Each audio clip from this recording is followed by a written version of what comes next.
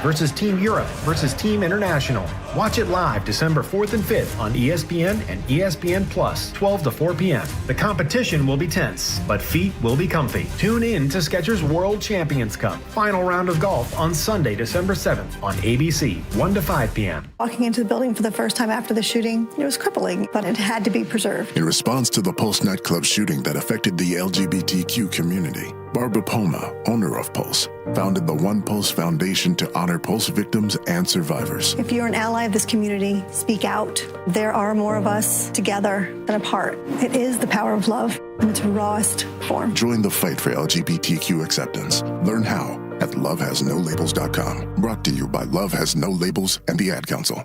You're listening to 95.7 The Game, KGMZ FM in HD1 San Francisco on Odyssey Sports Station. Always live on the free Odyssey app, Twitch, and YouTube. Powered by First NorCal Credit Union. You're listening to 95.7 The Game, KGMZ FM in HD1 San Francisco on Odyssey Sports Station and the home of the Golden State Warriors and Valkyries. Always live on the free Odyssey app and now coming to you live from the Laughing Monk Studios. The holiday rush starts here at your California Ford dealers. The Ford Black Friday Sell-a-thon is on. It's 4 days only of some of our best offers across the entire Ford lineup. From America's best-selling Ford F-Series trucks for 48 years, the legendary F-150 and Super Duty. The Bronco family of SUVs for those who don't wait for adventure to begin. All-electric standouts like the Mustang Mach-E and F-150 Lightning. And explore and escape the perfect balance of comfort, capability, and everyday versatility. Get ready to power through whatever the season brings in a Ford. But don't wait. These Black Friday Sell-a-thon savings are here for 4 days only. The clock's ticking, the lots are moving. And these are the season's biggest savings on an incredible selection of Ford vehicles. Rush in before the Sell-a-thon and the savings are over December 1st. Get to your California Ford dealers today. Claim based on 1977 to 2024 calendar year industry reported total.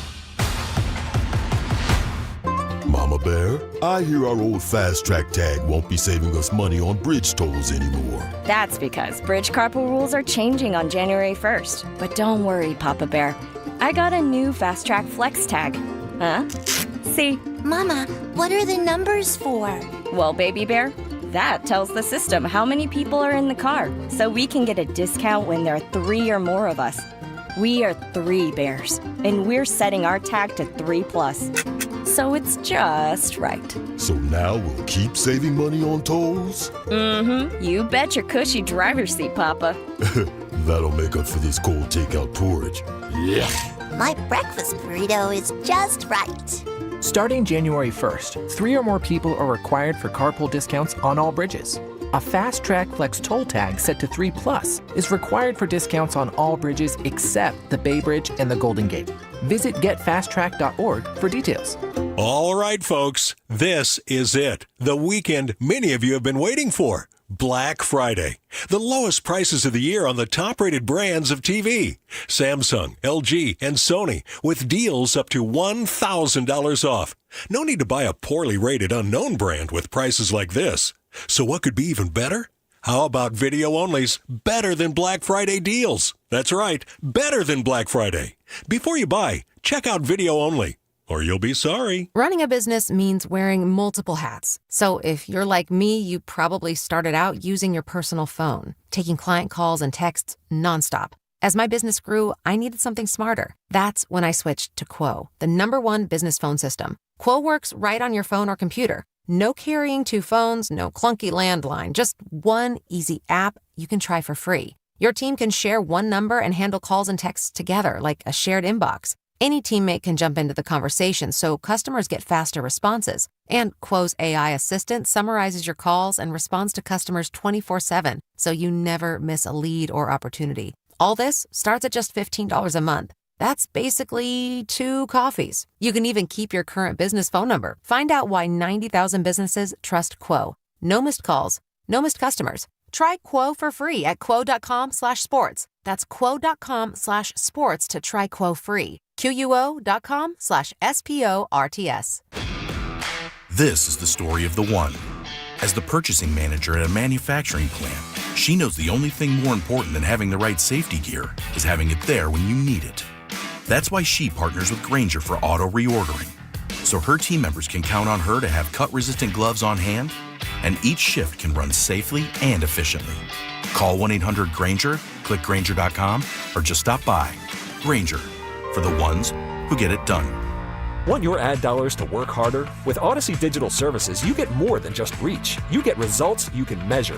From streaming audio and podcasts to social and display, we target your ideal customers and show you exactly how your campaign performs. Imagine knowing when someone hears your ad, visits your website, and makes a purchase, or even walks into your store. With Odyssey Digital Services, it's not just advertising. It's proof your dollars are working. Ready to advertise smarter? Contact us at sfdigital@odyssey.com.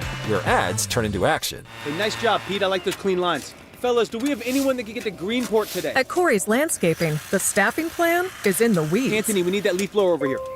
3 more new customer requests just came in. Who wants to work some overtime? He needs to dig up quality landscapers and fast. I need Indeed. Indeed you do. When you sponsor a job on Indeed, it's easier for talented candidates to find it, which makes it easier for you to hire them. Visit Indeed.com/credit and get $75 towards your first sponsored job. Terms and conditions apply. Wesley Financial Group is not a law firm, and Chuck McDowell, definitely not an attorney. This is Chuck. Do you feel stupid for buying a timeshare? Don't. It's not your fault. You were most likely told you could rent it, and it was a great financial investment. And the deal was available today only. If this happened to you, contact your resort or Wesley Financial Group for help today. Call Wesley now for your free exit information kit. 800-242-3131. 800-242-3131. Partly cloudy skies in San Francisco with a high of 54. Weather brought to you by Staples. Have an easy holiday at Staples. Save on top tech and gaming gifts, shipping supplies and services to get your packages there safely, even custom cards and wrapping paper. Staples. That was easy. Wake up. It's time to wake on up. Wake up, wake up, wake up. With a nice cup of Joe. What's up, Joe, bro? Featuring Joe Spadoni. He's an Italian. And Joe, the Butcher Boy Shasky. I am slippery. Oh! The best part of waking up is morning roast in your cup. It is the morning roast, man. Matt Jones to a knee. He didn't play much, but he enjoyed it. And San Francisco wins it 26-8 here in Cleveland this afternoon. Yes, they do. Kevin Harlan, CBS Sports on the call yesterday. 26-8, the final. The 49ers matched their season-long winning streak with 3 games in a row, heading into a crucial bye they desperately need. They are 9-4 on the season, Joe. Welcome into you, Yay! Carter, Sam, all you lovely people. Hope you had a very happy and lovely Thanksgiving, as it is now December 1st, so we are officially shifting into Christmas time, into Hanukkah, into Kwanzaa, into whatever you celebrate. But right now, we're all celebrating another 49ers win in the elements. Myles Garrett, yeah, he got a sack. Overall, did a hell of a job on that guy. Shedeur Sanders, he's a rookie. That's what rookies are supposed to look like. And you know what, Joe? I know the box score is not going to tell the entire story of this thing. 16-29, a throwing touchdown, a rushing touchdown, 168 passing yards. I thought Brock Purdy, that was his best game all season. I would argue it might have been his best game in multiple years. Wow. Yeah, like this is where you got to watch the games, right? And to me, it wasn't just the plays he made with his feet, which were incredible, because that was the story of the game, his feet. It was all of the plays that he minimized. I'm talking about the damage, evading pressure and then scrambling for a couple yards, evading pressure, throwing the ball away, evading pressure with Myles Garrett, and then hitting a little check down. When you take sacks, as the broadcast last night on Sunday Night Football was explaining, you get behind on the sticks. You get behind on down and distance. The other team, especially with a fearsome defensive line like the Browns have, is able to pin their ears back and get after you. Myles Garrett is an all-time player. Boy, it's unfortunate he plays for the Cleveland Browns, because if he were on a contender, we might be talking about a Reggie White, Lawrence Taylor-like player. That's how good he is, and I don't say that lightly. I mean that with all of my heart. He was outstanding yesterday. But Brock Purdy was the story of this game. And I know that the defense has been outstanding, and we have a long conversation about the defense. They were going against a rookie in Shedeur, who, I'm just Shedeur agnostic. I don't care one way or the other. But needless to say, he is a rookie. It's his second start. And so the defense was outstanding yesterday. Yep. Special teams, outstanding again. Sky Moore with another huge return, setting up points for this team. Although he hasn't punched one in on a return, I mean, he's been unbelievable. And then, all the grief that I gave this organization for not making a deal at the deadline, they could turn around and give me the middle finger and say, hey, look at Keon White.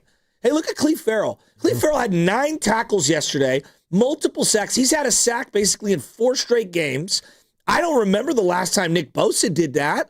So Cleve Farrell's been excellent. That was a midseason acquisition. He was on their practice squad for 1 minute. He was inactive in one of the games. Keon White making plays. I mean, Curtis Robinson at middle linebacker, who's been cut and re-signed 1,000 times. Malik Mustafa was excellent in this game. Jalen Graham had to step up. I haven't heard that name in years. Jalen Graham. I know. Because Nick Martin had to leave with a concussion. He was even making plays on special teams. He looked great on special teams. But to me, the story of this game was pretty clearly number 13, Brock Purdy. And to see him move around the way that he did in this game, that's the best I've seen him move since week 1, since, the Seattle game. But just overall, his ability to manage the game yesterday against a great defense. Not a good defense. That's a great defense. Their offense might stink. That defense is great. They are really good. Yeah. I just thought he was excellent yesterday. And throw the box score out the window. This game flipped on the final drive of the second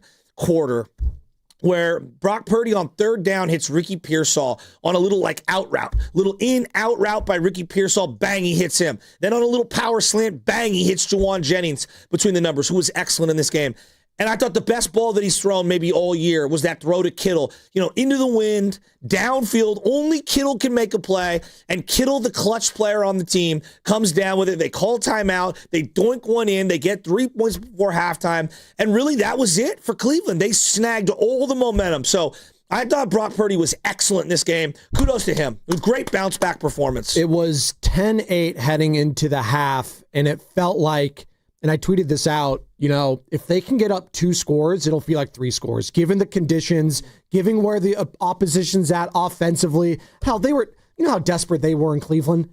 They were doing direct snaps to the tight end on 4th and 1. You deserve to lose, Cleveland. Good God, just setting up your rookie quarterback to fail. But you know what? That's why Robert Saleh is who he is defensive coordinator-wise for the San Francisco 49ers. You got a rookie quarterback, you take advantage. You make him feel uncomfortable. To your point, Cleve Farrell, making him feel uncomfortable. Keon White. I thought the secondary held up very well this game. Malik Mustafa is just a missile out there, man. Absolutely flying around everywhere. You're talking about mid-season acquisitions. Yeah. This was a guy coming off a soft tissue injury. You didn't know what you were going to get with Malik Mustafa. And you know what? As of late, you've gotten really good production from him. Thought Jair Brown made some plays. I thought Upton Stout was making some plays in this game. That was, as you mentioned, is Cleveland Brown good offensively? No, they're not. But you know what?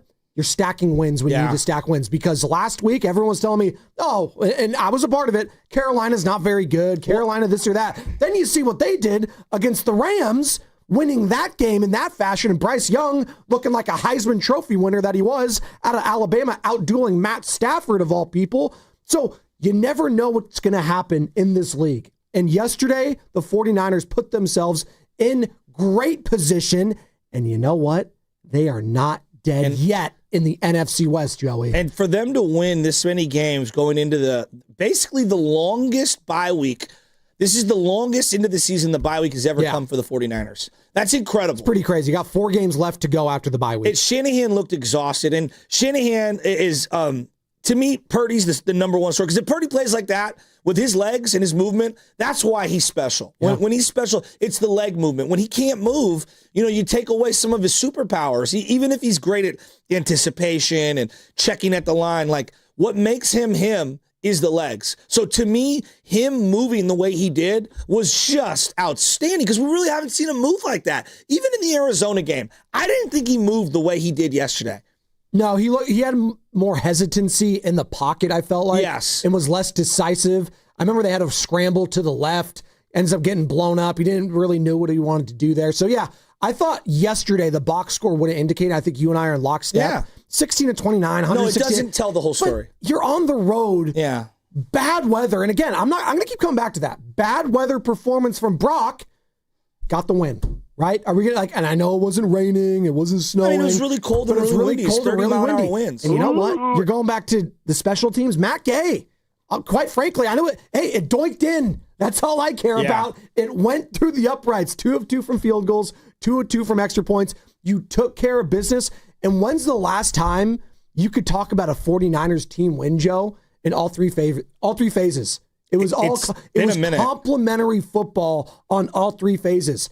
Not in the Arizona game, not in the game last week because Brock Purdy struggled mightily. And I thought he played within himself yesterday. And that's the most important part. And you're talking about if this team wants to do anything in the playoffs. And yeah, we can start talking about playoffs because they solidified a winning season this year. Still got 4 games to go. It's not home yet, but they got action, people. And if Brock Purdy plays within himself like he did yesterday, and you get contributions from Keon White, Cleve Ferrell, and all of a sudden your secondary looks grown up, yeah, you could beat anyone on any given Sunday, as we saw yesterday. Absolutely. You know, it's just so interesting, the amount of people pouring into my DMs and my tweets, and just I'm sure on the YouTube chat. What are they saying? No, it's just, how do you feel about Purdy now? Hey, guys, every single week in this league, we assess what we're seeing. Last week, Matt Stafford was the MVP of the league.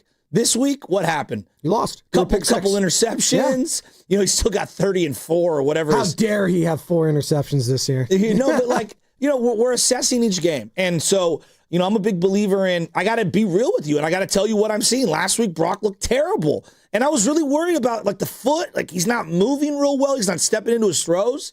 And then short rest, what's he going to look like in Cleveland? I mean, he erased all my doubts. And now that you get the bye week, okay, he gets to rest up. And I think he needs the opportunity to kind of get in rhythm with some of his receivers over the next, however many days. I'm sure they're going to take some time off right now, but I'm just assessing what I see. And if you think he's moved like he did yesterday in the 3 games prior, I don't think we were watching the same thing. So that's why yesterday was so important for me. When he moves and he's able to scramble, and that is what is super. I know anticipation is his superpower. Not really. That's an element of his game. To me, it's the legs. The legs are what creates the play. Steve Young, the legs. Joe Montana, the legs. Jeff Garcia, the legs. Alex Smith, Colin Kaepernick, the legs. Even when Jimmy was good, pre-ACL, the legs. Yep. So when I see Brock moving the way he did, and that call at the goal line that you referenced, where it's like a read zone play, and he kind of tucks it back in, and he scrambles in. I don't think they're running that play 2 or 3 weeks ago. You like the Selly? You like the Dougie? Whatever. Come on, you like the Dougie. I mean, I haven't seen that since circa 2012, When man. you score on Sunday, you practice so hard throughout the year. Wins are hard to come by. You celebrate however you want, as long as you're not putting it in anyone's face or doing something disrespectful. I thought it was great. Hey, vibes are good right now. They with are the San good. Francisco They should 49ers. Vibes are actually not good. They're great. Think about it. They're Rams 5 games over 500, Joe. No way. No doubt. Think about it. Rams lose. I did not have that on my bingo card. No one did. Did anybody? What was the line heading into that game? In Carolina, it had to be a touchdown. Detroit. Yeah. They're on the outside looking in? Yep. The Chicago Bears are the number 1 seed. Yeah. How can you not feel good about where the 49ers are at? And they've got a chance right now with the 2 weeks off, essentially, to really get right. Is there any chance? I know where you're going. Is there any chance Fred Warner could come back this year? Any chance? Think of how different. If I told you Fred Warner might be available for a playoff game. Oh, they got action in the NFC. Already they do, in my opinion, but they could stack wins in the playoffs. If the Chicago Bears get the number 1, we'll see. We'll let it play out. It's got 5 more weeks, but if the Chicago Bears are the number 1 seed with home field advantage, come on, Niner fans, we can't go in there with Brock Purdy moving the way that he did yesterday. Well, weather-wise, I feel a lot better after that win yesterday. I hadn't even thought of that part, yes. But just in general. Going in, and it's Caleb's first playoff game, and it's a bye, and you've maybe played in the wild card weekend, you knock somebody off, you don't feel good about yourself? Look at the way the NFC is. Anyone can beat anyone. Why not the Niners? Why not the Niners? I feel great about them. And then Robert Saleh and Kyle Shanahan. Brent Boyer has been amazing at special teams. Unsung hero. Jake Moody started off the year as your field goal kicker. Jake Moody. They went to Eddie Pinheiro. Eddie Pinheiro might have been team MVP for a couple weeks. I miss Eddie. Right? Like the Arizona game, you don't win without Eddie Pinheiro. Remember that game? Yep. Okay. I do. You bring in this guy, Matt Gay, and I know he clanked one off the bar, but for the most part, have the kickoffs been good? Hey, Joe, did it go through the uprights? Exactly. It did. That's all I care about in windy weather. You're Just on your get third through. kicker. You're on your third kicker, and I would argue this is the best special teams has looked for the Niners.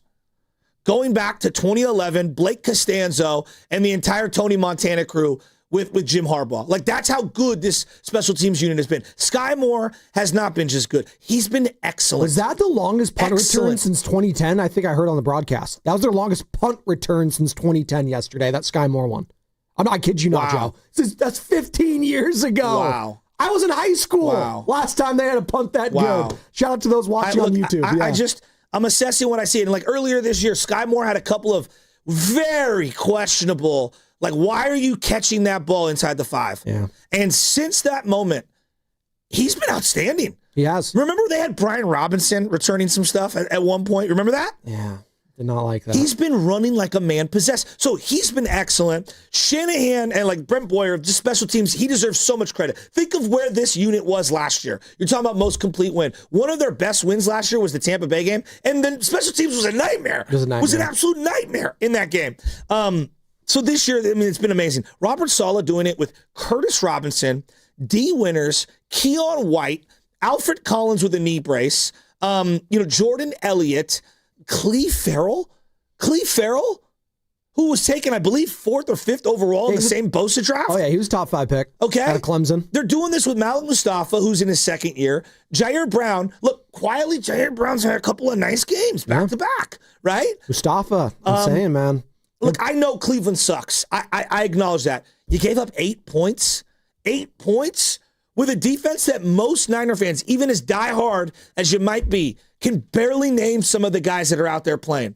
And then I get to Shanahan, and Shanahan, they can't run the ball to save their life. And yet you look up, and somehow, some way, they're finding ways to score in the red zone. So I just feel so good about this 49er team. I'm clapping it up, and I'm pumped, and I'm thrilled that Purdy looks as mobile and as spry as he does. Now, did you notice on the broadcast yesterday, I believe it was Melanie Collins, sideline reporter for CBS, talking about that brace he was wearing on the elbow? Did you hear the postgame? No, what did he say? So Grant Cohn had asked him, and shout out Grant Cohn for asking the question. Thought it was a good question, a fair question.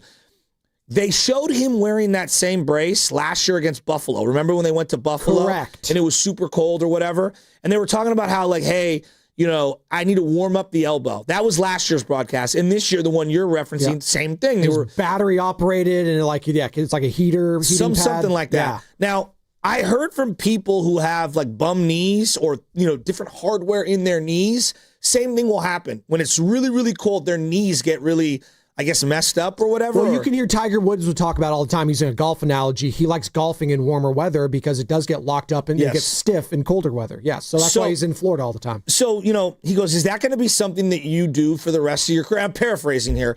Grant asked that to Purdy, and Purdy's like, yeah, I guess I will, like, warm up the elbow. And I was like, well, damn. Like, I just didn't know that. Now, was it a problem yesterday? No. That is a little surprising. It's not a problem yesterday against the Cleveland Browns, but there is an element, if he is to go to, let's say, Chicago in a playoff game, and it is 10 degrees and it's snowing, maybe that's going to be a topic of conversation for then. But yesterday, it's not what I'm talking about. It's not my main takeaway. I just thought it was interesting. I needed to bring it up because it's the first time this season we've seen that thing get busted out. And I thought there were some good nuggets from the broadcast yesterday that we'll get to as well. Well, look, I mean, when you pay a guy the money that they've paid him and you have it set up, whether he's on a 4-year deal, a 2-year deal, a 10-year deal, you want to protect your quarterback and you want to make sure that his moneymaker, which is that elbow, that arm, is good to go. And so, look, there was 30-mile-an-hour winds yesterday. I didn't really think of the arm at all as a problem. To me, it was just like, wow, look at his leg. Like, because he hadn't scrambled like that. And he had 6 throwaways. I charted 6. Maybe there was 7. I charted 6 throwaways. In the 4 previous games for Purdy, he had 7 total throwaways. And in a game like yesterday, not taking a sack was as good as a positive play. Yeah, there was a couple scrambles where he knew he was not going to be able to get the first down. 100%. On third down, he just fell down. I was like, good. 100%. Just fall down. Just slide. Just live to play another day. You don't need to make an egregious mistake, because that's the only way the Browns were winning yesterday, is if they capitalized off turnovers. Yeah. And you know what? The Niners didn't do that. They were the ones capitalizing on their mistakes, and that's what you do against a bad team. And on special teams, I haven't even referenced the muff punt and then the scoop up. I love that Darrell Luter fell straight down. Yep. He was like, oh, I'm going to get this. Boom, I'm just going to go down. I thought that was brilliant. And the turnover on downs. I mean, some of the plays. What are you doing? Oh, my God. They're pretty bad. Myles Garrett is a beast, though. Oh, my God. If not for Purdy scrambling yesterday, he could have had 3 or 4 sacks. Seriously, he is that good. And Trent Williams is a Hall of Famer. Amazing. That was a really fun matchup. And I know Trent's not in his prime anymore like Myles currently is. He still is a beast, though, and he got the best of Trent a couple times. Joe, but credit to the quarterback. There's a handful of guys in my life where I'm like, yeah, those guys are different. Yeah. It's Lawrence Taylor, it's Reggie White, and I would throw Aaron Donald in there. Now I'm ready to say Myles Garrett's one of those guys. It's a Monster Monday and Victory Monday presented by Merit America. Visit them at meritamerica.org/super. We're going to take all your calls coming up. Guest free on a Victory Monday. The people are the guests. 888-957-9570. The Niners are 9-4 in a game outside of first place in the NFC West. Let's talk about it, people. This segment is brought to you by Surfside. The Golden State Warriors are also back. Cheer on your Warriors with an ice-cold Surfside. Only 100 calories, 2 grams of sugar, and 0 bubbles, so it's easy to sip and enjoy. It's not a seltzer. It's Surfside. Proud partner of the Golden State Warriors. Must be 21. Please drink responsibly, Carter. Neuropathy is a debilitating condition that is sometimes misdiagnosed. Symptoms can include pain, numbness, and tingling in your hands, legs, and feet. Neuropathy is a progressive condition that only worsens unless you get effective treatment. SF Bay Wellness is a leader in neuropathy reversal and uses FDA-cleared, non-invasive electric cell therapy to restore nerve function with no injections, no drugs, and no surgery. The treatments have a 95% success rate. If distance is a factor, ask about our virtual consultation option. Call SF Bay Wellness at 844-94-NERVE for the $99 neuropathy evaluation and receive a personal treatment plan that is tailored to your needs.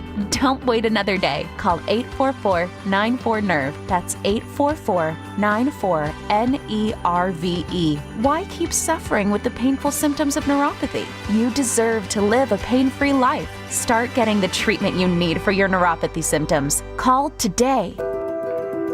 What if you had the smartest Wi-Fi? If you did, it'd be Xfinity, of course, and it'd come with their best state-of-the-art equipment. It would boost speeds to the devices that needed them most, prioritizing your most important connections, whether you were streaming, gaming, or gaming while pretending to work. And it would let you stream 4. That's right, 4 games on one screen. It would even power your mobile connection so you could bring faster, secure Wi-Fi speeds with you where you use it most. It would be proactive and fix problems before you knew you had them. Impressive, right? And it would have security features that protect you from threats at home and online. Kind of like a force field for your life. If you had the smartest Wi-Fi, well, everything would work together seamlessly to keep you connected, no matter what. Xfinity. Imagine that. Restrictions apply. Hey, football fans, tune in this week to kick off with Boomer and Valenti, where the guys break down the biggest headlines and storylines from across the NFL. Kick off with Boomer and Valenti is brought to you by the Home Depot. When the job calls for the best, call on Makita, available at the Home Depot. How pros get more done. Jack here, with the sound of a freshly cracked egg, sausage grilling, you busting out of your front door. Oh, hey, no rush. My 2 for $5.50 sausage croissants are available all day. Get so much more. Plus tax, limited time only. Price and participation may vary. Welcome to Jack in the Box. Hurry, it's your last chance to donate your car to Cars for Kids for 2025. Any car, running or not, can be picked up as soon as tomorrow. Act now for your maximum 2025 tax deduction and vacation voucher. Call 877-CARS-FOR-KIDS to donate. That's Cars with a K. Hey, it's your boy Guru. Every time we put a rat on the table during our show, it's brought to you by Atco Pest Control. Atco Pest Control is a family-owned local business proud to provide pest control in the Bay Area for over 35 years. Atco uses natural methods to give you a peace of mind and keep your family out of harm's way. Quality pest control doesn't have to empty your savings either. Don't wait. Go to AtcoPestControl.com for all your pest control needs. They got you covered. All guests on 95.7 The Game appear on the River Islands guest line. Dub Nation, this is Jimmy Butler, and you never know when I'll be on the River Islands guest line. Dub Nation, this is Stephen Curry, and you never know when I'll be on the River Islands guest line. So make sure to keep it locked on 95.7 The Game. River Islands in Lathrop is the best-selling master plan community in all of Northern California. With its lakes, parks, trails, and collection of new home neighborhoods, the good life can be your life. Isn't it time for you to discover the islands? Elevate your kitchen at the Mila Innovation Center at Friedman's Appliance in Pleasant Hill. Out of your dreams and into your kitchen. Select the qualifying built-in kitchen appliance package that is right for you. With unrivaled technology and luxury-grade quality, when you bring home a Mila, you're bringing home true innovation. Now, for a limited time, save up to 10% with the purchase of a qualifying Mila kitchen package. Visit the Mila Innovation Center at Friedman's Appliance in Pleasant Hill or at friedmansappliance.com. You know that Big Bargain detergent jug is 80% water, right? It doesn't clean as well. 80% water? I thought I was getting a better deal because it's so big. If you want a better clean, Tide Pods are only 12% water. The rest is pure, concentrated cleaning ingredients. Oh, let me make an announcement. Attention shoppers, if you want a real deal, try Tide Pods. Stop paying for watered-down detergents. Pay for clean. If it's gotta be clean, it's gotta be Tide Pods. Water content based on the leading bargain liquid detergent. Hey, it's Brian Baldwin here. Makita knows that pros never settle. Get tools that perform at the highest level on every job without compromise. When you shop Makita at the Home Depot, these tools don't just meet expectations, they redefine them. Makita is for the most detailed pros, expertly designed to deliver precision job after job. When the job calls for the best, call on Makita. Makita, built to be the best, available at the Home Depot. How pros get more done. Red and Gold Game Day starts at Laughing Monk Brewing. Park for free. Enjoy amazing food, ice-cold beer, and every game on TV. Catch 95.7 The Game's pregame show. Then hop on the free shuttle straight to the stadium. Sign up now at 957thegame.com.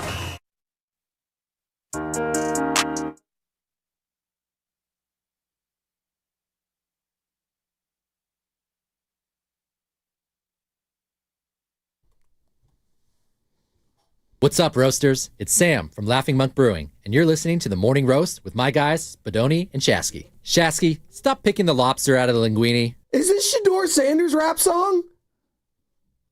I kind of like the beat, I'm not going to lie. I don't, you know what's sad? Does everything have to be auto-tuned? I don't hate it. I also don't hate what the 49ers are doing. That's 3 straight wins, baby. Matching their season total from the first 3 games when they won 3 in a row, Joe. They've done the same now, and they are 5 games over 500. The San Francisco 49ers, without Bosa and without Fred Warner and missing their starting quarterback for a massive chunk of the season, are 9-4. In a game out of first place in the NFC West. Can you believe that? No, You're a I game can't. out of first place in a division where you have the Seahawks at 9-3 and the Rams at 9-3. The Niners are right there. Well, this is another example of you got to let the games play out, and you just never know. And this is why sports is so beautiful. You just never know. You know, a month ago, I didn't know if Brock Purdy would be able to return this year. Yeah. A month ago, I thought this defense wasn't going to be able to stop a nosebleed. A month ago, I didn't know Sky Moore would go on a run that he's gone on, right? And then I look at the offensive line. You know, how often did we criticize this offensive line in the first month of the season? Oh, I mean, they did. That was the Achilles heel of this team, and many felt like. I mean, there was a moment when Mac Jones was laying on the ground, I don't know, a month and a half, maybe 2 months ago, where everyone was like, the offensive line is going to get every quarterback killed on this team. And to see Brock and the O-line just kind of navigate the pressure yesterday was special. I mean, that was a special performance. Well, you talk about the offensive line and Ben Barch being ruled out for the game due to a foot injury, and we'll wait and hear. That guy can't stay healthy and then to save his life. Spencer Burford, again, next man up mentality. You know what? Burford was a left guard in high school, a left guard in college, and when they've moved him around, he has not been good. He played right guard a couple of years ago, and obviously had that play in the Super Bowl that everybody wants to point to, which, I mean, it's on his resume. It is.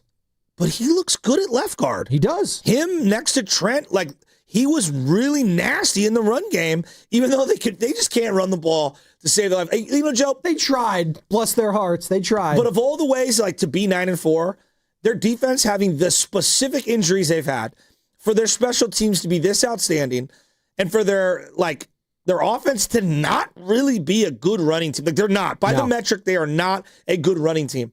Yeah, I'm blown away they're 9-4. It's interesting the way you look at that yesterday, and maybe the matchup between Shanahan and Schwartz, the defensive coordinator for the Cleveland Browns, and it was talked about a lot. We talked about it on the show.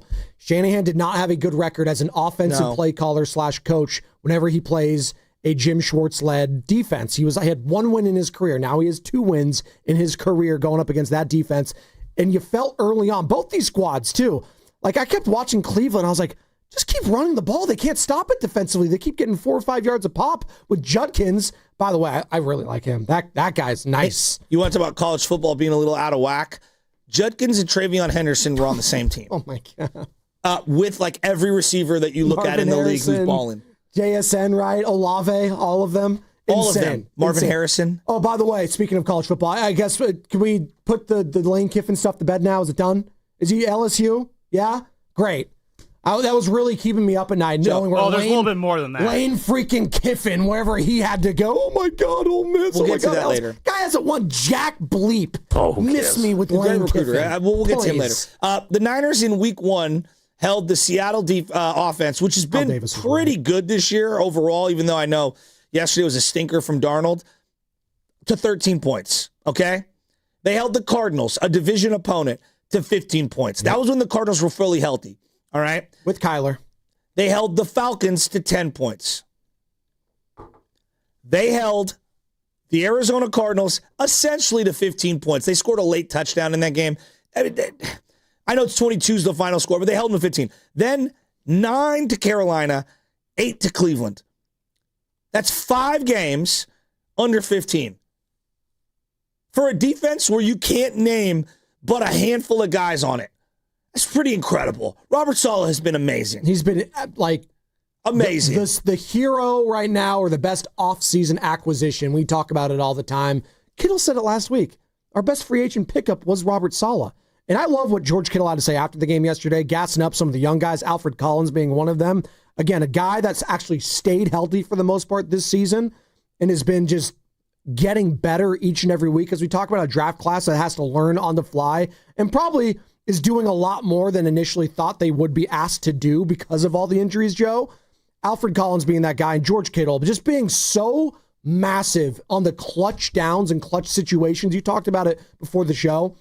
We don't talk about his clutch rating enough when it comes to George Kittle. Like, when you need something completed in sure hands, he's the guy on this team that you want. It's not Jennings. It's not Pearsall. It's not all these. No, it is the future Hall of Famer, all-pro tight end, George Kittle. Clutch again before the half yesterday. I didn't even think he caught it because I thought he put the ball out late and it was a great catch. Such a great catch. And then I thought he kind of got hosed because I thought he called the timeout way faster. They should have had another play be able to be ran before that. They ended up getting the field goal try. They're up 10-8 at the half, but that was massive for them. He said before the game, I guess in an interview during the week to Tim Ryan, who does the play-by-play color or whatever for the 49er radio, he said, I want to play another 5+ years. Now, those are lofty goals, and as we found out with the Ayuk injury last year, like, any play could be close to your last play, right? I mean, it's just, the game's so violent. Who knows? Guys have never made more money. I believe George Kittle when he says that, though. And what's funny is, like, I always say, like, God, they don't target him enough. But in a weird way, it's probably going to end to a little more longevity as opposed to him getting 13, 14, 15 targets a game and getting blasted in the back every single week. Like, they only really bust him out when they desperately need him. And yesterday on that final drive before the second quarter expired, you know, that catch that he made, only he's catching that ball. It was a dime to me, like, because it was perfectly thrown to the outside shoulder toward the sideline into the wind. It was such a great play. And for Kittle to come down with that, I mean, the acrobatic catch doesn't even begin to explain. That the degree of difficulty was through the roof. We are streaming on YouTube, and it's brought to you by First NorCal Credit Union. For a low-rate auto loan, apply online or just ask for First NorCal Finance for the deal. And as always, come to you live from the Laughing Monk Studios. And shout out Sam on the rejoin there from Laughing Monk. All right, Dave, South San Francisco. What's up, Davey? What's up, Dave? You're on the roast. Niners are 9-4, Dave. You guys are doing a great job. So, yeah, like 50-year Niner fan, they're looking good. The Rams are not indestructible. And a couple thoughts are Kittle wants a Super Bowl ring real bad. So imagine the Niners hosting at their home stadium. God. Dave, I almost can't envision Dave, it. I'm allowing you to believe that this morning. You know why? Because I think we learned this week, it's any given Sunday, who had the Eagles losing to the Bears. Did you? Did you think that was going to happen, Joey? Eagles, Bears? Who had the Cowboys beating the Chiefs? Joe, if Did I you would guys have that on your... Well, Carter does. Joe, he's just winning if I all would the have time. said to you the Bears would be the number 1 seed in the NFC. No, I know. You're saying... No, I know. I'm playing the game. Like, come on. You'd say, why are you insulting my intelligence? Joe, if I was to tell you before the season the New England Patriots had a chance to be 11-2 after It's tonight crazy. and be the 1 seed of the AFC after that dumpster fire really for is firing their head crazy. coach. Oh, my God. I mean, Carolina looking so bad last week and beating the Rams. I could, every time they showed a highlight from that game during the Niner game, I was like, no way. No way. No way. And I didn't want to change over and watch like portions of it. I was like, just please let me know at the end. Let me know at the end. In a year that it feels like it might be a changing of the guard between the old and the new when it comes to the top dogs, that being the Bills, the Ravens, the Chiefs. I know the Bills and Ravens are still technically in the playoff picture because they are. And the Ravens, by virtue of just being in a crap division at 6-6, they're first in the AFC North. And I'm not even writing off the freaking Cincinnati Bengals that are 4-8 right now. They still have action.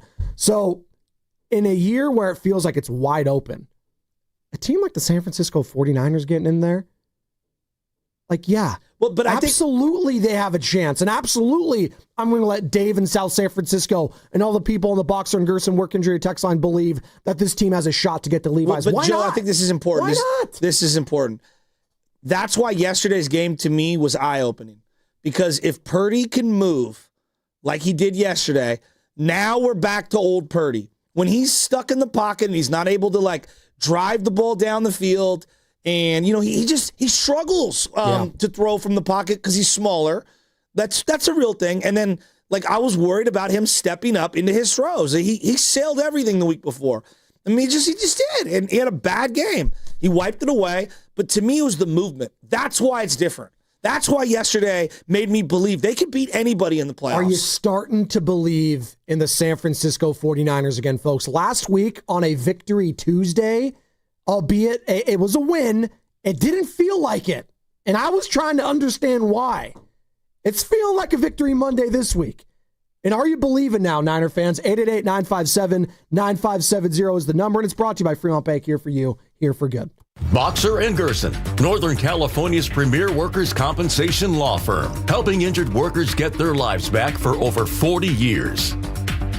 This is Katherine Cowan with Hot Yoga Republic. I recently adopted the sweetest little pup from Underdog Rescue, a tiny miracle who was found abandoned in a park, then rescued and given a second chance. Now it's your turn to fall in love with your very own dog. Come meet an adorable bunch of puppies at Hot Yoga Republic's pet adoption event at our Strawberry Village studio on Saturday, December 13th. This holiday season, give the gift of a forever home. Visit hotyogarepublic.com for details. In sports, success is about team effort, and the same is true for your hair. At Great Clips, we save your haircut details in clip notes, so every member of the highly skilled team knows exactly how to create your signature look. And with our easy-to-use app, you can check in from anywhere and get a ready next text when you're up next for a cut. It's the confidence of a great haircut delivered by a team you trust. Download our app today. Great Clips. It's gonna be great. It's Black Friday sale time at Big O Tires. Get the tires you want for less. Michelin, BF Goodrich, Pirelli, and more. Plus, buy 3, get 1 free on Big O branded tires. Hurry, sale ends December 7th. Installation required. Disposal fees extra. Not good with other offers. See Big O dealer for details. When selecting a financial institution, how do you know you're making the right choice? As Bay Area bank customers find themselves at a crossroads, maybe it's good to consider if you want your bank to be community-oriented or corporate-minded. Fremont Bank has grown by providing stable, consistent service to the region, its families, and its businesses for 60 years, all without a single merger. And we intend for more of the same for the next 60. Fremont Bank. Here for you, here for good. Now it's time for the closer of the week. Presented by LiftMaster and RNS Doors. Turn your garage into the envy of the neighborhood. Visit rnsdoors.com. This week's closer comes from Robert from Fresno. I had a good experience with Kim and Lauren when I scheduled the service. Plus, Marion explained the problem. He got it done in no time. Would recommend RNS Erection Tri-County Incorporated to everyone that has any problems with their roll-up doors. Recently, my garage door opener was not working. I was in need of a closer. I was put in touch with RNS Doors, and they hooked me up with a brand new garage door opener from LiftMaster. With LiftMaster's MyQ connectivity, my garage door opener can be controlled right from my smartphone. You'll know when a door or gate has been left open and can close it with a tap, no matter where I am. Be one of the first 10 callers and receive 20% off a LiftMaster garage door opener. Call 1-800-FIX-A-DOOR. That's 800-FIX-A-DOOR. Or visit rsdoors.com. R&S Doors. Look for the red truck. When back to the office means back in traffic. A solo spin out. Turn to the traffic leader, KCBS. Car that overturned. Brought to you by your NorCal Honda dealers. It's Happy Honda Days. Get the best deals of the year on the super efficient Civic Hybrid at your NorCal Honda dealers. Ready for the ultimate red and gold game day? Laughing Monk Brewing is the place to park, party, and ride. Skip the traffic. Forget the expensive parking. Park for free and dive into an epic tailgate with mouth-watering food, ice-cold Laughing Monk beer, and every game on TV. Catch 95.7 The Game's pregame show with Lorenzo Neal and Evan Giddings. Then hop on the free shuttle minutes away from the stadium. Shuttles are first come, first served. So head to 957thegame.com to sign up and join the party. Blue and gold fans, let's get engaged. Cast your vote in our Expo online before every basketball game on Willard and Debs. Brought to you by Shane Co., your friend and jeweler, where you'll find the Bay Area's best selection of unique engagement rings and their unmatched free lifetime warranty. Visit Shane Co. today. This is the story of the one. As the purchasing manager at a manufacturing plant, she knows the only thing more important than having the right safety gear is having it there when you need it. That's why she partners with Grainger for auto reordering, so her team members can count on her to have cut-resistant gloves on hand, and each shift can run safely and efficiently. Call 1-800-GRAINGER, click Grainger.com, or just stop by. Grainger, for the ones who get it done. At Target, great memories start with great prices. Get gingerbread house kits for just $12, plus all the Wonder Shop baking must-haves. Gather the whole fam, grab some gingerbread kits, and start building sweet moments together. Then keep the joy rolling, baking up tasty treats with Wonder Shop that'll make the season a blast. Make unforgettable memories with incredible prices on gingerbread kits and Wonder Shop baking essentials. And step into the holidays, only at Target. Restrictions apply. Never have I ever called my sister from the finish line of my first marathon. Hello? You won't believe where I am. Are you running? Mile 26. I'm gonna make it. Switch to T-Mobile's 55 Plus plan and get iPhone 16e with its advanced camera system on us. Plus, 2 lines for just $30 a line. Guys, I can't believe it. I knew you could do it, babe. That was amazing. Mom, how do you feel? I feel great. I can't feel my feet. Let's take a picture. And then you may carry me to the car. Share every stride, every mile, every memory on America's best network. Switch to T-Mobile's 55 Plus plan and get iPhone 16e on us and 2 lines for just $30 a line. With 24 monthly bill credits and 2 eligible port-ins on Essentials 55 Plus for well-qualified customers with autopay plus taxes, fees, and $35 device connection charge. Credits end and balance due if you pay off early or cancel. Contact us. Finance agreement 128 gigabytes, $599.99 required. Best mobile network in the U.S. based on analysis by Ookla of Speed Test Intelligence Data 1H 2025. Visit T-Mobile.com.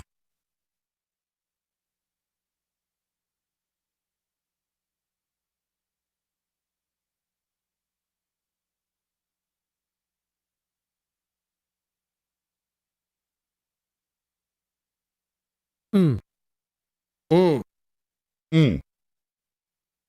In the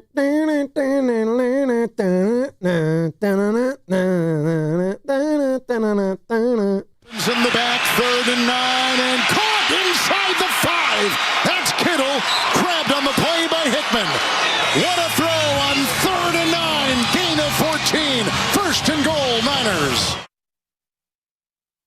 Kevin Harlan on the call, CBS Sports. Niners 2068, the final in Cleveland. Their first win in Cleveland in 40 years, Joe. Did you hear that? 1984. I think you were, what, like 5 or 6 years old then? I wasn't alive. Why don't you guys just all shut up? Well, speaking of being old, it's Cyber Monday today. I hope you know that. So there's a lot of deals out there. So I know. be I aware. actually, it's funny that you bring that up because I got one of my, it's like my cousin. She sent me a text. She's like, I think Michelle would like these. Oh, you should get them. And I was nice. like, thank you. So wait, is that Michelle telling the cousin to tell you? I don't care. I don't care how they told me. But now it's like, let's go. Let's do this. I'm going to buy some stuff today. I don't know if you felt that in the air, but it's cold now. Oh, no. I felt like Cleveland in my apartment yesterday. It was cold. God, we're Bay Area soft. I know. It was 50 degrees, and I was like, I'm freezing. Break. But if you could play some of the holiday music at some point, little jingle bells. When I walked by Union Square, Wham.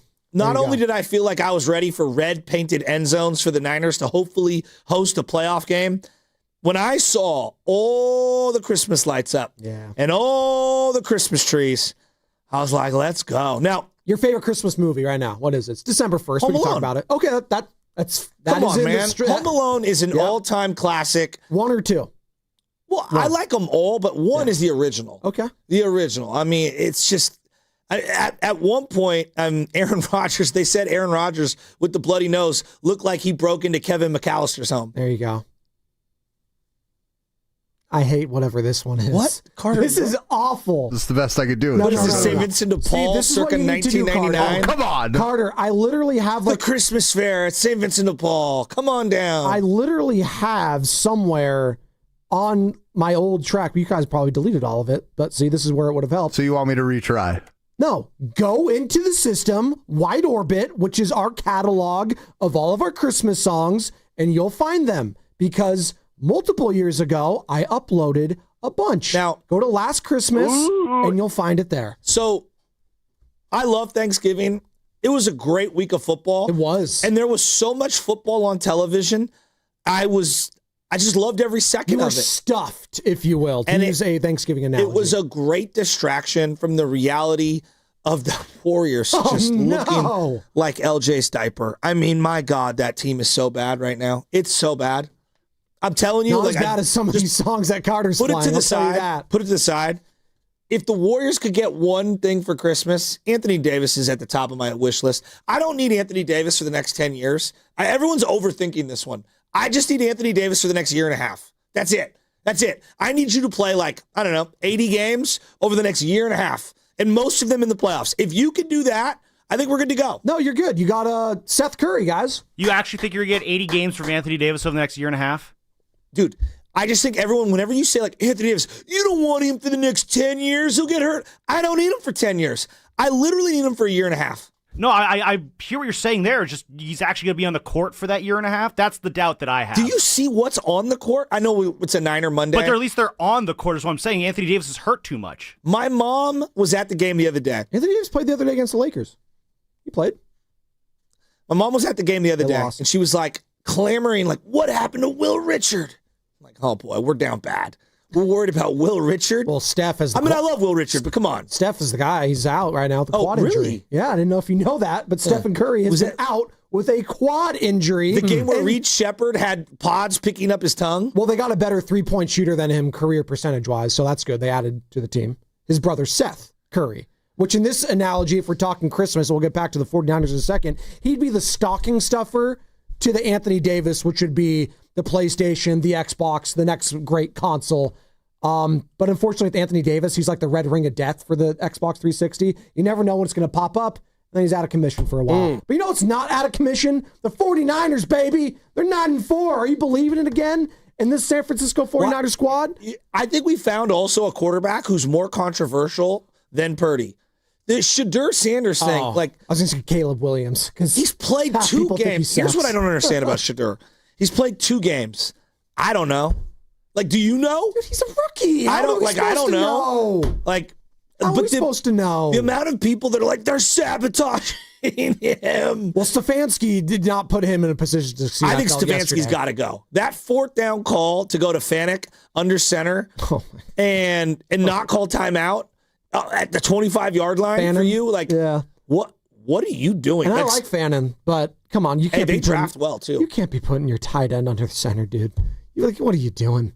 Like, seriously. With the clock, like, ticking down and you looked so discombobulated. Like, Shadoris had to have taken, like, how many, like, quarterback sneaks in his career? Come on. Joe, you know what's funny is that we do this in sports all the time. So-and-so went to Harvard, Yale, Stanford. Therefore, they are football smart, basketball smart. Therefore, they are baseball smart. There are levels... Kyle Juszczyk. And different kinds of degrees. But Kyle Juszczyk is football smart, even though he went to a very, very intelligent school. Is he okay, by the way? He left the game yesterday. Ribs? Yeah, do we know? Sounds like he'll be okay. Okay. But, like, they did this with Alex Smith forever. They're like, he's so smart. He graduated in 3.5 years. Yeah, well, he would do some really dumb football things, right? Like Lawrence Taylor, say what you want. Lawrence Taylor probably not going to pass a lot of SAT tests at the top of his class. One of the most brilliant football players I've ever seen.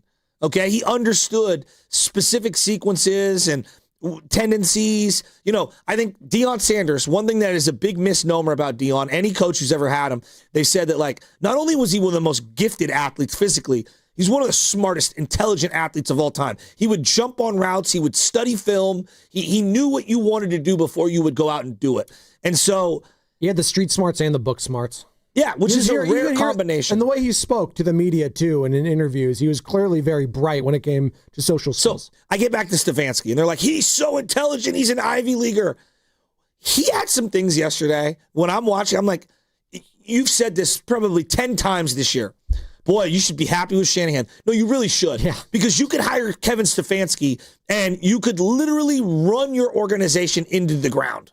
Well, I see why they're as bad as they've been. The trade that tanked them. No doubt financially. Deshaun Watson giving him 200+ million carries. But he also believed in Dylan Gabriel. Talk about Stefanski. Oh, yeah. Dylan Gabriel sucks. Actually, before Deshaun. I'm smarter than you. Before Deshaun. Watch me go for this 4th down with a tight end. We all knew what the mistake was. You moved off Baker Mayfield. Yeah, that was so dumb. What are you doing? So the dumb. only guy that's won you a playoff game since who? Bernie Kosar? Come on. So, then I get back to, a guy like Brock Purdy. Like, there's some things instinctually that he did in this game. Yes. You either have the feel for the game or you don't. There was a couple of plays, and he's grown a lot in the 3 years and 4 years we've seen him play. There was a couple of plays where Myles Garrett is coming, and he either gets rid of it on a quick little check off, slides to not get hit, or just throws the ball away. Again, 6 throwaways. I thought the 6 throwaways yesterday were as brilliant of plays as you could have. Hey, I'm not taking a sack. I'm not throwing it into harm's way, and I'm living to see another down. That's called smart football. The greatest image and shot of that game was when Purdy did throw it away because Myles Garrett was chasing after him, and then the camera's perfectly timed, pans right to the helmet of Myles Garrett, who's just smiling at him. He's like, man, I almost had you, and that was the story of the game yesterday. That's a smart play. It was. That's a smart play. He got hit on that first drive. They did 4 consecutive play actions and some rollouts. I thought Shanahan was brilliant in this one, moving Brock around. Whatever happened in the Monday night game where he looked tentative, just overall, he let it rip in this one. I'm talking about his body. Like, he was moving, and early in the game, you could tell the game plan was Purdy has to move. He cannot be a sitting duck in the pocket. And I thought that was brilliant by Kyle Shanahan. This segment is brought to you by Golden State, serving the Bay Area for 3 generations. When you succeed, we succeed. Visit GoldenStateLumber.com. The Niners are 5 games over 500. They are 9-4. And don't sleep on the NFC West title. Also, Carter, they got action for the number 1 overall seed in the conference. I'm just saying, it's not the craziest. Dude, they play the Browns soon, or the Bears soon. What's a wilder? They play the Chicago Bears in a couple weeks. What's the wilder year, this year or the 2021 San Francisco Giants? This one feels, the Giants.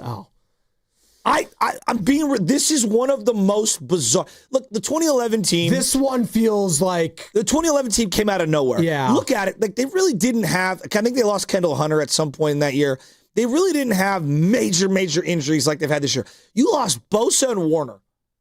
Bosa and Warner for the year. Those are two Hall of Famers on one side of the football. You lost your starting quarterback, who you just paid, your franchise quarterback. You lost him for 6-7 games? 8 games? Was it 8 games total? 7, yeah. Something like that? Yeah. Oh, God, 6-7. Sorry, I had to. No, it's stupid. I hate how those numbers are right next to each other. And, it's been remarkable what they've done. I mean, it really has been. This has been just an unbelievable year. I didn't have it. I didn't have it on my bingo card at all. I wonder if Steve in San Jose did. Steve, what's up, man? You're on the roast. How about those Niners? Happy Victory Monday, gentlemen. That's right. Just wanted to call in and take a little premature victory lap as I called in after the Rams game about it being a scheduled loss and we needed to RELA act because we were entering the soft spot of our schedule, which would be essential for both Brock Purdy and our offense to get right. And now we enter a spot within the next 3 weeks that the Rams and Seahawks are both playing playoff caliber teams, Lions and Colts, followed by them playing each other. So now when we play the Colts, even if we do lose, and Daniel Jones is kind of starting to come down to the means here, a loss might not be as damning, and that makes that Bears-Seattle game, both at home, a lot more interesting. Steve in San Jose never wavered once, people. Good. He should. He should feel confident. I mean, as you kind of look ahead, you get Tennessee out of the break. Scam Ward. Well, you don't want to sleep on anyone, but if you could just win 2 of the next 4. You don't want to sleep on anyone, but that's also the worst team in the NFL. They are the worst team. The only team with just 1 win. They fired their head coach in the first 4 weeks. They are awful. I know, but awful. As we learned with Carolina, at least Carolina has wins. Yes, but we're talking about a team with wins. Joe, think about how you felt about Carolina Tuesday morning, and think about what happened at 10-10 yesterday. I know. I couldn't believe it. It's a week-to-week league, baby. Everything. No, but seriously, everything that could have gone right for the Niners, if you wanted them to get, and I know Carter's we're making fun of it, but they do have legitimate action to be the number 1 overall seed in the conference. It's not insane. No, it's not at insane. This point, which is insane that we've gotten to this point with this team. Yes. And we're talking about it on December 1st. I've written them off 15 times this year. Yes, I think a lot of fans have. I think the front office kind of And you know what? I want to hear from the people that are shocked by what the 49ers are doing this year, because I am, and it's okay to be surprised and pleasantly surprised with where this team is at. 888-957-9570. And the offense as a whole yesterday got bottled up in terms of the run game. Both Brian Robinson and CMC, just not a lot of room to run. But it was nice to see Juwan Jennings make plays. Browns got a good defensive line. They're really good. And Swearinger's a stud. We're going to get into what Shelby Harris had to say about Juwan Jennings after the game, because there was some chippiness back and forth again surrounding the 49ers wide receiver, who got yet another touchdown, 4 receptions, 39 yards, and a touchdown for Juwan Jennings. Brandon's in Fairfield. What's up, Brandon? Yeah, I hope you had a great Thanksgiving and officially happy holiday season. So I was a Filipino parent who called in last week, disappointed in Purdy's first half interceptions, 3 of them. I was really ready to trade in my Toyota that week. But I could say this week I'm proud to drive my 2018 Highlander. But really, we have that tiebreaker with the Rams and Seattle. And but still, let's enjoy this week of the season. I still think next year we should trade Purdy because I don't want to make the same mistake we are with Brandon Ayuk and Debo. So we got, he did a great job this game, but, I want to bask in this glory for the rest of this season, but we still got to think about trading Purdy. I'm sorry. We're not today. Come on, we're Brandon not doing that Fairfield, today. get out of here. We're not doing that today. As he says, he's happy with Purdy, so he's going to drive his Toyota because Brock Purdy's obviously a Toyota But sponsor. in the offseason, we'll get rid of him. Come on. Enjoy the win. We were crushing this guy last week on a Tuesday after a win. Listen, if you're just going to box score watch and you don't watch the game, that's on you. I watched the game. You watched the game. Carter and Sam watched the game. I thought that was the most complete performance of Brock Purdy this season. The stats are going to tell you, if you had him in fantasy football, probably got you like 12 or 13 points. But you know what? The big one for me is he didn't turn it over. Well, and there were no turnover-worthy plays. Yes. And, again, the job every day is to analyze what's going on. Last week he played poorly, really poorly. And this week he looked like a guy that just let it loose with his feet. And, they said during the broadcast that he only wore the steel toe against Jacksonville, the steel toe shoe. I don't know. I don't know if he just maybe felt more confident, maybe felt healthier. It's with less rest. Yeah. Did he shoot it up? I don't know. I don't know any of these things. All I know is that I'm just going off what my eyeballs told me. He looked way more mobile and shifty. Like that was the Brock that we saw week 1 against Seattle in terms of movement, wasn't that? Yes. When that first half, he was just, Seattle was bringing crazy blitzes and he was running all over the place. I mean, that guy was awesome yesterday. Manier in Detroit, we'll get to you in a second. 888-957-9570 is the number as you are listening to 95.7 The Game. KGMZ FM and HD1 San Francisco and Odyssey Sports Station. And the home of the Golden State Warriors and Valkyries, always live on the free Odyssey app, come to you live from the Laughing Monk Studios. And it is a Monster/Victory Monday presented by Merit America. Visit them at meritamerica.org/super. And speaking of the Warriors, they do have a monster game mañana, 8 o'clock tip at Chase Center against the defending champs, Oklahoma City Thunder. At one point yesterday, the broadcast late in the fourth, yeah, I think it was the fourth. Your boy Trent Green and Kevin Harlan? Trent Green's terrible, but that's neither here nor there. The average starting position was the Niners 41 for them and Cleveland's 21. Oh, my God.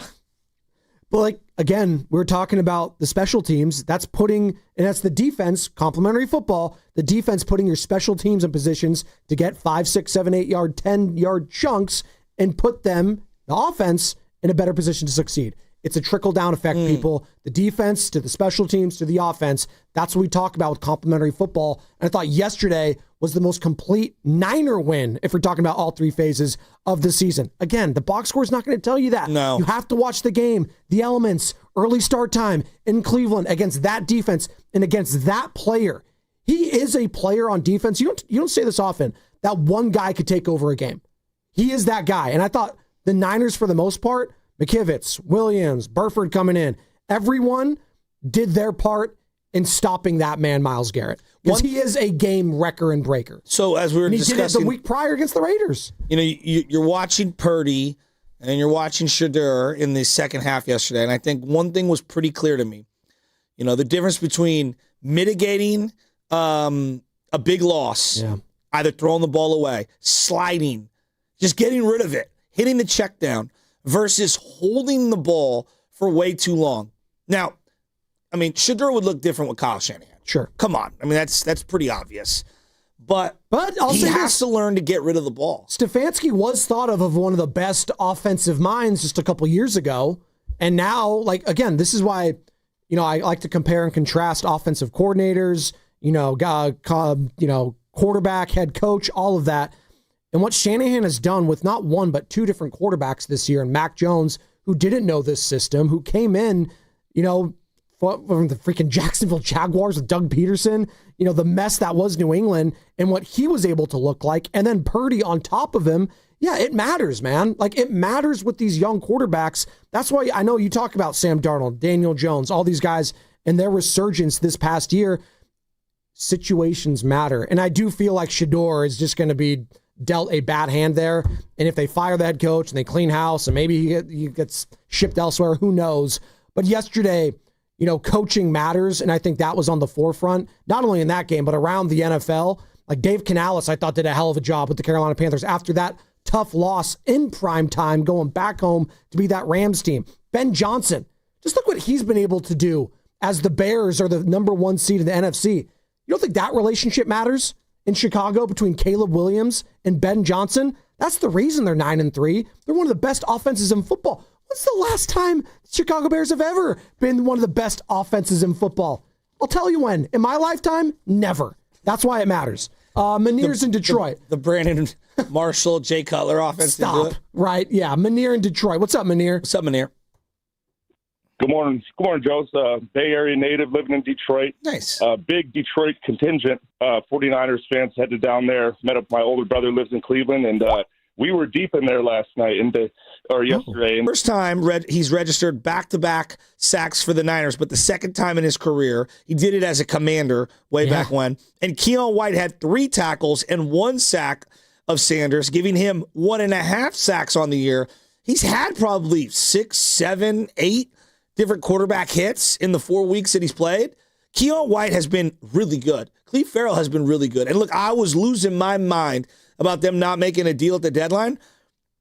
I mean, maybe just acquiring Cleve Farrell and trading for Keon White was enough. Maybe I'm wrong. Maybe I need to shut up and just enjoy what Robert Saleh has done with these guys. But, I mean, Cleve Farrell, for whatever reason, he fits on the team.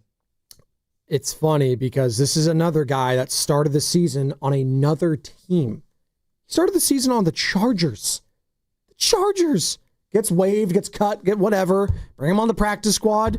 And since playing against the New York Giants, against the Rams, against the Panthers, against the Browns, he's been their best sack artist this year. They just need someone to step up. I don't care who it is. I know. It could be the no-name Cleve Farrell. And you know what? This guy has had success with the 49ers in the past. And now he's having a chance to shine. You know what? Good for him. Like, these are the stories. Him, Keon White, guys that step up when it matters most.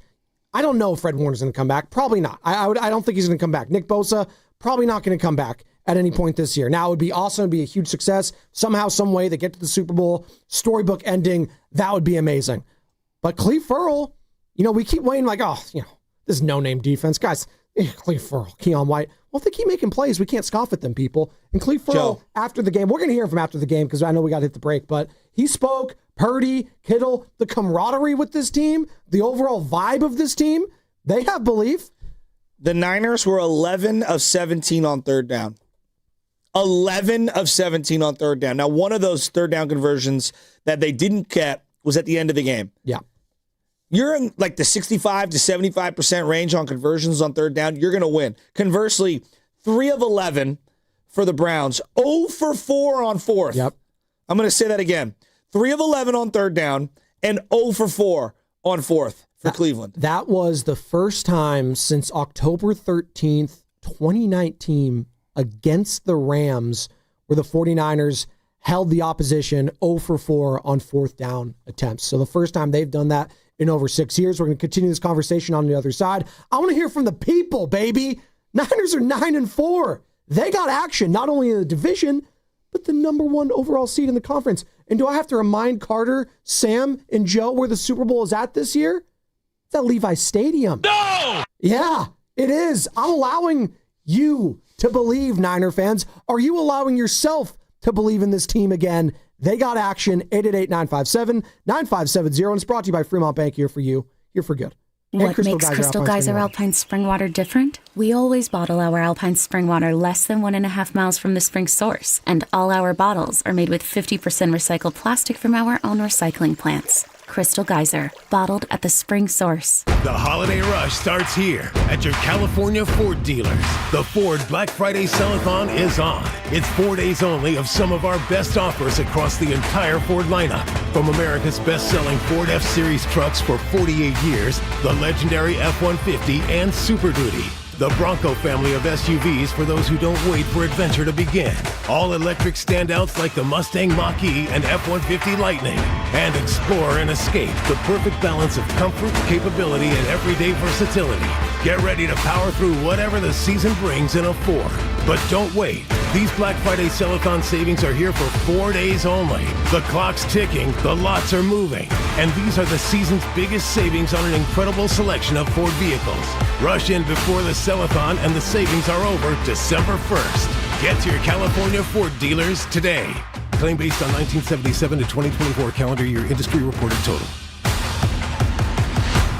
Imagine being the wizard of your own home. With Xfinity, intelligent self-healing Wi-Fi fixes problems like magic. It boostifies speeds to your devices when you need it most, and makes your favorite Wicked content sparklify on every screen. All while a spell of protection helps keep your family safe online.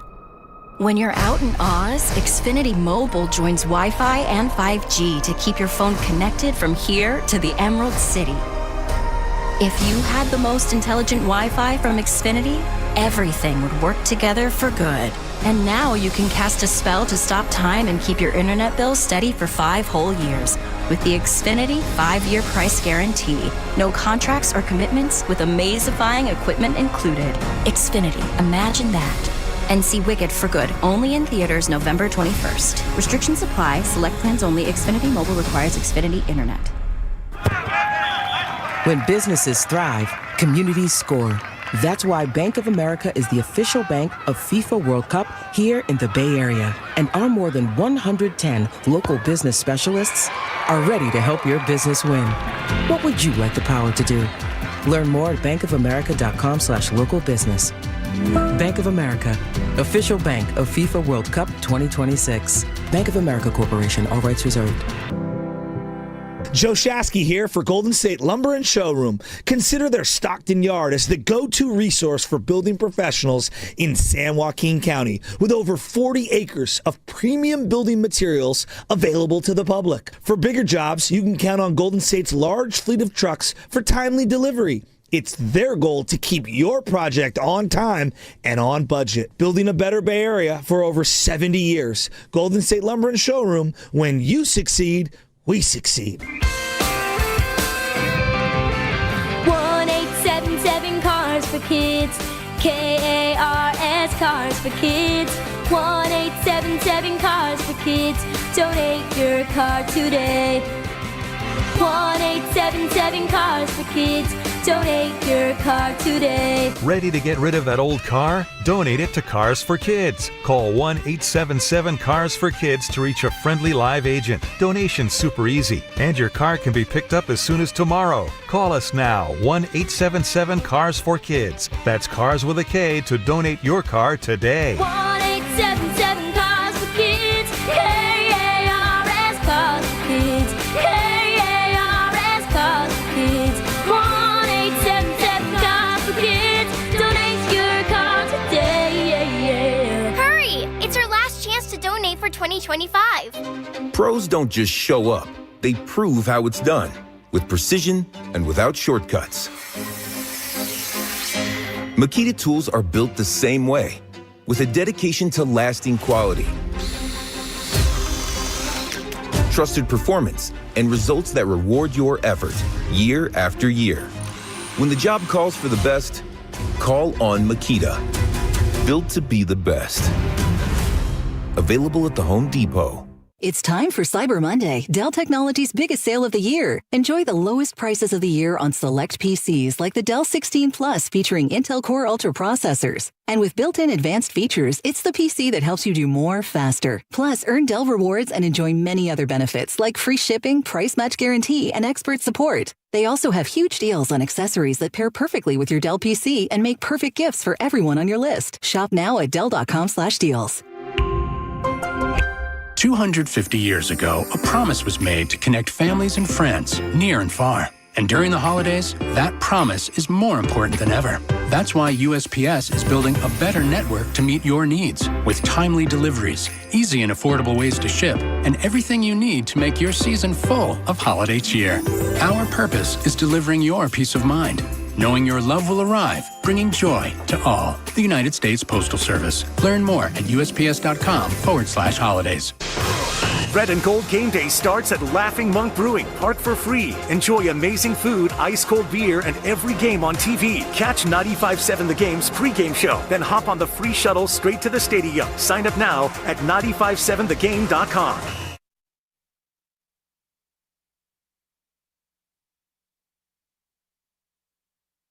Morstead will punt.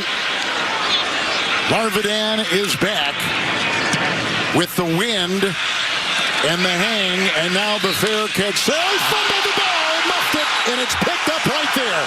San Francisco all over it. What a big-time play. Terrell Luter on the ricochet gets the ball. That's a muff, and look again where the Niners began at the 17 of Cleveland. Kevin Harlan on the call, CBS, and I do want to shout out Kevin Harlan. I thought he was very classy in him shouting out Greg Papa on the broadcast yesterday and what he's dealing with. So again, nothing but class from Kevin Harlan, one of the best in the business.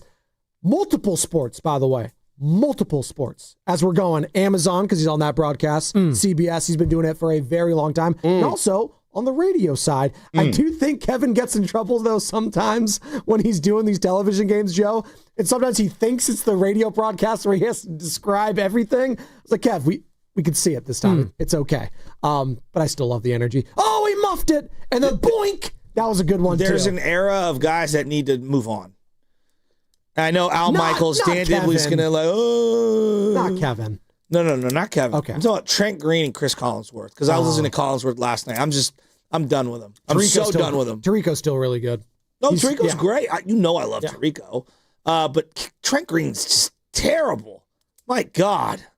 Terrible. Yeah, he doesn't add anything. My favorite to the on a broadcast. handoff. I mean, the wind is really a factor on that handoff. Shut up. Well, no. The one that got me is the one I sent into the group text. When Purdy had that little dump he missed off. that throw. No, he missed the throw. But then Trent's like, I think the wind took that one on a 5-yard dump off? Come on, dude. That wind, man. Stop. Don't insult my intelligence, Trent Green. That was a horrible pass from Purdy, and it's okay to say that. I miss when they had the old partnership between Rich Gannon and Kevin Harlan because Rich Gannon, former MVP quarterback, wasn't afraid to call out bad quarterback play. Trent Green, and I do think there's this complex of certain quarterbacks that weren't really great in their time, afraid to be too critical on the broadcast. Like Troy Aikman doesn't have to sugarcoat anything. You know why? Because he won 3 Super Bowls. Right? Now, he's not going to say I was the greatest quarterback in my era, but he's got the cachet behind it to call crap out when he sees it. And that's what I appreciate on the broadcast. Kirk Herbstreit wasn't great, and he's great in college. Thank you. He was great in college. No, he wasn't great, but he wasn't No. You know what I mean? No, sure, and I'm not saying you can't be really good and be very critical, but I do think there are some guys that have this complex of I'm not going to be too critical of quarterback play because maybe I wasn't that great of a quarterback in the NFL. And Trent Green actually was. I feel like it goes Trent the other Green way was a too. solid quarterback. He wasn't some Scrabini. I'm not trying to say that. Tim Legler wasn't great in the NBA. I mean, he was good. I thought he was good. He was a great shooter. Yes. Yeah, but he wasn't a great player. You know what I mean? No, per he's se, a role player. Yeah, he's awesome on basketball analysis. Yeah. To me, talent. I get what you're getting at. Yeah. Are you good or not? Do I enjoy watching you? Do I enjoy listening to you? And I can't. Just CBS is just. By the way, I can't. What you guys are talking about reminds me of the Orlovsky when he said about Aaron Rodgers. I don't feel like I can comment on Aaron Rodgers. Yeah, but I love Orlovsky's stuff. I think he's very good at breakdowns. But I'm just saying, that's a great example of it. And Shannon Sharp completely ridiculed him. This is your job. Yeah, dude. and I agree with that. And it's the same thing when I see JT O'Sullivan's quarterback breakdowns on YouTube. And here, what's funny is now Kurt Warner does a lot of these breakdowns. These breakdowns. I think Kurt goes way too in the other direction where he doesn't criticize anything, and he's constantly caping up for everybody. And I'm like, I like you, Kurt. I watched you play. You were great. You don't have to make excuses. Just our eyes tell us. Tell us what you're seeing. If it's good or if it's bad. That's literally all we want. John Madden. I mean, I know he's the litmus test for everything. But John I love Madden, how they do the John Madden celebration all throughout Thanksgiving. By the way, for every Brett Favre that could do no wrong, okay, and Joe Montana that he just loved. There were other guys. This is not a good throw. He just said it. He's just this is not a good throw. And so I miss that. And Pat Summerall was a punter. Yeah, he's a punter. That's right, baby. God, he was so good. He was similar to the way Dwayne Kuiper is now, where he was a player who was a play-by-play, which are so few and far between. And I think both of them, what they've mastered, let the scene set the tone. Yep. You don't have to talk as much. Speaking of talking too much, I want to hear from Kyle Shanahan after the game because he's not talking enough, in my opinion. You know what? That's why I love about where the 49ers are at because they have been here and done that, to your point, Joe, in the fan base too. It's like, hey, man, we're used to being in Super Bowls. We're used to getting there. They want to get over the top finally. But this isn't a new territory for where this team is at as we're talking about this potential changing of the guard with some of these teams that we're not used to seeing at the top of the standings. The Niners have been here before, and they can lean on the coaching. They can lean on some of these veterans stepping up, right? They can lean on George Kittle and Purdy and that connection. I could lean on Diamond Lenore now, all of a sudden being the savvy vet in that secondary. And these guys, Upton Stout, these guys Green, these guys Malik Mustafa, getting more and more confident as the weeks go on after you're having these performances where I don't care if it's against the Browns, if it's against the Eagles, if it's against the Titans coming up here. You hold teams to 10 or fewer points. Like, come on, man. In today's NFL, I don't care if it's bad weather. That deserves a tip of the cap to the umpth degree to Robert Saleh and this 49ers staff and what they are able to do. I watched the Texans. They were going through some of the Texans highlights, and I guess they're on pace to give up the least amount of yards since like the 08 or 09.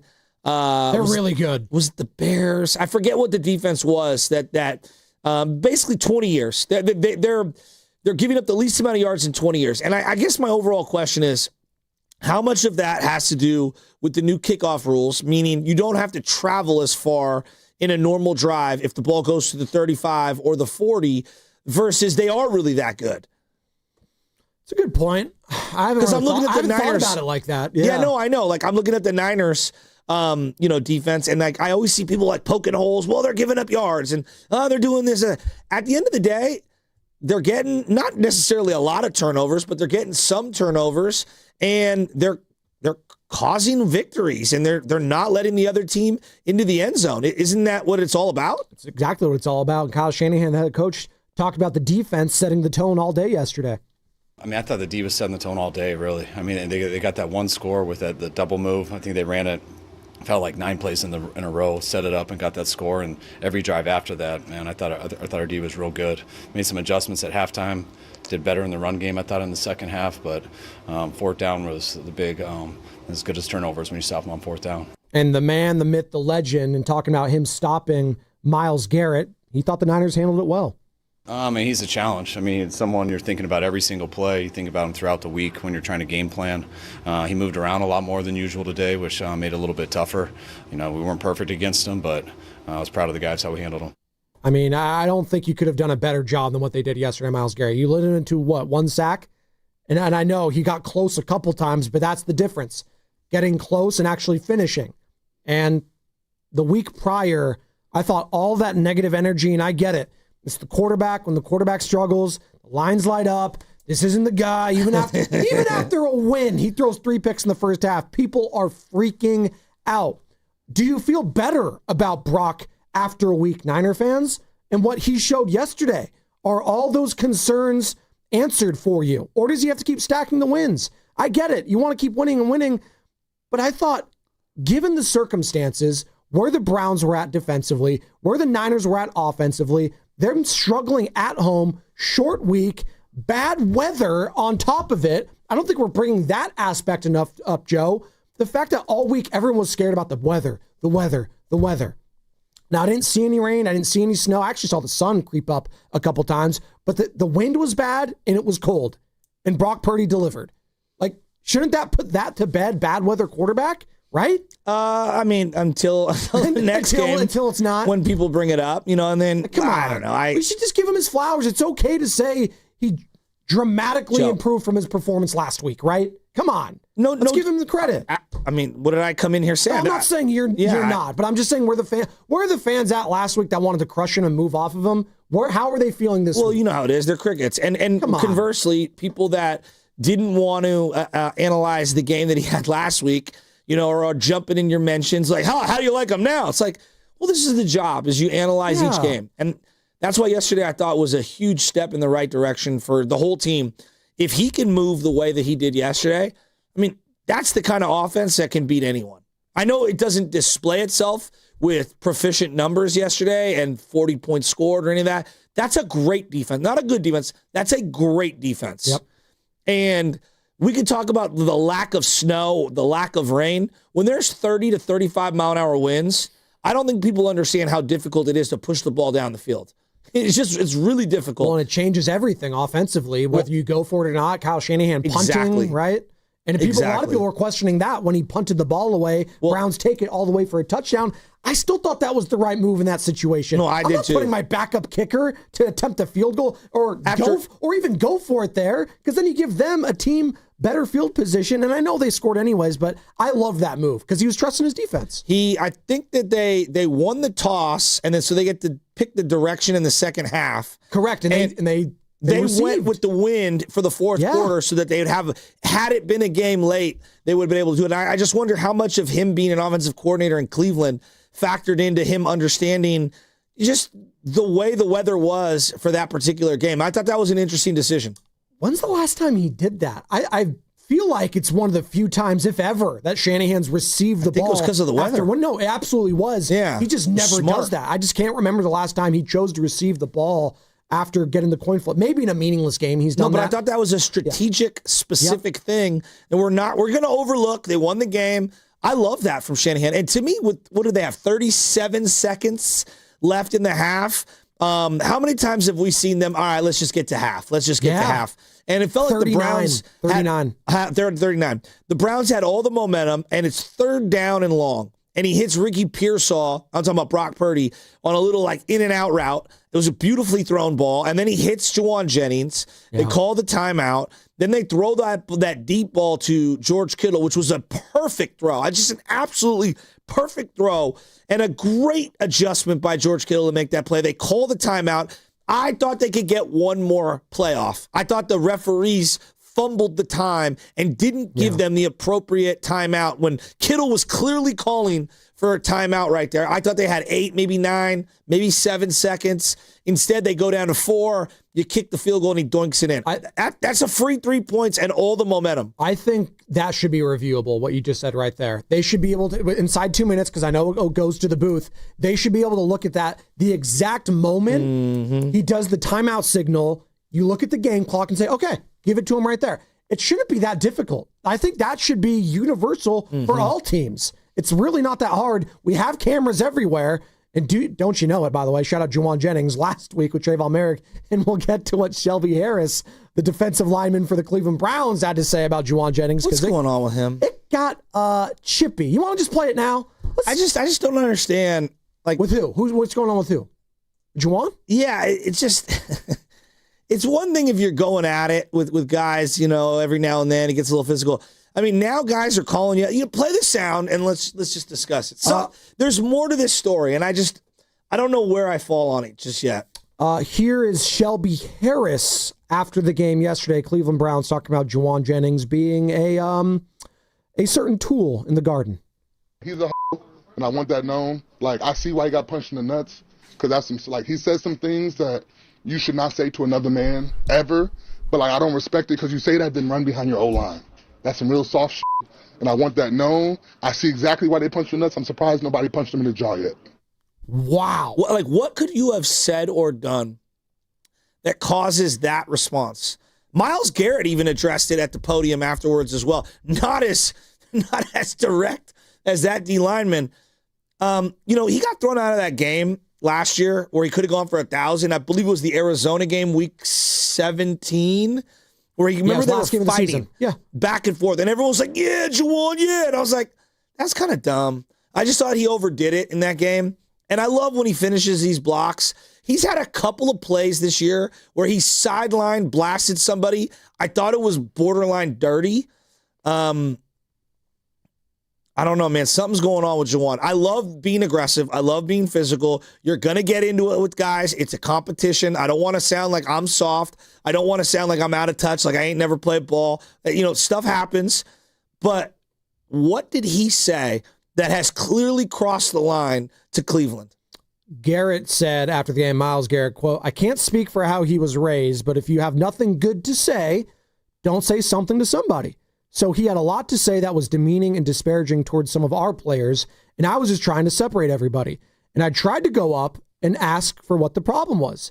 And then he started to come at me. And I mean, some of the guys just roll like that."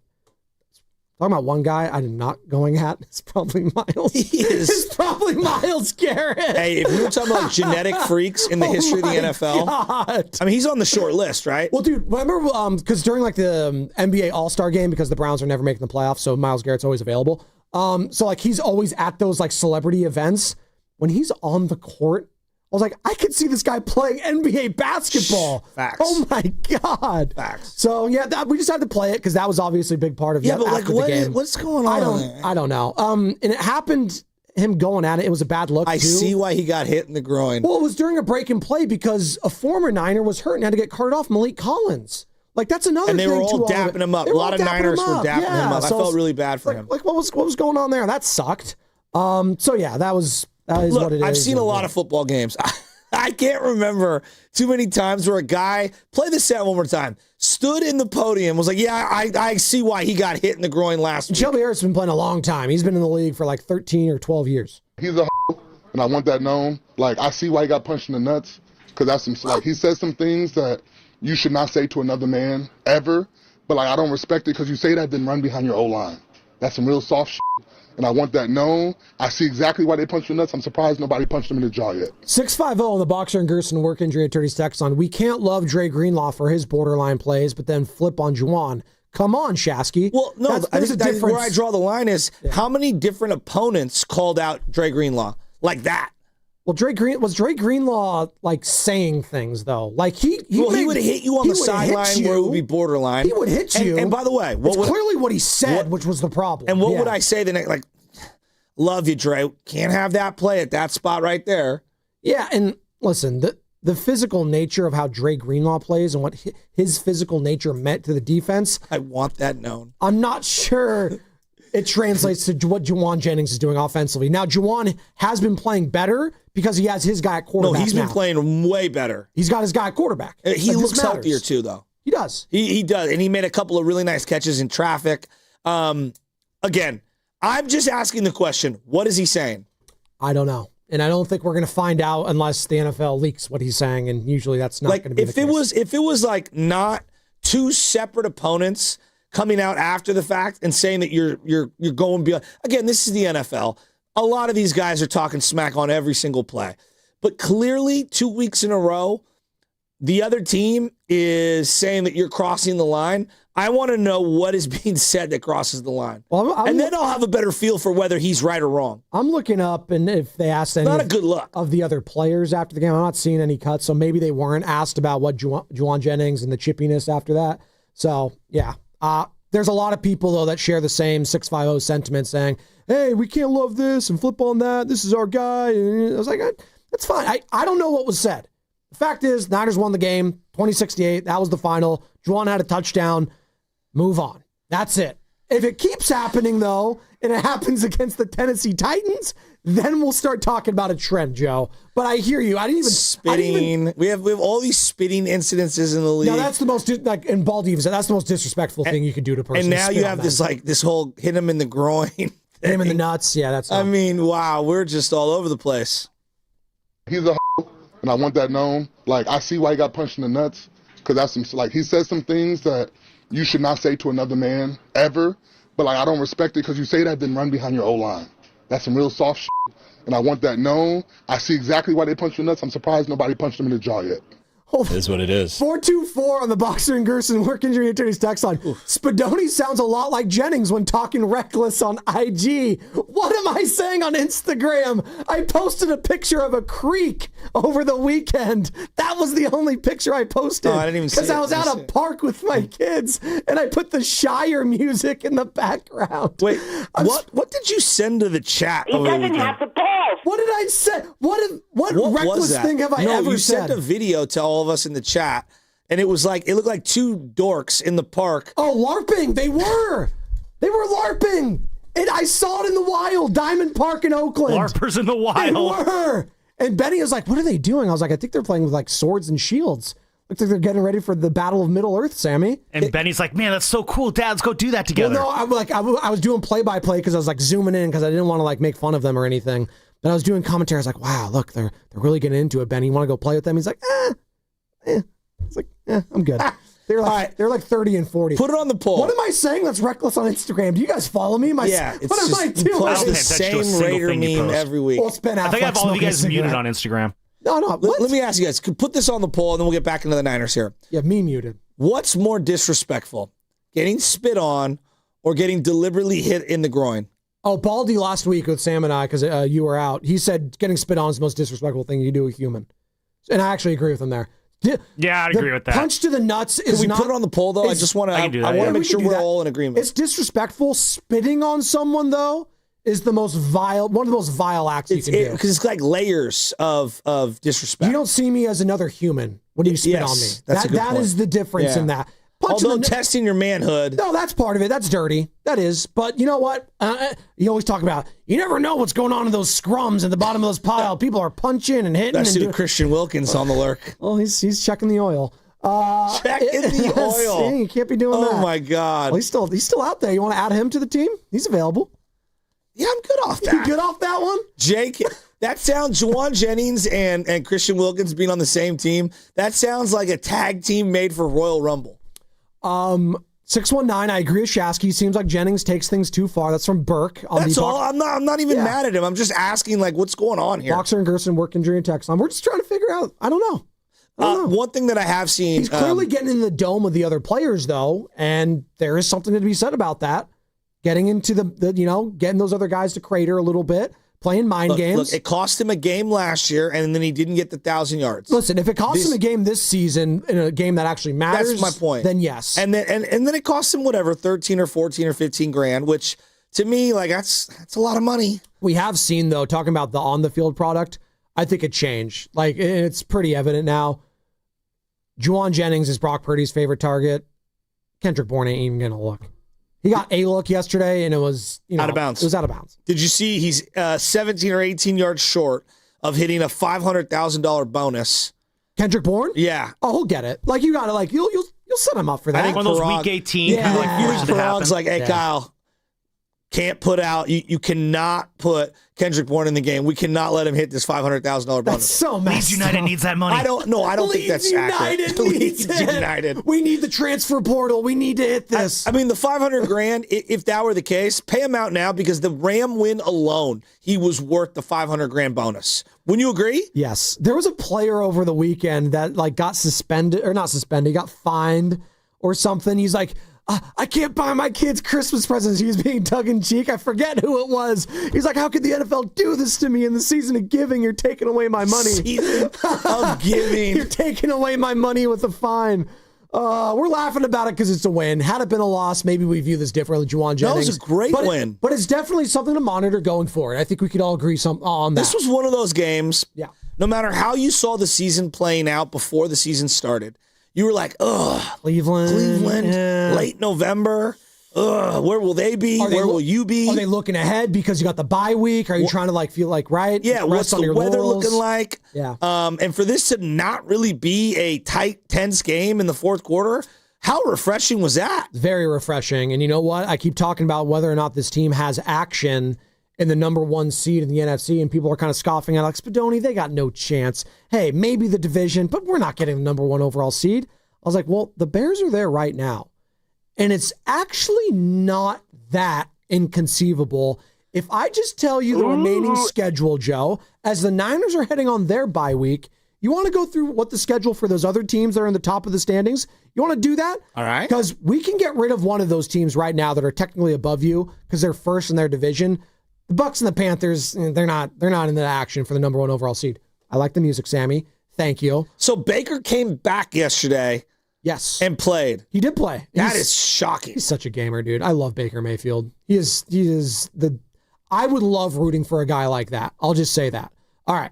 So let's go to the conference standings. So you got the Bears at 9-3.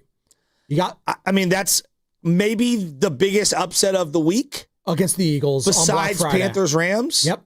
I didn't see that coming. No, nor did I. I didn't see the Cowboys beating the Chiefs, too. I mean, Eagle fans were leaving in the fourth quarter. Cowboys all of a sudden might have action in that division. I told you guys I like the Cowboys. I know, but in the division, I don't want this to get clipped. I don't like the Cowboys. I think that we have underrated the Cowboys, and that the acquisition of Kenny Clark mixed with Quinnen Williams has changed their defense fundamentally. Okay, let's start with the Bears' schedule, all right?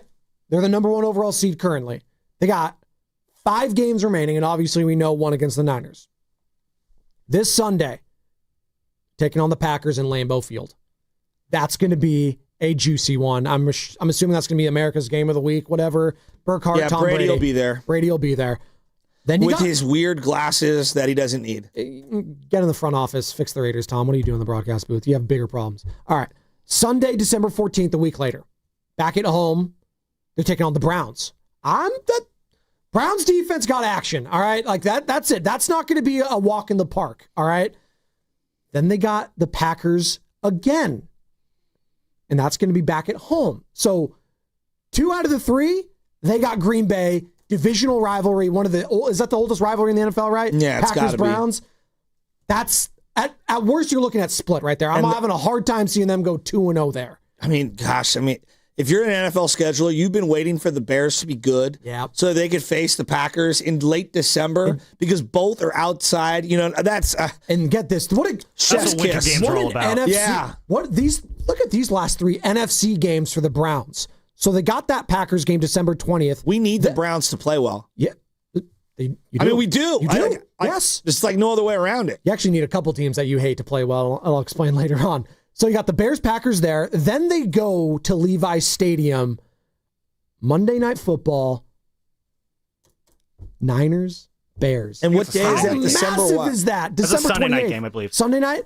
Am I looking at it correctly? Because it says the 28th, right? Oh, because you're right. Because the 20th is actually a Saturday game. You're right. So, excuse me. I think was that looking Colts forward. game is a Monday night. I got those confused. Thank you, Sammy. So that is Sunday Night Football. Niners, Bears. Wait, the Niners Levi have a Stadium. Saturday game? No. They might have a Saturday game. What did you say was a Saturday game? No, the Colts is Monday night. The Bears is Sunday night. And then the Saturday night game might be whatever Spinoni brings I up. butchered it as I'm going Butcher Boy on you.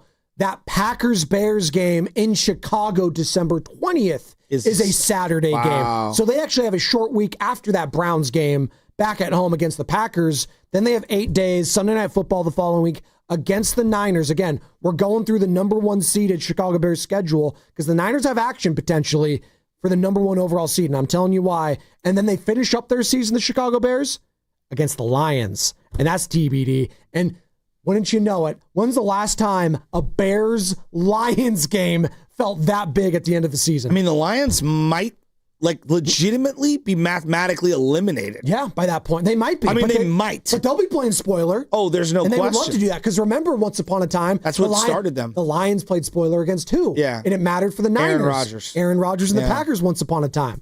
So we got their schedule. Not a walk in the park. Let's go to the Rams because they're right behind him. Tough loss yesterday against the Panthers. Who saw that coming? No one. All right, they're in Arizona this week. Divisional game. Divisional games are different. Sean McVay owns the Cardinals, so we'll see. Got that. Then they have the Lions back at home at SoFi Stadium December 14th. Dude. Okay. Cardinals, Lions. Please, Lions win that game. You're hoping there. And then... In Lions, you got to imagine there's a lot of desperation for them right now. So, those games against them are going to be tough. Yeah. There's a lot. There's just a lot going on. I mean, when Dan Campbell's like, I'm calling plays. Yeah. There's some dysfunction. Well, you knew they were going to take a step back with Ben Johnson leaving. That was obvious. But I'm actually surprised they've been playing this well, albeit without Ben Johnson. But when you lose a guy they're like relatively that, healthy, though. Yeah, well, that's another thing in all this. And they're relatively healthy. Goff has been up and down. I have him in fantasy. He has a really good week. Jameson Williams can give you a stinker, then a really good game. Ragnow retiring and then not passing the physical. That was sad. That was sad. They have the return, welcome back, 3 days later, see you later, Frank. And then he had a grade 3, meaning he tore off the bone. Those physicals, man. How did he think he was okay to play in that? Dude. Joe, as someone who plays a lot of softball, there are many of guys who think they're good to go. Do you have a fully torn hamstring is what you're telling me right now, Joe? You're playing compromised? When you sit on the couch for 6 months to a year, even if you're an NFL athlete, you get back out there, it's just tough. Okay, so the Rams' remaining schedule. Cardinals this week, then the Lions, then at Seattle, December 18th. I don't know what to make of the Seahawks. But Joe, that's Thursday Night Football in a couple weeks. That's massive in all of that. Thursday Night Football is weird. Remember, that's how the Niners upset the Rams early on at SoFi Stadium. Thursday Night Football is way different. Then they got the Falcons and Cardinals to wrap up the season. So not as tough, you would think, as the Bears' remaining schedule. All right, so we got that, and we're doing the remaining schedule for all the top seeds in the NFC. Let's go to the Eagles, because the Eagles might have the simplest path. Biggest loss of the week, the most chef's kiss moment of the week for me, watching bitter, angry Eagle fans boo their team right off the field. You hate to see it on Thanksgiving. And then poor Black Uncle Friday. Danny is like, Jalen Hurts is throwing up all kinds of crazy points at the end of this game. And they went for the field goal, which they missed. And I was so happy because he's like, if they go for the touchdown here and he scores points, I'm losing. Good fantasy. Oh, yeah, fantasy. It matters. I'm back in the thick of it, baby. I love watching Bounce back. someone else Needed rage it. out over their fantasy team and someone getting garbage time points. Well, you were playing spoiler against me last week. You won. Or 2 weeks ago. Hey, I'm on a heater right I had now. an all-time. Oh, you are? Okay. Climbing out of the cellar. Wait, in our league? Yeah. Well, you're done. I'm like the mathematically 4th worst eliminated. team, not the 2nd worst Real team. quick on this. The fact that our championship week is week 17, what kind of crap is that? Well, week 18, there are some games where the best players in the league might not play. No, I'm saying the last 2 weeks are usually meaningless. It should be week 16. Yes. We should be starting playoffs next week. Come on. I don't agree with that. No. In a 16-team league? I don't think agree you with that. started a week earlier. I don't do. agree with that. That's fine. You can think that. Should we put up a poll? Yes, put it on the poll. All right. Eagles remaining schedule. Here you go, Joey. Eagles, Chargers, Monday Night Football next week. That's a big one. That's at SoFi Stadium. You got to imagine that's low-key a home game for the Philadelphia Eagles. Then they're back at home taking on the Raiders. So they got Chargers, Raiders. How many wins for the Eagles. Raiders this year, please? 2. Who have they beaten? The Patriots. It's incredible. Hey, it's a big win. And they beat the Titans, and then the Titans immediately fired their head coach after it. That's their only 2 wins.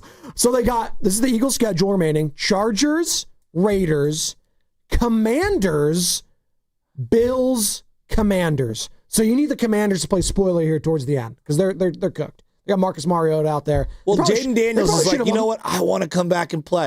I don't know if you saw Commanders the Joe probably Burrow. should have won the game yesterday. Did you guys see the Joe Burrow comment? He's like, I'm getting paid a lot of money to play a kid's game. They were asking him why he wanted to come back. And it was so refreshing. They have action to win the division. Look, the two leagues could not be more different for so many different reasons. Guaranteed money being one of the top ones. But like the difference in mindset of an NFL player versus an NBA player is just night and day. As I'm watching Kawhi load manage himself right out of the Clippers organization. You take Kawhi. Joe Burrow's out here like, I have to play. God, he's so good. Again, you mentioned it, the guaranteed aspect of it. No, I know. Yeah. There's so many reasons why. I mean, the whole culture is different. Absolutely. But it's like, you wonder why the NFL's king. And it's because of all of that. No, I agree. So we're doing the final schedule for all these teams ahead of the Niners in the standings. If the Niners truly have action to get to the number 1 overall seed in the NFC, yes, it can happen. It can. I think we could both agree of those 3 teams, the Bears, the Rams, and the Eagles. Eagles probably have the simplest path if we're just going by teams that like are Scribinis. The toughest game on that schedule for the Eagles might be in Buffalo against the Bills, but the Bills, they're not very good. I know they're 8-4. I don't trust them at all. Joe, that's the league this year. I don't trust them. Why not the Niners? Exactly. It's basically like, why not us? You could make an argument for or against 10 teams, right? Yes. I'm still, like, I see on the list, like AFC, the 10th team is the Chiefs. And I'm like, I could see them winning it all. All right. Like, So the Chiefs. the Chiefs. We got the Bears, the Rams, the Eagles. We're skipping the NFC South because whoever wins that division will get there. Bucks and Panthers. All right. Let's go to the Seattle Seahawks. What do they got remaining on their schedule? All right. You got the Falcons next week in Atlanta. They're a stinker. You got the Colts the following week. Again, we're going through the Seattle season. Rams on that Thursday night football game. At Carolina. And then at Levi Stadium in the final game, January 4th of the season. That one could potentially have massive implications. Purdy versus Darnold. And the All Blacks, baby. Let's go. I totally forgot Let's about go. the The blackout. The All Blacks. Let's go. All right. So that, honestly, Seahawks, they got action, Carter. Seahawks might have action for that number 1 overall seed. Somehow, some way, some big tiebreaker scenarios, obviously, because they would have to split against the Rams and split against the Niners in this scenario. Okay. We got that. Now let's go to the Packers, who obviously have that tie. The Packers schedule. They got the Bears. They got the Broncos in Denver. The worst, best team I've ever seen. What? Talking about skin of their nuts. I mean, how do they keep winning these? Just stop. Stop it. Dude, they are. I will say, though, Hufanga is having a great year. Yes. And if I hear Collinsworth call him, Paul Amalu one more time, my head's going to explode. Stop it, doggy. That is his godfather. Watched him. He babysat him as a kid. They talked about it all the time. Who has better hair, Polamalu or Hufanga? I mean, here's the guy who looks like Troy Polamalu on every play. Spoiler Possibly. alert. Polynesians that have long hair, not all of them have to be Troy Polamalu, Chris Collinsworth. Let's just put that to bed. There you go. Shout out Roman Reigns, WWE over the weekend in San Diego. I know you were there, Carter. You went? No, I'm just kidding. Dude, come on. I hate I literally hate the WWE. You hate it? I hate it. Why? You're too I'm rich. not a fan. You're like, too I just rich. think it's dumb. You were never poor. See, No, if I you watched were it when it was poor, WWF. You don't have to be poor to Yeah, you like do. it. Yeah, what? Yeah, bro. Like that's part of like I was middle class. NASCAR? Look, dude. When we used to go to Cal Palace, dude, everyone was represented at a WWE house function, and they called them house events. They lost me when they went to WWE. WWF, it will always be in my mind. You were back with like 6 or 7 years rich old. people don't watch pro wrestling. Yeah, it's awful. It's all about UFC now. Packers remaining schedule: Bears, Broncos in Mile High, in Chicago against the Bears again, and then they got the Ravens at home, on the road against the Vikings. The Vikings, oh my. That might have been the worst pick six I've ever seen in my life yesterday. Was that Brosmer? Is that his name? They said he has a chance. Someone put out he has a chance to be our Brock Purdy. Then he threw that pass, and I was like, no chance in hell. No, he has your chance to be your next Nate Peterman. That's who he has to be, because that was the debut I thought of immediately with 4 interceptions. Yikes. So that's a difficult remaining schedule for the Green Bay Packers. Now we get to the 49ers schedule. They have a bye. All those other teams, they had 5 games. Niners have a bye. This is the longest time into the season, the latest into the season, the 49ers have ever had a bye this late. It is kind of crazy. Is it coming at the right time or the wrong time? We'll get into that in a second. All right. They got the Titans out of the bye at Levi's Stadium. Worst team in the NFL. They have a win. A win. Who do the Titans beat? Exactly. You don't even know. The Cardinals on that one game where they came back. There you go. That one game. I believe. I think the Cardinals won that game, didn't they? They ended up. I think that's Titans one win. Yeah, we'll see. Doesn't matter. Got the Titans. You cannot lose to the Titans. Then you're on the road. Can't. This is Monday Night Football, Joey, against the Colts. Danny Dimes. Who's got an injury? Fractured fibula. He's playing through now. it right now. Who's their backup? Anthony Richardson? Who has an eye patch because he broke his eye orbital. Did he really? He stinks. He was wearing an eye patch, apparently. That was the rumor. Not the Kobe mask? I don't even know. No. It was some sort of an eye patch thing. Rip Hamilton? All right. God, please give me Anthony Richardson in that game. Please. Future Niners quarterback project, by the way, Anthony Richardson.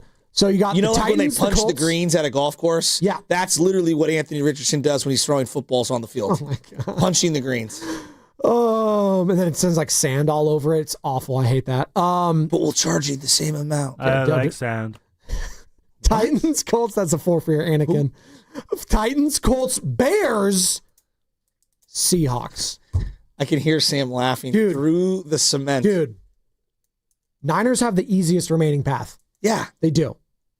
They could absolutely be the 1 seed in the NFC. It's not insane. It's not. They're the only one with the bye. They got Titans, Colts, Bears, Seahawks. Did you see the video that came out this week? What is it? Fred Warner working out, doing all these lunges and stuff without a brace. All I kept thinking was, is there any way on God's green earth this man could come back this year? Don't let the 49ers get hot and add Fred Warner. Don't let that happen.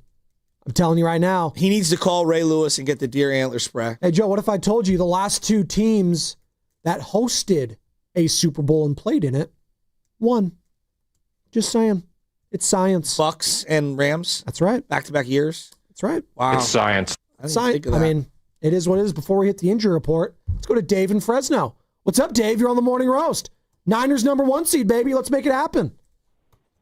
Hey, it's possible, man. And, I'm calling because you were calling out callers that called out last week.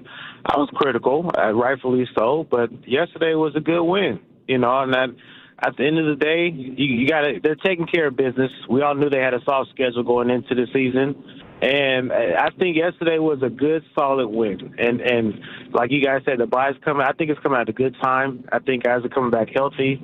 But Spadoni, I just want to say to you, bro, we can have difference of opinions. It could change week to week.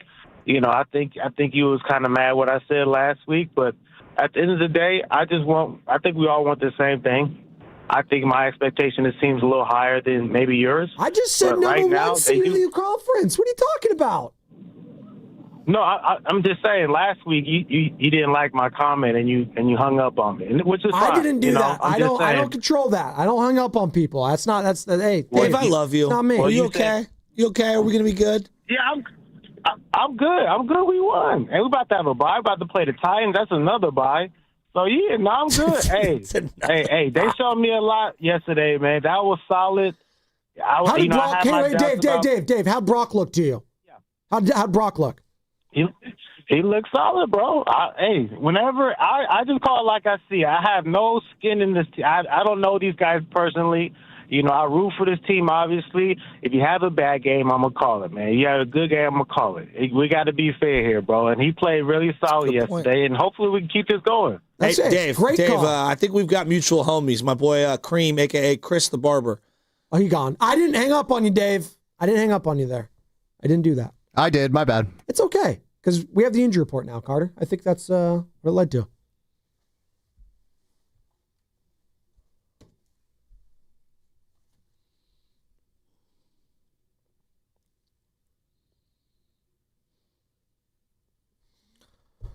Oh, the 49ers won the game, but still lost a few players. Nick Martin left the game due to a concussion, and Ben Barch had to leave the game with a foot injury, and he was battling that all week as well. Most notably, though, was fullback Kyle Juszczyk leaving with a rib injury. The early diagnosis showed nothing was broken for Juszczyk, but more information will be provided today. The injury report was brought to you by Boxer & Gerson, Northern California's premier workers' compensation law firm, helping injured workers get their lives back for over 40 years. All right.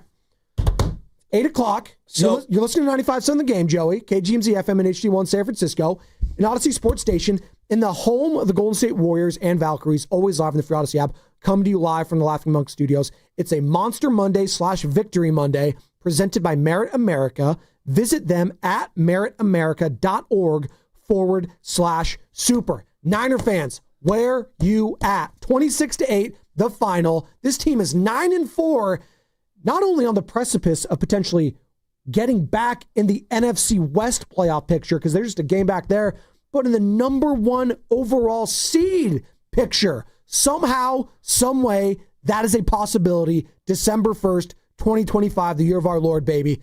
Let's go. It's always interesting to me that, you get a game like yesterday, and Brock Purdy plays great, and he's moving around, and you could just see that he's eliminating all of the mistakes downfield. He had no throws. 0, not 1. He had 6 throwaways, which to me were really good plays. Good plays, because you negate a sack, you don't throw it into harm's way, you live to see the next play. He scrambled around and threw the ball for checkdowns and eliminated sacks that way. Made some great throws downfield right before halftime and put them in a position to get a field goal. Had a couple of really nice touchdown throws. He had a great game beyond the numbers. Yeah. And yet people are like, do you love Brock Purdy now? The whole thing about whether, fandom, analysis, radio host, I'm a big believer in being real. I'm real with my wife. I'm real with my family. I'm real with myself. I try to be real with my teams. Are you for realia? And when I see someone play well, I call it out. And when I see them not play well, I call it out. I think a lot of people have a hard time separating the two, and instead they say they want honesty.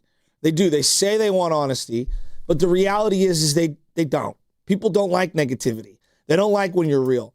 They want confirmation bias on everything. And so yesterday you see Brock Purdy have I thought it was a great game. I don't even need to look at the statistics. I watched the game multiple times, and when I see it played out, I'm like, damn, dude, he had a great game. I have not seen him move like that since week 1. I would argue it might have been his best game in 2 years. That's how good I thought he was yesterday, because I think that highly of Cleveland's defense. That doesn't take away from the fact that last week he played awful. He was horrible. He was terrible, And so when he plays poorly, I call it out. And then my mind goes to all of the different conversations that go associated with it. When he plays like he did yesterday, now my mind starts racing in the other direction. And I go, well, if he could play like that, like he did yesterday, why not the 49ers? Why can't they win this division? Why can't they go on a deep run this year? Why can't they? I don't understand if he plays that brand of football where he's moving around and he's confident, because to me it was the confidence, right? Like last week, I think the number one word I would use is hesitant. After you watch it over and over and over. Yeah. He just felt like a little, I wasn't sure what I saw. Indecision. Yeah. I'm hesitant to run. And when you play slightly hesitant, I think you play poor ball. Whether it's basketball, baseball, football, soccer, doesn't matter. Yesterday, I felt like he played just so free and so decisive. That is the Brock Purdy we came to love. That's just the way that we came to love him. And so I thought he played a brilliant game yesterday, and I thought that Kyle Shanahan dialed up some really good plays. They are not running the ball well right now. No. But what they are doing is minimizing the big mistakes. How many sacks this year in general? For the team? I can pull that up right now. Give me a second. Keep going. And I guess what I'm saying is even though the quarterbacks got hit for about a month, it felt like they were all getting hit for like a month. Is that a big problem right now? Is the offensive line a big problem? Even though we're not great at run blocking, don't you feel like we've been a pretty good pass blocking team this year for the most part? I do. I do too. Yeah. I do too. And I feel like this offensive line that I crushed year after year after year after year, I'm like, you know what? They're kind of coming around. Now, is Cole McKivitz the greatest right tackle who ever lived? No. But he's been good this year. I actually think he's been good this year. Dominic Pooney did not start off well. Haven't really said his name for about a month now. Have you? No. Drake Brendel, return to action. I think he's been pretty good since returning. I do. 20 sacks. 20 sacks. Yeah. They are one of the... With 4 games to go. Bottom 10, yes. In giving up. Hold on. This, I think I have it opposite. Yeah, actually top 10 then. Yeah, giving up. Talking about offensive line, right? You're saying? Yeah, 20. Yeah, it's not bad. Yeah. Wouldn't you take that? Yes. We talk about them like they're the worst freaking offensive line that ever lived. And I thought like Trent Williams yesterday. Number 1, by the way. You're going to... worst. It's the Tennessee Titans. You've given up 48 sacks. God bless. They've given up how many? 48. And they've got Raiders right 5 games to go. Yeah. Holy moly. Poor Cam Ward. Yeah. So, look, I mean, would I like him to be able to run the ball a little more? Yes, I would. Would I like to minimize the amount of clunkers and duds? And absolutely. The defense has played outstanding. I don't care if the opponents suck. They've handled their business. Special teams has been outstanding. Whether it's been Eddie Pinero or Matt Gay kicking on both kickoffs, punt returns, their coverage unit has been good for 2 months straight. Sky Moore, for 6, 7, 8 weeks, has been one of the most electric returners that the Niners have had in 20 years. Like, yeah, you're asking me why not the Niners last week and the week before that, and I'm now coming around on like, yeah, why not the Niners? Look around the league. Why not the Niners? 888-957-9570. Why not the San Francisco freaking 49ers, people? I want to hear from the quarterback because last week was probably the worst performance I've ever seen from Brock Purdy. Like, let's all keep it a buck. That was the worst performance you've ever seen from that quarterback, given the situation, given the team. You won it. And listen, and David Fresno called in. I understand that he sucked. We were all saying that. I agreed. I was just wondering why we were still so pessimistic when they won the game overall. Because he looked so compromised in that game, and he looked locked up. It was bad. It was really bad. I mean, look, take a step back. I just want people to take a step back. There's an argument it was one of the worst quarterback halves in the last 9 years at Shanahan. Horrible. That's how bad it was. It was. And you know what? I think we're going to look back and say that was the exception to the rule there. Sure. Everyone's due a stinker. Mahomes, Brady, all these guys, they're due for a stinker. Sure. Maybe that was just a stinker last week. But he hadn't played much all year. Yeah, exactly. So the sample size was small. I get losing your mind. And also, when you don't move, he didn't move well in that game. No, he didn't. Like, he didn't move well. In this game, that was the big thing for me. He moved like the old Brock. That's the Brock I fell in love with, was the guy who could move. This is what he had to say on his mindset heading into the game, Brock Purdy, and this is what I loved. This is the quarterback after the game.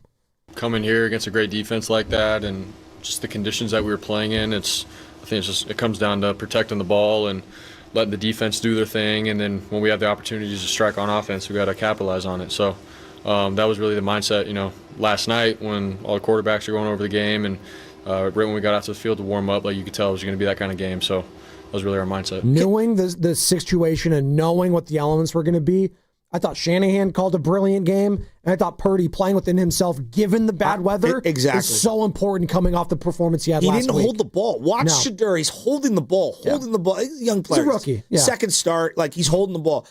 Brock did not hold the ball. I thought he did a great job of getting rid of the ball and then minimizing the big mistake. What did you say to my ear about Colton McKivitz this year? Colton McKivitz has been ranked the third highest offensive lineman by any position this year, according to PFF grades. He's behind only Ryan Newsill from the Atlanta Falcons and Penei Sewell. No. Penei Sewell? I'm dead serious. No. He's second in his position. That might be a little aggressive for me, but he's not as bad as we think he is.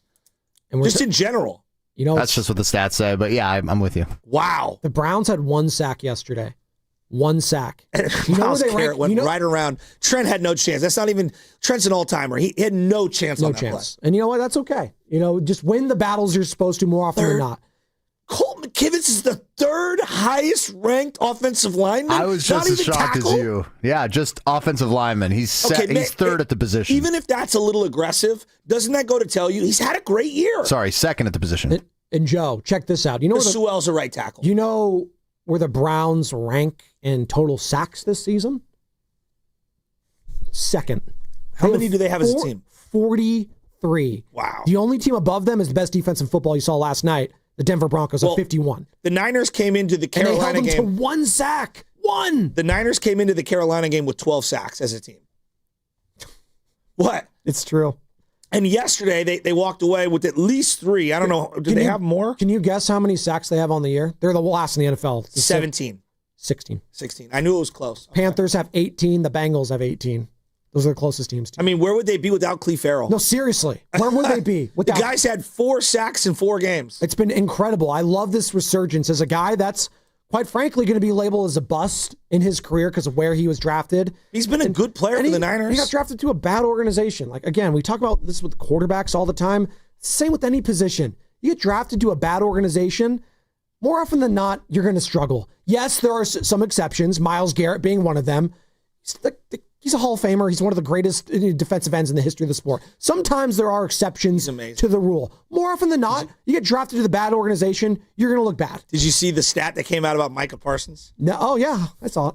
You guys saw it? Yeah. Well, what was it? Actually, Joe, you tell me. First guy to start his career 5 years with double-digit sacks. Oh, it's crazy. But you have to understand. Oh, wow. Lawrence Taylor played a strike-shortened seasons. Why are we comparing to Lawrence Taylor? No. I'm giving you some examples of some of the other guys. Reggie White played in the USFL to start his career. Like there's some reasons why some other guys, and stats weren't a recorded stat till 1982. Oh, okay. There's a guy by the name of Deacon Jones. You guys So we're poo-pooing what Micah Parsons is doing right now. No, I'm saying he's been great. But we still got to play a little longer. Those were all Hall of Famers. That's crazy. And you're comparing him to Hall of Famers. That's awesome. That's what a great. Trajectory. That's great trajectory. Thank you, It Sam. is a good trajectory. It is. He's on the path to being Hall of Famer. That's such a hot take, I guess. Wow. Micah, though, it doesn't even feel like a down year, and he's had 12 sacks. No, it is a down year. That's so crazy. It is a down year. This isn't a down show by any means. We got people that want to join the conversation on the other side. We are on fire this morning, like the San Francisco 49ers, 888-957-9570. Are you starting to believe in this team again, Niner fans? They're 9-4, heading into the bye week, and have an opportunity to not only win the division, but be the number 1 overall seed. And it's brought to you by Fremont Bank, here for you, here for good. With T-Mobile, we don't miss out on any family business. Hola, mija, ¿cómo quedó el mole? It turned out great. This holiday, switch to T-Mobile and stay connected with los tuyos. Get 4 Samsung Galaxy S25 phones with no trade-in needed, plus 4 lines for just $25 per line. Visit a store at T-Mobile.com or call 1-800-T-Mobile. With 24 monthly bill credits and 4 eligible port-ins on essentials. For well-qualified customers with auto pay plus taxes, fees, and $35 device connection charge. Credits and imbalance due if you pay off early or cancel. Contact us. Finance agreement 128 gigabytes, $800 required. Not for extended international use. You must reside in the U.S. and primary usage must occur on our network. Visit T-Mobile.com. Golden State Lumber and Showroom, with locations across the Bay Area, can supply your plan to customize your home for up to multi-million-dollar projects. And Golden State Showrooms can deliver precision-crafted windows and doors that elevate every project. While they specialize in luxury and ultra-luxury upgrades, Golden State also offers options for any budget, like my own. Their brands include Quantum, Western, Marvin, and Milgard. Golden State can manufacture custom orders that others won't attempt, like a 15-foot door, live edge designs, oversized pivot entries, and so much more. You can count on expert installation support and specialized delivery with trucks designed specifically for window and door transport as they partner with builders and homeowners to ensure a project success. You'll also find options that can increase energy efficiency, as well as those fireproof options for your home or your business. Visit GoldenStateLumber.com and scroll through their image gallery, and you'll realize Golden State Lumber and Showroom makes the extraordinary possible. Since 1954, when you succeed, we succeed. When businesses thrive, communities score. That's why Bank of America is the official bank of FIFA World Cup here in the Bay Area. And our more than 110 local business specialists are ready to help your business win. What would you like the power to do? Learn more at bankofamerica.com/local business. Bank of America, official bank of FIFA World Cup 2026. Bank of America Corporation, all rights reserved. We all have regrets. That haircut, that text, missing out on Kohl's Cyber Days. Good news, you can fix at least one of those. Get up to 50% off gifts for everyone on your list. Sunday and Monday only at Kohl's. From cozy favorites to top toys, you've got 2 days until you miss out. Don't let Cyber Days be the sale that got away. Save at Kohl's and Kohl's.com. Select styles, offer ends December 1st. Some exclusions apply. See store or Kohl's.com for details. What if you could have reliable and intelligent Wi-Fi? And get this, what if you could keep it at the same price for 5 years? That's the Xfinity 5-year price guarantee. 5 years of Wi-Fi that boosts speeds to the devices that need them most. That finds and fixes problems before you even notice them. Like super intelligent Wi-Fi with a sixth sense. And that keeps you gaming in the fast lane, even when the whole family's banking on bandwidth. All your devices working in perfect harmony for 5 whole years. And here's the best part. No annual contracts, no hidden fees, and our best equipment included. Hey, let's face it, a lot can change in 5 years. Kids grow taller, dreams grow bigger. But your Wi-Fi? It would stay reliable and the price would stay put. The Xfinity 5-year price guarantee. Lock in your price and unlock the possibilities. Xfinity. Imagine that. Select plans only. Restrictions apply. Hey, it's Willard, and I'm just going to say it. We need your help. Right now, 1 in 3 people in the Bay Area don't know where their next meal is coming from. Parents skipping dinner so their kids can eat. Seniors choosing between medicine and groceries. In a place this strong, this connected, that shouldn't happen. It can't happen. That's why our friends at Habas Law are teaming up with Martha's Kitchen. Martha's Kitchen provides more than 200,000 meals every month to our neighbors in need. So let's do what the Bay Area does best. Let's show up together. Visit marthas-kitchen.org and donate today. Habas Law, always fighting to make it right. That's the sound of James adding long-lasting Gain scent boosters to his laundry this morning. Several hours later, James sniffs the irresistible scent of Gain on his shirt. Gain. Several hours later, James has even caught the attention of his mother-in-law, and she never gives him attention. Ooh, you smell amazing, James. Oh, thanks, Mom. I love you too. I never said that. Add Gain scent boosters to your laundry. Add joy to your day. Wesley Financial Group is not a law firm, and Chuck McDowell, definitely not an attorney. This is Chuck. Do you feel stupid for buying a timeshare? Don't. It's not your fault. You were most likely told you could rent it, and it was a great financial investment. And the deal was available today only. If this happened to you, contact your resort or Wesley Financial Group for help today. Call Wesley now for your free exit information kit. 800-242-3131. 800-242-3131. If you've been diagnosed with moderate to severe plaque psoriasis, this is what it sounds like to be 1,000,000 miles away. Imagine being 1,000,000 miles away.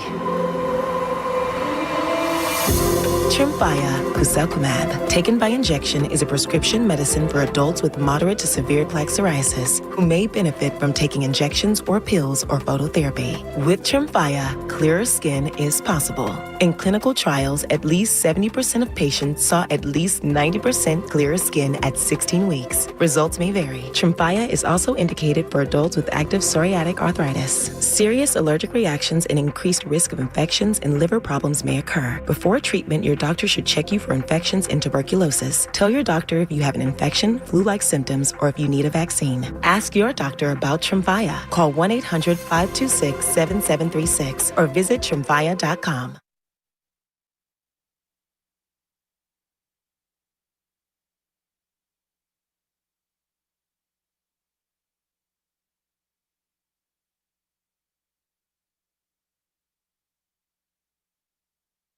Now back to the morning roast. Want to talk about basketball? With Joe Spadoni. Anything about the game? And Joe Shasky on 95.7 The Game. Oh, we're talking about the game, brother. Who is this artist? Gorillas. This is they got Clint Eastwood. This one. This song is called Dare. Yeah. It's Dare. It's so many good beats. Shout out They to do Gorillas. have great beats. 49ers are playing the right beats. They're 9-4. Woo, yeah. 26-8 in a convincing win in Cleveland. Last time they had a game in Cleveland, inclement weather, Brock looked bad. The Niners lost to P.J. Walker. It wasn't good. It's just dumb football. And that was a season where you went to the Super Bowl. You went to the big game. A couple years later, not the same expectations, but nonetheless, you got the win against that defense, against that defensive coordinator, a defense that, by the way, has 43 sacks on the season, has the sack leader who's going to shatter potentially the sack record in Myles Garrett. You had held him to 1 in the team total to 1. It's an incredible effort. Not only the defense, the offense took care of the football. And you know what got the offense in positions to succeed? Special teams. We haven't talked about that enough today, Joe, in my mind. Sky Moore. I mean, you said it, and I'll give you credit, like a month ago. Is this the best kick returner they've had since Ted Ginn? Yeah. And yesterday, just to give you a little information, here it is right here. Sky Moore registered 3 punt returns for 69 yards, including a 66-yard return on his first return of the game, the longest punt return of his career. Moore's 66-yard punt return marked the longest punt return by a 49er player since Ted Ginn Jr. returned a punt 78 yards for a touchdown December 26, 2010. 15 years. They said it on the broadcast yesterday. I couldn't believe it. 15 years. He deserves a lot of credit. I love Ted Ginn, by the way. He probably still thinks he could beat anyone in a race. No, Ted Ginn Jr. Remember he was like betting everyone? He's like, beat me. Joe, he was a really good returner. He was also one of the handful of guys who was always open over the top and would drop the ball. Drop the ball every single time. Didn't matter the spot he was in because he was a Panther for a second. I think he was a Saint for a second. Dolphin. He played on a lot of teams. And every single time, he's wide open in the middle of the sea. Dropped it. I'll never forget the Thanksgiving night against the Ravens. Harbaugh Bowl won before the Super Bowl. And he dropped an over-the-top throw from Alex Smith. It was one of his few ones. It was just like, come on, dude. That would have changed that game. By the way, did you guys see the post game of the final game of Thanksgiving night with the Ravens and the Bengals? No. And them all eating the food? It was like a whole team around. Oh, who was it? Jason Garrett. There's not a chance in hell that turkey leg that he showed. He was kidding. They were kidding. Yeah, they were kidding. He's like, this is the turkey leg I put in my freezer. And he had it wrapped in foil. I was like, just stop. I loved it. What are we doing? Hey, Jason Garrett, that's it. I like Jason Garrett more than like Trent Green. I'll take Jason Garrett on the broadcast. I like him. You like white bread, huh? You are the one that sold me on white bread in craft singles. Yeah, that's what I'm with. You better not be talking down white bread. Once you have options, you realize that you gotta I grew up on sourdough. Diversify your funds. I grew up on sourdough. Jason Garrett, woof. I think we have hit our quota on Cowboys talking about football. We've hit our quota. We don't need any more Cowboys talking on television. I liked him better than I liked Collinsworth. Collinsworth sucks too. Oh, I didn't say that. Moose Johnson's pretty good. Yeah, I like Moose. No, I like Moose. Is there any other Cowboys we missed? Oh, we had Witten. Well, Troy's the obvious one. Witten for a little while. Oh, he was awful. He was so bad. Terrible. He was so bad he joined the Raiders. Tony Romo. Dre's in Lamore. How about Dre? You want him on the broadcast? I would. I want him on 95.7 The Game right now. What's up, Dre? How about those Niners? The Niners looked strong yesterday, guys. Hey, you mentioned the last time they were in Cleveland. Purdy didn't play all that great. No. But our team did have a winning drive and they should have went to the end zone. I remember Shanahan leaving it to Moody to win the game, and I was screaming at the TV, play to win, get in the end zone, don't leave it up to that bum. But besides all that, guys, Purdy looked good. I don't see how anybody could say he looked bad yesterday. That pass to Kittle at the goal line on the first drive was on point. Before the year started, you guys, I don't know if you remember, I called and I said the Bears aren't going to be any good. Well, I've always hated the Bears because, you know, I'm from the 80s, and when I believe the 84 Bears were better than 85 Bears. I know that don't count, but I do hate the Bears from the 88 season when they were making fun of the Niners, calling us weak. It was bear weather. The Bear fans only seem to come out of hibernation when they're good. Well, our 49er fans are always out, and I noticed yesterday, I told you guys last week, did you see how much red was in Cleveland in the cold yesterday? I saw a lot of empty seats, Trey. I'm going to keep it a buck. I saw a lot of people that did not want to go to that game because of the weather. That's what I saw. Thanks, Trey and Lamore. I'll say this when it comes to the Bears. I do think it's great for the league that they are good because they are one of the top brands in the NFL. He can say what he wants about like them being bandwagon or whatever. No. I know a lot of Bears fans. I know a lot of them personally. And they've been just dormant for so long. They haven't been a fun offensive team in our lifetimes. Yeah. Their high watermark offensively is either Mitch Trubisky's, or Jay Cutler. That's it. And they got to a Super Bowl with Rex freaking Grossman. If they had anyone else, they might have won that Super Bowl against the Colts. And that's going to be a massive game in a couple weeks of Levi. I can't wait for that. That's going to be huge because the Bears fans do travel too. When they are good, they will travel to Levi Stadium. Oh, that's going to be a fun one. We'll see 7,000 Mike Ditka wannabes. No, you're going to... What? It's going to be a lot of hot dogs. No, Joe. Going back... the outfits. They always, I thought you were talking about the jersey. Sorry, my mind went somewhere else. Yeah. Ditka was on the 1969 Dallas Cowboy team that played in the first ever NFC Championship game at Kezar against the 49ers. Bears. That Pat Summerall was the commentator for. But that being said, the Mike Ditka thing, like there'll be tons of those Bears fans dressed up like that. I like the Ditka personalities, though. I do. It goes to the who is it on SNL? The Bill Swirsky super fans. Yeah, but you're going to do that forever. Bears. Yeah, that's their thing. It's fine. It's forever. What's the word? Colloquial. I think I butchered that. That's okay. You can have that mispronunciation of the year or whatever. Like forever. It's fine. People are still saying "Bang Bang Niner Gang." They're gonna say that forever. I'm out on that. Yeah, but people are going to. They did it. 40 Water did it last week, and I'm just like, I'm done with that. Well, hopefully it's not forever for Quest for 6. I know you don't want that. I told you it's not a quest. Right now we're on an epic. Quest. We're in an epic. We're the Epic of Gilgamesh. The quest is over. The quest is over. Oh, Brock Purdy. Although if I was gonna go on a magical quest to the Middle Earth, you know? Yeah, the Shire. Haloti Ngata was one of like my top picks of guys that I would want to go with me. Oh, he's part of the brigade? Yes. Yeah. What is going on here? Miles Garrett. The fellowship. Yes, the fellowship. Of Shasky. Thank you.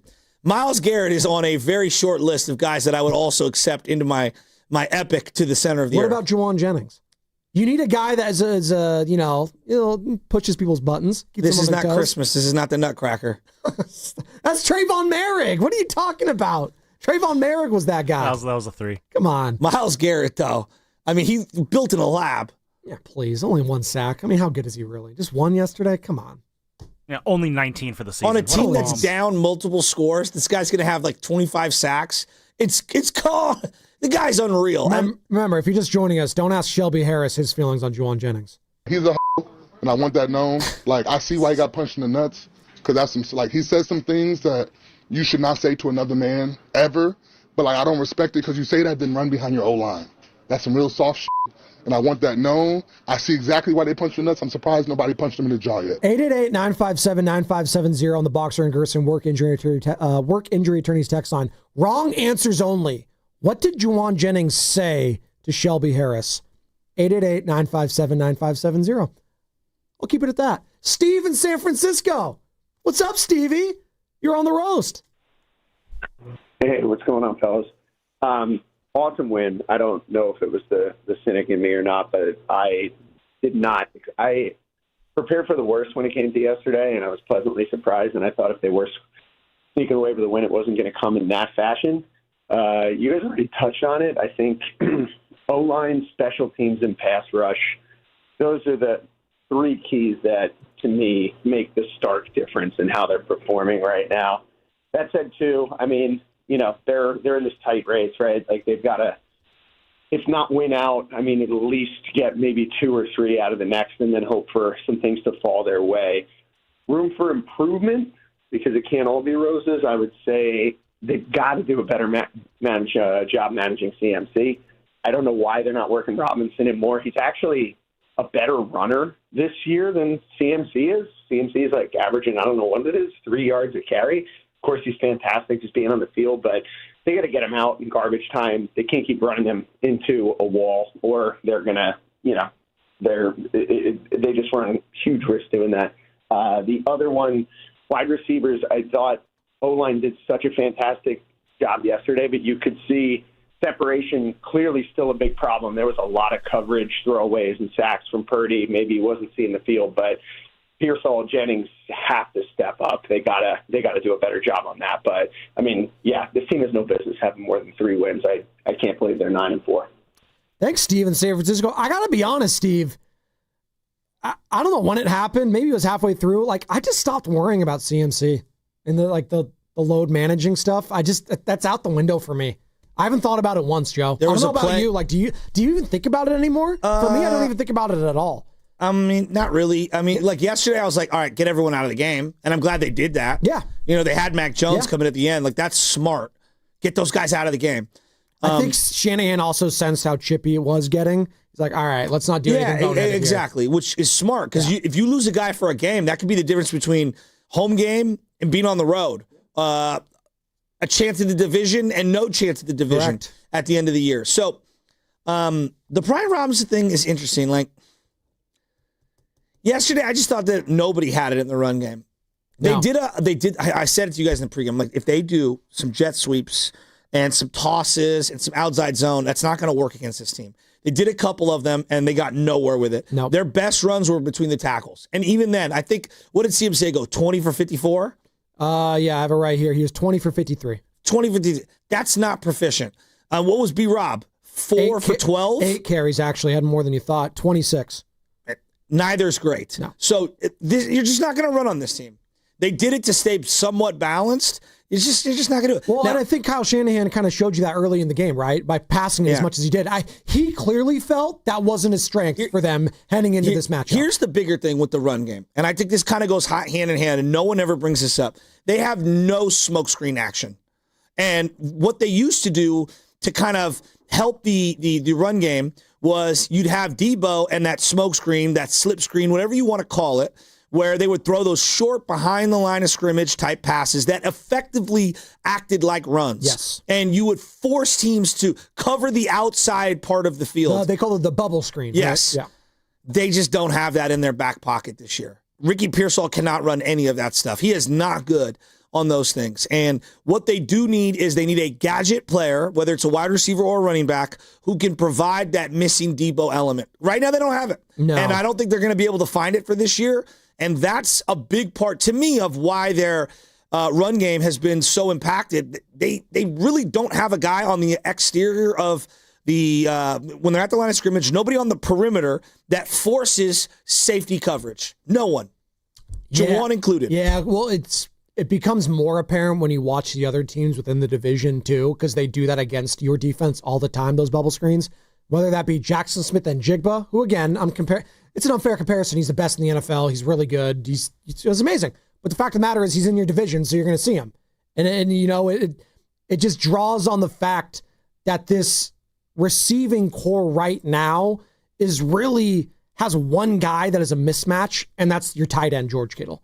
Everyone else doesn't really provide a lot of fits for the opposition. It just doesn't. Joe, separation, you can clearly see even Juwan Jennings yesterday. I know he got the touchdown. You can't separate against these guys. Look around the league. Tyler Warren's having a great year. A great year. He's awesome. Yeah. He's a rookie. Is there a tight end in the league you'd trade right now for George Kittle for this year? I know the organization's awful. Probably Brock Bowers still, because I just think that highly of him. But again, it's that one guy. Like, that's it. But honestly, though, maybe not, because Bowers can't block the way that Kittle does. And it's funny, you mentioned that Kittle said he's that awesome. He wants to play another 5-6 years, right? That's what he said in pregame. If he wants to do that, he's going to have to transition to a Travis Kelce role at some point. Like, he's just going to have to do that, right? Well, I think there's an argument that, like just more receiving. I'm not saying he's giving up blocking but altogether. his battling on the line might, I don't know. Like, there was a play yesterday where he had to guard Myles Garrett on the edge. I'm like, Kyle, what are you doing? It was a chip.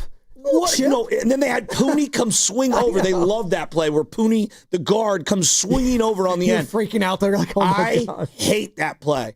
I hate that play. Kyle lives for it. Whatever. He's brilliant. I'm not.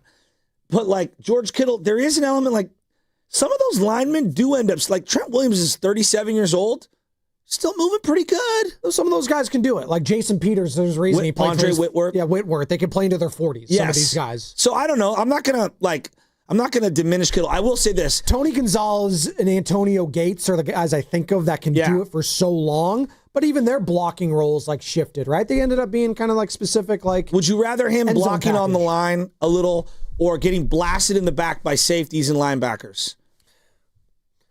I would rather him just be a receiver more than a blocker. Yeah, but when you're a receiver, I understand you're he's getting going to hit. He's going to get punished From behind. Either way, he's going to get punished one way or the other. No, right? I know, but I do think that there's a sweet spot here where, him not catching 15 balls a game might actually help his body a little. Maybe you're right. I don't know. I'm trying to justify the way they use him. It does feel like they only use him when they need to. Let's just be honest. He is the sure-handed guy on the team right now, and he is the mismatch, and he's been clutch as hell for this team. There was an argument a couple years ago, like Vernon's still better than him. Oh, no. Maybe Russ Francis.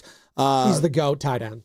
He is. For the Niners? For the Niners. There's not a doubt in my mind. I think he's in the conversation of one of the greatest of all time, too. Like, he's not, in my opinion, Joe, this is Spadoni's Hall of Fame. I think Rob Gronkowski. Oh, you're saying at the position. At the position. I thought you meant for the Niners. No. Well, for the Niners, I do think, like, he is the best tight end. He's the best tight end. But I'm going larger picture here. Gronk is the greatest. Gronk's got all the titles. You got to win titles. I know. When you get to the end, but before Brock, it was Tony Gonzalez. He never won a title. He never even played in the Super Bowl. I mean, there was an argument for Shannon Sharp too. Shannon Sharp was Antonio awesome. Gates has an argument too. No doubt. Before them, Kellen Winslow. I mean, there's very few tight ends that were winning championships. And now Kelsey's going to be part of that. And I don't like, and I get it because everyone's going to add him to. He's just not a tight end when it comes to the blocking aspect of it. Kelsey. Well, he's different. He's not. Yeah, he's a big wide receiver. Yeah, but in the same way, Randy Moss never blocked. Yeah. Like Randy didn't block. Look, that's the one thing that whenever I was like basically. But the position of tight end, like I think of all encompassing like tight end. And that's why Jerry is the GOAT, because he did it everywhere. He's also one of the greatest blocking. And so is T.O. But that's what I'm saying. That's a separator, no doubt. That separates those guys. And that's why I love Larry Fitzgerald. Yes. His ability to block downfield. And was Calvin Johnson a good blocker? He's just so big, I assumed he was. I don't even know. They never had a lead for them to block, So mean.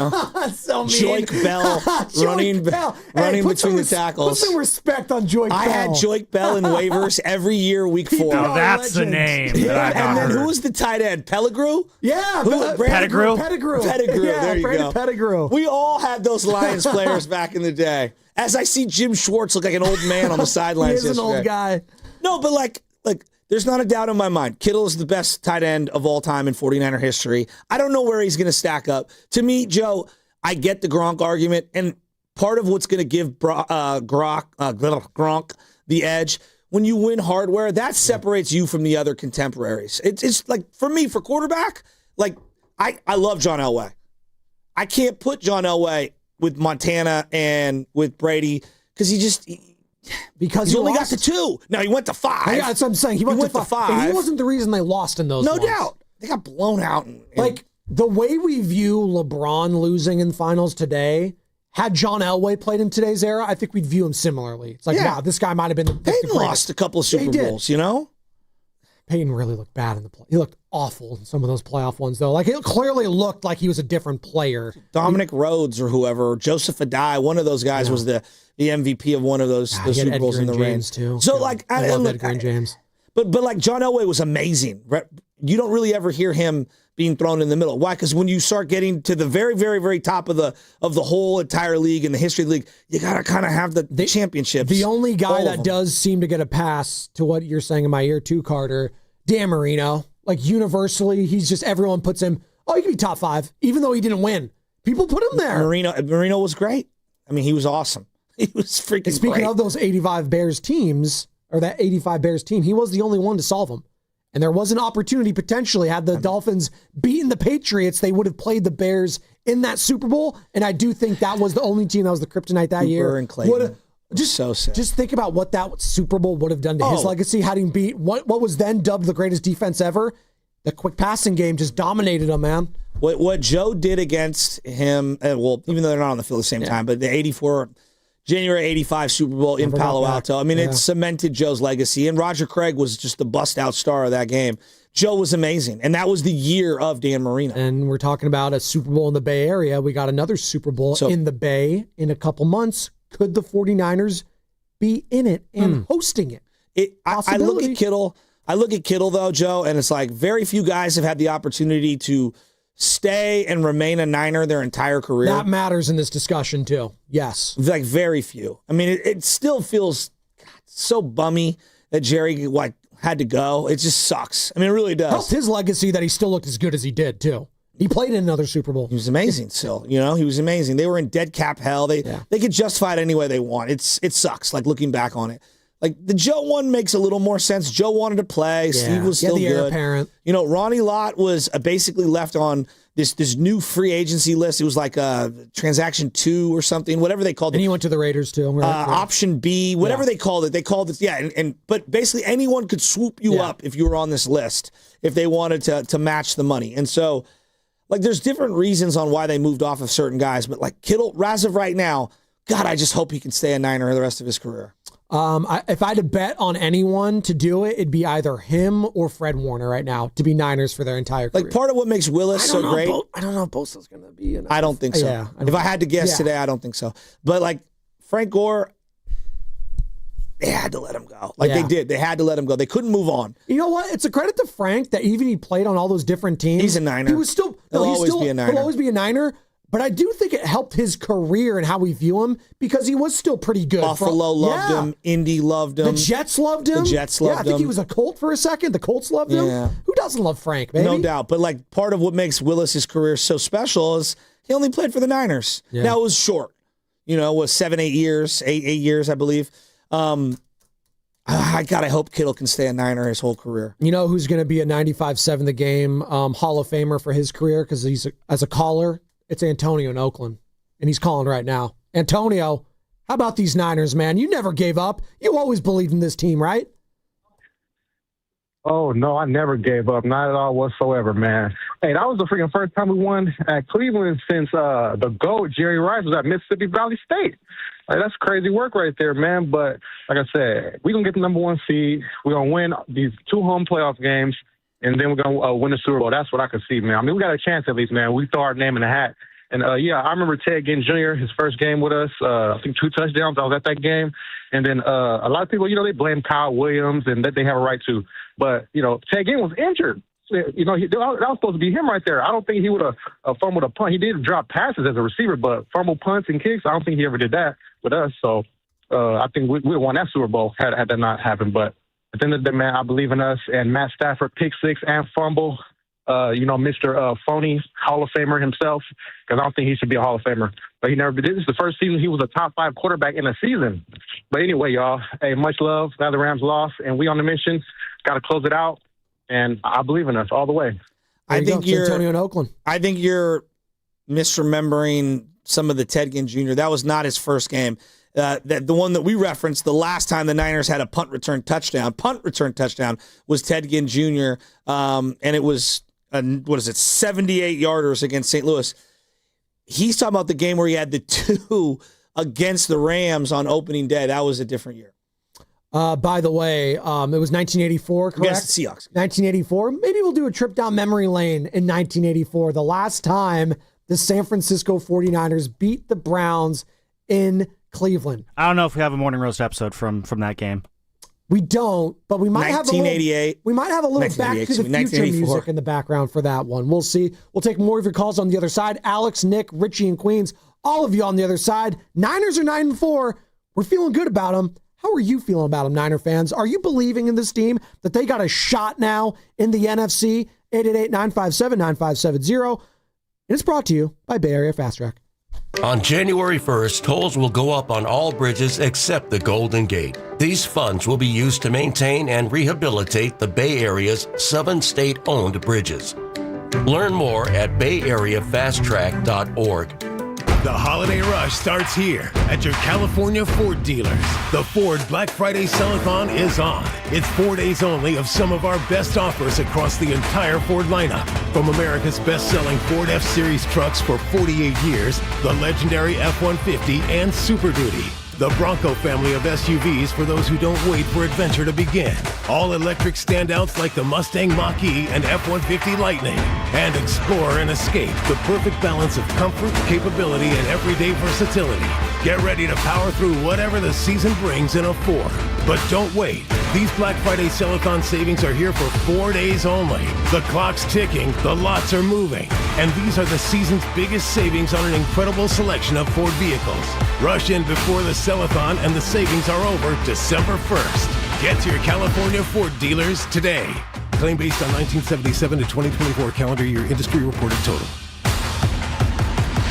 Running a business means wearing multiple hats. So if you're like me, you probably started out using your personal phone, taking client calls and texts nonstop. As my business grew, I needed something smarter. That's when I switched to Quo, the #1 business phone system. Quo works right on your phone or computer. No carrying 2 phones, no clunky landline, just one easy app you can try for free. Your team can share one number and handle calls and texts together like a shared inbox. Any teammate can jump into the conversation so customers get faster responses. And Quo's AI assistant summarizes your calls and responds to customers 24/7, so you never miss a lead or opportunity. All this starts at just $15 a month. That's basically 2 coffees. You can even keep your current business phone number. Find out why 90,000 businesses trust Quo. No missed calls, no missed customers. Try Quo for free at quo.com/sports. That's quo.com/sports to try Quo free. QUO.com/SPORTS. Last month, my business cash flow got tight. Sales were slow. Invoices were late. And payroll was coming fast. My business is everything, and people rely on me. I can't let them down. I applied online at lendseek.com and had business funding in 24 hours. Business moves fast. Don't wait until it's too late. Whether it's lines of credit, term loans, working capital funding, or revenue-based financing, LendSeek is open for business. Apply now at LENDSEEK.com. Makita knows that pros never settle, and neither do we. With Makita, you get tools that perform at the highest level on every job without compromise. Makita is for the most detailed pros, expertly engineered to deliver precision, job after job. When your work calls for the best, call on Makita. Makita, built to be the best. Available at the Home Depot. Hi, I'm Andy, your friend and jeweler at Shane Company. As a product development manager, I make sure every piece of fine jewelry at Shane Company is meticulously designed for quality. From 14-karat gold chains, pearl necklaces, diamond studs, and of course, dream engagement rings. We know you can get your holiday gifts anywhere these days, but knowing your loved one's gift was crafted by master jewelers? It's a difference everyone can see and feel, no matter the price. All of our fine jewelry begins with a vision by our in-house designers. Then, we ensure each piece meets our high-quality standards every step of the way, including the smallest details. It's why our jewelry comes with our all-inclusive, free lifetime warranty that covers everything and doesn't cost a dime. At Shane Company, there's no shortcuts, just craftsmanship. Because a friend wants your fine jewelry to be nothing short of perfect. Come see for yourself. Visit us in-store or at shaneco.com. Shane Company, your friend and jeweler. We all hear the radio ads about the IRS. They tell you to be afraid, to be scared, and they try to frighten you into calling. I'm not here to do that. Tax Relief Advocates is different. TRA is here to tell you that if you owe money to the IRS, whether it's $5,000, $50,000, or $500,000, we have a solution. It doesn't matter if you're sitting in your car, at work, or with your kids. No matter where you are, call now. 800-575-9834. Don't lose hope. TRA can eliminate or reduce what you owe to the IRS. Generous programs are now available that can give you a fresh start. Our passion is taxes and helping individuals fix their IRS problems. We have over 1,000 5-star reviews on Google and an A+ with the Better Business Bureau. You don't need to be afraid of the IRS any longer. End your tax nightmare today by visiting us online at TRA.com or call 800-575-9834. That's 800-575-9834. Tax Relief Advocates. Real solutions for real people. What if you could have reliable and intelligent Wi-Fi at the same price for 5 years? That's the Xfinity 5-year price guarantee. No annual contracts, no hidden fees, and our best equipment included. Just 5 years of Wi-Fi that boosts speeds to the devices that need them most, that finds and fixes problems before you even notice them, and that keeps you gaming in the fast lane. Lock in your price and unlock the possibilities. Xfinity. Imagine that. Select plans only. Restrictions apply.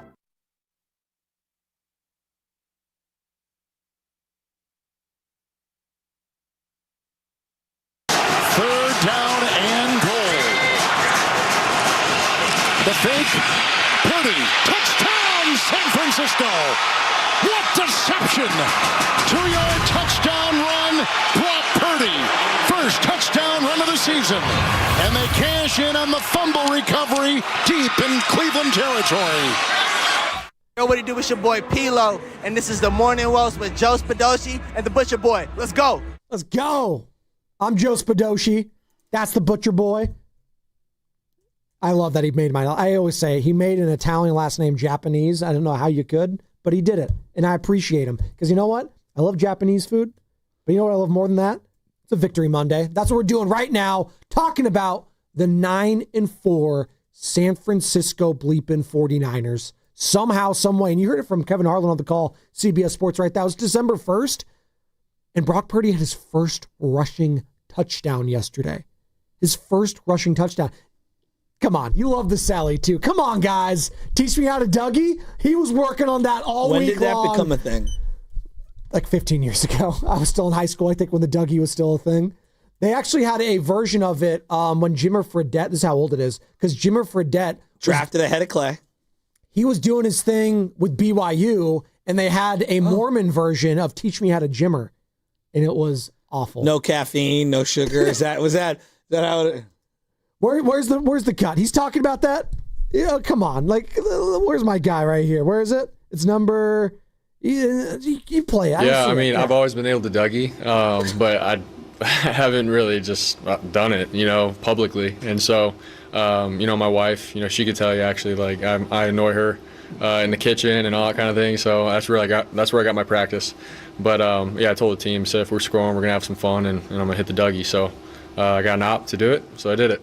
I'm glad we're doing the right things in practice leading up. It's the celebrations. Considering, as you talk about the NBA and NFL, all these guys have the craziest handshakes I've ever seen in my life. Good for Brock for taking some time out of his week, learning how to Dougie. I'm just glad he didn't hurt his foot doing it even more. George Kittle also had some thoughts on the Selly. I just is really good at it, and I was more just surprised. I mean, God forbid a white guy has a little bit of motion. God forbid a white guy has a little bit of motion. Good for him. I love it. I want to know. Do you have some motion? You could dance, right, Joe? Oh, I love dancing. Can you dance? I don't think I would pull off the Dougie though. No, I don't. I'm not. What's the dance move Shasky's doing on the dance floor? It's Christmas Eve. We're partying. What's Shasky? I don't just dance. I don't just dance at Christmas Eve just to dance. I at weddings, though, I love dancing. New Year's Eve, it's a party. And I love dancing. And on New Year's Eve, but there are some. Are you dancing with Michelle, your lovely wife? Oh, yeah. Okay. Yeah, what are you doing? I don't know. Whatever the heck. It's just dancing. You just go out there and you just do it. Okay. All right. Haven't we been to a wedding before? Yeah. Well, Loveman was the That's right. He got hammered. I mean, he was Loveman 6 bottles of wine. Open bar. Give me all the free wine. I know. I had to give him a ride back. I was a good DD that night. There you go. That was a fun ride back. That was a fun ride back. I mean, I'm probably doing the Get Low somewhere. Filmo Mike's like saluting. Oh, Get Low? Okay. You don't even know the Get Low, do you? The song? Yes, I know. Lil Jon? No. East Side Boys? Yang Yang Twins? GLP. Get Low Players, Filmo, you don't know? No, Get Low. JT. No. Get low. To the windows, to the wall. It's totally different. That's Skeet Skeetin', and we're not Skeet Skeetin'. The Get Low came out in the 90s. Damn, son, where'd you find this? Yeah, what are we talking about? Who would be the worst at hitting the Dougie at the station? Me, probably. Steiny? Oh, Spadoni? Yeah, no, I'd be pretty Dibs? bad. I'm pretty Willard? bad. Me? I don't got a lot of rhythm. You pick any of the whites, we're not doing it well. Alex in Albany. What's up, Alex? How are we feeling about the Niners being 9-4? Let's go, Niners! Bang, bang, Niner gang! I just wanted to say I work with the NFL audio department, so I actually heard what Juwan Jennings had said. He said that your power tools are garbage. You call another man to patch your drywall, and oh, man, I screwed this one up. That's all I got to say. Horrible. Let's go, Niners! Yeah, that was a Cleveland Browns type offensive execution. You actually executed that worse than what the Browns tried to do yesterday was he on that saying? sneak. What did he say? Power tools? I work for the NFL Network. I have the audio. What? It's just dumb football. That was, you know what? I appreciate him trying to make a joke because I asked the audience, I can still ask the audience, 888-957-9570. Wrong answers only. What did Juwan Jennings say to Shelby Harris to get this sort of reaction after the game? He's a and I want that known. Like, I see why he got punched in the nuts because that's some, like, he says some things that you should not say to another man ever. But, like, I don't respect it because you say that, then run behind your O-line. That's some real soft shit. And I want that known. I see exactly why they punched you in the nuts. I'm surprised nobody punched him in the jaw yet. Dude, he was mad. That's like the angriest I've heard from an opposing player about a Niner in God knows how long. That was hatred right there. Good old-fashioned hatred when it comes to sports. And now I know why Cleveland really wanted to trade for Brandon Ayuk a couple years ago. They have no receivers. None. They have Jerry Jeudy. Like, none. Well, if Jerry Jeudy sucks. Yeah, he's awful. No, I mean, he's solid and for an NFL player, but like as a one, I mean, you're not good enough. Well, he was drafted to be the guy out of that draft, and he's still, you know how old he is still? He's 26. He's so young still. He is. He was a Pro Bowler once upon a last year, actually, he was a Pro Bowler. Well, you know what Jerry Jeudy kind of scares me? Pearsall kind of reminds me of him. Same build, 6'1", $195. Yeah. Very similar there. Frail. But Jerry Jeudy, his whole thing coming out was route running. That was literally what he hung his hat on, was route running. Problem is, he was drafted to a place that didn't have a wide receiver. They stunk. They had Drew Lock, I think, as his number one, or Russell Wilson, whoever it was. He dropped a lot of passes, had zero confidence, and that has kind of carried its way all the way to Cleveland, who, again, doesn't know who their quarterback is. So, again, product of your environment. I try to take a step back.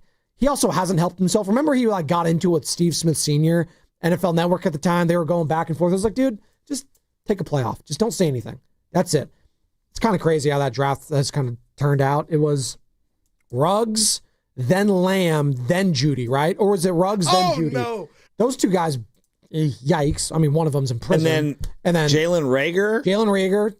Yikes. And then gone. Justin Jefferson. And then Brandon Ayuk. Ayuk. Yeah. I believe. God, Justin Jefferson.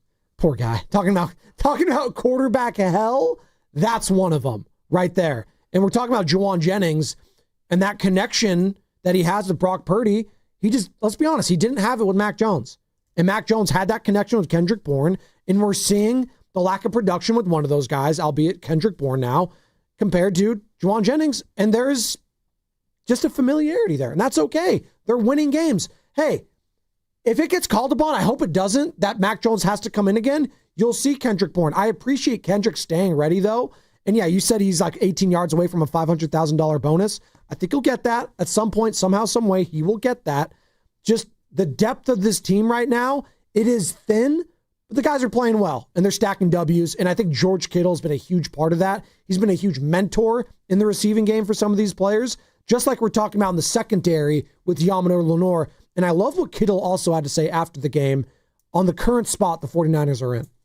I think looking from the outside in, if people would have said, hey, you guys are going to be 9-4 going into the bye and you're not going to have Fred Warner or Nick Bosa and Kittle's going to miss the first 5 weeks and Brock's going to miss 6-7 games, I think a lot of people would have laughed at everybody. Kudos to our coaching staff, Coach Shanahan, Lynch for bringing in the right guys to fill in those spots, developing players, to take advantage of those situations. How about Cleveland Farrell, just coming back? I mean, it's fantastic. I think we're set up really well. These bye weeks, get tricky because I think guys have just been looking forward to it. And so, our message, I think Kyle say the message tomorrow is just hey, get away, do whatever you have to do. But just remember when we come back, we have 4 incredibly difficult games that are going to hopefully set us up to do something fun, after the last game. That's great. And even if he doesn't believe it, 4 incredibly difficult games coming out against the 1-win Titans at home. But again, hey, who had the Panthers beating the Rams the way they did yesterday? I didn't have the Bears being the number 1 seed. I didn't have the Chiefs being on the outside looking in. I didn't have the Lions on the outside looking in. This time, who had the Broncos and Patriots, both 10-2, being the top 2 seeds in the AFC? God, my Chiefs, I keep saying every week, the Chiefs, if they sneak you guys have already lost. If they sneak, they're done? Are they cooked? No, you lost the bet to me because I said to you guys, they're not going to win the division this year. That was before the year. You got to find that. Yeah, somewhere. Well, it was you and Carter, and I said, guys, the Broncos or the Chargers will win that division this year. Those were some of our predictions before the season started. Yeah, you guys fought me every week. I don't remember that. And every Chief win, you're like, they're going to win the division again. Well, I still think they can win the AFC somehow, some way. Well, no, that's different than winning the division, which they're not going to do this year. That's fine. Who needs to win the division anyways, right? Niners might not win the division, or they potentially could. Joe, did you even allow yourself to believe at any point in this season that the Niners could win this division? Did you allow yourself after the Rams lost the way that it went down, I was like, I don't see us being able to gain the ground. The Niners lost to the Rams. Yes. I don't see us being able to gain ground and them lose ground and to happen, right? So now you're a game back. You're closer to the 1 seed than you are falling out of, I'm talking about 1 seed overall, than you are falling out of the playoffs. I'll read the Nick Wagoner tweets because he's had some really good ones kind of breaking down where the Niners are here. Give it to me. By the way, before you do that, Sports Talk on 95.7 The Game is presented by Paramount Plus. Count on Sundays all season long with the NFL on CBS and Paramount Plus. So Rams, Seattle, Niners. Rams and Seattle, 9-3 each, okay? And the Niners are 9-4. Mm-hmm. The Niners get their bye this week, all right? And you're looking at all 3 teams having a very good chance of making the playoffs. All still have the possibility of being the number 1 seed. And here's the tweet. As crazy as it sounds, the 49ers are currently closer to the 1 seed than dropping out of the playoffs. They're a half game behind the 9-3 teams, but they also are 4-1 in the division, 8-2 in NFC games, which would be a significant increase for their tiebreaker opportunities. Lions are 1.5 games back of San Francisco for the 7 seed. 1.5 back. That's a big, and if the Lions lose this weekend, it's just crazy, They're man. 4-4 in the conference. The Niners right now have the best conference record, I want to say, out of any other team outside of the Chargers, who are at 7-2. But that's the only team in the AFC. But the Niners are 8-2. They have one more win. Their 4-1 divisional record is the best divisional record of the 7 teams currently occupying a playoff spot in the NFC. And the AFC, quite frankly, Sammy. There's a 4-0 Chargers team. They haven't played as many. But the Texans are on the outside looking in. They're also 4-1 within their division. They get the Chiefs this week. Ooh, that's a sexy one. Talking about playoff implications there. I mean, that is a playoff game. So that's a great example of first week of December. Snidey be like, that's not a playoff game. That's Sunday Night Football. That's a playoff game. We're all going to be watching that. Is it not? Is that in Kansas City? It is in Kansas City. CJ Stroud. Big opportunity for him. One thing that is really evident to me. It's crazy what you just said right there. They're closer to being a number 1 seed than being out of the playoffs. We all need to take a step back, Niner fans. Ever. This team could be a number 1 seed in this conference. That's incredible. Incredible. How do you not believe in this team, I guess? Is it because of that stinker they had in the first half last week? Is it because they beat, they just beat the Browns. They beat the Panthers. They beat the Arizona Cardinals. Is it because of the teams they've beat you're not quite believing in yet?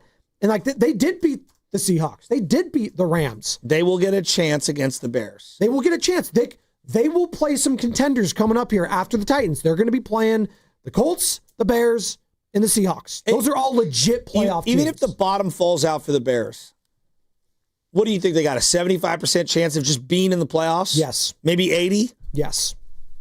Like they would literally have to lose almost every game. Joe, I'm telling you right now, the NFC West is going to have 3 playoff teams. They lock that in. I feel like Detroit's the odd team out. I think they are. I think that loss on Thanksgiving really hurt them. I totally agree. Like just the way they lost too. They just don't have the firepower. And you mentioned it. You got the head coach taking over the play calling, Dan Campbell. Let's be honest. It's just bizarre. He ain't exactly Kyle Shanahan or Sean McVay. I respect him for doing it. Like, I'm going to take it, but that's not his forte. He's a CEO head coach. No. And I'm looking at the Green Bay Packers. That win, I think, was massive for them. And I think that tie, I keep bringing up that tie that they have. Joe, that's going to be a positive for them when it's all said and done. They're 8-3-1. My boy Rocco and I always have these conversations. Rocco's Modern Life. When you have an opportunity to win a championship, you have to win it. You have to. No, you have to. Dan Campbell said it after they lost that NFC Championship game. Right? I'll never forget coming out of that stadium, and my brother, my boy Della, his cousin, Randy, we're all coming out like, they're going to look back on that game for the rest of their lives. Now, they might have an opportunity to come back, but like, you know how difficult it is to knock on the door every single year. Last year, they were 15-2. Is that correct? The Lions, I believe so, yes. 15-2. Now, they couldn't stop a nosebleed. 15-2. We all knew it was. But Joe, they had their coordinators. I know. They had Aaron Glenn and they had Ben Johnson. Now, they were injured. I know they were injured. I think that defense was even more decimated than the current Niner one. They were 15-2, yeah. I mean, think about this. Like, the Lions were so close. How difficult is it to be a Lions fan this morning? Like, yes, it's great that you guys are good, but like, man, you had your opportunity. You were up 17 or whatever in the third quarter against the Niners at home. And they basically have like the I guess at Niners home. And they have the L in all the tiebreak scenarios within the division, Joe. They're 1-3. They're that's the tail of the tape right there. They're 1-3 within the division. Like, I saw this with the Giants this year, the San Francisco Giants. Packers 3-0. Like, I zoomed out. I'm like, all right, you should trade these arms. You know, you should find a way to trade these arms, and this isn't your year, and blah, blah, blah, blah. Then I see these random garbage teams make the playoffs and have a chance to win it all. If you're hovering near that 7 seed and you have an opportunity to get in, you have desperately got to scratch and claw to get in and do whatever it takes, whether that's a trade, whatever, because you just never know. Like, you never know. Baker Mayfield could get hurt. Jared Goff could get hurt. Yeah. Patrick Mahomes or Lamar Jackson. You just never know. And so the Niners being hurt and still fighting through adversity and looking as good as they've looked over the last month, 2 months, I don't even think they've peaked yet. Joe, let's be honest. How many teams do you think have peaked already? I feel like the Colts have peaked already. Might have peaked, yeah. And I've been on that, but that's also just because we've been watching the NFL for so long. Maybe the pumpkin falls out for some of these guys. Like Indianapolis, Tampa, they have so many injuries defensively, too. But that's what I'm saying. Yeah. You know, they might have peaked already. So, like, we will see. Like, a part of me feels like even though the Niners were great yesterday. I'm not going to say the Eagles, though, because they haven't really looked right all season. All year. I'm waiting for them to peak. Maybe the Rams. The Rams and the Eagles, they're a key injury away, and the Rams might have had one in Kyron Williams leaving. I know they have Blake Corum, but Kyron's good. But they're relying heavily on Devontae Adams. He's older, they're an injury away. I'm telling you, the Rams or the Eagles, and I'm not saying I wish injuries on anyone. I'm not saying that, but this is football. This is what happens. They're a key injury away from it being wide open in the NFC. Watching that game yesterday, I had another opinion. And, you know, the NFL did it to the Niners. I remember when the Niners were thinking about building a new stadium. And I just found out that I didn't get any Super Bowl tickets. I'm sorry. But they do this to these fan bases. How does that work, by the way? There's a lot. You have to put thousands down on the lottery, and there's not a guarantee that you get it. And do you get your money back? Yes. Okay. I was going to say, no, we get to keep the money after you put it up and you don't get the tickets. Or it rolls into you can roll it into your packages. It's however you want to do it. So they do this thing. They hoodwink you, and they're like, hey, we need to build this stadium so that we can get a Super Bowl. And you might get one, early on. There's no guarantee they'll go back there, right? There's just no guarantee. When's Minnesota going to get another Super Bowl? I know the ones that are always going to get them now every couple of years. It's SoFi and it's Las Vegas. Yeah. Those two are in Miami. In Miami, because we love Miami. Yes. Right? Those three are always. How many have been in New York since they built that stadium? One. The one. And right? they were lucky it didn't snow. It was like perfect weather for that one. But here's what I would say to you, though, Joe. Seahawks, Broncos. Like, to me, all these teams are trying to build stadiums to have that Super Bowl. That's the only reason why they're building domes. And I see Cleveland yesterday, and I'm looking at a beautiful grassed field and actually a lovely on-television stadium. Really? There's a lot of like turf monsters yesterday. It was kind of... Given that it's 15 degrees and we're in the middle of November, I think it looks pretty good. And it just snowed for like a week straight in Cleveland. Did you see the videos from the day before? It's a lot of empty seats because people didn't want to travel to in the cold. sit in cold, And the team's terrible. cold weather. Well, again, maybe those seats are full if they were in a dome. How many years? I'm just telling you. I'm just how telling many years you. were the Lions in a dome and no one showed up? Well, yeah. No, you gotta be good. It's a fair right? argument. Like, I look at Buffalo right now and I'm like, but I don't think the Detroit Lions would want to play in the elements. Hell no. They should want to. They have two sick running backs They want that and a great offensive line. Jared Goff in the elements? I know, Come on. But Joe, there's an element that, like, Cleveland, if they build this downtown, they're in downtown now. If they build this suburb stadium with a dome and turf, you're losing like the essence of what makes you the Cleveland Browns. Like that to me, I'm not the even. essence of the Cleveland Browns is sucking. They can't hurt them. Right? Maybe I'm alone in this one. Like, if Buffalo, a lot of people. I know Bonte feels similarly. Yeah, if Buffalo you're not built alone in a this. dome, like if Buffalo built a dome, I think they lose a lot of what makes them Buffalo. Joe, I'm in the minority with this take, and you guys will probably disagree with me. I wish every team had a dome. I want to see the teams out their best all the time. Okay, well, I don't want the elements to play a factor. There's a reason the biggest game of the season is almost always played without elements because we want to see the teams. No, the biggest at their game of the best. year is the championship game. That's the best game of the year. Always. Like, Yeah, yes, I know you're right. The Super Bowl doesn't mean anything. No, but Joe, like, all the AFC and NFC championship games are so much better. Like, typically But they are. there's a reason we can agree on, Joe. Why is the Super Bowl almost always played in a dome? Because they don't want the elements to be a factor. They don't.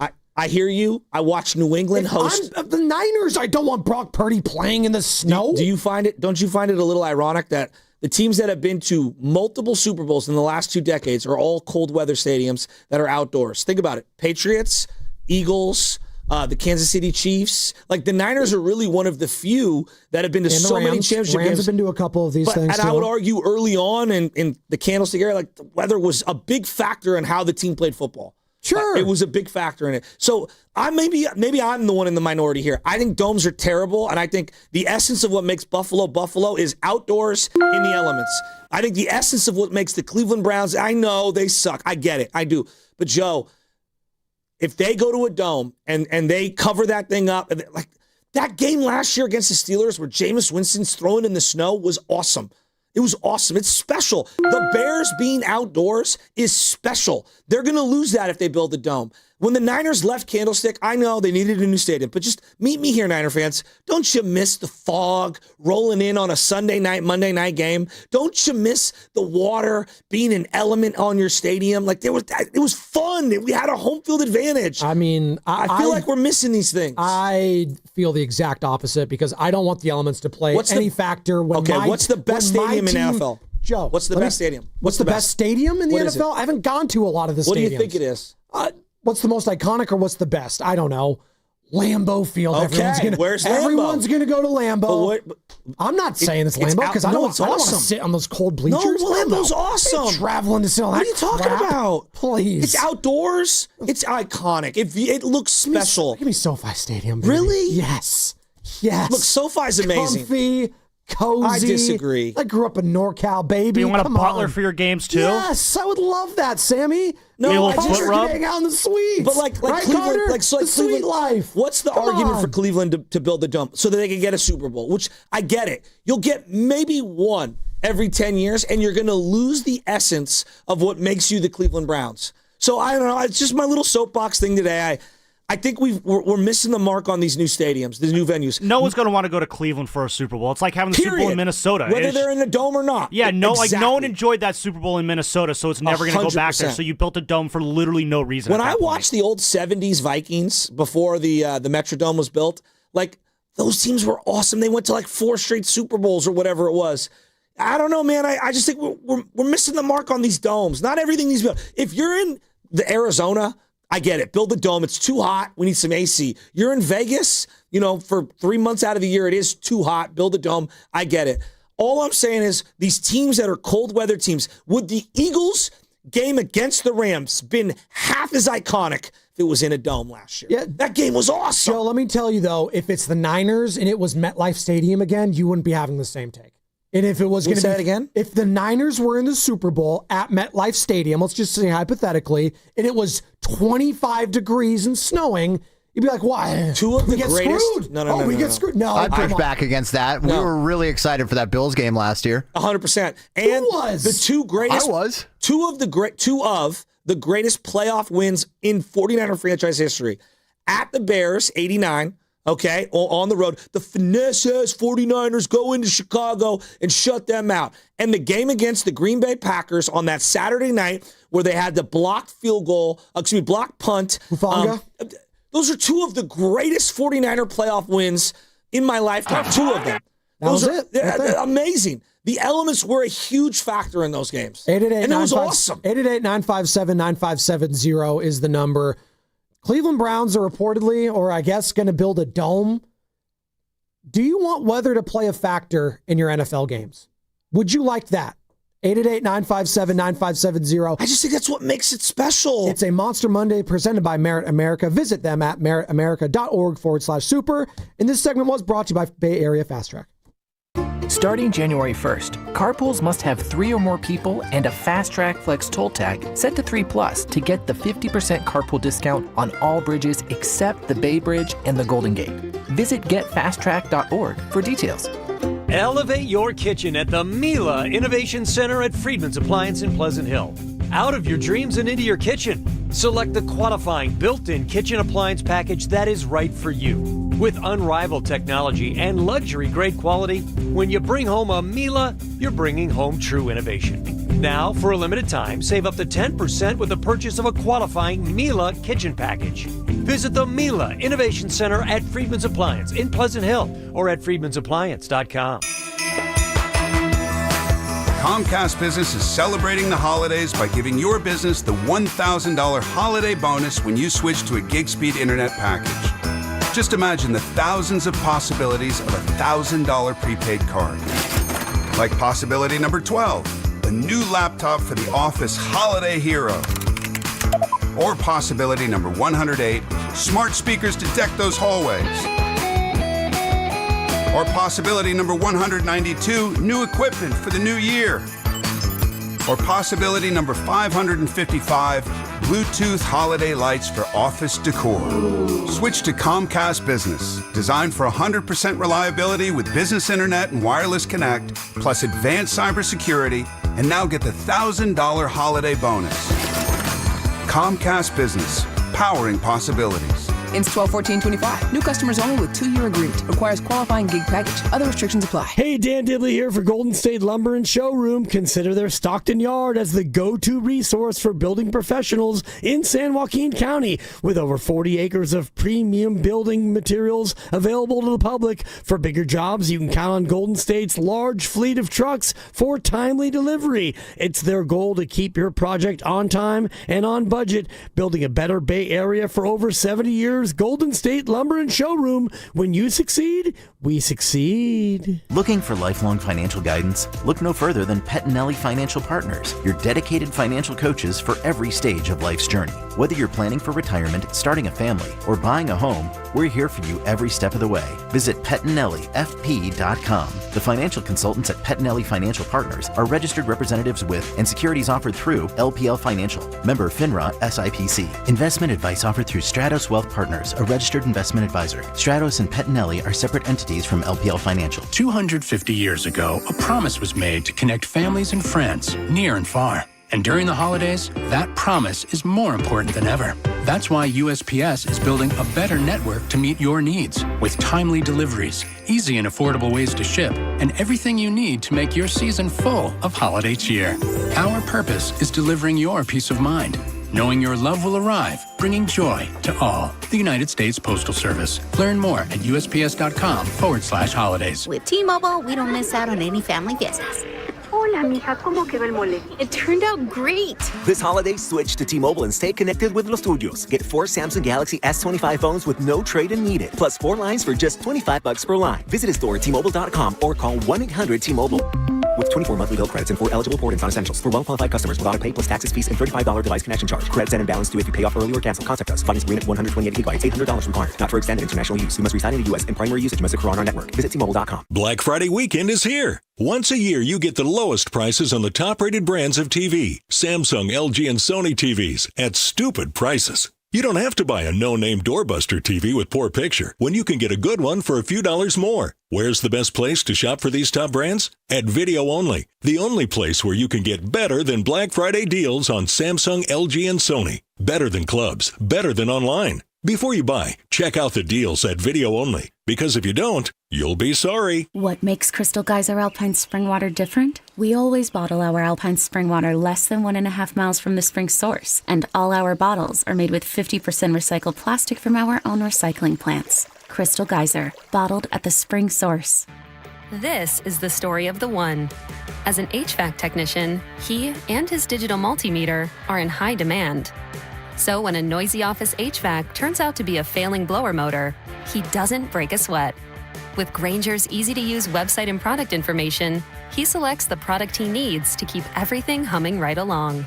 Call 1-800-GRAINGER, click Grainger.com, or just stop by. Grainger, for the ones who get it done. My ride smells just right, just right, just right, just right. Y'all gotta try that Febreze car. Just right, just right, just right. La la la la la. With up to 40 days of consistency. All over Febreze car clips right on your vent. You know my car's my happy place. Keep that smile on my face. When it smells just right, just right, just right. Breathe happy Febreze. La la la la la. Spreadsheets, clunky software, 100 different logins just to run your business? Ah. There's a better way. Odoo. One simple, connected platform that handles sales, inventory, accounting, and more, so you can focus on growing, not juggling. Make the switch today at odoo.com. That's ODOO.com.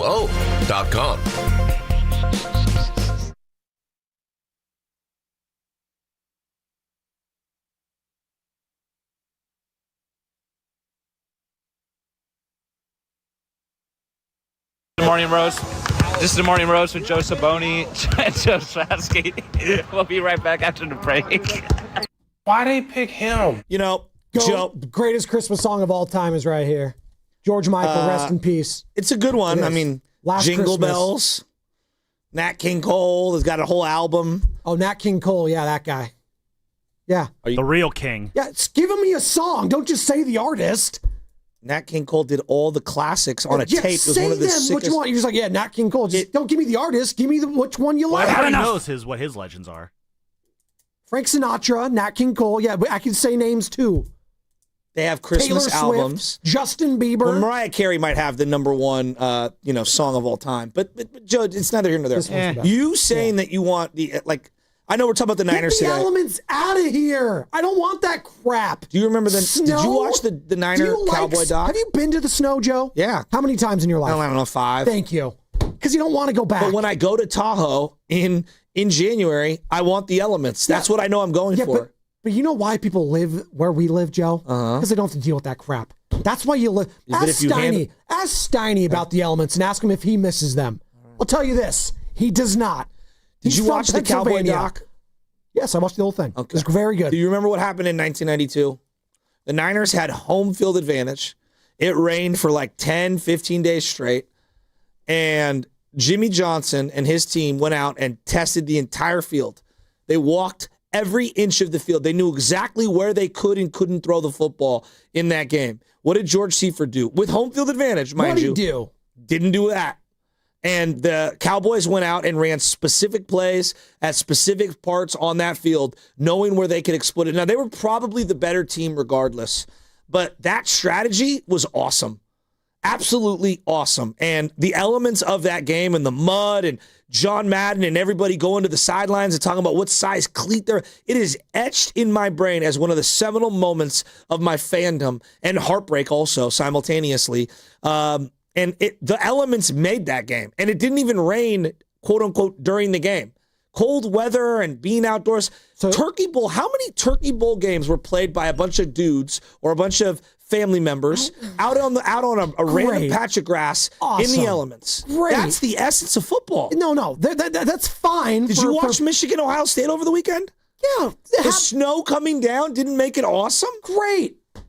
The outcome didn't change in that one because Ohio State was winning all along. Oh, it's a winter wonderland. Oh, it's so cute and fun. Well, you think Michigan's we should build a dome? No, you know what you're going to say if the 49ers are playing in the Super Bowl at Levi Stadium? Hopefully it doesn't rain. That's what you're going to say because, spoiler alert, if it gets a little wet, Niners are in trouble. I'll tell you that right now. I've seen a lot of games for the Niners in rain. I have no problem with it. It is what it is. It's football. You can't hide from the elements. Just like in baseball, you can't hide from dimensions of ballparks. Best. I want them to be at their peak. And when both of them are at their peak, it's in a dome. And the elements don't play a factor. I want the teams at their absolute Let me give you best. another one. Everyone references the game where the Niners beat Green Bay recently. Another great moment for me, it was the Niners in the cold game where Harbaugh and Kaepernick went in there and had a game-winning drive to set up, I believe it was Phil Dawson at the time. I think he was the field goal kicker. And Harbaugh's wearing 7 layers of khakis and a parka, and they go in wild card weekend and win on a field goal in the frozen tundra. The entire field was brown. It was ice. It was literally ice. I don't know, man. If Cleveland builds a dome, I thought that yesterday was great. I thought it was awesome. I think football, of all the sports, it's okay to be outside in the elements. And if they build a dome, they're going to lose a portion of what makes them the Browns. Do we like bad weather football or not? 888-957-9570. And for the Super Bowl, Joe, for the Super Bowl, I'll meet you here. For the Super Bowl with all the corporate, I've now been to one, seeing all the corporate people that are there, they're not real NFL fans. All right, I get it. Well, I don't even care doing about a halftime show. It's a television product. That I understand. For these AFC and NFC championship games, if the Bills build a dome and the Bears build a dome and the Browns build a dome, I'm sure the quarterbacks will love it. I'll tell you that. Ben Johnson will love it. Isn't it what gave Tom Brady an advantage, or even Mahomes an advantage, is the ability to spin it through the cold? Sure. When Tua went to Kansas City a few years ago, didn't we all know the Dolphins have no chance? Yeah, that sucks. How does that suck? As the consumer, I want the other team to have a chance. As an unbiased person, I would have liked to see the Dolphins actually have a chance in that game. But they do have a chance. I just told you, the Dallas Cowboys, who played on turf in Texas, where it can get cold at times, but they play on turf, went into Candlestick, walked over the entire field to Jimmy Johnson in 1992, and they were like, we can throw here, we can run this route here, we can do that. That is the essence of coaching. That's strategy. That was all. The 92 championship game, as sad as it was for the Niners, was incredible theater. This is what Purdy had to say about dealing with the weather. We're going to get to all the phone calls because people are fired up about this conversation. Do we like bad weather football? 888-957-9570. The tuck rule game. Again, it was one of the all-time. It sparked their entire dynasty. Oh, it always comes back to the tuck rule. Honestly, yesterday we got here and there was snow all over, or 2 days ago, and then yesterday it was snowing late at night. So I woke up this morning, I was like, all right, it is what it is. We just got to go find a way to win. It doesn't matter how or what. Protect the ball, play within our offense, and let our defense and special teams do their thing also, and be smart. So it didn't matter what it was going to look like. We just got to find a way, and for me as a quarterback, protect the ball and get it done. So yeah, and I thought the Niners strategically decided to take they got the ball first, so they get to choose which side of the field they want to be in for the fourth quarter. And it didn't come down to it, but Shanahan chose to kick going with the wind, and the fourth quarter, had the game been tight enough, that would have played a factor into it. I think field position plays a factor. Do you go for it? Do you don't? And it goes the other way. Joe, what about in Miami when it's 110 and it's September and the Bills are on the sideline wearing their blues on blues, and the Miami Dolphins are like, hey, here we go. We're going to wear our all whites. You're going to be sitting in the sun. Oh, I know. It goes both ways. I'm telling you. That's why there should be a dome there, too. Domes everywhere. I'm a big dome guy. Mike on 880. What's up, Mike? Niner fan for life. This is Big Papa Perryman. And When the Niners beat Dallas a few years ago, I was on my couch. I went online, bought tickets to Lambeau Field. Never been. My wife and I went there. It was freezing cold. We had a great time. We kicked their butts, and it was the best atmosphere I've ever been in. That's incredible. The fans were actually amazing. Part of what made my Philly trip, absolutely. Part of what made my Philly trip so incredible. Obviously, thanks, Mike. Getting in and out was a nightmare. That did nothing for me. Joe, we were checking the forecast the entire time. You dressed like it was the middle of winter. You got out there. It's like a high 30s, low 40s wind chill. It's like you could feel the rain about to come out, and you got the gloves on and everything. Like, that's football. When I saw over the weekend Michigan, Ohio State, and as the snow is slowly coming down, I was like, damn, this reminds me of that Notre Dame game I always reference with Rick Meyer and Jerome Bettis. Like, it's what made me love Notre Dame football, with the snow coming down. There's something about football from the beginning of time where it's a bunch of guys playing ball on a field somewhere, and then whether it's mud, whether it's sun, whether it's snow, we're going to play. The other sports don't play in the elements. Baseball, if it rains too hard, we're going to quit. Soccer does, yeah. But, again, it's poor product. It's a poor product. I don't want to see a poor product. I want to see the teams at their best. I want to see, you could still have physical, hard-nosed, smash-mouth football. I want to see teams at their best, at their peak. Was yesterday a good game? There's a reason basketball's not played in the cold elements. Yeah, basketball's indoors. Yes, thank God. Thank God. Yeah, but it's... You want to play it on the streets? We could do that with the chain nets. You want to do that? Have some fun? Under the lights? That's real basketball. Let's get on Rucker Park. This is real basketball, please. Come on. Richie in Queens. Help me out, Rich. Hey, Richie. Come on. Totally agree. Stop watering things down. If getting the ball at the 35-yard line, second, baseball runners at second. Now we want to take away the elements. Look, I go back to the 67 Ice Bowl. I'm not going to compare it to that. Ice Bowl. And I met Chuck Mercine. I don't know if you guys remember Chuck Mercine.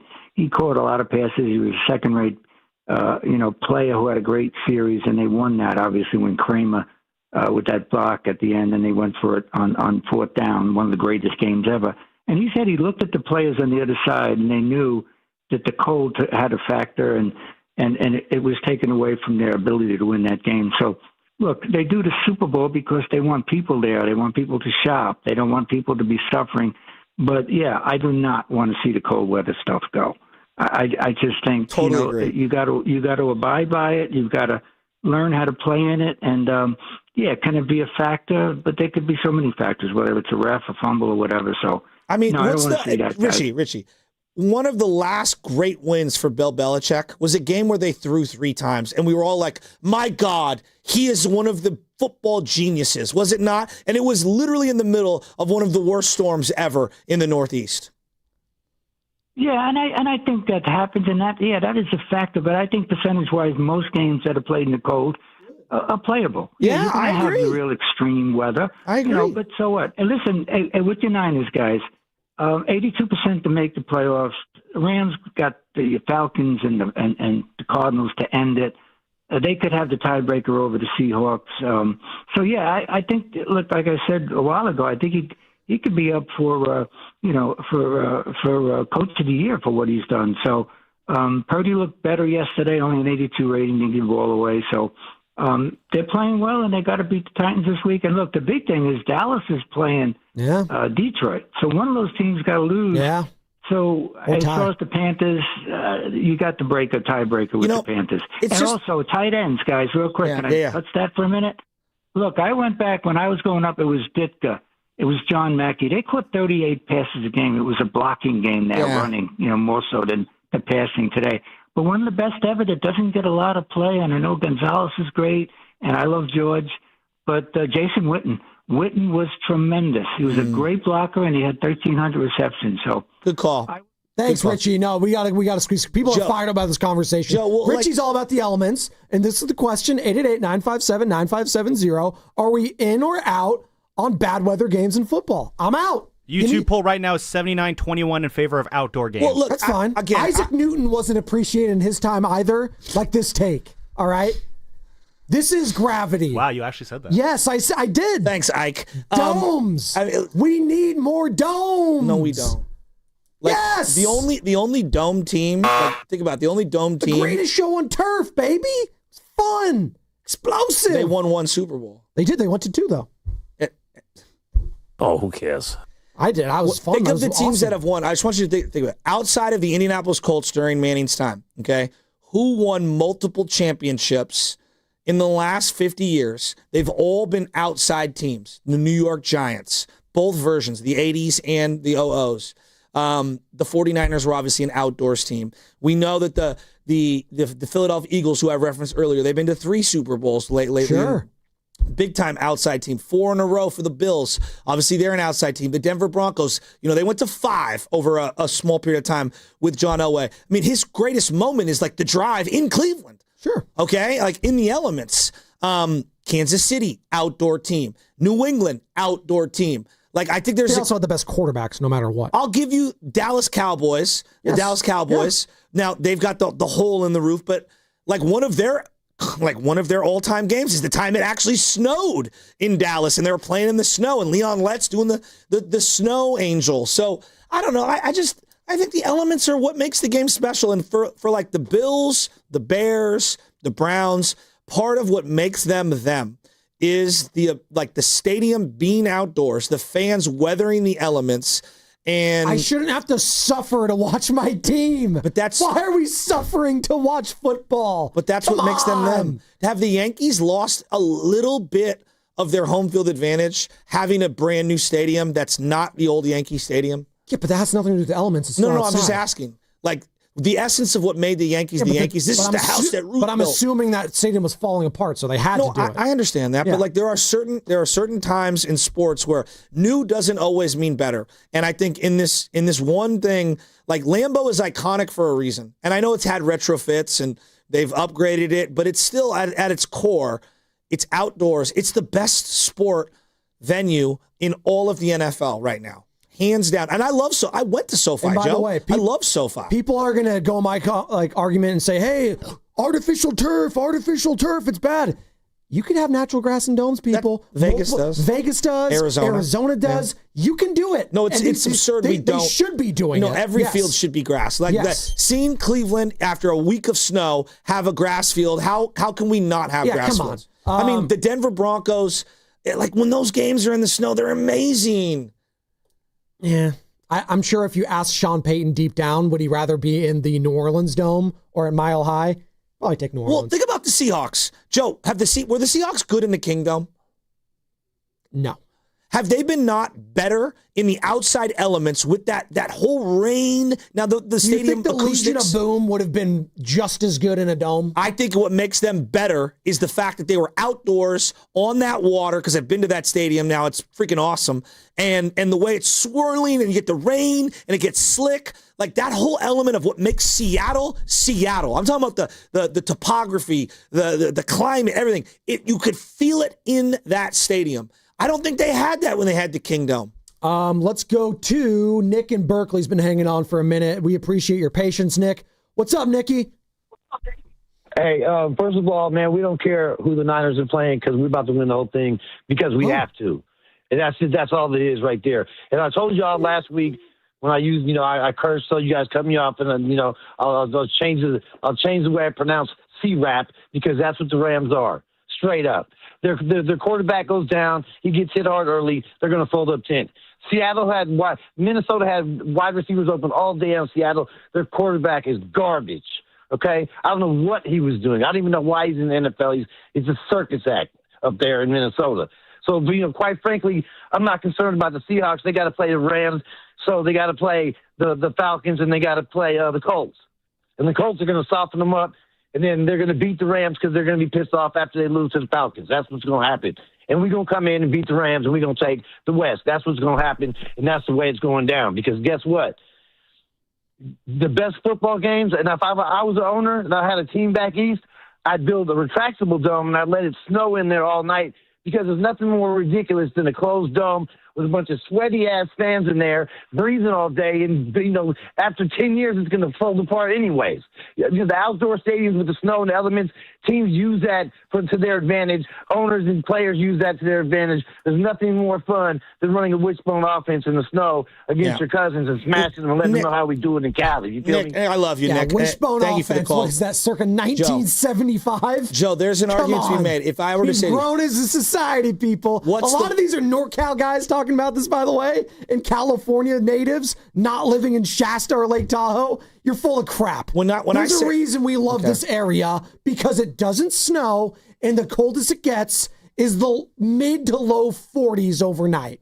That's what we got. Joe, if I say to you, just the Cleveland franchise, the Cleveland Browns as a whole, yes, what makes them them?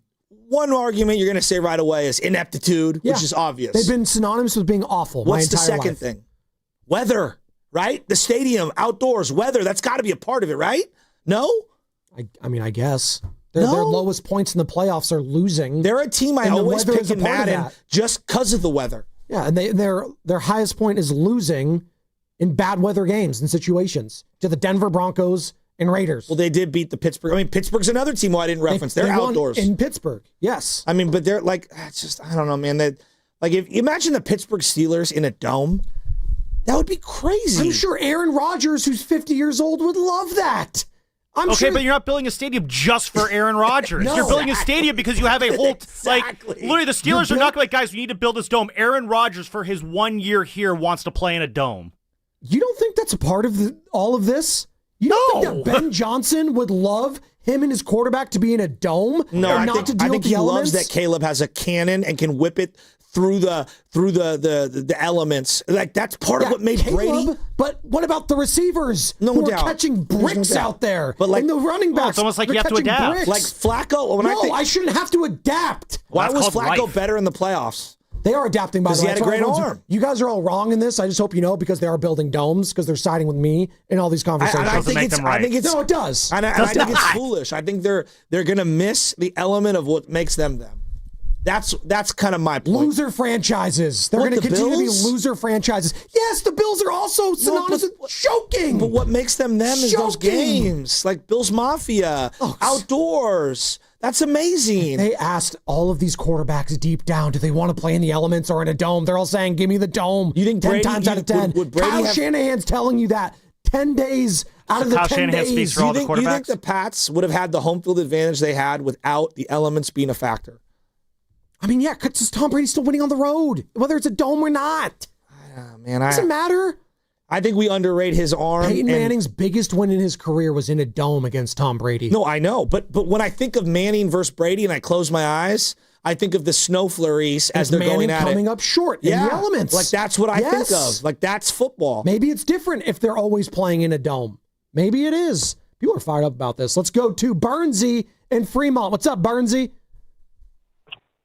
Hello, gentlemen. Hey, first of all, it's kind of funny calling in and listening on a Monday, because I can never, Shasky, I can never know. Did the Niners win or lose? You're always. I was thrilled. He was happy about it. What are you talking about? It is kind of funny, man. It is kind of funny. Like, they won last week, but you weren't thrilled. Well, but let me ask you this. Thrilled. What do you want me to lie to you? Sure. Let me ask you this. No, I'd rather you lie, man. Okay, all right. Hey, you know what? Let me stop. Hey, Brock played so good last week. That first half with those 3 picks, they were spectacular. Come on, it's a much better day when we don't have 50 callers calling. I need the Brock to be off. Come on, you have to agree with that. No, I agree. But, hey, he played great yesterday. Good. He did play great in the elements. Yeah, all right. I agree. I've listened to sports all my life. I have never heard anybody go pro dome. I've never heard it. I am a big pro dome. I am a big pro dome guy. Just pause. It is. I've never heard anybody go pro dome. It's the worst to watch on TV. It is.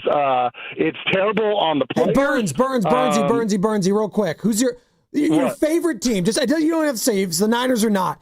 You don't want them playing in the biggest game of the season in snow. Volleyball. You don't. Spadoni. Oh, I could care less. Oh, please, you're full of crap. Come on. You don't want that. What are you doing? Stop. I think you're missing the mark on the Super Bowl I thing totally here because agree. no, because I hear you saying, oh, they want the biggest. Hold on. They want the biggest game of the year to be played. I saw you about to interrupt. I did. I have been doing this show long enough. I know what an interruption's about to look like. All right, I'm done.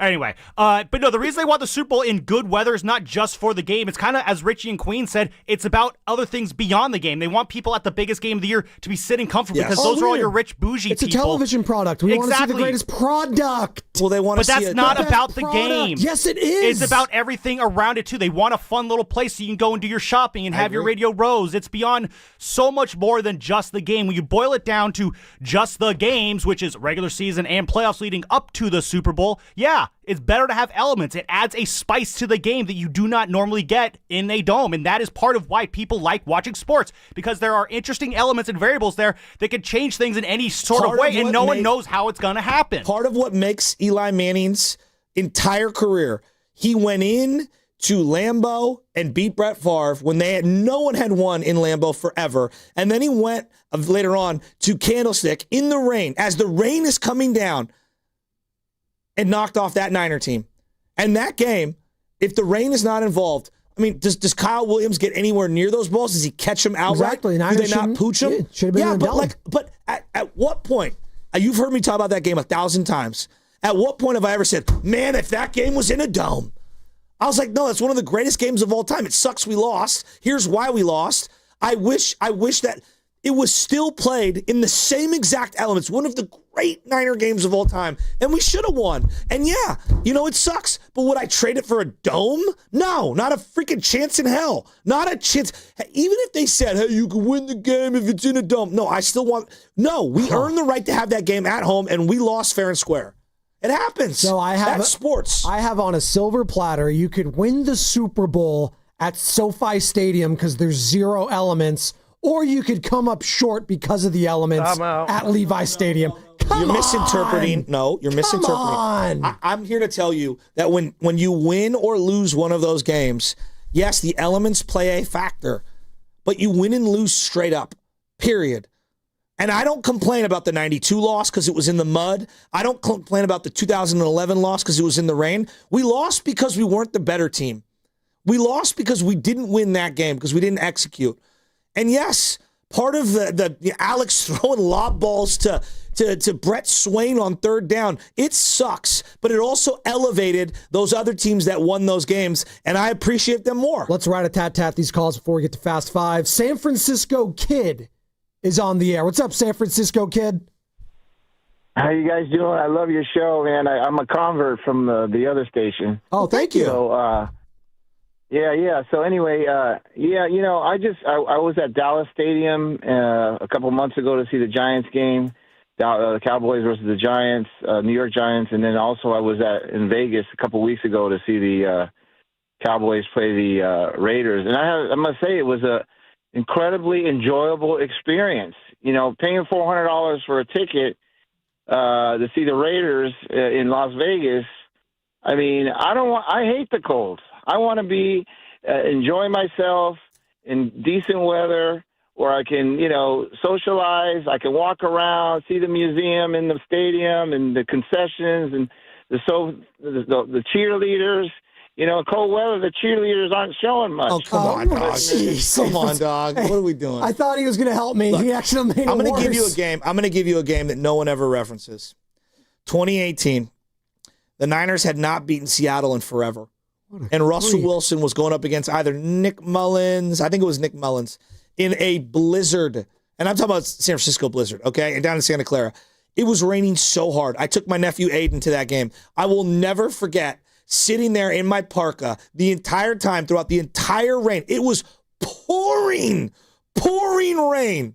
This is like a week 15, 16, 17 game. There's a lost year, okay?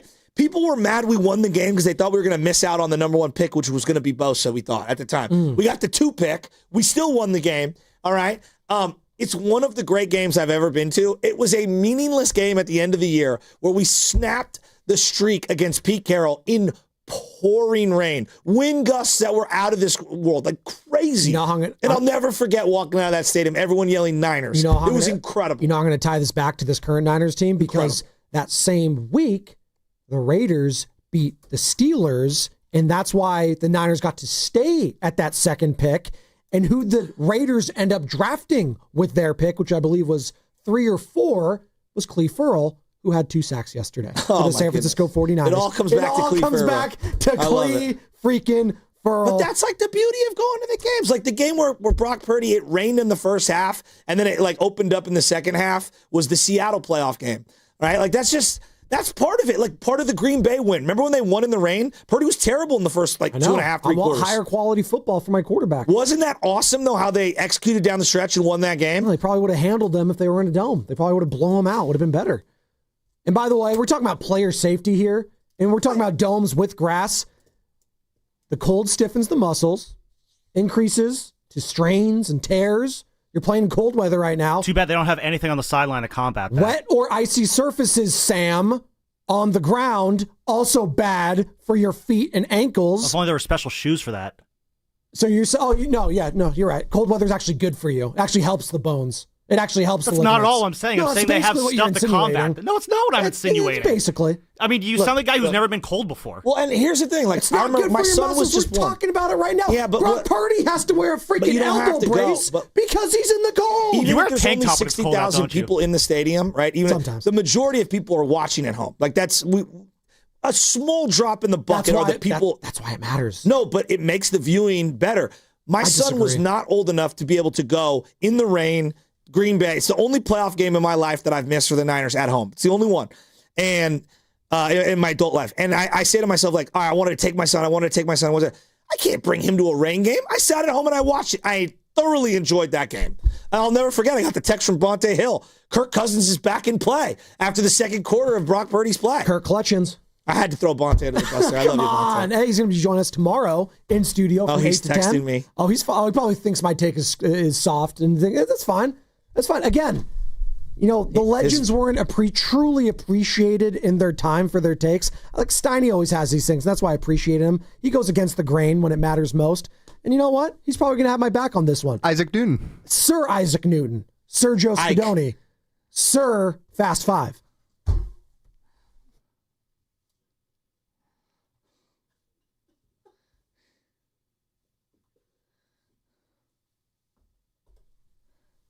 Socrates, Aristotle, Plato, Spadoni.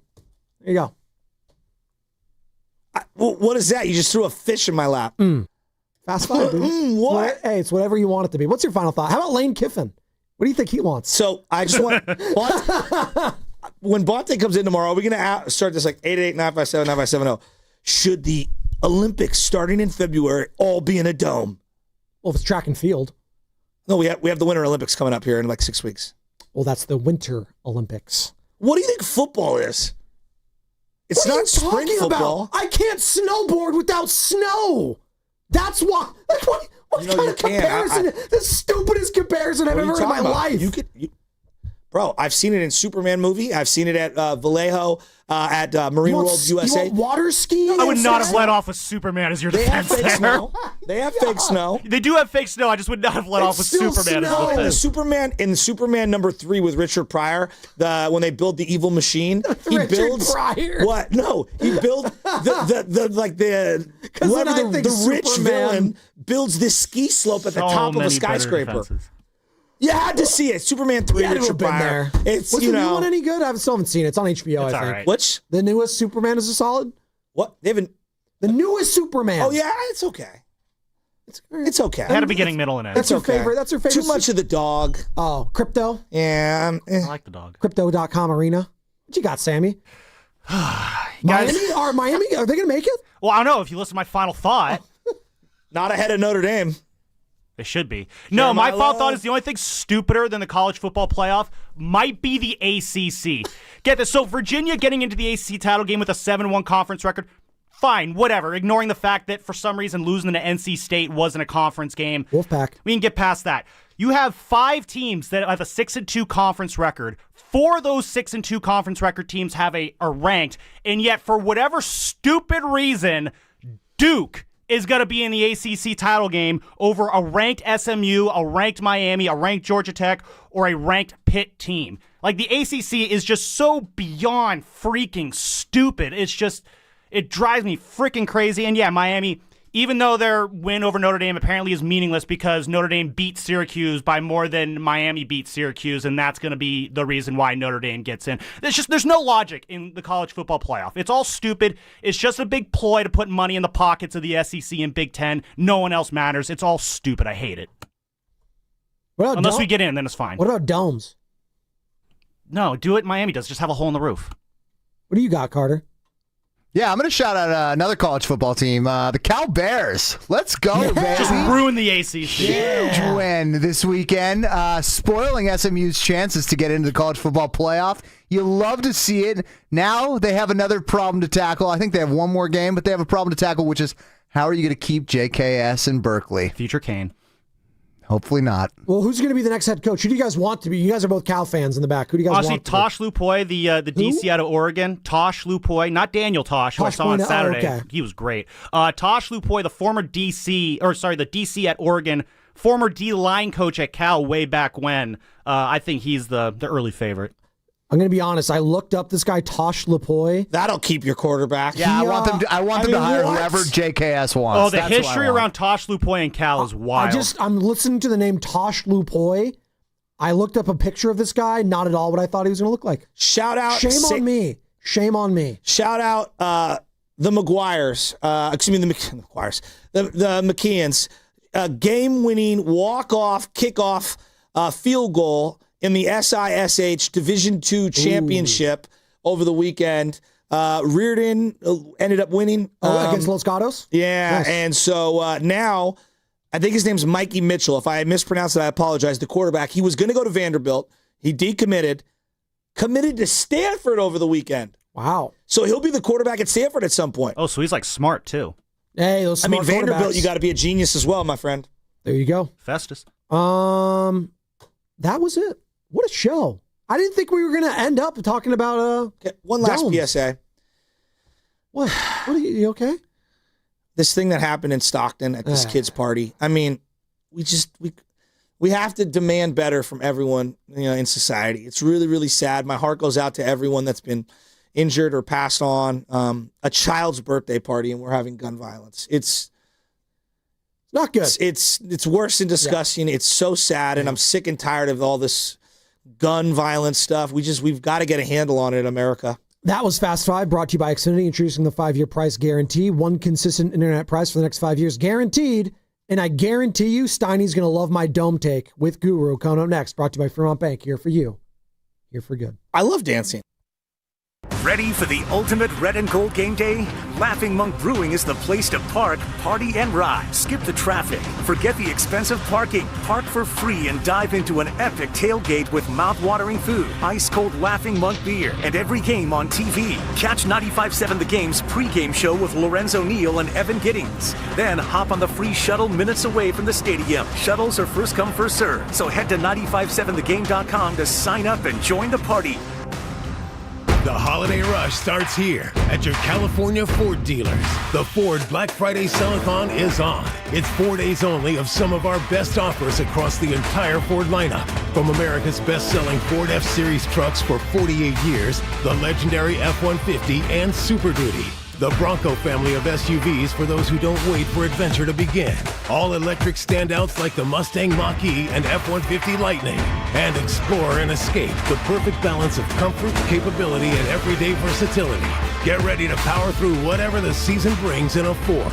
But don't wait. These Black Friday Sell-a-thon savings are here for 4 days only. The clock's ticking, the lots are moving, and these are the season's biggest savings on an incredible selection of Ford vehicles. Rush in before the Sell-a-thon and the savings are over December 1st. Get to your California Ford dealers today. Claim based on 1977 to 2024 calendar year industry reported total. The NBA season's rolling, and DraftKings' newest game, Pick 6, is the easiest way to play for your shot at big wins. NBA stars are lighting it up. Now their numbers aren't just highlights, they're your shot to cash in. Here's how it works. Just pick more or less on 2 or more player stats. The better your picks, the bigger your payout. New DraftKings customers get $50 in Pick 6 credits with just a $5 entry on your first pick set. Don't just watch basketball, pick play, cash in. Download the DraftKings Pick 6 app now and use code THEGAME. That's code THEGAME. Play just $5 and get $50 in Pick 6 credits. Make the call. Ride the upside in partnership with DraftKings Pick 6. The crown is yours. Gambling problem? Call 1-800-GAMBLER. Must be 18 and over. Age and eligibility restrictions vary by jurisdiction. Void where prohibited. One per new customer. Bonus awarded as non-withdrawable Pick 6 credits that expire in 14 days. Terms at pick6.draftkings.com/promos. Limited time offer. Pros don't just show up. They prove how it's done. With precision and without shortcuts. Makita tools are built the same way. With a dedication to lasting quality. Trusted performance and results that reward your effort year after year. When the job calls for the best, call on Makita. Built to be the best. Available at the Home Depot. At LendSeek, we know running a business takes heart, hustle, and sometimes a little help. That's why we stand with you with our exclusive AI lending platform, connecting you to over 100 funders. If you've been in business for at least 2 years with a minimum annual revenue of $500,000, you can get up to $1 million in funding in as fast as 24 hours. No collateral, no prepayment penalties, no red tape. Apply today with no cost or obligation at lendseek.com. That's LENDSEEK.com.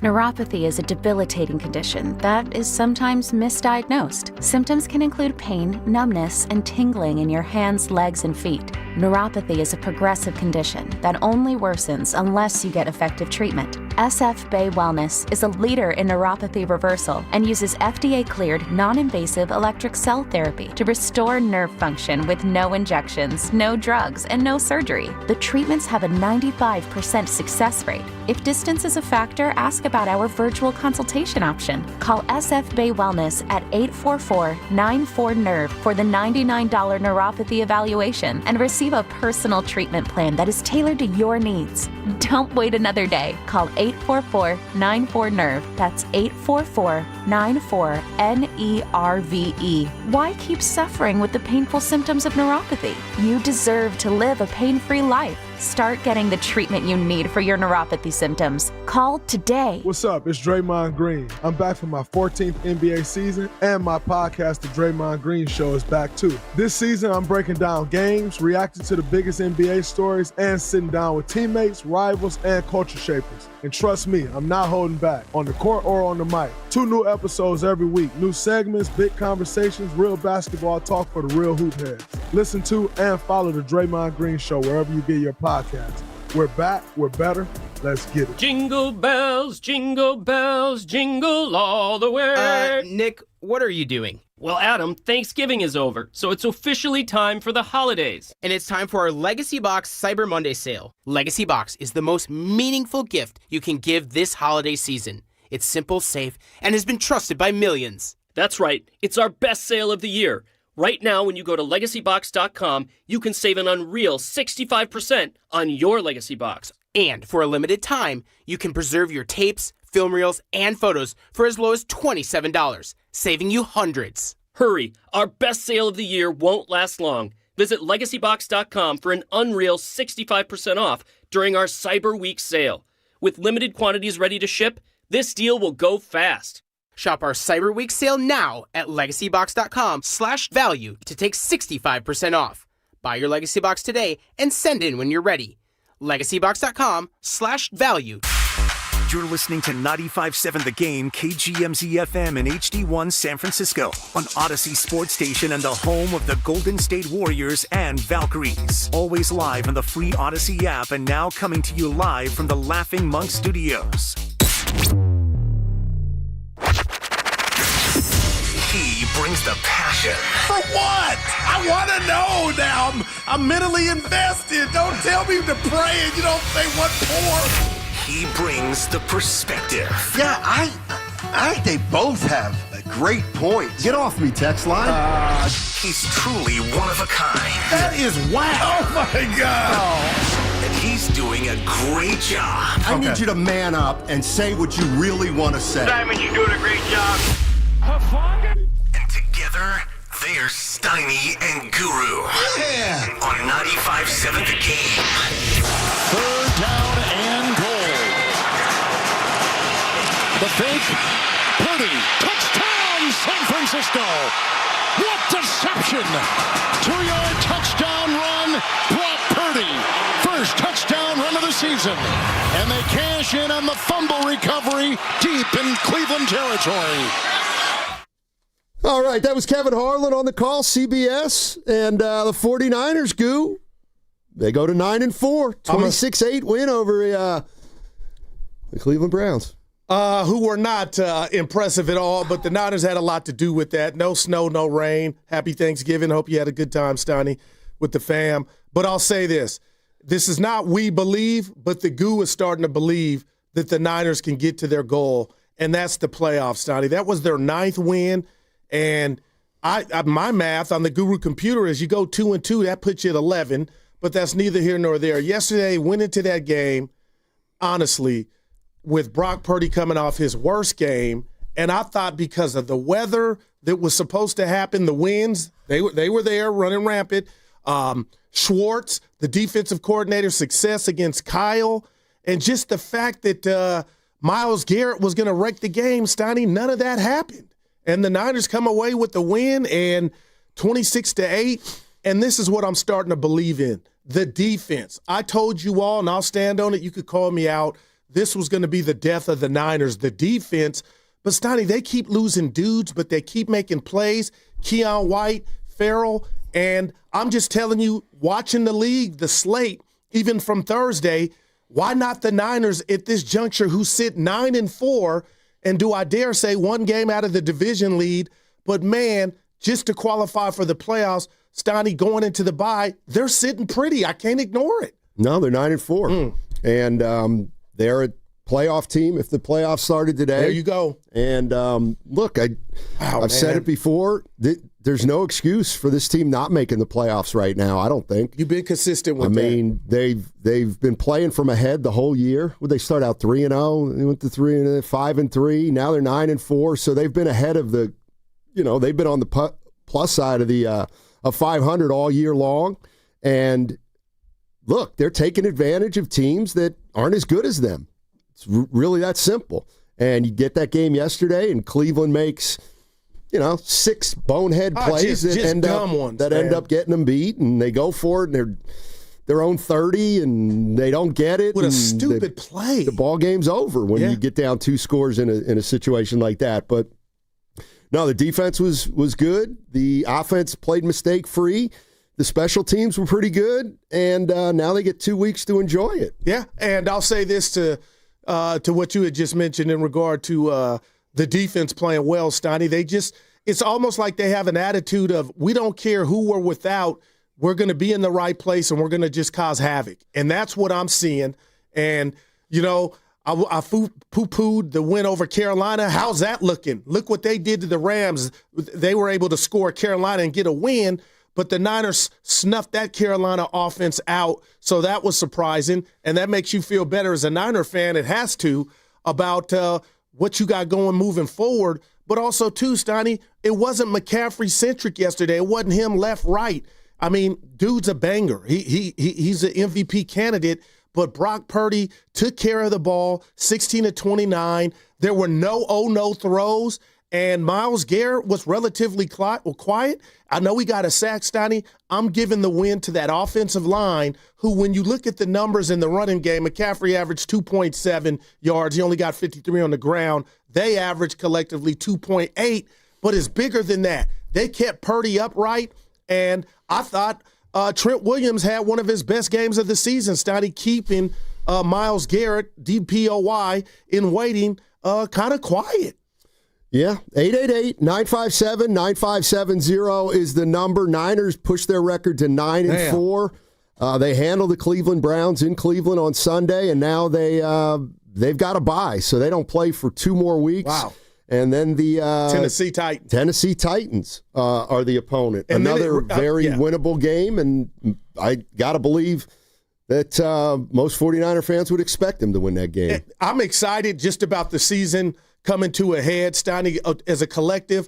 But the Niners, after Tennessee, they got Indianapolis Monday night. Then they got Chicago Sunday night. So they are going to be Deion Sanders all the way through this thing. And then they end it with Seattle. But, Steiny, I don't have to tell you, and I've been echoing this all season. Nothing changes more in the NFL than 1 week.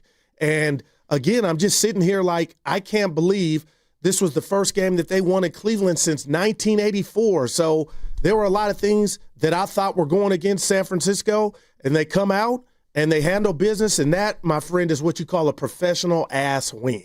My question to 49er fans is where are you with this team right now? They're 9-4, and it just feels like even as they have been tacking wins on this season, there's always been just a little bit of doubt, probably because of the injuries on defense.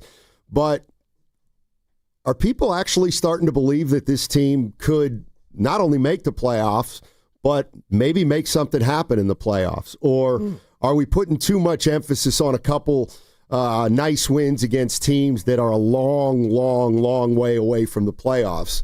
I just can't get back. I can't get past the part that, if and when they make the playoffs, man, they're gonna play one team or two teams or three teams that are really good, right? And they just haven't had consecutive games against really good teams, and I wonder how that'll play in the playoffs if they get there. But I think at this point we've got to start talking about this team as a playoff team and how far they could go. No doubt. And as Rodney Dangerfield, respect. And right now, you said it to start the show. Right now, if the season ended, it doesn't. But you got to feel good bringing up the standings on ESPN.com or whatever site you visit. And you look at the NFL standings that go under playoffs, and the Niners are there. So, Steiny, they control their own destiny. They're going to have to earn it. But like I said, I could be wrong, 2-2. But what I like, and you could say, Goo, that's too old. It's expired. You do have wins. Not the latest game against the Rams, but you beat the Rams in L.A. You beat Seattle. Both good teams and both going to be playoff teams. So, that was a while ago, but it still counts in regard to you beating somebody. And I can't let go of just what happened in Carolina. I was on Bryce Young's neck. I thought he was terrible, but they went out and beat the Rams to just illustrate or further illustrates, to football fans, anybody can be had on any given Sunday. And what you threw out to myself and the fans, what if I said, I don't even want to answer? And now, fans, I love you, but the players on this Niner team, I really feel like they belong. And that's why this defense is playing, tackling with an attitude and not crying in their beer about who's not available. That's what stood out. And I know it was Shedeur Sanders. What'd you think of him real quick? Stinks. Wow. I can't even fight you on that. Stinks. But do you feel like they're allowing him to let loose? I feel like they got diapers on him. Although I thought Bryce Young was terrible last week too, but he was good the week before that. He was good yesterday. He was great. So I guess yesterday. you got to take that into consideration. Right. But I checked my email this morning, Harry, and he wasn't. Oh, there was nothing from Harry. So I'm a little disappointed. I reached out to him and said, "Hey, I was 9-4, hey, good action."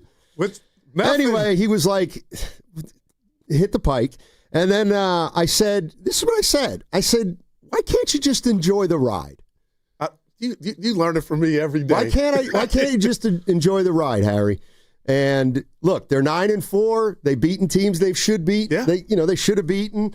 I get it. You don't think they got 3 playoff wins in them to go to the Super Bowl, but who doesn't want to find out? Why can't you just enjoy this? And he goes, Matt, the ride, as you put it, is fake. So, I guess there's just listen. But even if I'm looking at this team, I don't think they're winning the Super Bowl. I don't think they're winning multiple playoff games. But it doesn't work that way. It's week to week, Stoney. Yeah, well, he's saying that they're not very good, and he actually said, what did he say? He's not listening to us today because he doesn't want to hear you jumping up and down and me jumping up and down, saying that they've won 3 games in a row and they're really good. He's saying they're not really good. Yeah, but I'm looking at guys like Keon White and Farrell Stoney who you got off the street.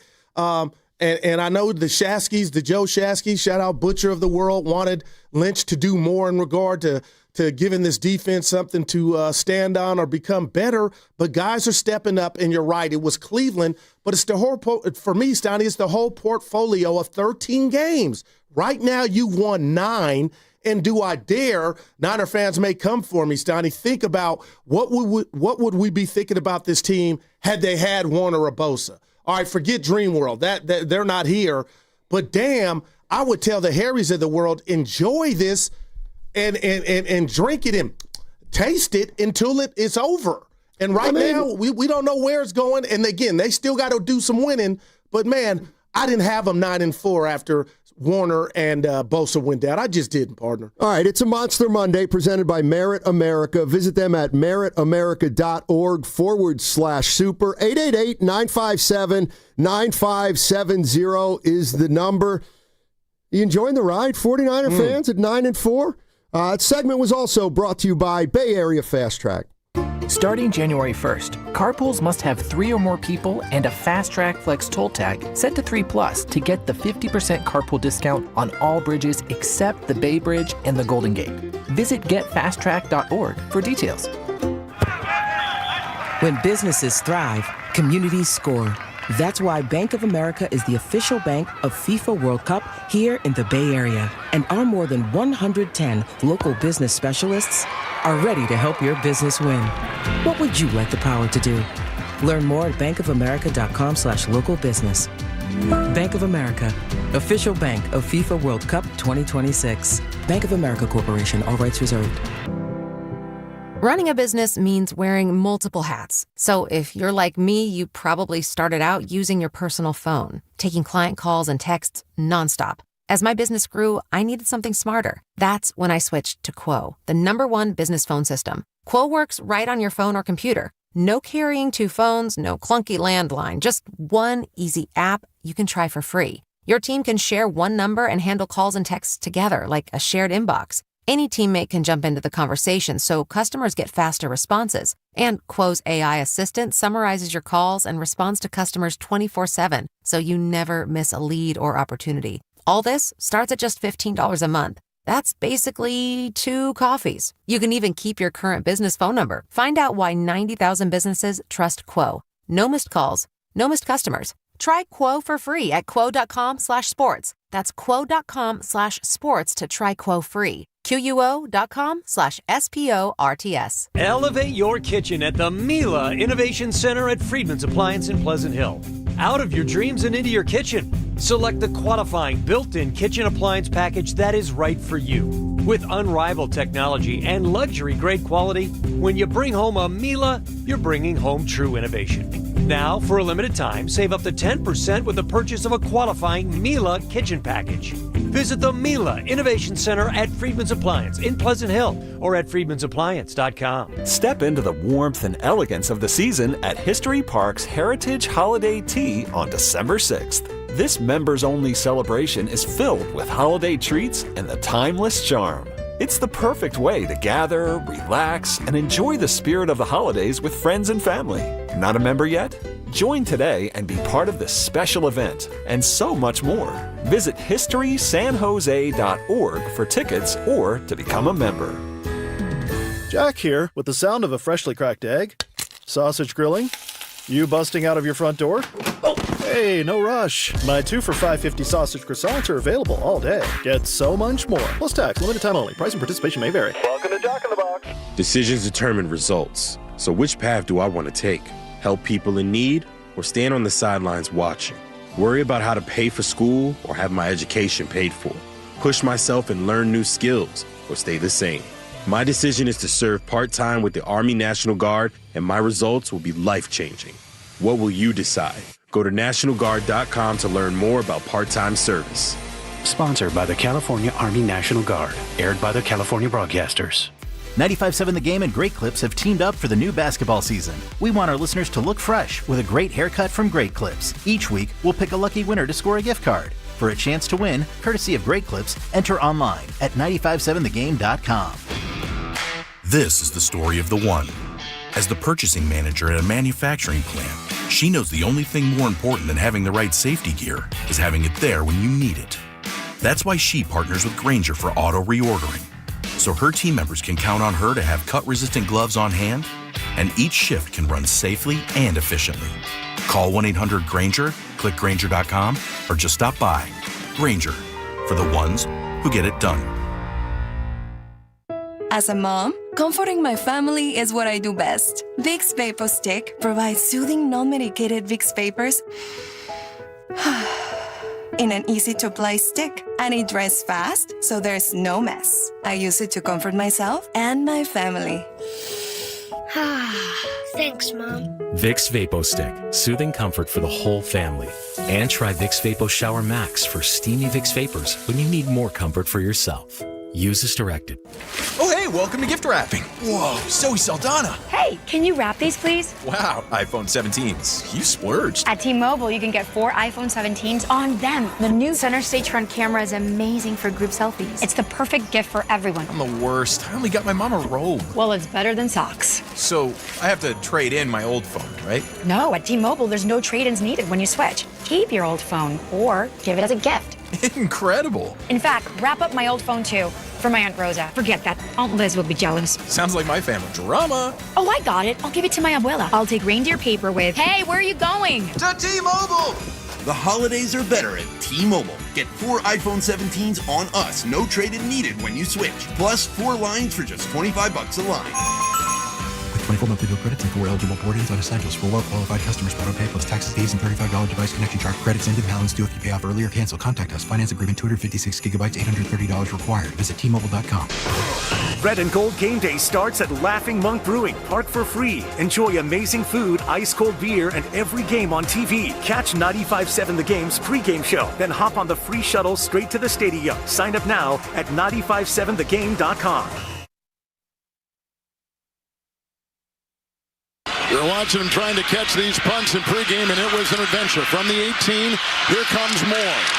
Finds a sliver on the move. Can he get by Bojorquez? The stiff arm. Here comes the chase. Coming down the near side. They've got Njoku, who is over there along with Whiteheart, chasing Moore. It was a punt of 48, a return of 66. And look where the Niners will be at the 16 of Cleveland. Now, back to Steiny and Guru on 95.7 The Game. All right, Kevin Harlan, CBS on the call. That got the 49ers started. Put them up 7-0. They would get behind 8-7, but then big score before the but that was before big. halftime. Yes, get the field goal. Because they were on the verge of getting doubled up. And that field goal boy. doinked in, too. Yes, it did. Mm-hmm. This is just a part of what Harry said today.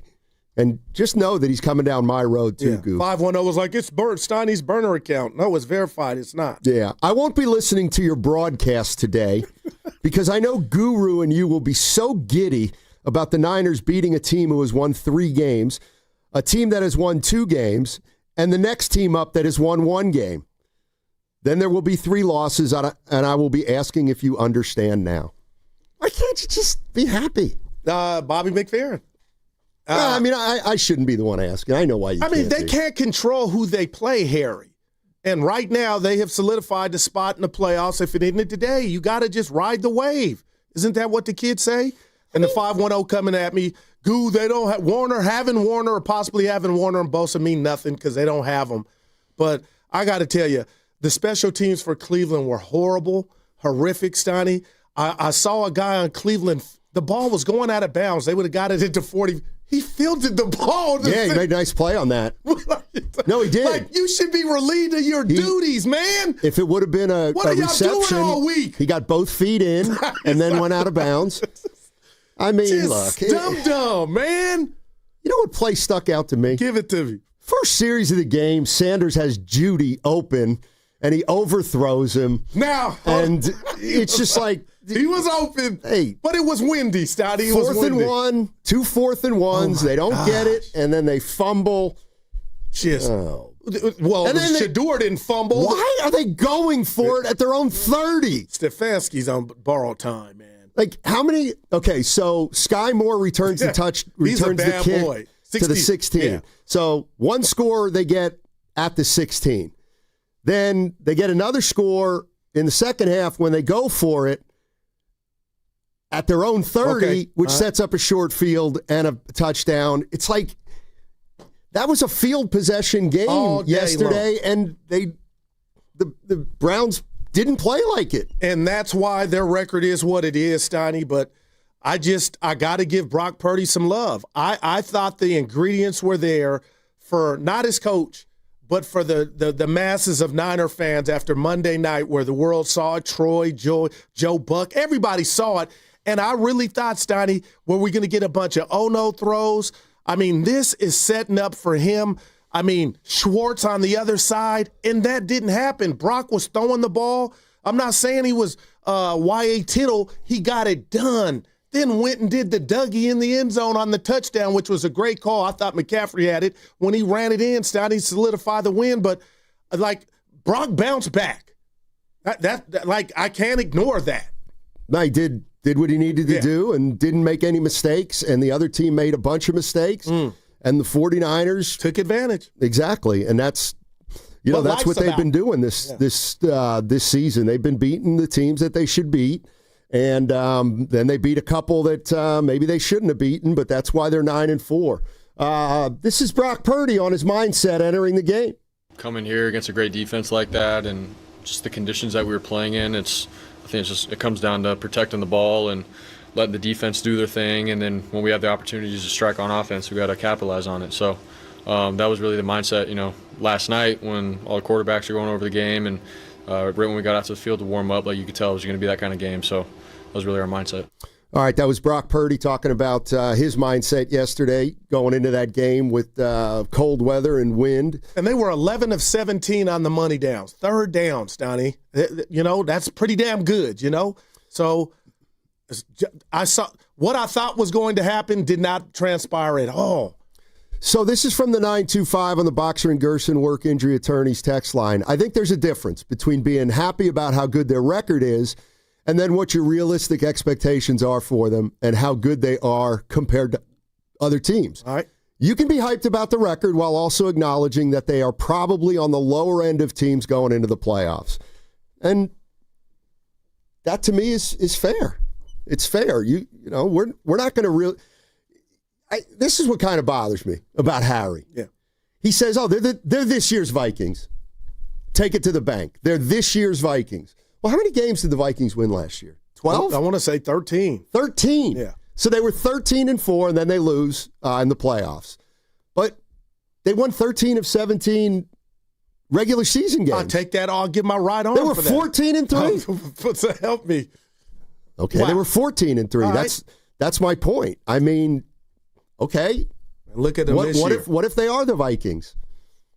That's still a pretty darn good season as far as I'm concerned. But the one thing that we're ignoring, Steiny, is the Vikings last year did not have to endure the rash of injuries that this team has.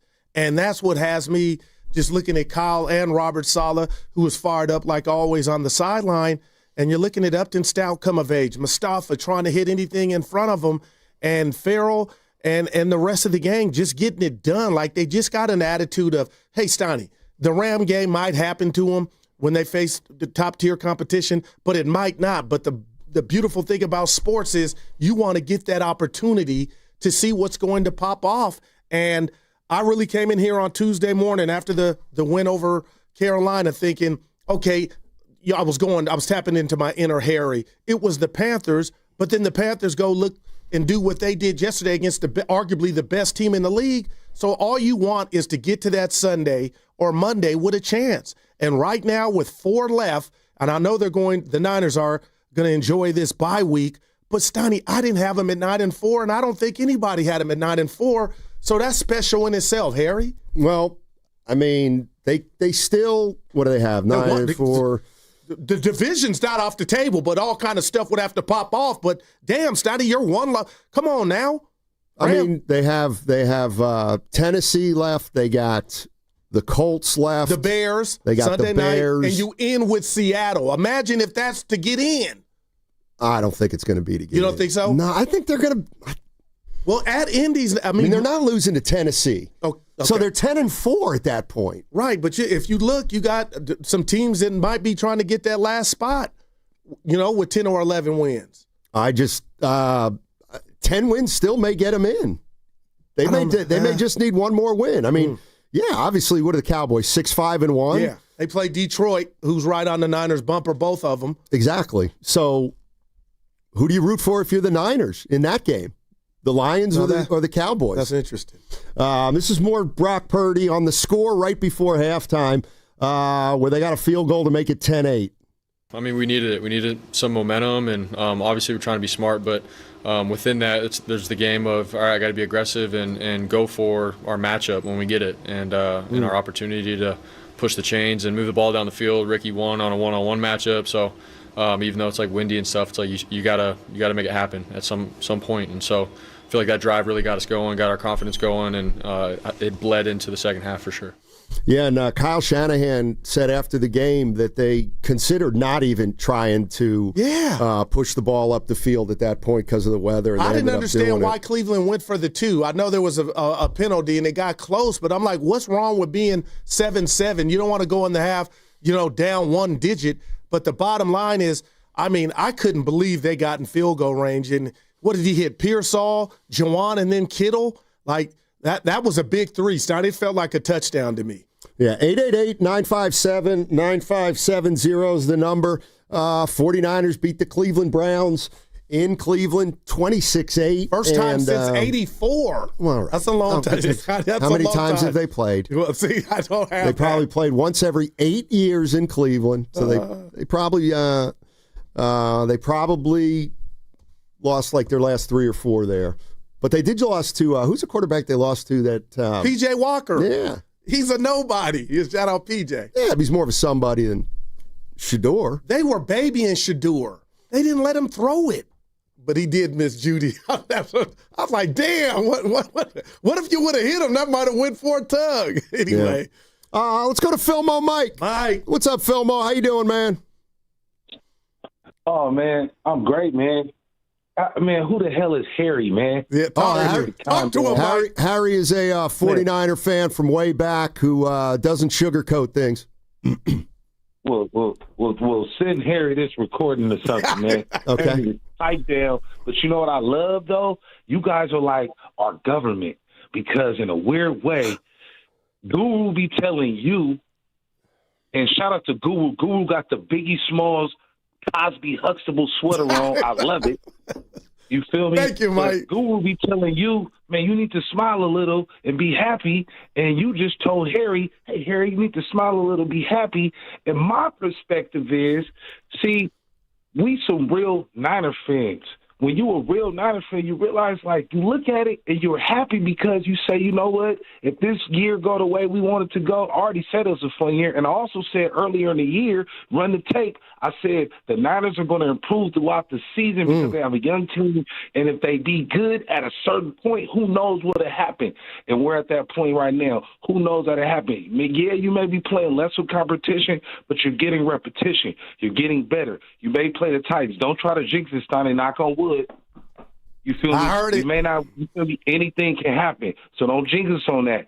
So we got to get that win. But you take it one game at a time. And one subtle thing that I seen that I love. One thing, the guy got the fumble on whatever yard line he was when the guy muffed the punt, right? Mm-hmm. And he was finished. He had an inkling to take off. And then his football IQ or the coaching, right, told him, you just go down. I swear to God, to me, that tells a lot. It tells either coaching or football IQ from that young man, and I appreciate that. And who knows where the Niners going to end up. And also, to piggyback on that, we look at it, Sterling, your favorite thing in sports is the development of young players. That's what we're looking at next year as well. So it's almost like you in a win-win situation if you can execute these weeks going forward. Well, let me just throw this at you, Mike, real quick. Because listen, they're 9-4, and they're headed to the playoffs, all things being equal. But if you're a 49er fan, you probably don't think this team's as good as it was 2 or 3 years ago. And, I think that's what's preventing people from really getting on board. See, the thing is, I've seen the New York Giants win when nobody thought that they was going to win. I've seen We Believe come back. So the inkling is, who knows what can happen. 2-3 years ago was what, Steiny? 2-3 years ago. You feel me? So that don't mean nothing right now. Who knows what can happen? Stafford, somebody said earlier, if he get hit, he going to be rattled, and he's supposed to be the MVP candidate. It can happen. So, you never know. Mike, I want to leave you with this one. This is the fun thing about sports, but are you thinking about the division? You're 4-1 in the division. The Rams are 2-1. I know it's everybody's talking about that 7th spot, but are you even, as a diehard Niner fan, thinking about the possibilities of the division? I am thinking about that. We could be playing for first place for the conference with the Bears. So you just have to take it game by game, Guru. It's the NFL any given Sunday, man. Shout out to Jamie Foxx. Yeah, there you go. All right, thanks, Vilmo. Appreciate the call. And I owe an apology, Stoney. As the president of the Black Quarterback Delegation, I dismissed Bryce Young last week, but he's back in. I sent him an email. He's back in. Who saw that coming? The Niners trounced them, man. And they go beat your division foe, the best team in football. So anything can happen. Yeah. And it's happening right now for this Niners season, I believe. Yeah. Yeah. It's tough. They're a tough assessment, the 49ers. They just are. And maybe we're not going to get a true assessment of this team till the postseason. We know that they're better than half the league, at least. Yeah. The question is, we don't know if they're as good as the elite teams. So who's on top of the NFC right now? The Rams. Can they beat the Rams in a playoff game? Can they beat Seattle in a playoff game? Philly, Chicago. I think they're going to play. I think they can beat. I think they can beat a team in the playoffs. My question is, are they good enough to beat 3 good teams in the playoffs or back-to-back good teams in the playoffs? Well, let me ask you this. this. We're not going to find that out until the playoffs come. No, you're right. On a scale of 1 to 10, 10 being the highest or strongest, you got Tennessee, Indy, Chicago, and Seattle. How would you rank those 4 games? Because, Stoney, we're assuming, it sounds like you're assuming they're in, but Tennessee, that's a layup. But the next 3, that trifecta are 3 good damn teams. So I am curious to me, that's a 9 in regard to strength of schedule in order for the Niners to accomplish their goal. What number would you give those 4 teams? I mean, Indianapolis is not the team they were a month ago. Yeah. But all it takes is a week. I think the Bears are similar to the 49ers in terms of whether people think they're for real or not. I get the sense that people think the Bears aren't really for real, then the Niners might be. And the Seattle game, I won't even think about the Seattle game until the week before that, because that game might not even matter to one of those teams. What's going to matter for the Niners? Well, we don't know that. So but it might not matter for the Seahawks. So what I'm saying is, they're going for the division. So I think, of course, I don't think they're going to lose out Seattle. So I think they need that one to. But I mean, if they're a game, I mean, that's the last game of the year. Yeah. So I don't know what could be at stake. For all we know, at that point, that Seattle and the 49ers are in the playoffs, but they can't win the division. So then how do they go about playing that last game of the season? I don't know. Yeah. But I don't know if it's going to be for the division or not. And you know what? You got me thinking now. I'm just saying, if things go wrong in Seattle up into that game, the Niners may be ahead of Seattle by that juncture. It's possible. Yeah. It's possible. Right. 888-957-9570 is the number. 9-4. 49ers win their third straight game. They're now 9-4, and now they got a week off. And this team is talking like they like where they're at, and this is George Kittle. When you have a week 14 bye and it's like week 11 or 12, and you're sitting there like, hey, we got 3 more games. Like, you don't want to look ahead, but at the same time, it's like, we can do it. Like, we can just lock in for 3 games, and then everyone's going to get that little bit of time off. And I think it'll be great for everybody. Every single person. I mean, like, when you're this part of the season, if you're 100% healthy, then you're probably not playing the game the right way. You're not playing with enough effort. You're not playing with enough grit. So I think everybody will just take a little bit of time, rest up, work out a little bit, and just be ready to roll and hit the ground running versus the Titans. All right, George Kittle talking about where the Niners are in the in their season right now. 13 games in, they finally have their bye, and you can tell they're looking forward to it. No doubt. Thanks. Yeah. All right, here's more George Kittle on where they stand right now in the playoff picture. I think looking from the outside in, if people would have said, hey, you guys are going to be 9-4 going into the bye, and you're not going to have Fred Warner or Nick Bosa, and Kittle's going to miss the first 5 weeks, and Brock's going to miss 6-7 games, I think a lot of people would have laughed at everybody. Kudos to our coaching staff, Coach Shanahan, Lynch for bringing in the right guys to fill in those spots. Developing players, to take advantage of those situations. How about Cleveland Farrell, just coming back? I mean, it's fantastic. I think we're set up really well. These bye weeks, get tricky because I think guys have just been looking forward to it. And so, our message, I think Kyle say the message tomorrow is just like, hey, get away, do whatever you have to do. But just remember when we come back, we have 4 incredibly difficult games that are going to hopefully set us up to do something fun, after the last game. 3 incredibly tough games. Yeah. Kyle's 43-18 after buys as a Niner coach, Donnie. So that bodes well. But I got you. Tennessee is, you put them in a camp of Cleveland, huh? You should be able to handle. They're business. worse than Cleveland. They got a better quarterback than Cleveland, Cam Ward. To me. What's the record? 1-12. I got to check, but yeah. Tennessee, Stoney. The Titans are 1-11. 1-11. Oh okay. my God. 1-11. Yeah. But you can only play the teams on your schedule.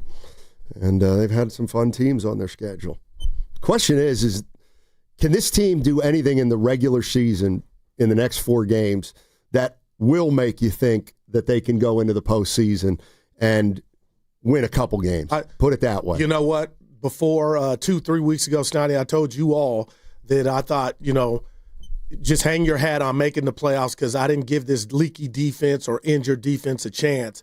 But if you're telling me they're going to come out 3-1 against these last 4 games, and that'll be against Daniel Jones, Darnold, and Caleb Williams, they would have earned that. And if you're sitting at 11-12, 13 wins maybe, if you run the table, Stoney, at that point, hell yes. Hell, I just give them a chance. Like, somebody explain how this defense is – they're not doing what I'm doing. And, I'm like, oh, man, you ain't got this, you're without. But, man, they've had some bad days. They've had some good days, but they've won 3 in a row. They shut down Carolina, and yesterday they go snuff out Shedeur Sanders and company. So that was what I deemed the kryptonite for the Niners this year. But, Stoney, I'm watching the league, so it's bigger than just the Niners. Anything can happen. And Philmo Mike said Jamie Foxx, any given Sunday. Yeah, they've held their last 2 opponents to 17 total points, the Panthers and the Browns. Damn. And, the Cardinals got 22, but that game was never in doubt. The Rams scored 42, but that's the outlier. That's been the outlier. Yeah. 24 against the Giants, but I want to say they scored late in that game. And then the Texans game was a game where, they were outplayed. I think we can acknowledge that, but the defense has been as good as it could possibly be with the injuries that they've suffered. I know you don't do, and I'm the one on the show that does a lot of hyperbole, Stoney, but Brock Purdy, just the fact that we mentioned and giving him credit, there were no interceptions, no fumbles, no throws with the wins howling like they were. Were you at all shocked that he kind of, went through 60 minutes of football up in Cleveland after coming off that horrendous performance, I thought, against Carolina? Were you shocked? No, I got to be honest.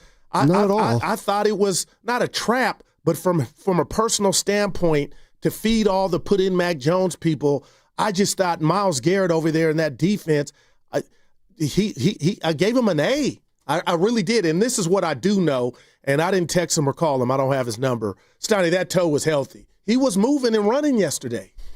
Yeah, I mean, he looked mobile. He didn't make any mistakes. Played solid in the weather.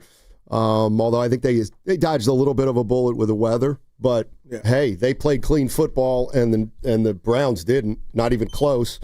And then the Browns gifted them some stuff. I thought just bad strategy, going for it deep in their own territory. That one's going to puzzle me for a long time. Yeah, in a 1-score game. I am waiting for Pretty Ricky and that connection to reemerge. What did Evan say? Evan said he's running wind sprints out there. Yeah, he's getting into shape. He caught that one, Stotty, for 13 yards on the quest to get the field goal right before half. But again, they won the game. But if you're going to beat these teams left on the schedule, that connection's going to have to, get some fertilizer. Because he's been relatively quiet since he's come back. 888-957-9570 is the number. Is there anything this team can do to make you believe that they can make a playoff run? The schedule's the schedule. They're 9-4. They're sitting pretty. Are you starting to think that maybe this team can be better than we thought going into the postseason? 888-957-9570. What's coming up on the game is brought to you by Fremont Bank. Here for you, here for good. That segment was brought to you by Surfside.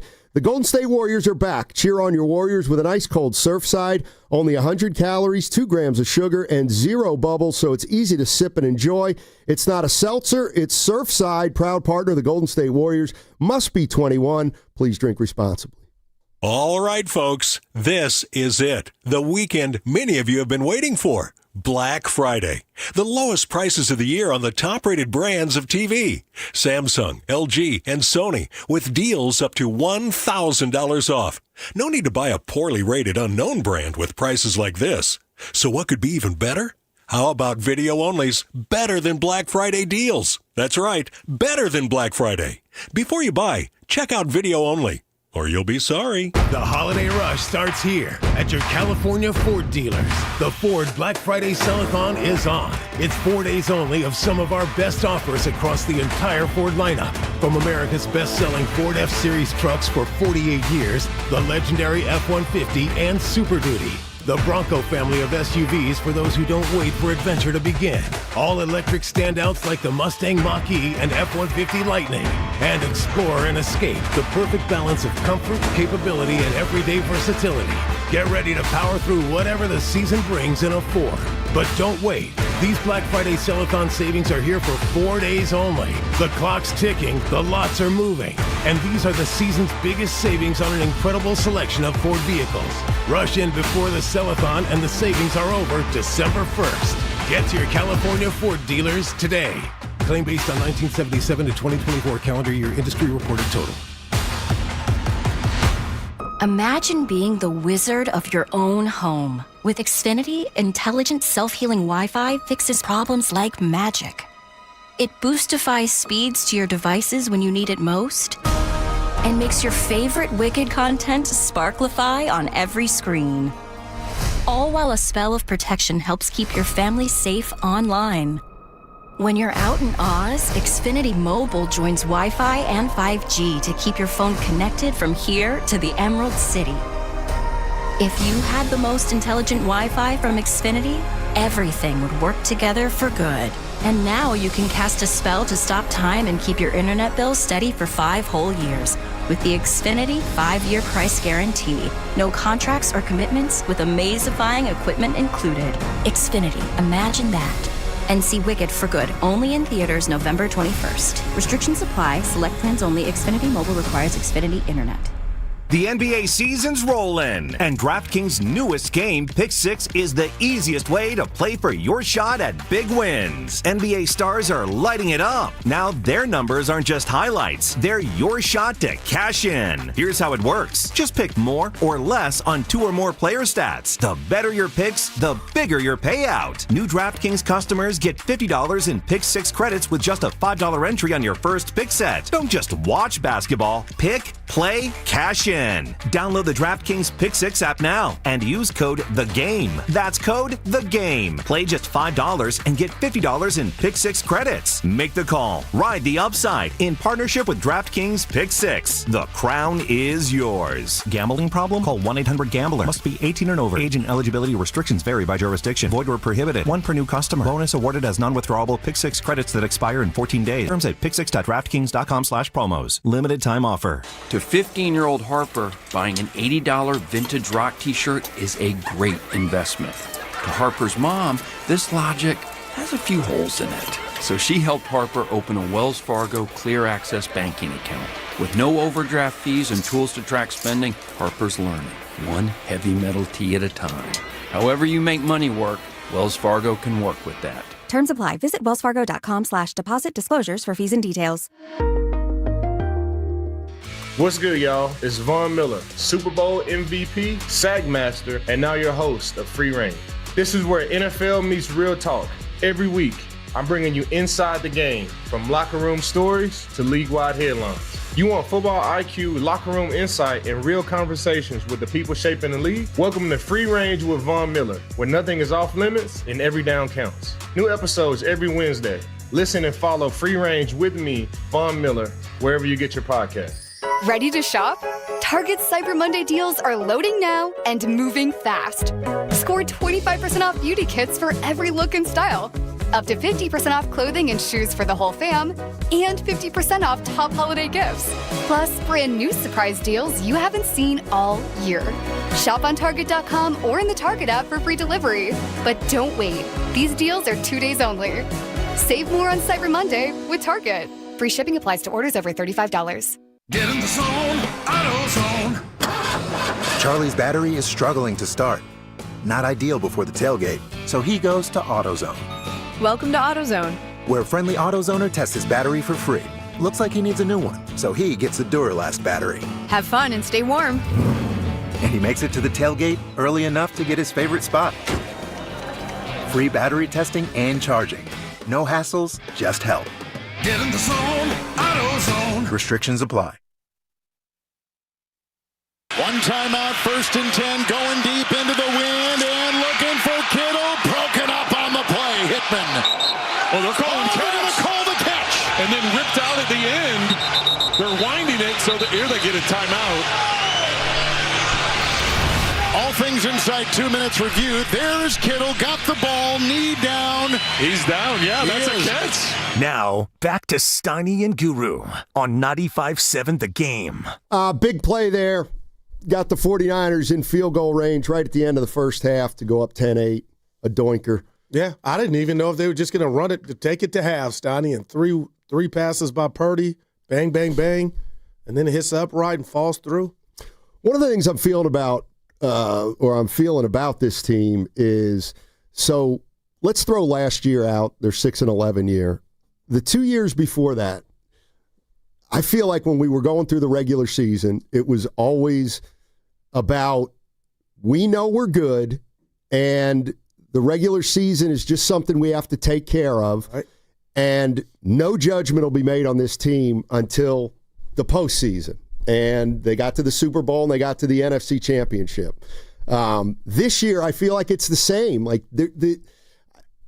but for a different reason. I feel like the regular season here is being slept on a little bit, probably because of the schedule. But I also think it's because we know that in a different kind of way, nothing matters with this team until the playoffs too, because they're going to get most likely a little bit different competition come the postseason. So, in a crazy kind of way, I feel like the regular seasons around here the last few years, we're just biding our time till something more happens in the postseason. And this year, for different reasons, it's the same way.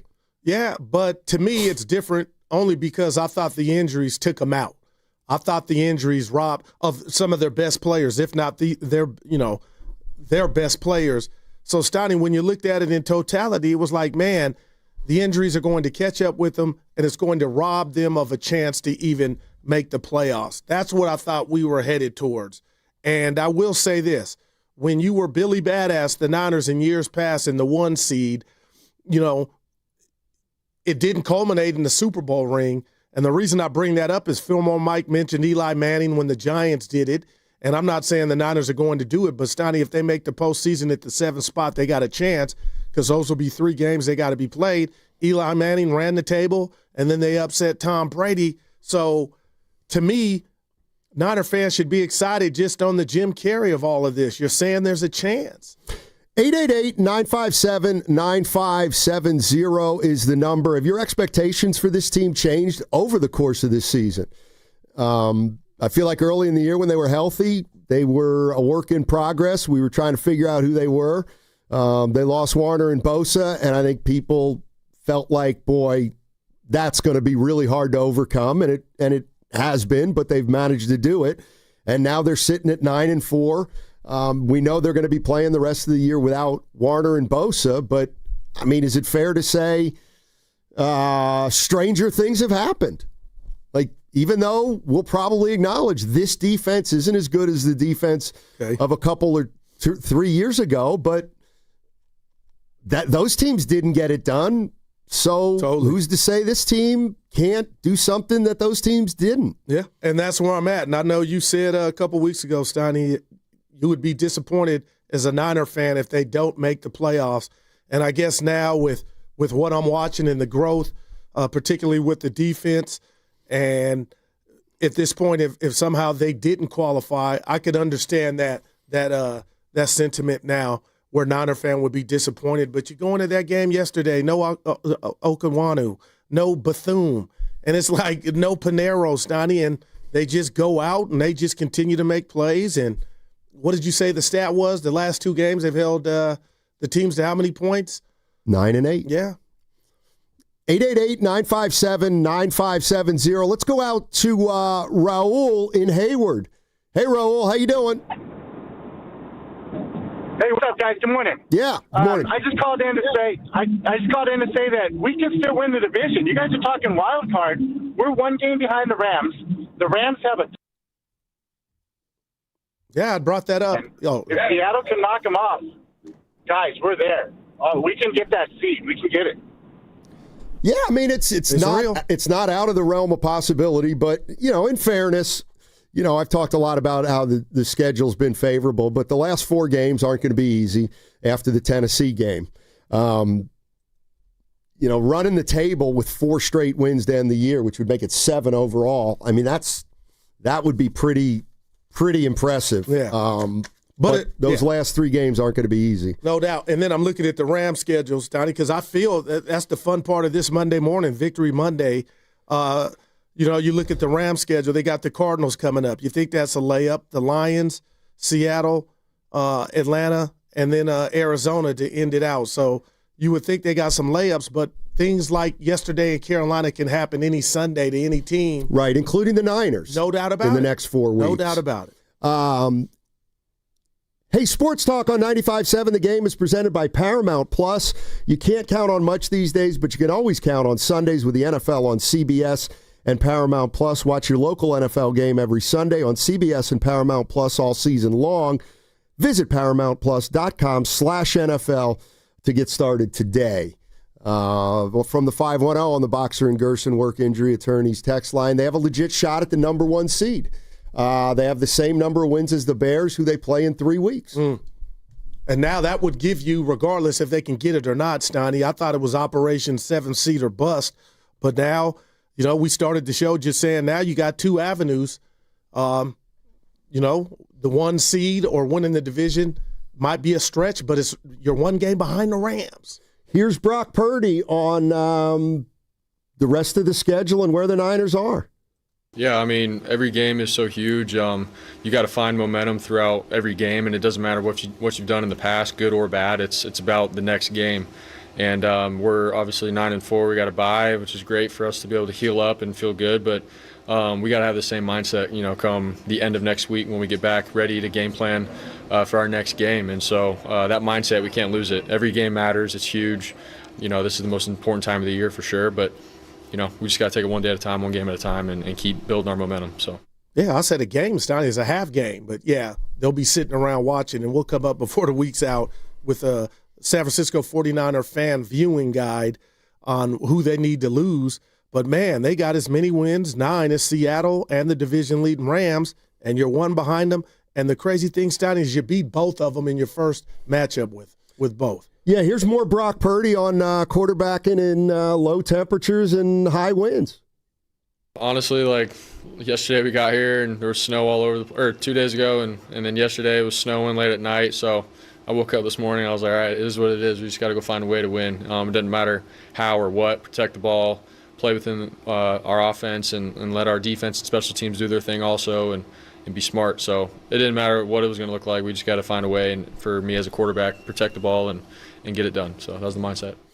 Yeah, I don't know if you watched any of the college games on Saturday. All of them. But I watched Michigan, Ohio State, and then I watched some of the Minnesota game. All right.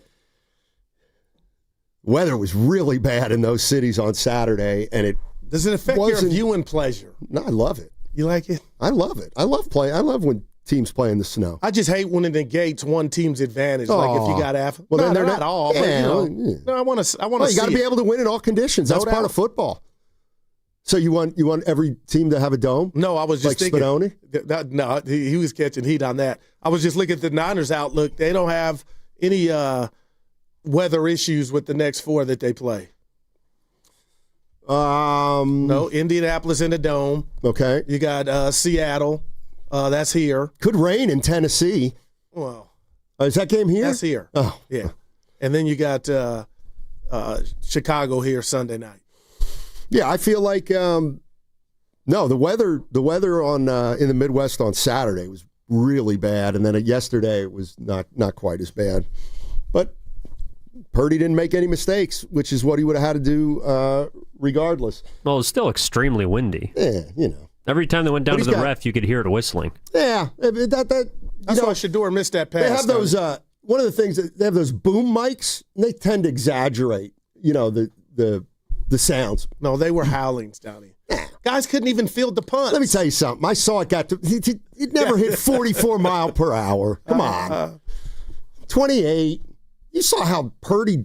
Here's how you know it wasn't really that windy. That throw to Kittle, by the way, was against the wind. Bob Seger. That's his famous song.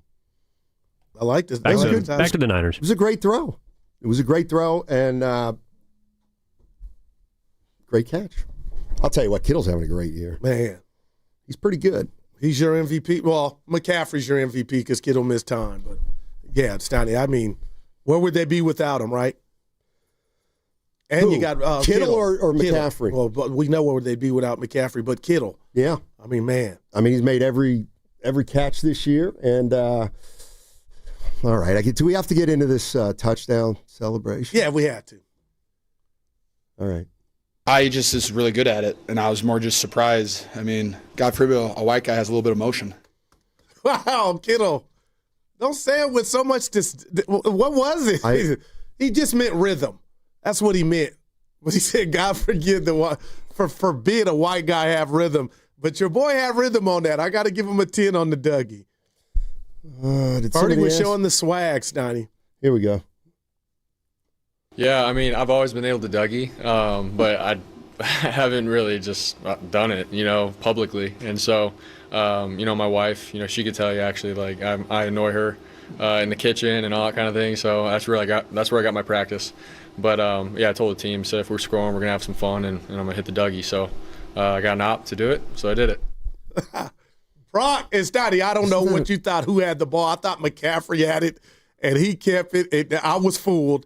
But he got in and had some fun with it. I ain't mad at him. So wasn't that the dance from like a couple decades it's ago? A little bit old, but yeah, he remembered. Yeah, I seem to remember that being a dance. Kittle was like, God forbid a white guy have some motion. You're listening to 95.7 The Game, KGMZ FM and HD1 San Francisco, an Odyssey sports station, always live on the free Odyssey app, and now broadcasting from the Laughing Monk studios. By the way, where's everybody who was worried about Brock Purdy? Well, you're sitting across from one of them. But, yeah, I got to give credit where credit was due. And Evan's right, Stoney, the winds were howling. So see, that's where you're trying to set me up or anybody. What, he's gone 6 straight quarters without an interception. No, I thought you were about to go. Or a turnover. I thought you were going to say something else. No, he's gone 6 quarters without a turnover. So nice professional win. And it's not his special teams. 66-yard. I told you, Sky Moore growing on all. Yeah, remember when he came and we had a guy on? We got a guy on the radio from Chicago. Oh man, specifically to tell us how much he stunk. Yeah, I forgot that. But he set the tone, man. That was a big run back, and the winds were howling. I think that's why Shador missed that wide open Jerry Jeudy. That's neither here nor there. But the bottom line is, Steiny, I'm looking at the 2.7 yards per carry collectively, and I'm telling you, to my eyes, the offensive line is playing better. They kept Myles Garrett at bay. To me, he didn't wreck the game, and I thought he could, and I thought he would, and he didn't. So when you look at the numbers, you're like, oh, they only ran 2.8 yards a pop. But, man, Steiny, the offensive line, do I dare say it's coming into their own because the numbers won't show it. But Purdy had time. He was precise. And then you walk out of there with a 26-8 victory, man. Yep. Kyle Shanahan credited the defense for this one. I mean, I thought the D was setting the tone all day, really. I mean, they got that one score with the double move. I think they ran it, felt like 9 plays in a row, set it up and got that score. And every drive after that, man, I thought our D was real good. Made some adjustments at halftime. Did better in the run game, I thought, in the second half. But fourth down was the big, as good as turnovers when you stop them on fourth down. And they did that twice. Yeah. I mean, and then one of the downs, not the turnover when they tried to get tricky. I felt like the Cleveland Brown offensive linemen were told to fall down when the ball was hiked, and the Niners snuffed that bad boy out. But I go, that is a piss-poor attempt to get 1 yard. But kudos to the Niners defense. Yeah, I feel like the 49ers this year compared with other years, they've made the plays on fourth down. They've gotten the hold or they've gotten the first down. And I just feel like years back, they weren't great on fourth down, either when they were going for it or when they were trying to stop another team. But it does feel like this year they've made all those kind of plays that, kind of are those 50-50 plays. Hey, tell me what you think of this, and I jotted this down.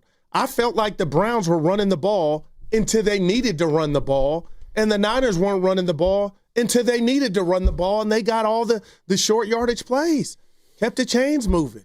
Yeah, I mean, Cleveland. It's just really like what? Go ahead. Cleveland ran the ball on the one time they scored on that 90-yard drive. 6 runs in a row? Something like that. Yeah. Something like that. But, I watched, what was the game on Christmas? No, not Christmas, Thanksgiving. The night game? Ravens in Cincinnati? I mean, Derrick Henry's getting 7 yards a carry. It's amazing. And he ends the night with 10 carries. I mean, it's a joke. It's a joke. Yeah. I'm still pissed about that. That's on the coordinator, though. Did you have him in your fantasy? Yes, guy's going in for a score. And Willard put it on you, He pulls Leon Lett or whatever, going in, and then he fumbles out of the end zone, and then it's a bogus offensive pass interference call on the Ravens wide receiver. Yeah. I don't think I'm going to make the playoffs in my league. I'm still alive. Carter's got a high seed, so I know he's back there gloating. Yeah, I've really been hurt by some injuries. DK Dobbins. Hey, Carter, let me ask you this, a Niner fan. What Steiny asked, you feeling different about the possibilities of this team? Yeah, and I think Steiny said something earlier that really resonated for me, and I haven't heard, which was sorry, Goo. Which was just why can't people buy in on this team? I think that one thing that we're missing is you look at teams of the past, right, from 2023, and this isn't a juggernaut compared to that, right? Right. And so people can't buy in. But you look at the grand landscape or the whole landscape of the NFL, it feels like the old guard is starting to go down, right? The AFC, and there's a whole new guard of the Broncos and the Colts and the Patriots coming in. And so the Niners kind of fit in this year with the NFL's reshaping altogether. The Niners have a chance. And let me ask Steiny and you, Carter, what exactly would you be what would be different, Steiny? What are you buying into? Well, the bottom line is nobody thinks this team can win a Super Bowl without Nick Bosa and Fred Warner on defense. That's really what it comes down to. And I'm one of those. When you say Super Bowl. Well, I just think, I always look at it from the other way, would be like, could you imagine if they win it this year after not winning it the time, and how they didn't win it in years past, and they're actually going to win it this year without Bosa and Warner?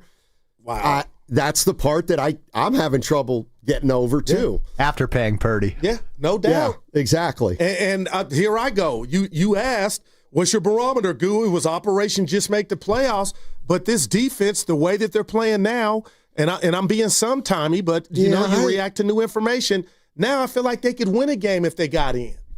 Not Super Bowl, but Carter, they could win a game. That's just where I'm at.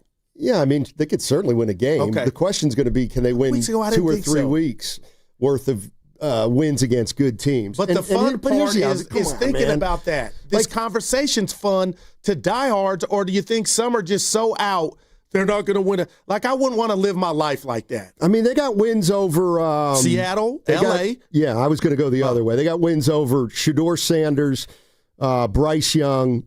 Who's the Danny DeVito? Who's quarterbacking for the Giants? Oh, okay. Billy DeVito. Falcons, Saints, Spencer Jackson Rattler. Dart was That's right. Respect on him. Yeah. No, but I this is where Saleh comes in. I mean, they have really made younger quarterbacks kind of pay the price. And all you got to do is, the last 2 quarterbacks, both young, and he had them in tow. And I'm talking about Saleh and the defense. So they're 9-4. That's how all there many is to teams it. would give their right arm for that record? And that's why I feel like the playoffs have started. You hate that, but it has. And I'm just saying, Stan, you think 10 could get you in the NFC? I'm just looking at it. We'll see. I think 11. So if they could just go 2-2, you think they punch their ticket? Well, I'm looking at Detroit, Dallas this week. Somebody's going to lose. Yeah. So, but whoever wins, that team is still on your bumper. If you're trying to get in through the wild card, you still got to win 3 of the next 4, I believe. But if you got action at the division in Seattle and the Rams still got to hook up, man, who knows if that is how you get in. So it's not just Operation 7 seed.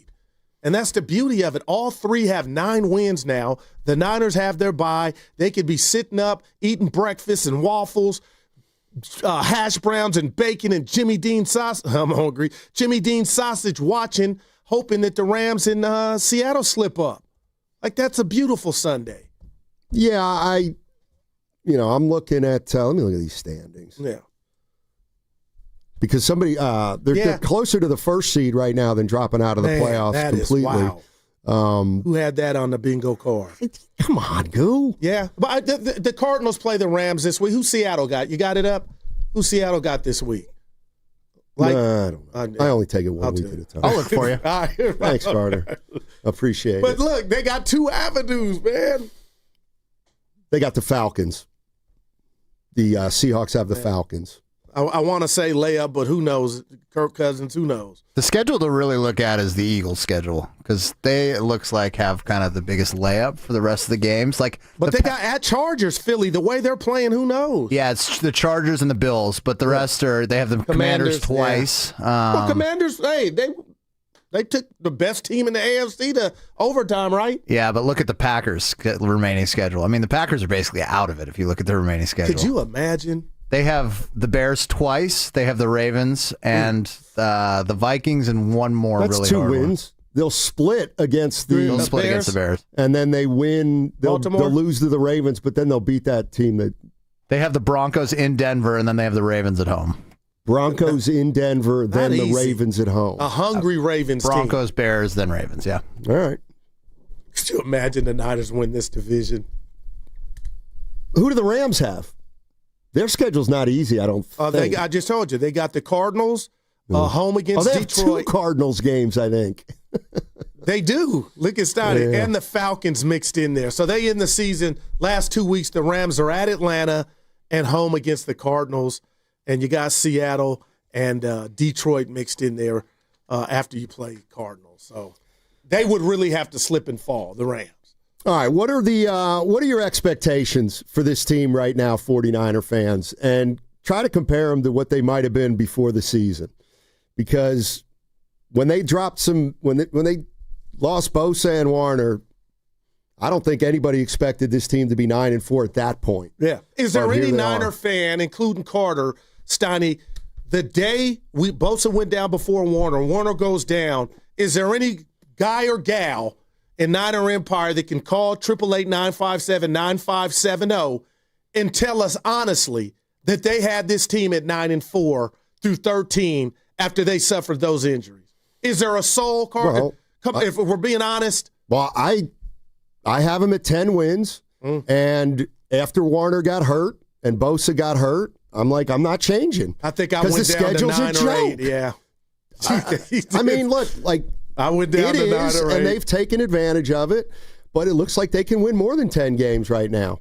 And especially if you get that Brock Purdy yesterday was what got him paid. And again, I know he didn't go Dan Marino, but he didn't mess it up. And that was on the heels of a home game where you threw 3 picks in one half, and you're playing one of the best defensive units in the NFL, and Schwartz and the success he's had against a Kyle Shanahan offense. I was just like, oh, you don't want to slip up here. And they win by 18. 888-957-9570 is the number. 49er fans, are your expectations changing, or have they started to change over the course of this season?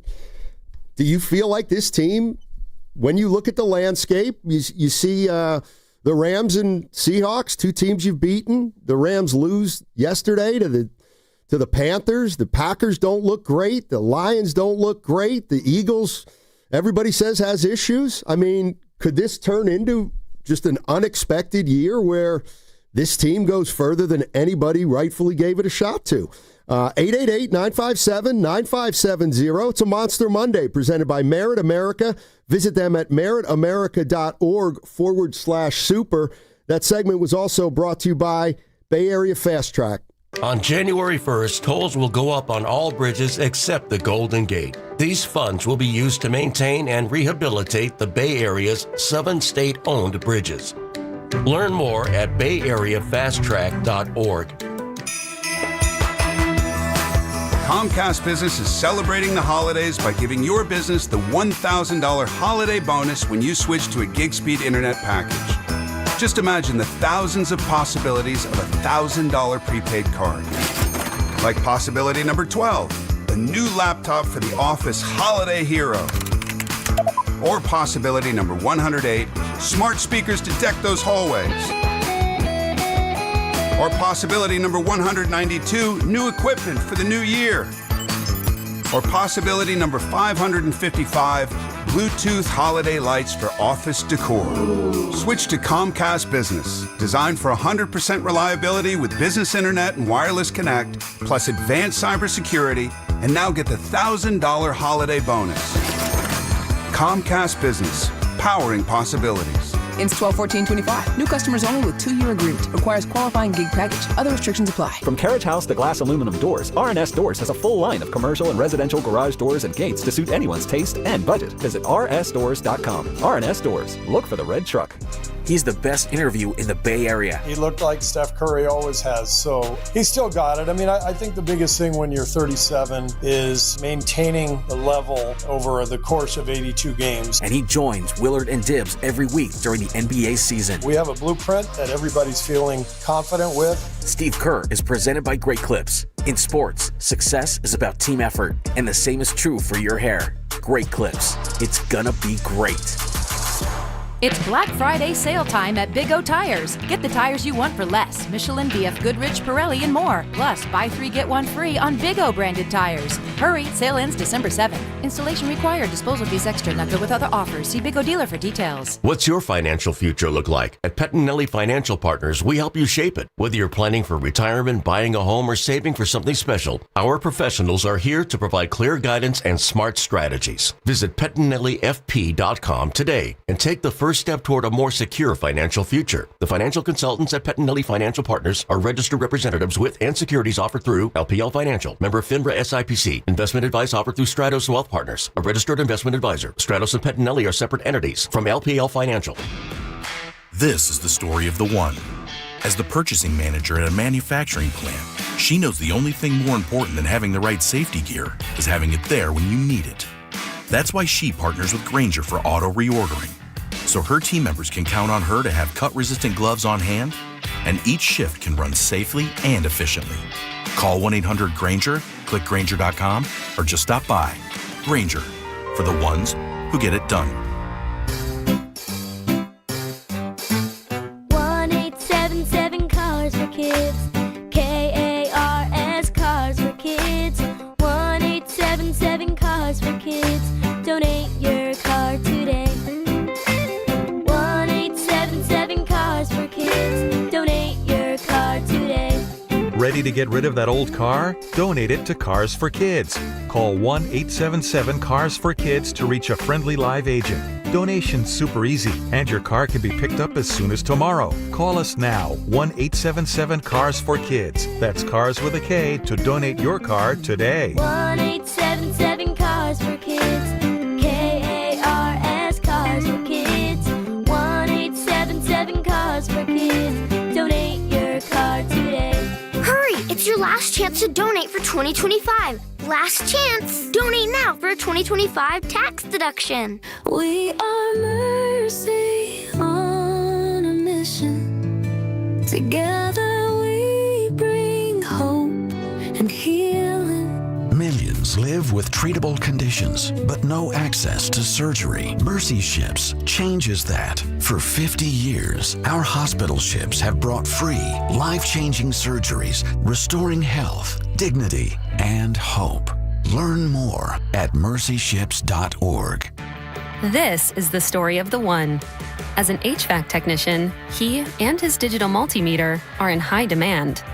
So when a noisy office HVAC turns out to be a failing blower motor, he doesn't break a sweat. With Grainger's easy-to-use website and product information, he selects the product he needs to keep everything humming right along. Call 1-800-GRAINGER, click Grainger.com, or just stop by.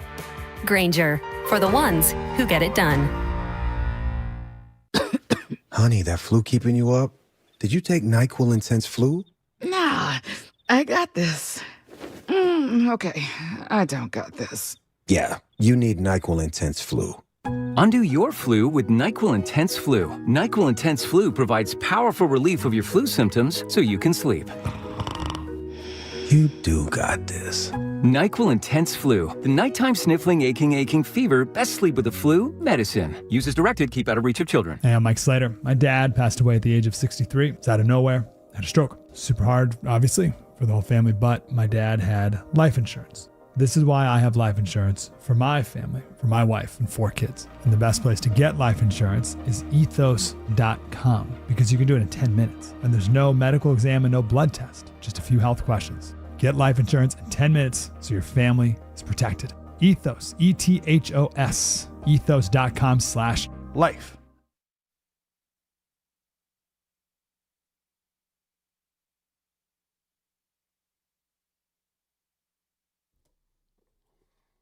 It's a goal to go right now from the 7.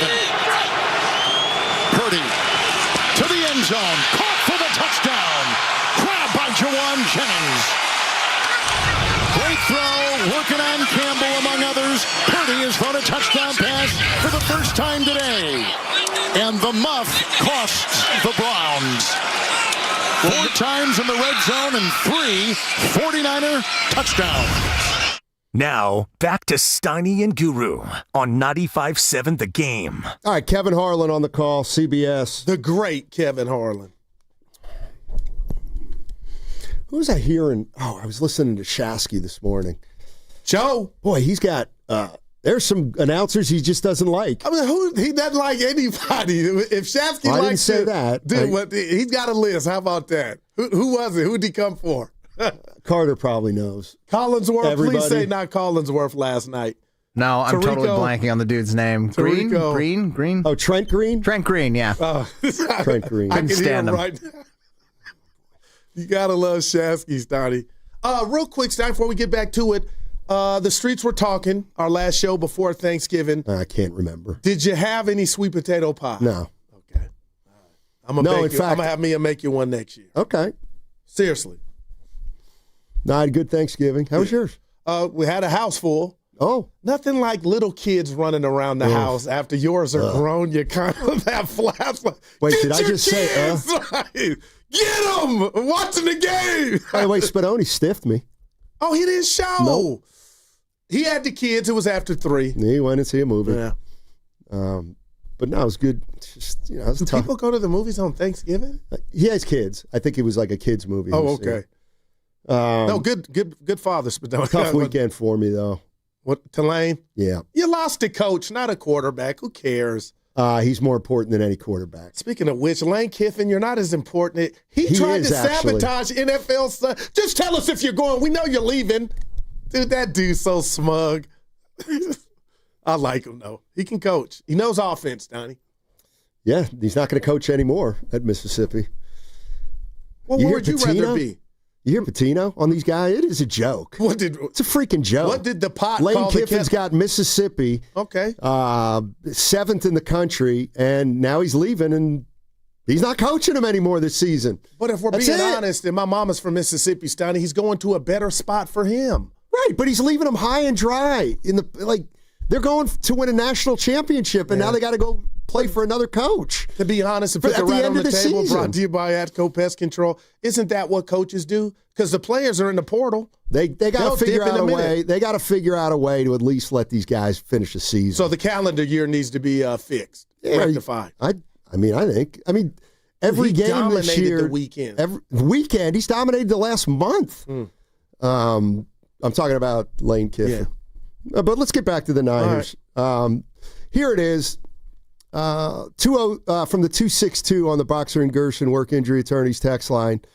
Gonna be honest, Steiny, I wouldn't say my expectations have changed about this team because they're still a 7 seed. They still can't run, and we're not getting Warner or Bosa back. No, that's However, fair. Okay. My excitement level has changed because they're right in the thick of one of the funnest NFC playoff races that I can remember. And that's all you sign up for, Johnny. And I know you're not a fan, but that's all diehard fans sign up for is you're telling me there's a chance. And they're not a game back of the division. They're a half game back. And it could be highly unlikely, but who saw this after all these these injuries? I think Kyle's lost, 93 players to injuries just this season. So, Stoney, I'm just telling you, man, this has to be fun. And now they have another option. If you just sit back and want to have a beer or lunch or chicken Caesar salad and think about the possibilities of what if, this team could damn near win the division. Like they're a half game back. It's a super chat from Doc Bolo. He's paying $4.99 for the following. He's got a question for me. Hey, Steiny, doesn't the number of injuries sustained neutralize the, quote, joke of a schedule that Steiny always makes? No, not at all. No, in fact, that's been the blessing, that you were able to lose half your offense and 2 of your better defensive players, and you still got to play these fish teams. But what about when you played 2 of the best teams in the league? I can't remember. That was a while ago. But it still counts. Seattle, at Seattle, and at LA. I think that was week 1, right? So they won. They beat Seattle week 1. I don't know if and I think Seattle is 9-2 since then. Yeah. And they beat the Rams week 4 or 5 with Mac Jones, 4 or 5. Thursday night. I'll tell you what, though. Something else about yesterday's game. Steiny, you played sports, and I played. But Draymond Green has mastered, and Dennis Rodman, talking mess. And you talk mess to get under your opponent's skin and then have them do too much. But did you hear what lineman Shelby Harris had to say about Jawan Jennings? I mean, wow, he went in. And I got to tell you, I may need Jawan to teach me or young kids coming up how to talk mess, because Shelby Harris, the lineman for the Browns after the game, said, I understand why he got punched in the jewels. You want me to play it? Oh, you got it? Sure. I didn't know you had it. My bad. Shelby Harris. He's a and I want that known. Like, I see why he got punched in the nuts, because that's he says some things that you should not say to another man ever. But, I don't respect it because you say that, then run behind your O-line. That's some real soft shit, and I want that known. I see exactly why they punched the nuts. I'm surprised nobody punched him in the jaw yet. I don't have too much in my notebook, Steiny, of what constitutes you don't say what to another man. I think we know. But you had 60 minutes to shut him down and inflict pain on him, and you didn't. And this is the second week in a row Jawan Jennings has gotten a scuffle after he's mastering talking mess, Steiny. Yeah, apparently might be stepping over the line.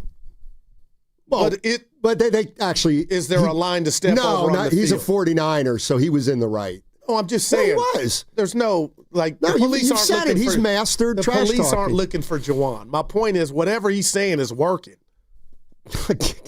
That's all I'm saying. It's the Cleveland Browns. And Carolina Pest. Exactly. Let's go to Orlando in San Bruno. What's up, Orlando? How you doing? Thank you, guys, for taking my call. Good morning. Happy holidays. Back at Same to you.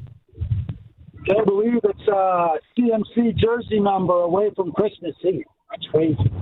Yeah. Well, Christmas Eve, 23 plus 1. So real quickly, the Browns really helped Purdy. First of all, kudos to him. What a difference the way he looked from his last Sunday. It helped him a lot. Going into the fourth quarter, I believe the stat was the 49ers offense was averaging to start their drive at their own 41-yard line. That is at least 3 first downs that Purdy did not need to be challenged with. The other thing is, kudos to our number 71. He did a very good job against Myles Garrett, only allowing 1 sack. And saying the last thing is the Browns did help the 49ers with the turnovers, and that was a very impressive win. The thing that had me worried was the record that Shanahan had previously versus the defensive coordinator and Purdy's cold record that was negated. Good job, looking good. We'll see what happens. Thank you guys for taking my call, and happy holidays. Back at you. Thank you, Orlando. Appreciate the call. What about we touched on Trent Williams, Scotty. This obviously, to me, was his best game. He gave up 1 sack. He got beat quick, fast, and in a hurry. But outside of that, he kept him at bay, Myles Garrett. What about the fact that they're still not running the ball well? It is interesting, and I'm sitting up here telling you the numbers don't always tell the story. But the bottom line is McCaffrey can give it to you running the ball, and he can give it to you catching the ball. And what did he have? 24 total touches yesterday. But, Stoney, I will say that is a concern. And how can I sit here and tell you all to the naked eye of mine that it just feels like they're playing better? They protected Purdy for the most part, and he had to escape a couple of times. But that will catch up to you. So I don't have the why as to – the run game not being as productive and getting more on the ground, but that was another instance where you were on the road. You averaged, 33 totes for 2.8 yards, a total of 91. So I'd give Cleveland the win there if you gave them that stats before the game, but yet you win the game by 18. So I think Kyle's calling the game, masterfully. And, again, I'm going to stand on this if I don't say anything else today. The Niners didn't run the ball until they had to. Cleveland, I felt like, had success running the ball. Until they had to, they couldn't. And that's the difference. But your overall thesis on that is it's going to catch up with you. You think when you play better teams in defense. It just has to, right? You would think. Why have the 49ers not been able to run the ball well this year? Is it their offensive line? Is it Christian McCaffrey? It can't be McCaffrey now, Stoney, for the people that – like, how are you looking at him? Like, every time I'm like, oh, there you go. And then they tackle him, but 8 dudes are on him, but I'm not – he doesn't – nobody's calling anymore saying, oh, it looks like he lost a step, right? Because he doesn't look like he's lost a step to me. Running the ball? Yeah. Running the ball, not catching, Stoney. No, he's probably lost 2 steps running the ball. Are you serious? Well, look at his yards per carry. I don't even know. I don't know what they are in front of me, but you can't run through a brick wall. I'm not taking any onus off him, Stoney, but he looked frisky yesterday. And he had 50 yards carrying the ball, didn't he? But when he's running, I'm like, oh, this is him he's going to break it, and then somebody's on him. So I can't argue the numbers. They are not running the ball to their standard. It's not getting them beat, but that is a major concern if this were to keep up. And he runs the ball 20 for 53 yards. That's just – it's pretty drastic. But wouldn't you say that's on the O-line? I guess that's what I'm getting to you. It's on everybody. Like, Christian McCaffrey right now is averaging 3.5 yards per carry. Last year he only played 4 games. He averaged 4 yards a carry. The year before that he averaged 5.5, 4.7, 4.6, 4.7, 4.5. He's averaging a yard fewer per carry. That's a lot. Robinson averaged 3.3. I know it's a different back, 8 carries for 26 yards. But, again, I was thinking, oh, man, is he slipping to the point to where it's just that's the reason why? I don't know, Sonny. I think it's about the guys blocking. I think they're having more success, obviously, pass blocking right now, keeping guys off Brock. But that's something that definitely needs to be enhanced moving forward. For them to go 4-0 with the next 4, 3-1, or damn near 2-2, you got to fix that component to your offense. Yeah, I feel like McCaffrey is not when he's just not when he runs that play to his left that he used to always felt like he had 9 yards of carry. Well, that's behind your boy Trent. It just, I don't know. He's just not, the numbers are the numbers, and he's averaging 3.5 yards of carry. And I'm just wondering why. Like, why is McCaffrey not as dynamic with the run game as he has been in the past? Is it McCaffrey? Is it the offensive line? I mean, I'm sure it's probably everything. Yeah. But what if I told you I'm going 70-30 offensive line? Okay. I just feel like he, when he catches the ball in space, that's when he's obviously really good because he can get that first guy to miss, but it just doesn't feel like when he's running through the offensive line that he's I don't know. He's just not getting as many yards as he has in the past. You think he's getting tackled quicker too? Yeah, I do. Let's go to Matt in San Francisco. What's up, Matt? How you doing? Hey, what's up, guys? How you doing? Hey. I like most people. I think I really expected the Niners to go into Cleveland and struggle and maybe pull out a close one. And I think the term team win gets thrown around a lot. And, that was the true definition, I think, of a team win. The offense, defense, special teams, they all just kind of made plays at the right times in the second half. And I think they really controlled that game. And I think just to put the season in perspective, me and my boy were talking about this. Who would have thought at this point the 49ers have a legit path to a number one seed? Like you can see it get there. And, you got the 1-win Titans, like you guys were saying, and then the Colts Monday Night Football. That game doesn't look nearly as hard as it did a month ago. And you got the Bears Sunday night. You're telling me they're not going to be ready for that. And you could go into Week 18 against the Seahawks with the number one seed on the line, it's just insane to me with obviously all these injuries they've had this season. And are they the best team in the league? No. Yes, they have holes, but they're a resilient and I think a really sound football team with a lot of veterans and probably the two best coaches in the league. So, hats off to those guys for stepping up. That's all I got. Appreciate it, Matt. Right on the money. Yeah. And Stoddy, I don't want to, how do I do this? Divvy up, but I can't credit. But a lot of this 9-4, of course, it's the players. It totally is. But we would be remiss if we didn't talk about what Salah's doing to the offense and what Kyle's doing to the what Salah's doing to the defense and Kyle with the O. I mean, they arguably could be the MVPs for this team because they are having an impact, man. It's just you can't ignore it. And I know Salah's endured more big injuries than Kyle on the other side, but I'm just watching that game and watching how they're calling it. Even the quarterback keeper on a play, everybody in the building or stadium thought was going to McCaffrey. The quarterback keeper for Brock, that's just one play, but that's how the coaching is a part of why they're 9-4, man. And I just wonder, and we'll never know, how many other coaches, what they would have done, even our guy in L.A., McVay, would he have been able to endure having the injuries and having his team at 9-4 with a chance? What's Tampa Bay's record? I'll have to bring that up. 8-5. They've had as many injuries as the Niners. I thought the Rams had a lot of injuries too earlier in the year. Yeah, but they haven't lost their Bosa and Warner. And that's why even if we look at Tampa, you got guys out and they've been out and they come back. But I'm not taking anything from Tampa too. He kind of hit me with that with Salah on the defense and Kyle on the offense. That's a big reason too why they're 9-4. Yeah, and another reason why they're 9-4 is because they've played teams like Cleveland. Like, can somebody explain to me? Cleveland's got 4th and 1 at the 20. Man. And they don't take a field goal to go up 3-0. I can't. Okay, they don't. But that's the new NFL. Okay. You're trying to be aggressive. It's the dumb NFL. It's the dumb school. Tampa Bay 7-5. So Cleveland has a chance to put 3 on the board. They don't.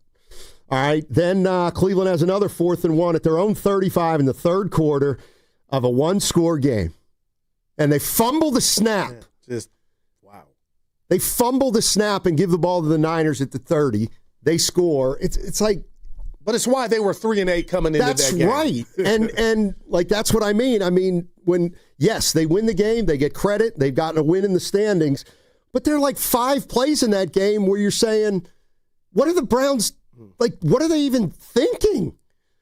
Like, what the guy catching a kickoff that just, like, at the 6. The announcer even was perplexed. So, and then you got a quarterback who's only making his second or third start. Yeah. So, you only got one more layup because I think you're right. Cleveland has 2 more wins than Tennessee, so I'm calling that a layup. I'm sorry, Cam Ward, but the bottom line is after that, though, for you to get to the 7th seed or even win a division title, I mean, you're not playing those, Donnie. You're going to have to play some good football, and I think this running game is going to have to improve because it is kind of crazy that the run game as a whole has not been as effective as they would like it to be, but yet it's not, partner, costing you games. You were down 21-0 at home to the Rams. You got it within 1 score, okay, and that got away from you. But most Sundays, Stoney, the Niners are going to play a close game. And I think that's due to coaching. What about the game last week, though? Does that look different to you now? We came in here talking about how bad the Panthers were. There's something about teams that aren't very good just can't do it 2 weeks in a row. You know what I mean? But like the Panthers beat the Rams. Yeah, I know. And to me, Evan, that's changed my view on that win from the Niners going forward. I could be right or wrong, but I came in here like after they did that, like, holy hell. Yeah, I mean, it's also... Well, go ahead. No, I was just going to say, it's like this is the same tone that there was after the Panthers game on Tuesday. What are the Panthers doing? Oh, the Panthers stink. No, the Panthers don't know how to do this. The Panthers don't know how to do that. Well, they just beat a team that might compete for the Super Bowl this year.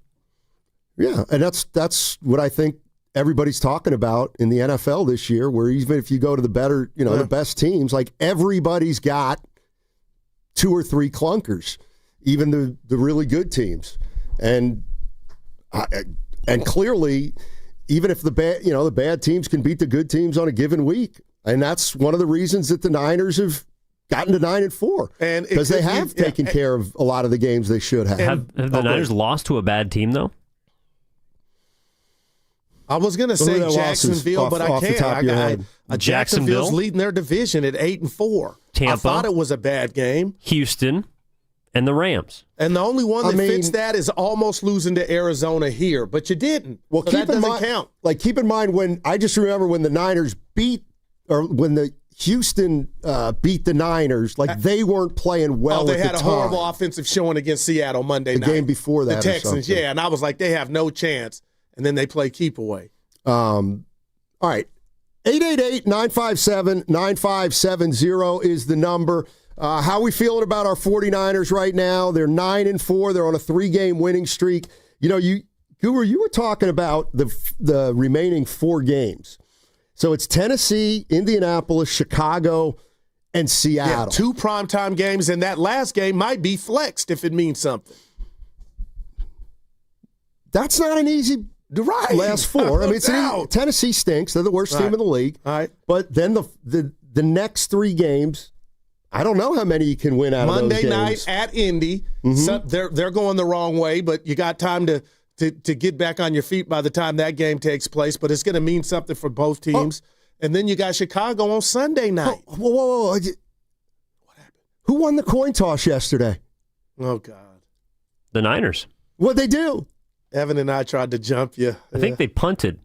Yeah, they took the ball. Yeah. Yes. How'd that work? They won by 18. But at halftime, I think you up into that field goal. They didn't double up.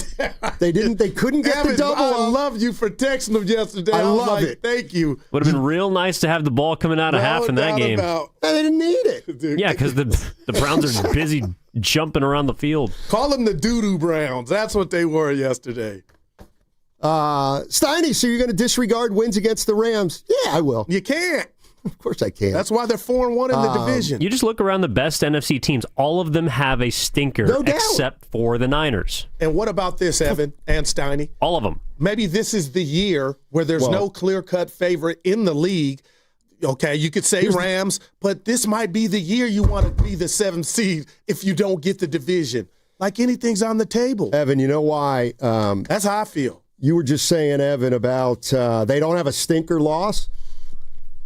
They don't have a trap game on their schedule.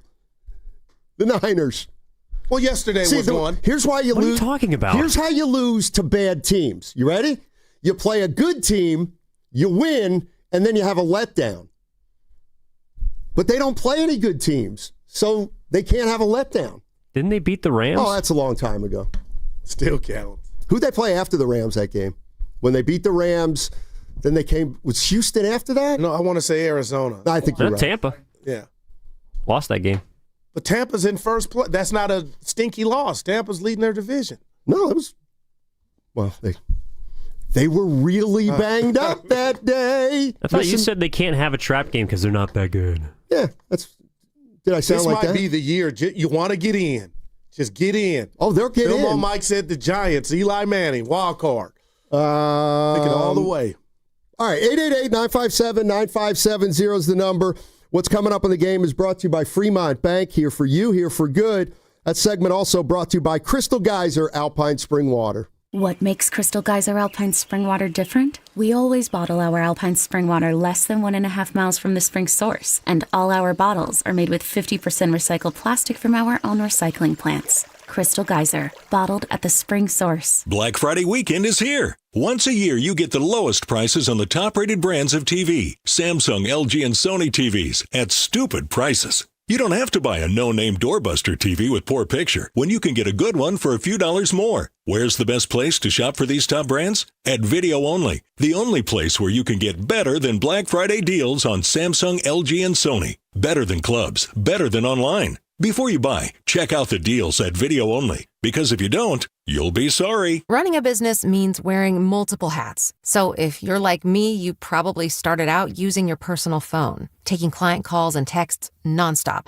As my business grew, I needed something smarter. That's when I switched to Quo, the #1 business phone system. Quo works right on your phone or computer. No carrying 2 phones, no clunky landline, just one easy app you can try for free. Your team can share one number and handle calls and texts together like a shared inbox. Any teammate can jump into the conversation, so customers get faster responses. And Quo's AI assistant summarizes your calls and responds to customers 24/7, so you never miss a lead or opportunity. All this starts at just $15 a month. That's basically 2 coffees. You can even keep your current business phone number. Find out why 90,000 businesses trust Quo. No missed calls, no missed customers. Try Quo for free at quo.com/sports. That's quo.com/sports to try Quo free. QUO.com/SPORTS. Joe Shasky here for Golden State Lumber and Showroom. Consider their Stockton Yard as the go-to resource for building professionals in San Joaquin County, with over 40 acres of premium building materials available to the public. For bigger jobs, you can count on Golden State's large fleet of trucks for timely delivery. It's their goal to keep your project on time and on budget. Building a better Bay Area for over 70 years. Golden State Lumber and Showroom. When you succeed, we succeed. The holiday rush starts here at your California Ford dealers. The Ford Black Friday Sell-a-thon is on. It's 4 days only of some of our best offers across the entire Ford lineup. From America's best-selling Ford F-Series trucks for 48 years, the legendary F-150 and Super Duty. The Bronco family of SUVs for those who don't wait for adventure to begin. All-electric standouts like the Mustang Mach-E and F-150 Lightning. And explore and escape, the perfect balance of comfort, capability, and everyday versatility. Get ready to power through whatever the season brings in a Ford. But don't wait. These Black Friday Sell-a-thon savings are here for 4 days only. The clock's ticking, the lots are moving. And these are the season's biggest savings on an incredible selection of Ford vehicles. Rush in before the Sell-a-thon and the savings are over December 1st. Get to your California Ford dealers today. Claim based on 1977 to 2024 calendar year industry reported total. Hey, it's Willard, and I'm just going to say it. We need your help. Right now, 1 in 3 people in the Bay Area don't know where their next meal is coming from. Parents skipping dinner so their kids can eat. Seniors choosing between medicine and groceries. In a place this strong, this connected, that shouldn't happen. It can't happen. That's why our friends at Habas Law are teaming up with Martha's Kitchen. Martha's Kitchen provides more than 200,000 meals every month to our neighbors in need. So let's do what the Bay Area does best. Let's show up together. Visit marthas-kitchen.org and donate today. Habas Law, always fighting to make it right. Tune in to 95.7 The Game for Warriors Live, 60 minutes before tip-off. Every Warriors game throughout the season as we get ready for the action. Presented by Xfinity, your home court advantage. Brought to you by Xfinity. Watch all your favorite teams all in one place. Xfinity, imagine that. This is Jessica Smith with Hot Yoga Republic. Join us on Saturday, December 13th at our Mill Valley studio for Hot Yoga Republic's Pet Adoption Day with Berkeley Humane.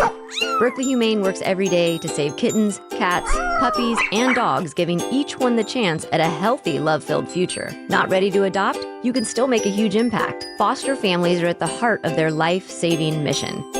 This holiday season, help change the life of a wonderful pet ready for a forever home. Visit hotyogarepublic.com for details. Nugget bells, nuggets all the way. Hi, I'm Kylie. I'm John. And I'm Garrison. And a little thing we love about the 30-count Chick-fil-A nuggets is sharing them when we cut down the Christmas tree. We will pack the car with gifts. And of course, we go and pick up our family's favorite nuggets. Every nugget is tasty times quadrillion. And we get all the sides. Yeah, the ooey gooey mac and cheese is a big hit. Share the nuggets, share the joy. Order the 30-count Chick-fil-A nuggets on the Chick-fil-A app. Real guests paid for their testimonials. 250 years ago, a promise was made to connect families and friends near and far. And during the holidays, that promise is more important than ever. That's why USPS is building a better network to meet your needs with timely deliveries, easy and affordable ways to ship, and everything you need to make your season full of holiday cheer. Our purpose is delivering your peace of mind, knowing your love will arrive, bringing joy to all. The United States Postal Service. Learn more at USPS.com/holidays. In Oakland, partly cloudy skies with a high of 55. Weather brought to you by Staples. Have an easy holiday at Staples. Save on top tech and gaming gifts, shipping supplies and services to get your packages there safely, even custom cards and wrapping paper. Staples. That was easy. Morstead will punt. Larvidan is back with the wind and the hang, and now the fair catch. Fumbled the ball, muffed it, and it's picked up right there. San Francisco all over it. What a big-time play. Terrell Luter on the ricochet gets the ball. That's a muff, and look again where the Niners began at the 17 of Cleveland. Now, back to Steiny and Guru on 95.7 The Game. All right, Niners. That was Kevin Harlan, CBS. Niners raise the record to 9-4 with a win over the Cleveland Browns in Cleveland. And the wind is why I believe that was a muff punt. I know you were like, oh, Guru wasn't howling. It was howling. Have you noticed that, let's say a game's played in the wind, that teams that stink tend to have more trouble with the wind than teams that are competent? Oh, you are special, man. By the way, you're smiling. Yeah, I want to ask some 49. Evan's really busy, and he's usually money in the bank. Well, Friday he was. You hear that solo show? I didn't. I was supposed to listen to it on my way to golf, and I forgot. I forgot he was on. Did a great job. Thanks for the support, Steiny. You're welcome. Did a great job. Well, Evan, I do have to. So wait, what do you like more, when I say, I'm sorry, Evan, I didn't hear it, or would you rather have Guru just flat out lie and say he did hear it? I was at the gym listening to E. Stop it. There's something called withholding information. For example, you didn't have to say, "Yeah, I was going to listen, but then I forgot." Why? I did. I forgot. I was going to. Boy. Means I'm not a priority. And you got in the car, so what did you listen to? Well, okay, I'm going to tell you exactly what I did. Probably the Black Keys. What time did you start on? 12. Right. So here's what happened, unfortunately. Or fortunately. I got to have breakfast with my oldest daughter at 10 o'clock on Friday. But then, unfortunately, I had a tea time at noon. So that you weren't on. So you weren't in the car, basically. I turned the... I listened and Evan wasn't on, and I just thought he was 10 to 2, but I was wrong. No, you did a great job, E. Thanks, Scoot. The point is, you could just say, I missed it. As opposed to Well, I forgot. Well, actually, I didn't forget. I misspoke because I did remember. I just didn't remember Roger the time. Clemens. Hey, get back to the task at hand. Hold on. Here's what I want to know. It's our show. I'm 50% of this show. I got something to say. 33. Evan, were you physically tired from the one-man show, or was it nothing, being that you went solo? The first 2 hours were very tiring, and once you turn the halfway point, it was actually not that bad. Okay. Now I'm going to make it about me before we go to Einstein, Mr. Oppenheimer. This is just a pet peeve I have about people and the holidays. Fair or foul? I send my boss a personal text, Happy Thanksgiving, bud. Nothing over the weekend. So that's 4 days. And I come in today, I got a problem. Like, as a boss, I think you're required to respond back. Thanks, Evan. That's all I'm searching for. And I knocked on his door and told him about himself, fair or foul. Hey, I sent you a text. You couldn't have responded. He played like he didn't get it. But fair or foul that I called him out on it. Foul. But as a boss, you got one thing. Just respond. I actually think this might be just about our boss, not all bosses, but when he's got his time, it doesn't matter which host is texting him, calling him, producers, all that stuff. There it is. He will not respond. I was lightweight hurt, Snidey, but I knocked on the door this morning and said, your phone don't work. I saw you tweeting.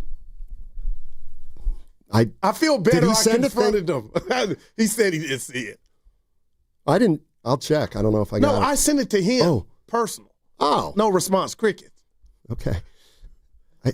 Yeah. Okay, so, well, okay, Evan, you took offense to me saying I forgot when I accidentally misspoke. Okay, what do you make of this from the Boxer and Gerson work injury attorneys text line? Oh, Evan and Pasta did a great job. It was pretty dim in there, though. What does that mean? Pretty dim. The lighting. I don't know. Look at you. It was a Black Friday. I'm not sure what they're talking about. Damn. Maybe you guys. All right, what do you got? I'll tell you what I got. And here it is. This is the bottom line, and this is why, Bay Area fans don't like me, and I can't stand them either. No, I'm kidding. I just wanted to know, is there any NFL team this year that has had 7 games so far this year? Okay. 7, more than half their schedule. They've had 7 games against teams with worse than a 4-8 record. They've got the Cardinals twice. They're 3-9. They played the New Orleans Saints. They're 2-10. Okay. They played the Falcons. They're starting to hustle. They're 4-8. They played the Giants. They're 2-10. They played the Browns. They're 3-9. And then, of course, they got Tennessee next weekend, who's 1-11. But that doesn't hit because when they played said teams, they win. They weren't that bad. The record, you know, like you're picking right now. You're cooking the books. I found a team. They play tonight. The Patriots. Who plays tonight? Patriots? And the Giants. The Patriots? Yeah, the Patriots play tonight, Steiny. They're 10-2. All right. They've played the Raiders, who, by the way, they lost to week 1. They've played the Saints, the Titans, the Browns, the Jets. They will also get another game with the Jets. They play the Giants. But they're 10-2. See what I'm saying? Yeah, they've also beaten the Buccaneers. I'm not going to talk about their opponents. They've also beaten the Bills. My point is, there are teams that they have a loss to the Raiders, by the way. So they're 10-2. One of their losses is an absolute stinker. Raiders are awful. And you got a coach up there. That was first week of the year, wasn't it? Vrabel, this possible candidate for coach of the year. Oh, not over Kyle. Nobody's doing what you're doing. Oh, not over Kyle. He ain't played anybody. You had to pay for that schedule. You had to endure last year. You stunk, and so did the Niners. Yeah. Okay. So the Patriots in the AFC have had fish, and the 49ers in the NFC have had fish. But they're both wreaking havoc. Did the Patriots must have had a last place schedule last year? Bills play a soft schedule. They're 9-3. I don't think they're that good, are they? Aren't the Bills 8-4? People think the Patriots and the Bears are pretty good teams. No. I thought you said the Bills. No. I said the Bears. Oh, the Bears. All right, we can get off Bears. this. The 49ers. Well, you're only on it. We're just talking. Oh, yeah, I know, because it's unfair to bring up who they played. Bob and Sanford, I won't do it anymore. Gutsy win in Cleveland. And I'll tell you what, that team, I look for them to run the table. Who? Cleveland from this point on. Let's go to Bob in San Francisco. Hey, Bob. Hey, how you doing? Great show, fellas. Oh, thank you. I think McCaffrey may have lost a step a little bit, but also it's the offensive line. I did see one play where he had an open lane to the outside to go down the sideline, but he tried to cut back in the inside, so I was thinking maybe his vision's a little off or something, but I wouldn't count him out, no way. And another thing I got is, oh, man, I forgot what it was. You guys were talking about something in particular. Anyway, it don't matter, but that's all I got. Thanks. Thanks, Bob. Appreciate the call. You know what the difference is? Give it to me. And I'm going to give you a stat to knock you on your keister. You know what? And there is another way to look at this schedule. And it's what we're finding out is that Kyle Shanahan and Robert Saleh are infinitely better coaches than a lot of the coaches that coach these horse bleep teams. They just are.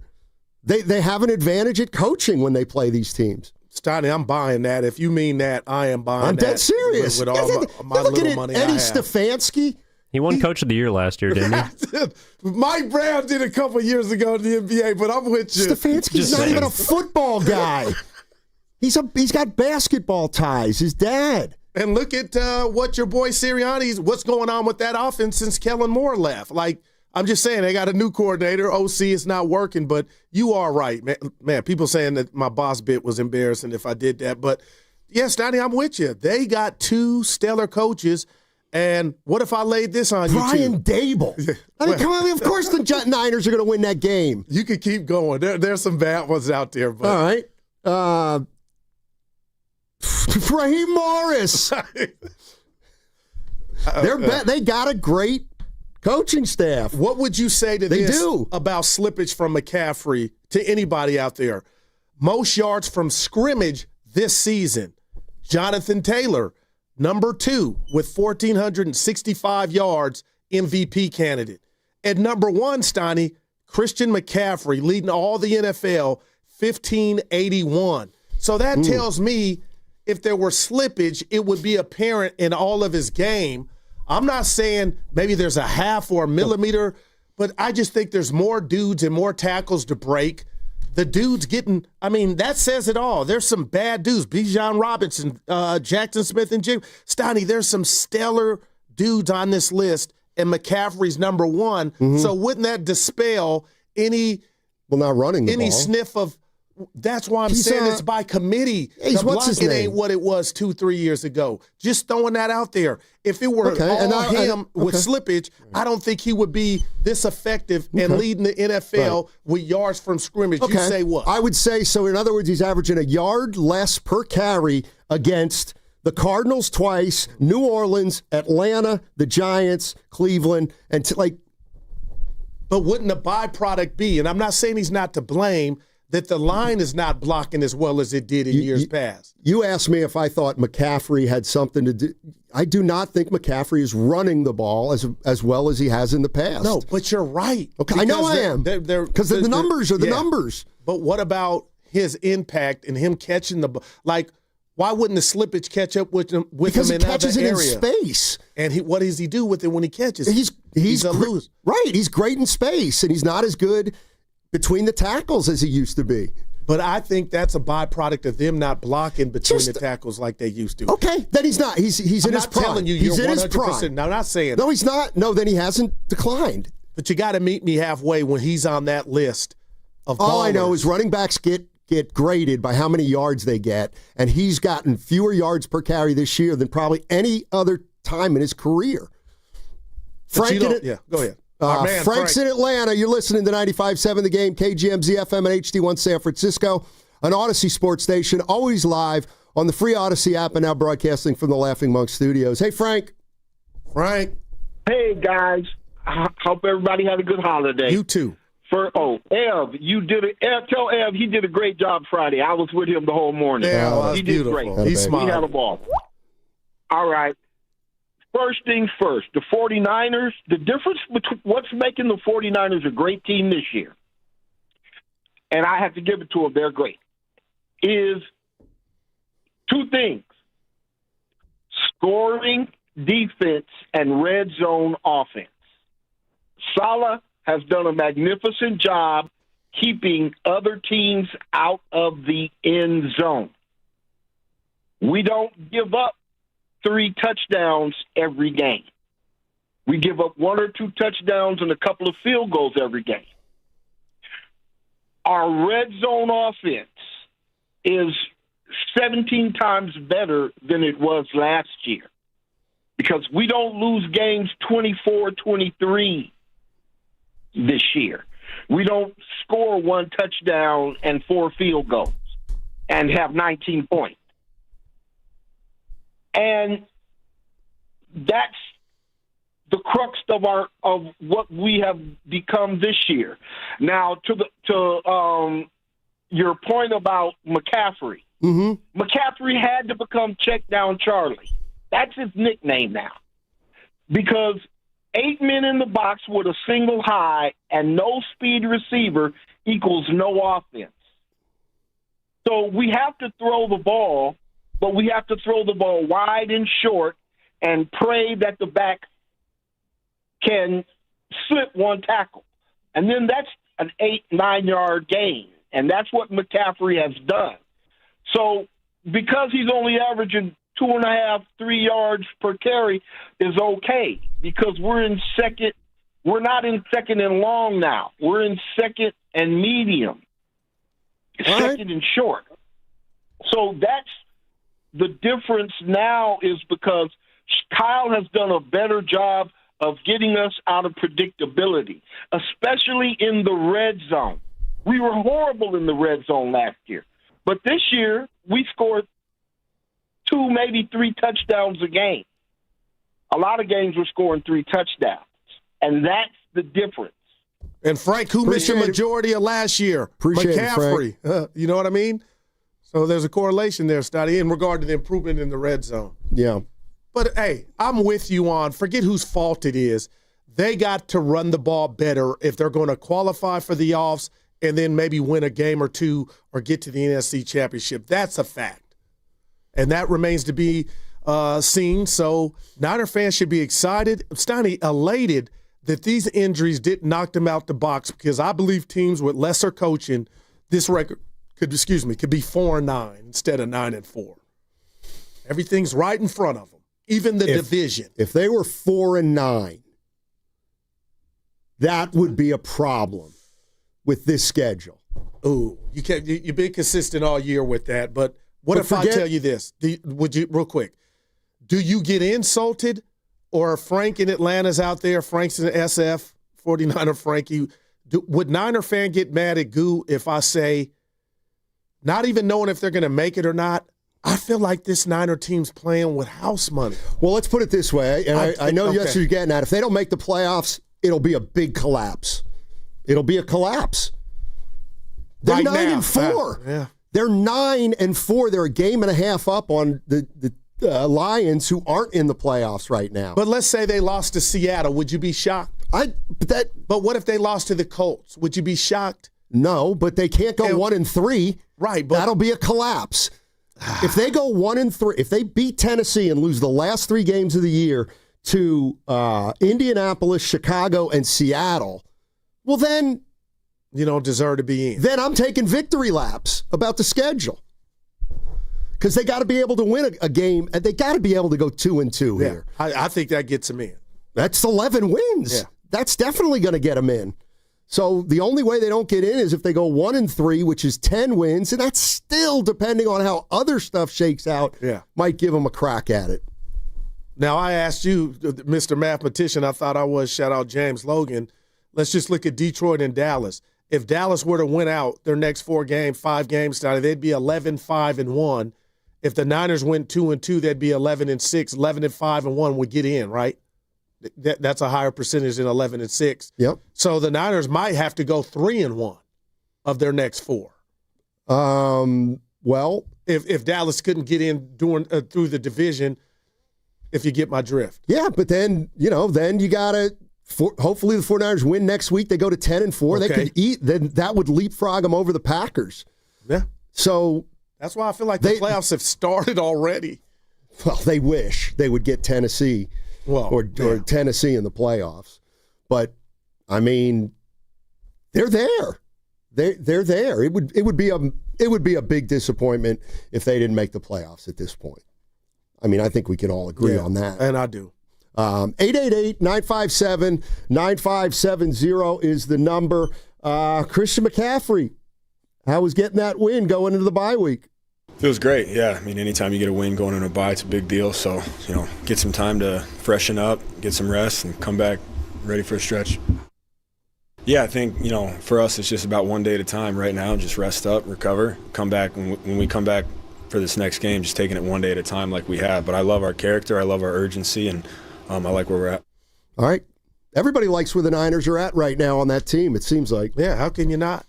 And the defense, Stoney, what if I told you they haven't played their best ball yet? If they keep getting it, I'm stealing from Kittle, this motion, and they keep evolving into what they are. And, I mean, how many times have we talked about Bethune and where did he come from and all that stuff? And it doesn't matter who's out or not available. They just defensively, and you could say it's the opponent, but Carolina showed you what they were capable of yesterday at home against the Rams, and the Niners just suffocated Bryce Young in that offense. I'm reluctant to say this defense is going to get better because we've seen them 2 weeks in a row now against Carolina and against Cleveland. We're going to see them against Tennessee. Yeah.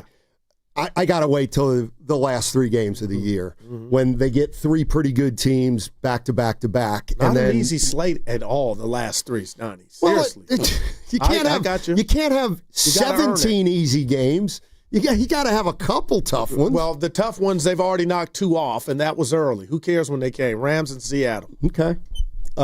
This is more Christian McCaffrey on the defense. No, but our defense stepped up huge, man. I mean, they've been playing amazing defense and special teams, just having a complete football game. That's a really good defense. We knew it was going to be a grimy game, and so for the defense and the special teams to step up and put us in really good positions was awesome. And Cleveland special teams gifting you the ball right there too. I mean, they're terrible. That's why they have 3 wins. And I do believe, no excuses, Stoney. That muff punt, I believe that was the wind playing with the ball. You don't give any. It doesn't matter. You messed up. You got to catch it. You're in the league. But they made 7 terrible plays and coaching decisions and calls. Exactly. And that is the one thing that I thought they were afraid to let Shedeur throw it. Like, he has no business back there if that's how you're going to call the game. I mean, he's only quarterbacked 3 games in the NFL. So, the 49ers have taken advantage of some of the younger quarterbacks they've played against, and they'll probably get another one in 2 weeks, right? Cam Ward?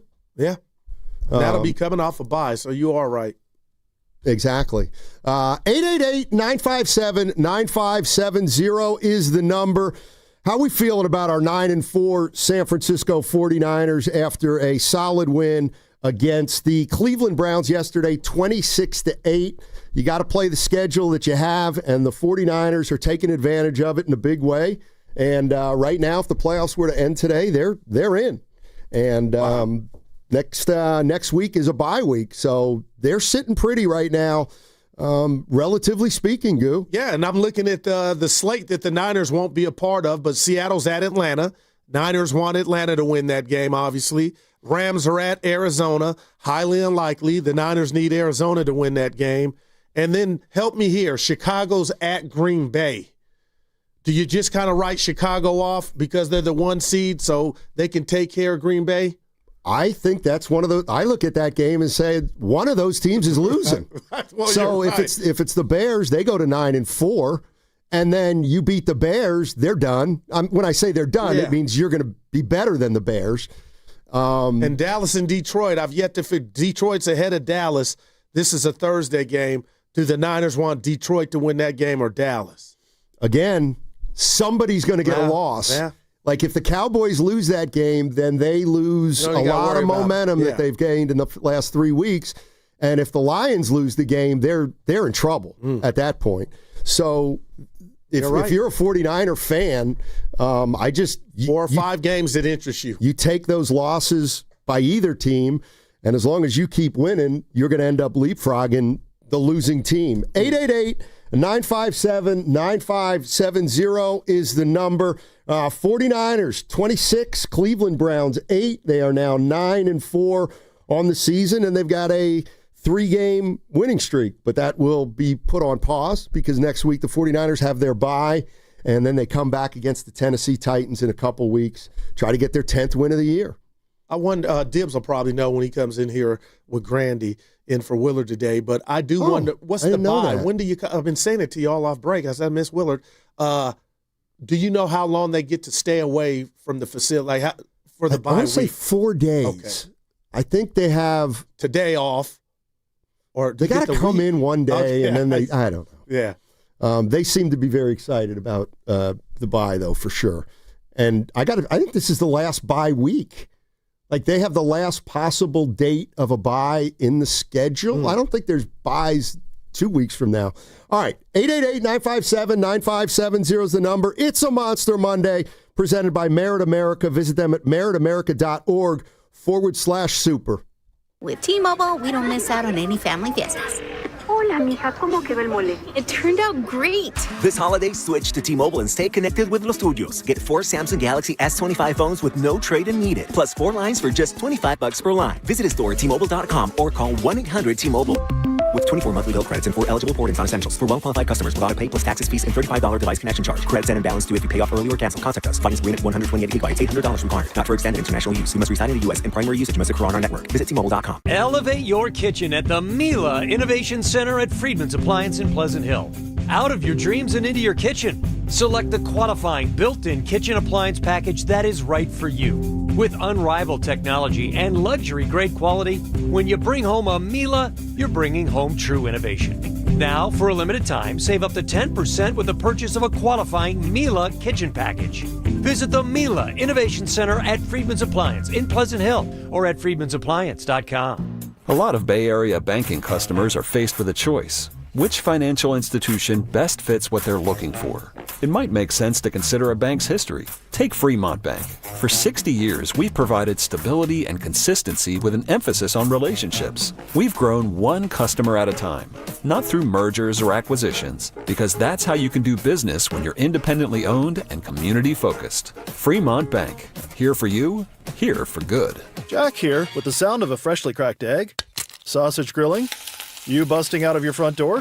Oh, hey, no rush. My 2 for $5.50 sausage croissants are available all day. Get so much more. Plus tax, limited time only. Price and participation may vary. Welcome to Dock in the Box. Doors and loading dock equipment are a crucial part of your business, and one you probably don't think much about until they break. A broken door or dock leveler can be a real security threat, along with disturbing the flow of goods in your business. Luckily, RNS is here for all your commercial door, dock, and gate needs. From overhead doors and security shutters to fire-rated and personnel doors, RNS can provide your business with safety and security. Call 800-FIX-A-DOOR to schedule a free estimate or visit rsdoors.com. RNS Doors. Look for the red truck.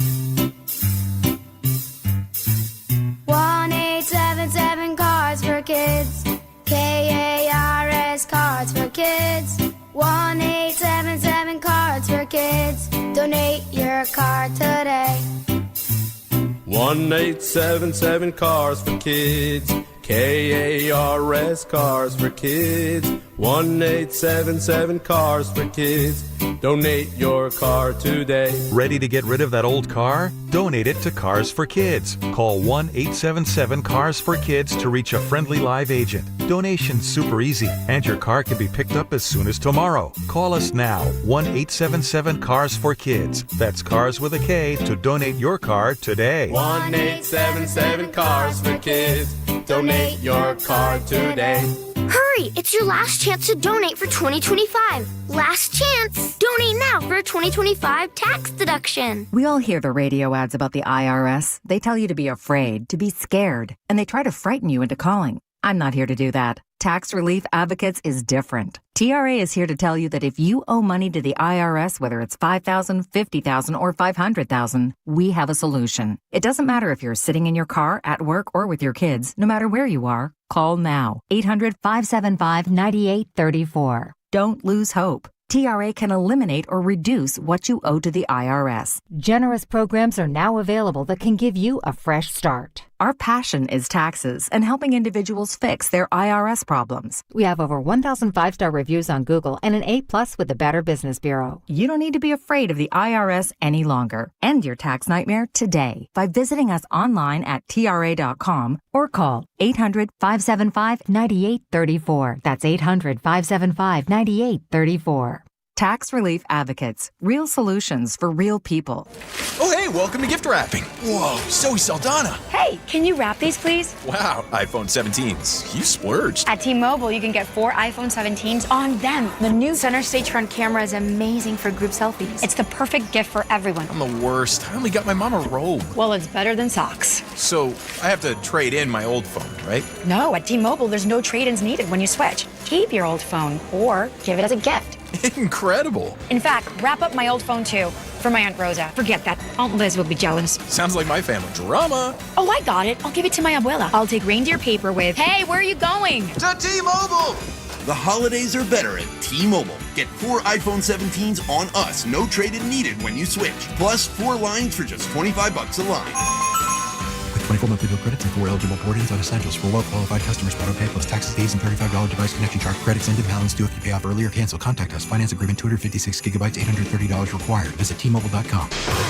Red and Gold Game Day starts at Laughing Monk Brewing. Park for free. Enjoy amazing food, ice-cold beer, and every game on TV. Catch 95.7 The Game's pregame show. Then hop on the free shuttle straight to the stadium. Sign up now at 957thegame.com.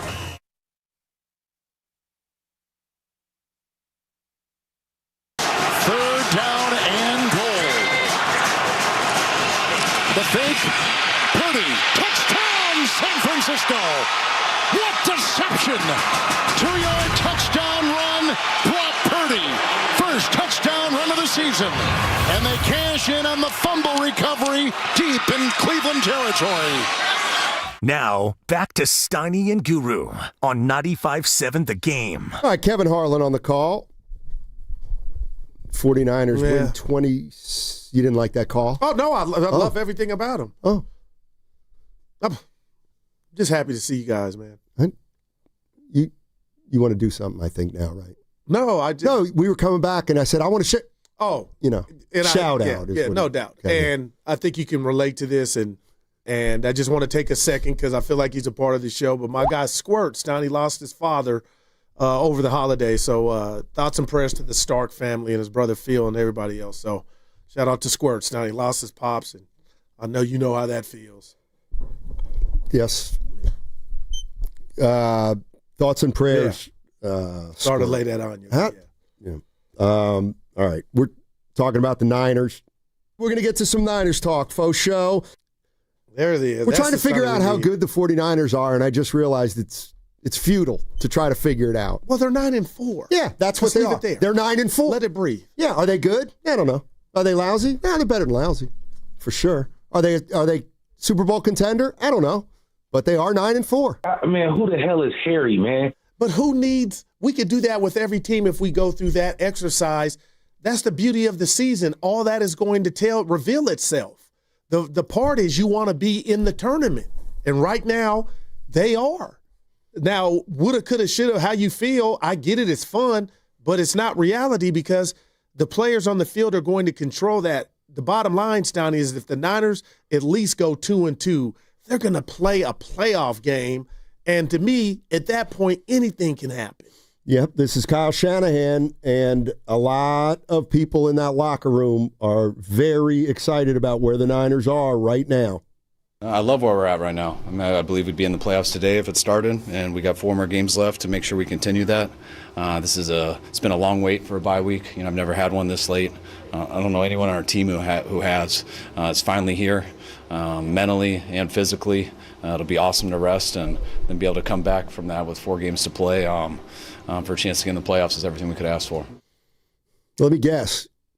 You think the bye week's big? I got to be honest, Donnie, with the way they've been handling and rolling, I'm wondering, do you want to just keep playing? No, they want to buy. You need to rest. I think they want to buy. Right. It feels like they've been thinking about it. Coming from a non-football player like myself, but I thought about that. Like, they ain't getting Bosa or Warner back, but you want to get fresh, but they've won 3 in a row. Who says they might not get Warner back? Well, that's floating. Who says? Yeah. Who knows? But that would be gravy, Steiny. Super gravy. It would. 888-957-9570 is the number. This team right now is on a 3-game winning streak, and they're trending in the right direction. There's no doubt about it. They still have a little issue with running the ball. It hasn't been a banner year for them running the football, but to me, situational football, they've been great. They've made big plays in games that they've had to against good opponents to beat them. They've done enough to beat the bad teams that they've played, and now they're 9-4. And the question is, do you think this team can make a run? I'm pretty. What do I want to say? Like, I've been pretty honest. I don't think they can. Like, I think they can win a playoff game. I just don't know how they're going to win 2 or 3 at a time. But you did have them win in double digits. Yeah. Yes. And, they've gotten to 9-4 by taking care of a lot of games that they should have taken care of, and they have. And, the more Evan says it, they really don't have a bad loss. I mean, the Houston game looked terrible. In terms of the time of possession. Is great, and look at what they've done since that game. The Texans, that is. Right. They got a Super Bowl caliber defense. And that's like the other thing. It feels like a lot of teams in the NFL this year have one or the other, either a great defense or a great offense. Who's got the best all-around team? I don't know. Yeah. But I also do think that, we've seen every really good team this year, play a couple games where they just don't look like one of the best teams in the league. And the Rams played one of those yesterday, and the Bills have played a couple of them. The Chiefs have played a couple of them. And, the 49ers, to their credit, haven't. And I got to be careful, but you know me, Sonny. I love with my heart, man. And I'm just looking at this possible scenario or scenarios of how the Niners could get in the playoffs. And one could be, and I think it's a long shot to win the division, but that's out there. But I'm just getting vibes of we believe. I'm getting vibes like this has never happened, I don't believe, under Kyle, to where I really thought they were dead in the water because of the injuries, and the show just keeps going on to the point to where they're not, the big favorite like I think they were, or a threat, and people were scared of them. So that's why I'm like, okay, Shador couldn't take advantage of your defense. Either could Bryce Young, but we saw what Matt Stafford did, but that was payback because the same defense went on the road, a couple months ago and beat that Ram team. So I'm just thinking about the slate, and, if the Niners were to go in as the 7th seed, Steiny, and had to go to Philly to play Philly, like, I think Kyle Shanahan could have his team along with Robert Saleh. I'm bringing up that scenario to where I don't think it's, just crazy to think that Niner team, this version of it, couldn't give Philly and that defense with what's going on with their offense and Sirianni problems. And we could keep Tampa Bay. We could just keep playing that game. I know it's fun for the fans, but I guess that's where I'm going, partner. Like, tell me a game to where they're going to be outclassed to where they don't have a chance. I don't see it. No, I mean, I hear you, but to me, it's going to be about how are they going to win 3 playoff games? But I guess you only play one at a time. Right, but that's my point, is I give them a chance on a given week against the Rams. I don't give them I don't give them 3 wins in 3 weeks over 3 good teams. I just, not with that defense, and not with their inability to run the football. Like, I just can't see them running the table with this team. I can see them pulling an upset and winning a game. But what was the goal for this team, though? Yeah, to make the playoffs. So why are we talking about winning 3 games in the playoffs? Because they're 9-4, and they're close to a number 1 seed, and we're trying to gauge whether or not 49er fans believe that this team might be better than just a playoff team and might be a team that can make some noise. But I think the point of this team is they've exceeded expectations. Right. Based on what kind of hand they've been dealt. So far. Yeah, but they got to finish it off. They got to finish They got to off. win the Super Bowl? No, they got to make the playoffs. Yeah, that's what I was saying. I'm with Evan. But you say they got to make the playoffs. When you bring up the 3 games, it sounds like the Super Bowl is the measure. I'm not expressing anything that 49er fans aren't expressing.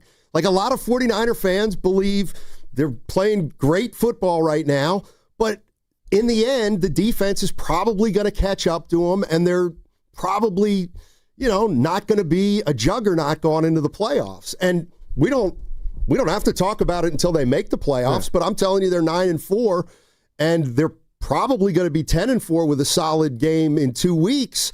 And then they are a playoff team pretty much. Yeah, but to Evan's point, I was just keeping it real, Stoney, because when you look at it through those glasses of 3 games, then you kind of get down because you're like, yeah, that is a big ask, but I feel like they're playing with house money because I did take a couple wins off the table with the hand that they've been dealt with the injuries, and now I'm back to believing, okay, where does it start? Qualifying for the playoffs, that's definitely in focus, and you might get the division, and then you take it just week by week, and it's like I'm going boxing. This might be a bad analogy, but how do you win the fight? You don't try to win all 15 rounds in one. You try to win each round, and that's what the Niners are doing, trying to check the box of, qualifying. And I didn't have them at 9-4, so I'm already just from afar like they've surpassed what I thought they could do. Right, but the season's not over. Right. Like, they go 1-3, and they don't make the playoffs. At 10-7, it'll be disappointing. Obviously, 10 wins can get you in a certain year. I'm just I think this is a playoff team right now. It has to be. Yeah, but you got to bring that home. Right. And that's why I wouldn't say that, they haven't made the playoffs yet. So I would say, why are we talking about playoffs. those 3 games that they would have to win to get to the Super Bowl when we should be, and we have? Because these 3 games, these 4 games are bigger than the 3 that they would, you know what I mean? Right, but are they 9-4? They're not 9-4. Are they going? What have they done so far that would lead you to believe that they won't make the playoffs? Nothing. I think they should make the playoffs. Doesn't that make them a good team? That's a great question. I don't think in everybody's mind. Well, we that all the playoff last teams. week. Remember, we were like, if you make the playoffs, that constitutes you're a good team in my book. I'm just telling you that they're, I know a guy that thought Minnesota stunk last year, even though they were 13-4. Oh, man. So again, yes, they should make they should make the playoffs. If it ended today, they're in, and they got 4 games left. Let's go to Yard Doctor in Napa. Hey, Yard Doctor, how you doing? I'm doing fine. Happy holidays. Back at you. Hey, I kind of want to look at it like the glass is half full because really I was desperate. We've got $233 million watching the game from the press box between Bosa and Warner. Okay, but Kyle has found a guy that had 2 sacks yesterday. That gives me hope. That gives me hope that we don't have to do a lot of blitzing to put a little pressure on the quarterback, get some turnovers, bone up the defense. And then I don't worry about the offense. We got our quarterback back. It would be nice if we had somebody to stretch the field. But when I look at these other teams, okay, we got the Titans, the Colts, the Bears, and the Hawks. Mm-hmm. Okay. Let's just stay confident. Let's go one at a time, but we could go 4-0, and we could take this division if you don't. I think there's a way that we could take the division and maybe even get a bye. So I just like to be hopeful. You know, I don't like to cry in the beer. But I hear you. I'm kind of with Guru. I'm starting to see the light at the end of the tunnel to where, just, come on, let's go. All right. Thanks, Yard Doctor. That's if they great. win, they go 4-0, that means they will have finished the season with 7 straight wins. Man. That seems. And then you got to be then, Steiny, would you think that would constitute? I know it's going to sound crazy. No, it's clear. It's clear. That momentum is like, if I'm a team, I'm like, damn, do you want to play them or do you want to play them because they've won 7 in a row and they're liable to lose because you're asking them to win 8? Or, dude, they've hit their stride. You don't want to see them. We always get that in sports. Oh, you don't want to see this team. I don't. I've never been big on that. Yeah. If the division is on the board at this point is crazy. They got as many wins as the Rams in Seattle. Even if the schedule's weak, Steiny, those are just facts. Okay. But that's the thing. So we're talking about how they can win the division. So I'm just asking, can they do more than win the division? And it feels like nobody, not that they don't want to talk about it, but it's just been very strange how we've talked about the Niners this year and what we really think of them. And we're all enjoying the season. And I'm just asking, well, how long can it go? How long can they be Cinderella? If they make the playoffs, are they really good enough to do damage? Flea in Oakland, what's going on, man? Hey, Flea. Steiny and Goo, y'all know I love this show, man. Yeah. But man, I feel like Goo and Steiny, y'all disrespecting the Niners, man. Y'all acting like we ain't been to Super Bowls in the last 4 years, championships. Please name the players on the team that went to the Super Bowl. Y'all acting like they cardiac kids, like they never been nowhere, like they just come out of the clear blue sky and start winning. Yeah, we feel like the defense is coming along. They're getting a little bit better, and that's kind of like the suspect of the team. Right. But we got to stop acting like the Niners ain't won. Like, come on, man. Like, they just started playing. They never won any games, and this is the first year they finally won 9 games. We got Brock Purdy. We got Kittle. We got McCaffrey. We got all our receivers is healthy. We missing 2 players, and y'all acting like Bosa had 6 sacks when he got injured. Like, we got to stop. Come on, man. So where's your ceiling, Flea? I hear what you're putting down. I'm not saying they can't do nothing, but let's be honest. They're not running the ball. My ceiling is that when they come off the bye and they beat Tennessee, they'll be 10-4. Everybody knows when we beat Tennessee, y'all acting like Indianapolis Colts. It's just hard, and Chicago just can't be beat. Chicago ain't won nothing in 20 years. Indianapolis Colts, we know at the end of the season they start falling off. Nobody's saying that. Go ahead, finish up, Flea. This is what I want to say. This is all I want to sum it up to this. Niners been there more than Chicago, Indianapolis. When it comes down to winning these games, these last 4 games, I figure like we probably go 3-1. We gonna have a division. Because y'all think St. Louis got. Not saying the Rams got to play. Seattle still got to play. Rams got a harder schedule, and if you get a pass rush on their quarterback, you see what happens with him, with any quarterback. But if you get a pass rush on an older quarterback, he's fumbling the ball. He can't move. So come on, man. Let's tone it down. The Niners gonna be there. All right, thanks, Flea. But how did Flea. They didn't have a pass rush against Stafford. No doubt. And that's why I was just going to ask him. But they do got 2 wins against those said teams. But he did say something. But I think I don't have to defend it, Steiny, but I checked the box of this coaching component of all this. And for him to say, we've been here, you ran the ball better too, Flea, on those iterations of those other Niner teams. And I'm just saying, if this doesn't improve, Steiny, that gives me cause for pause in regard to how far this team can go. But as far as a coaching component of who would you rather not have coaching you in the big games, Kyle gets that all day, every day. And interestingly, he's got the reputation of not being able to win the big one. Well, it's not even win the big one. He can get you there. He's done that twice.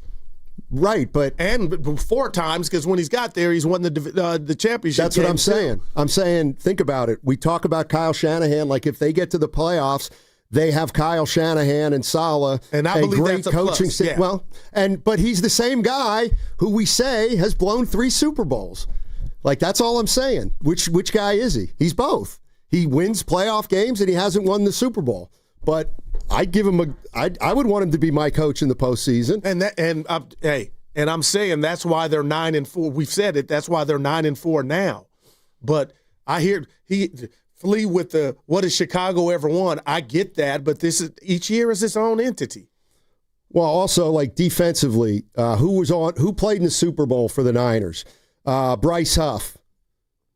No, I got you. Like their defense does not have a lot of players who have played in the Super Bowl. Their offense does. Right.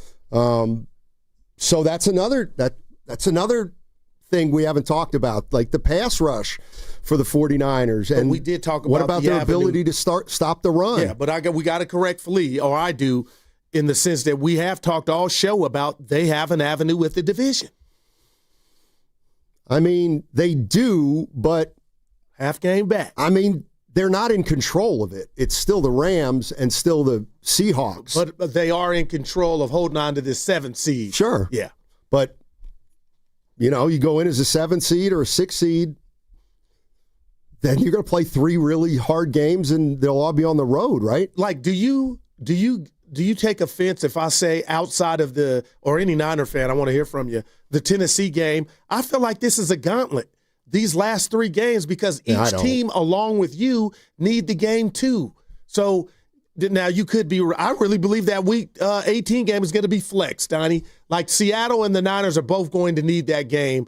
Sitting here today, I think that's going to be a big game. That could be the last game of the season. So there's that, and then you got Indy, who's going to be starving, and then what we talked about with Seattle and Chicago trying to lock down a number 1 seed, or if they lose a couple games, just to make the playoffs. So that is, to me, a gauntlet.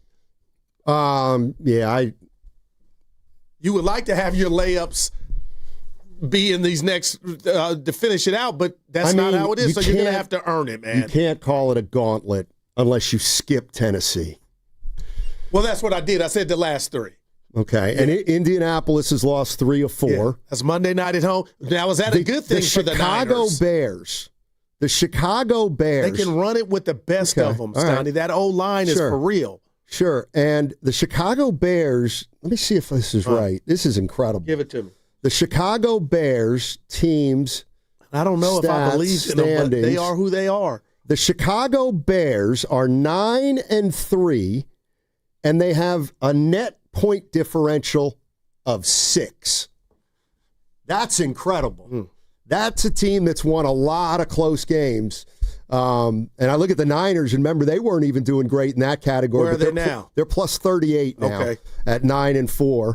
And that's the thing. The Rams and the Seahawks are both, I got to believe, 124 and 133. But, that's the thing. Look at the Buccaneers. They're 7-5. They have a minus 22 point differential. And minus 22. But, Stoney, I'm just saying, I'm rooting for Baker Mayfield and his resurrection, but you just bringing that up, Tampa Bay is not safe yet. They could slip up and lose 2 of the next 4 or 5. They could be out. Well, then they stink if they can't win that division. But they're battered too, and they're holding on. But the Niners are 9-4 with these injuries. But to Flea's point, I get what he's putting down, but defensively, Flea is where he misses me, Stoney. You don't have the guy. That's why those injuries, DeBosa and Warner, I was saying, had you had them, you don't. But just for the sake of this conversation, I mean, then what are we talking about if you got those guys, 9-4, what, 11-2, who knows? Bottom line is Flea was talking to us, but he may as well have been talking about 50% of the 49er fans.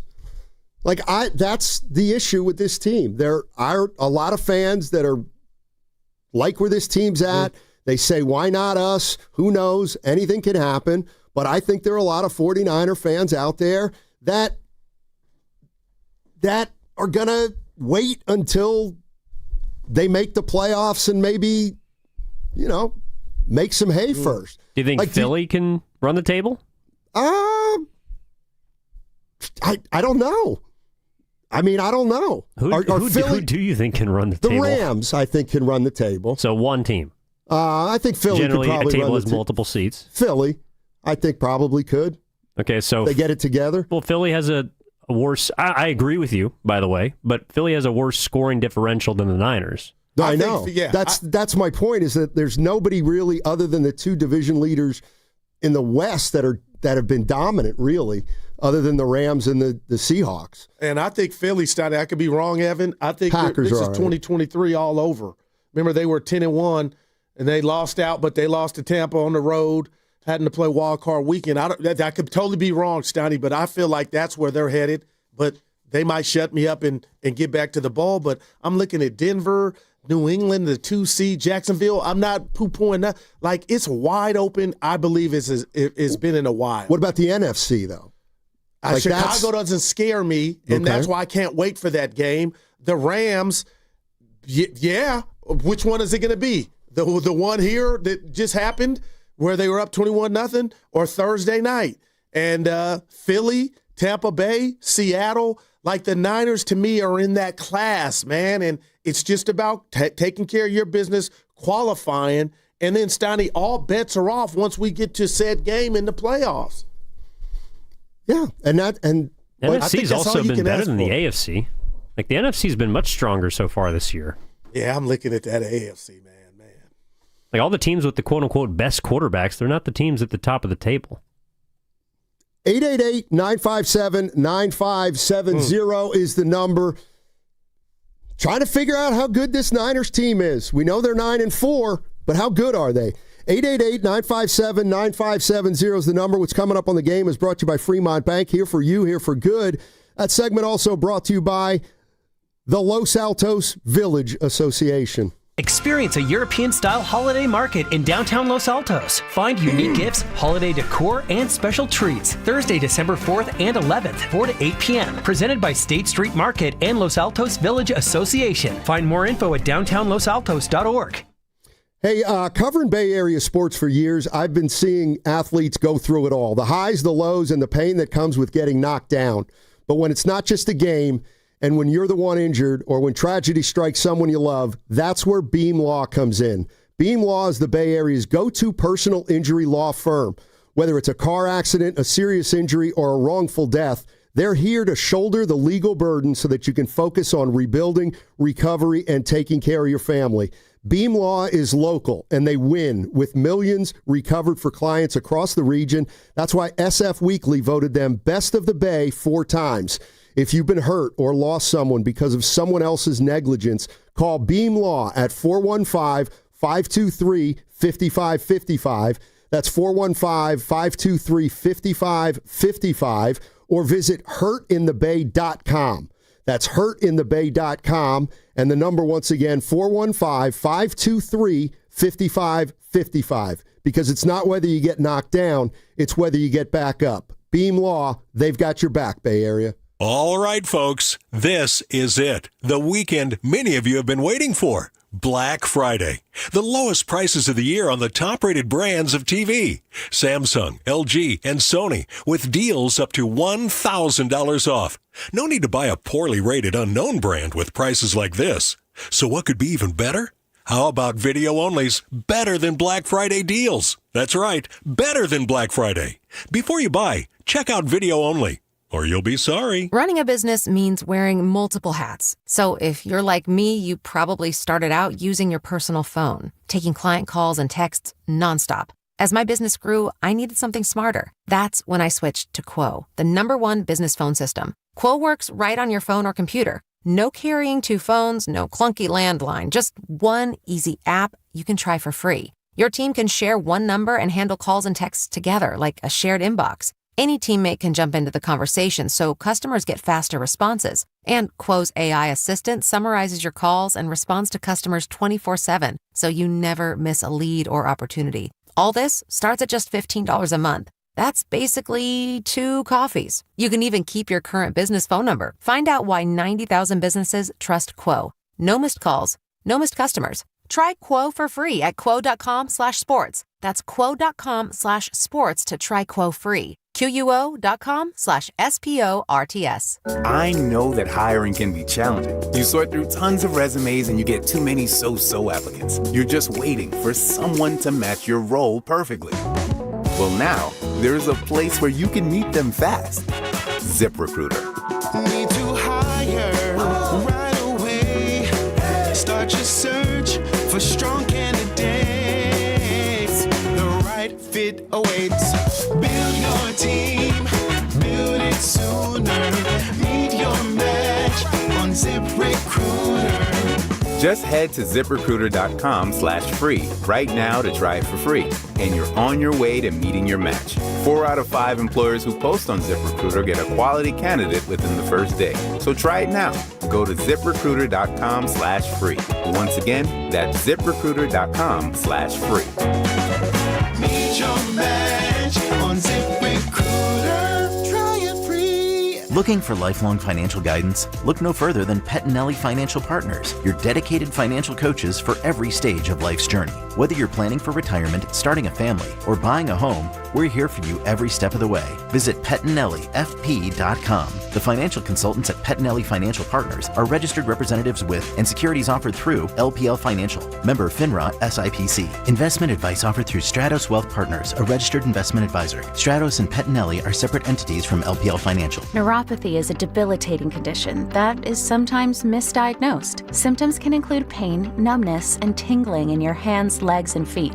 Neuropathy is a progressive condition that only worsens unless you get effective treatment. SF Bay Wellness is a leader in neuropathy reversal and uses FDA-cleared, non-invasive electric cell therapy to restore nerve function with no injections, no drugs, and no surgery. The treatments have a 95% success rate. If distance is a factor, ask about our virtual consultation option. Call SF Bay Wellness at 844-94-NERVE for the $99 neuropathy evaluation and receive a personal treatment plan that is tailored to your needs. Don't wait another day. Call 844-94-NERVE. That's 844-94-NERVE. Why keep suffering with the painful symptoms of neuropathy? You deserve to live a pain-free life. Start getting the treatment you need for your neuropathy symptoms. Call today. Hey, Dan Dibley here for Golden State Lumber and Showroom. Consider their Stockton Yard as the go-to resource for building professionals in San Joaquin County, with over 40 acres of premium building materials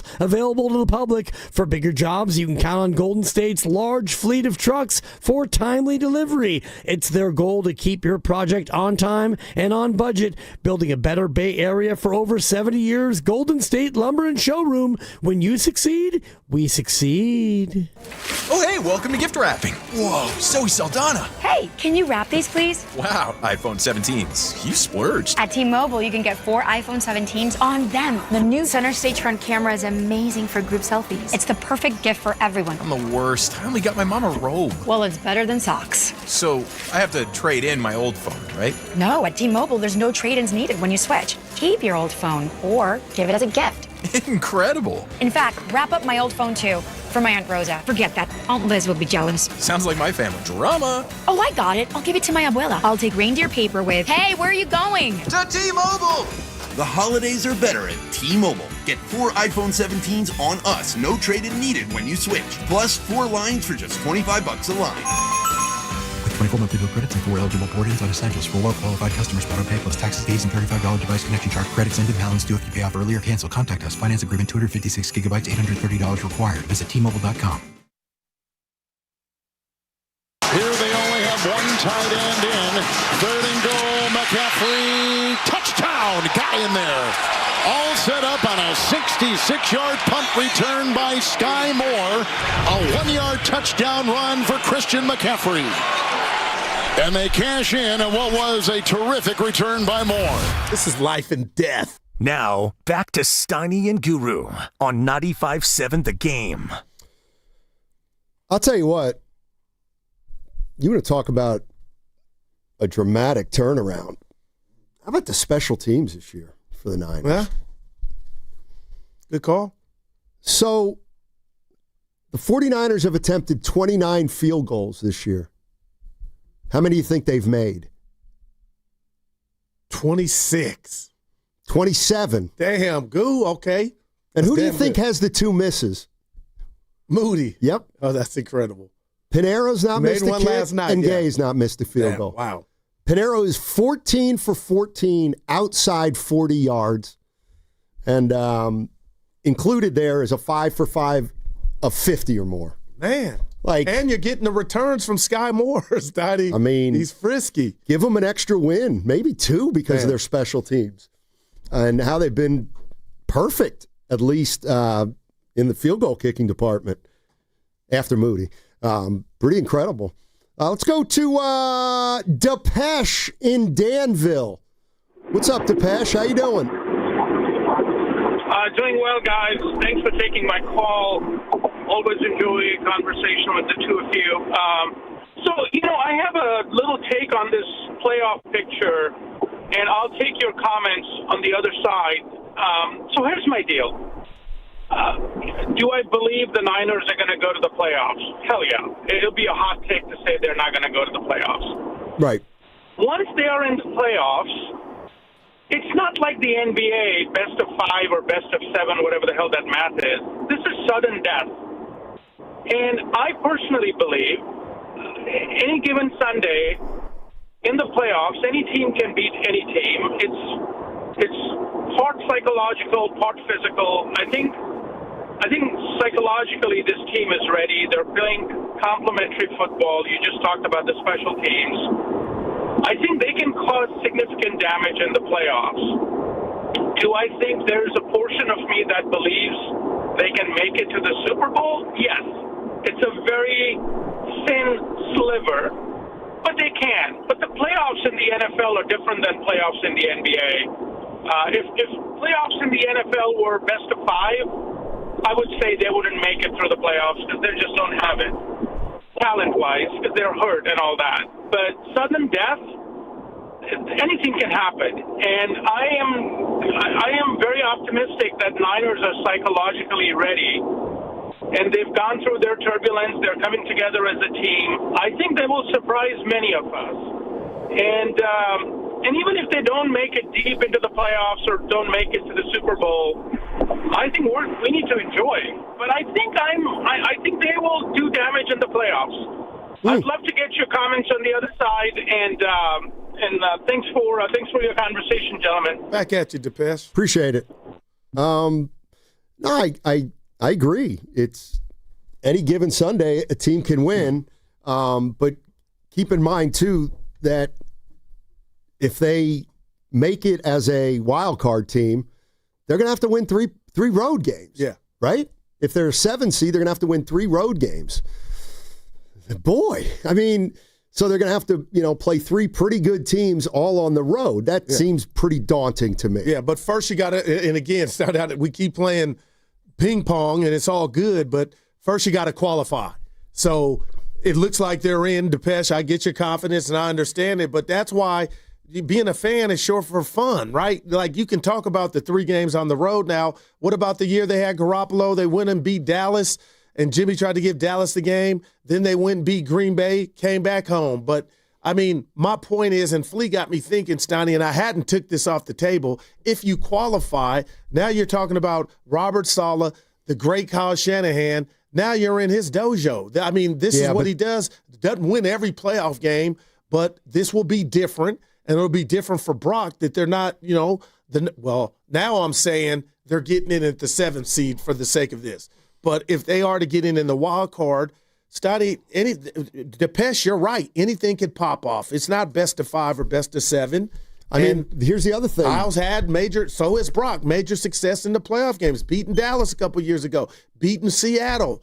Beating Detroit. Green Bay. So they got skins on the wall if they were to get to the juncture. Now, this is not the defense they had, but I'm up here for 4 hours telling you, Stoney, I counted these guys out for dead, and they're showing me there's something there, and they don't care who they're without.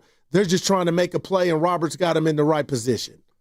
See, I don't remember writing them off. Oh, I did. Remember I told you asked who was holding you back, and I was like, oh, this defense, the chickens will come home to roost. I did that personally. But even during that time, after they lost Bosa and Warner, there was, a sense that if you remember, everybody was down on the injury, saying, well, these guys are never going to come back. And the offense pretty much has become healthy at this point. So that unit's intact right now, headed late in the season, ideally toward a playoff berth. So the offense is rock solid in terms of health. The special teams have never been playing as well as they've played probably this year, right, over the last several years. And it's a matter of now we're going in late in the season with a young defensive unit who's got some guys who are newly acquired who are trying to make something crazy happen here. Yeah, and we saw yesterday, again, with one of the best, if not the best defensive player in the league, Stoney, Myles Garrett, did not wreck that game plan. The Niners were able – he caused some ruckus, but, man, on a scale of 1 to 10, that was a 3 for him because the Niners kept him at bay and they did what they needed to do. So, I look right now and I don't see a Fred Warner or a Bosa on this Niner defense, a playmaker. But that doesn't mean you can't win said game. And that's it. That's kind of where I'm at. Parsons is on Green Bay's defense, and everybody was saying Green Bay is going to the Super Bowl, and they got a shot to not make it at all. So, but they're 8-3-1 right now. Yeah, no, but if they slip up, they got a chance not to make it. The Packers. Well, and the Niners same way. Right. They're 9-4. But why are you saying the 8-3-1 Packers are in trouble? No, I was using Micah as another example of a great defensive player that the Niners don't have, but that doesn't mean that you can't get after it defensively without one of those guys. Yeah, and I think they can play a good enough game defensively to win in the playoffs. The question is, are they going to be able to play well enough 3 straight playoff games on all sides of the ball to win games against? Let me ask you this, and I'm not saying you sound like this, Nani. You think it's going to be easy for the Niners to get to the playoffs? I don't. That's why I'm not scared, y'all. I'm just saying these are 3 after Tennessee. You're going to earn it within the Seattle and Chicago. They should go 2-2. Well, yeah, because here's the way 2-2 gets you into me. Well, yeah, that's 11-6.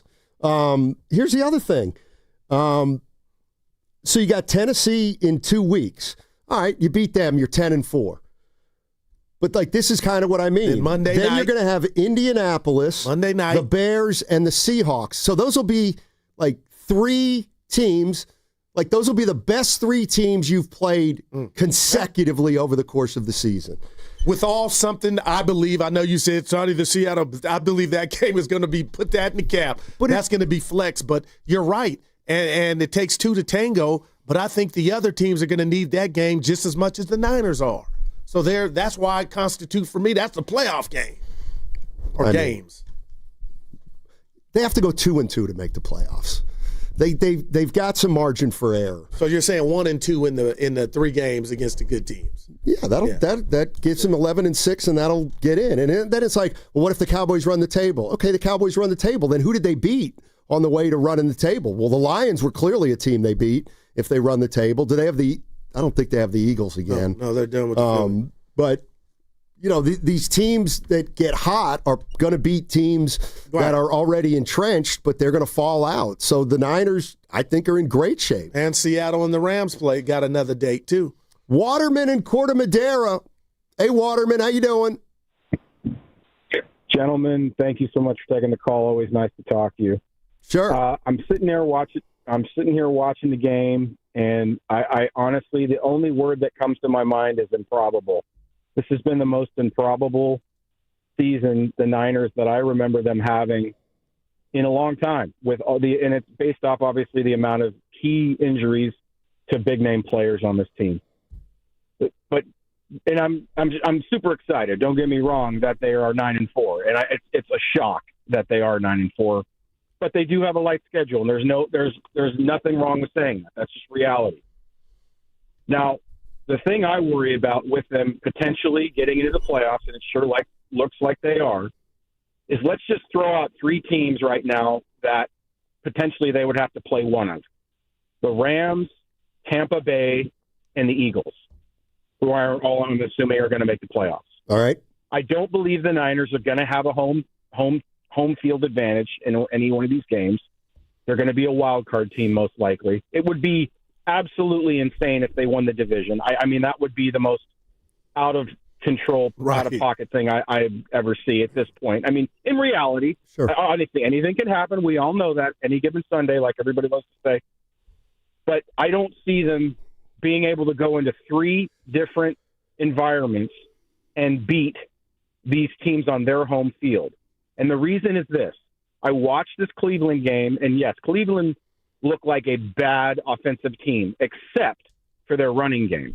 Now, I don't know if their running game is really good or the Niners just aren't a good run defensive team anymore based off the injuries. I watched I'm sorry, his name is slipping my mind right now, and I don't want to say the wrong name. The running back for the Browns. Judkins. It seems like he knifed. Thank you.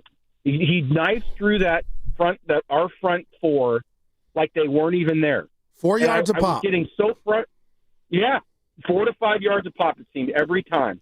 And I was getting blown away, but for some reason, on the 4th down plays, that's where the defense comes up and stops them.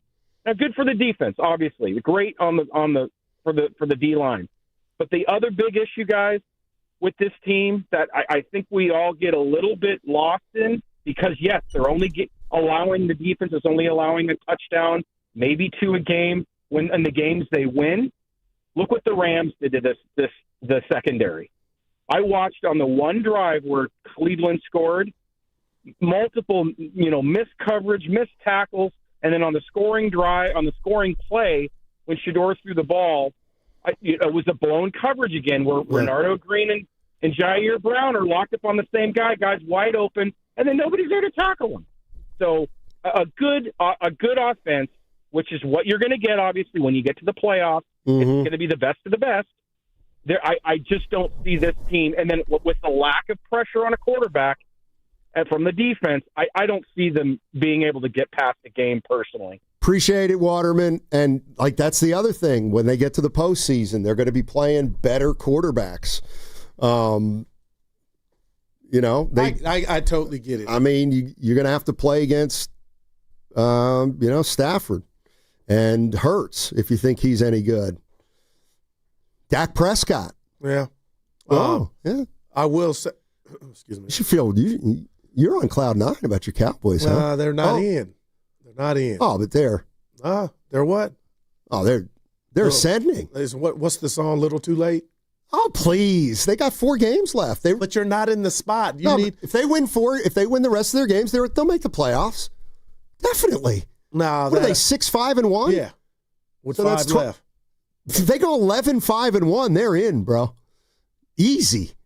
Well, what if the Niners win all their games? They're not. But then Seattle will have lost. Okay. That means the Lions will have lost. But there's different. Like the Niners, they got an avenue towards the division. Dallas, and they're 2 back of Philly, but that's predicated on them being.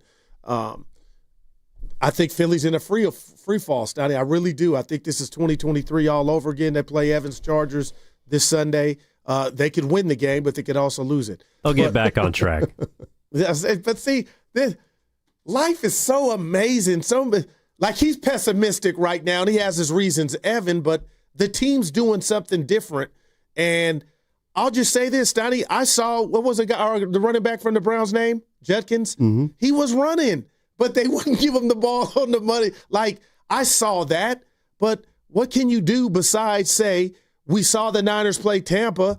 They had success on the ground, but that was a close game. That game came down, I believe, to Brock Purdy's early interception. Just get in the tournament, and I know you hate this, and I'm going to do it, and I haven't been saving it. But, Stoney, the state of the NFC right now, if you're telling me the Rams are the best team in football, and I do believe if we're going to hand out an award, including the AFC, the best team in football is the Rams, you already beat them. Then they kicked your ass. But my point is you beat them. So at their home, it's like the NCAA tournament. To Flea's point, anything could pop off.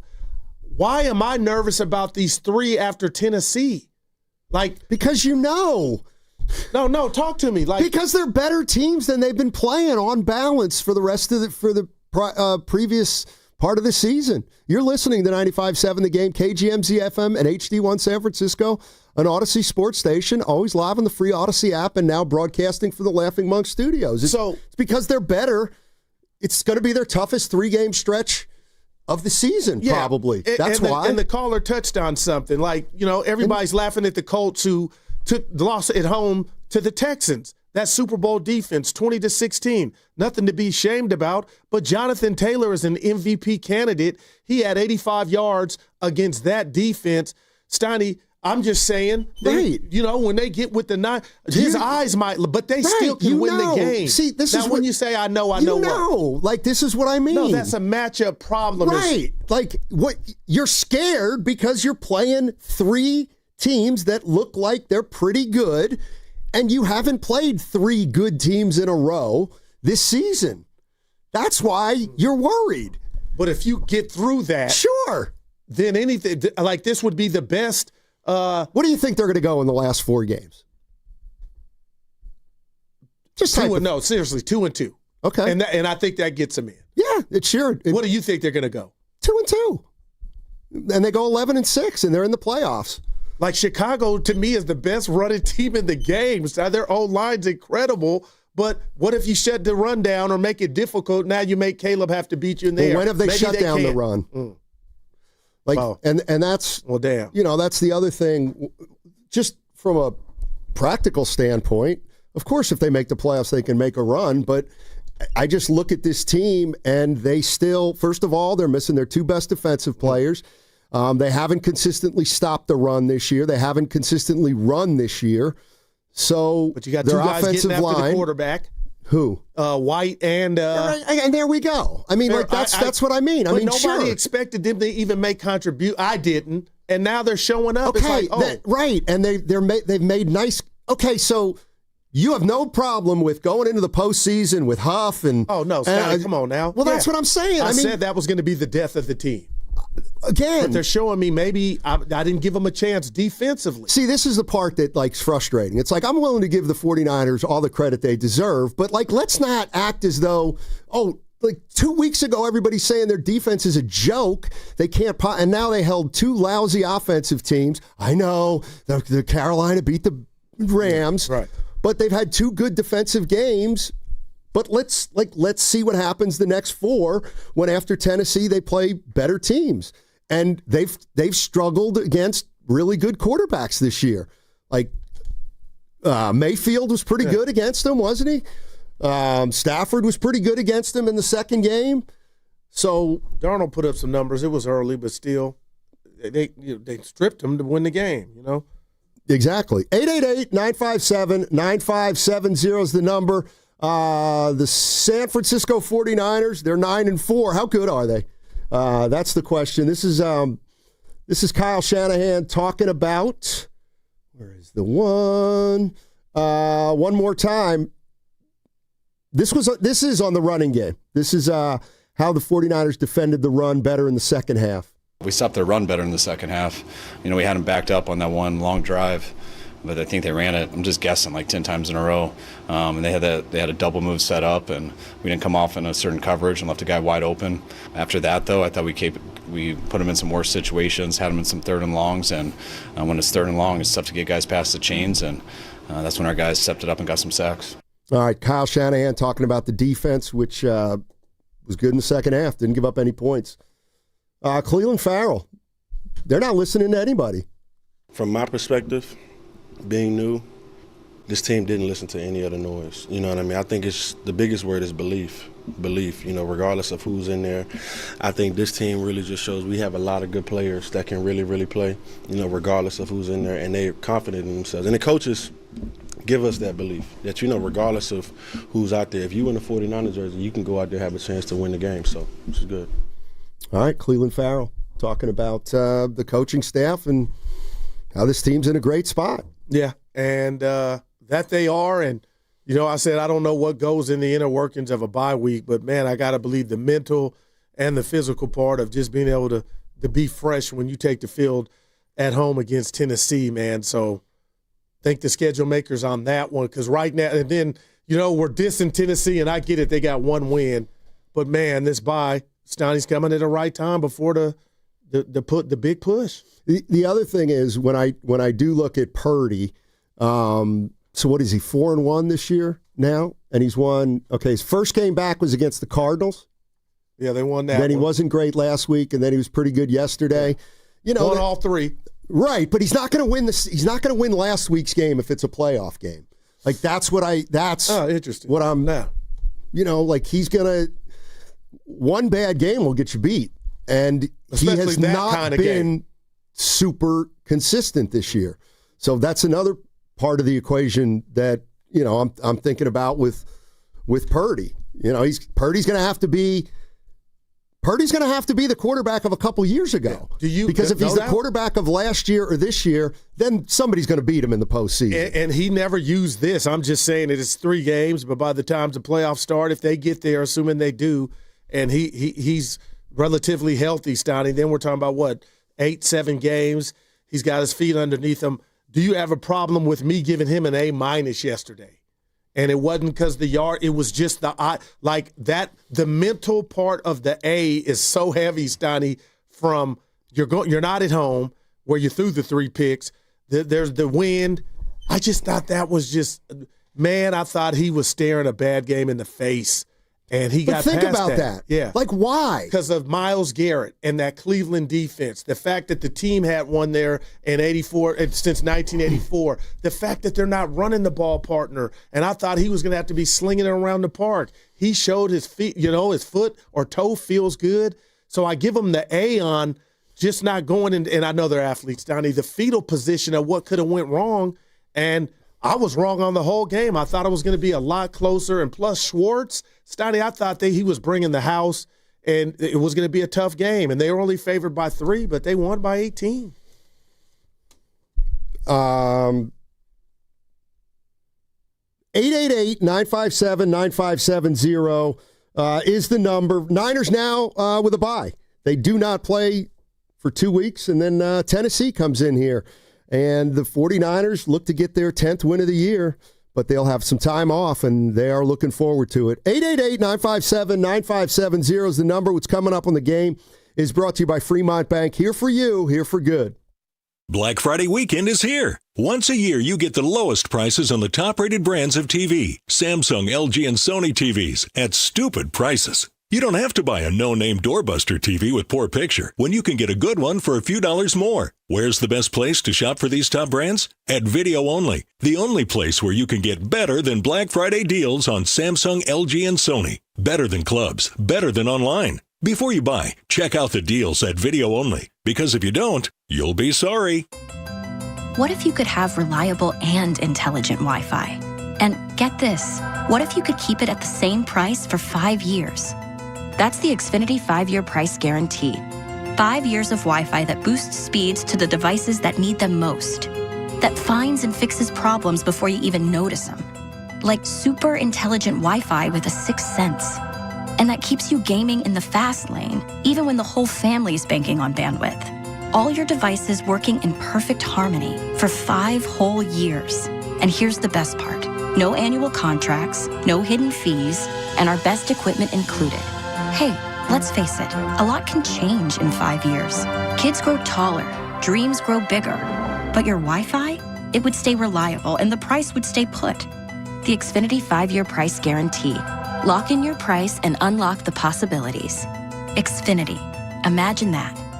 Select plans only. Restrictions apply. Hi, I'm Emily, your friend and jeweler at Shane Company, where a small box with a burgundy bow will help you win the holidays. As an in-house designer, I love creating meaningful, fine jewelry gifts. Choose a necklace with a gorgeous infinity charm to symbolize your everlasting love, or go for a personalized piece with an engraving, their zodiac sign, favorite color gemstone, or their initial accented with pave diamonds, because a friend wants you to be a holiday hero. Stop by or shop now at shaneco.com. Shane Company, your friend and jeweler. This is the sound of Claire, cooking dinner at home. And that's the sound of a fraud alert from Wells Fargo, flagging a charge for a pricey restaurant in Paris. Considering Claire isn't in Paris right now, that seemed odd. To the bank and to Claire. 2 taps later, Claire says nope to the charge, and Wells Fargo is on the case. However you make money work, Wells Fargo can work with that. Wells Fargo Bank, N.A., member FDIC. Calling all basketball fans. Make your game day experience unforgettable with a stay at Hotel Via, just steps away from the action. Enjoy chic accommodations, stunning rooftop views, and the ultimate convenience for catching all the action.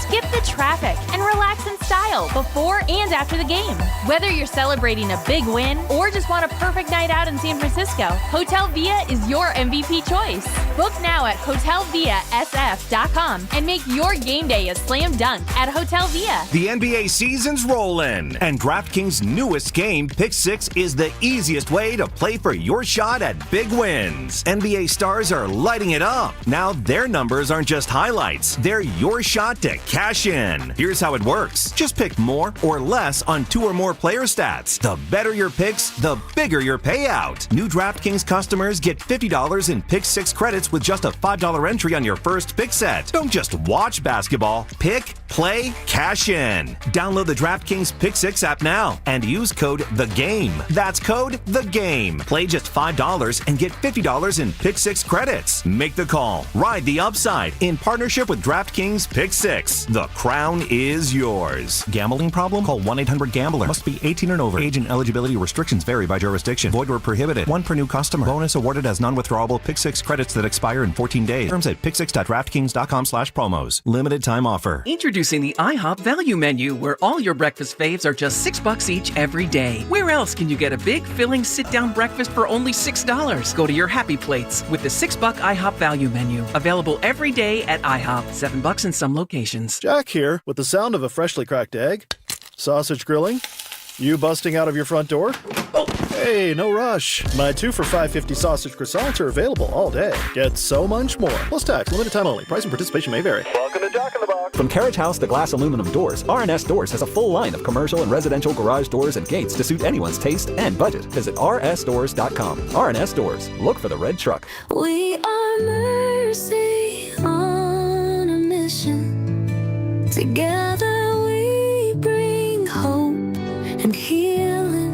Millions live with treatable conditions, but no access to surgery. Mercy Ships changes that. For 50 years, our hospital ships have brought free, life-changing surgeries, restoring health, dignity, and hope. Learn more at mercyships.org. My ride smells just right, just right, just right, just right. I gotta try that for Bree's car. Just right, just right, just right, just right. La la la la la. With up to 40 days of consistency.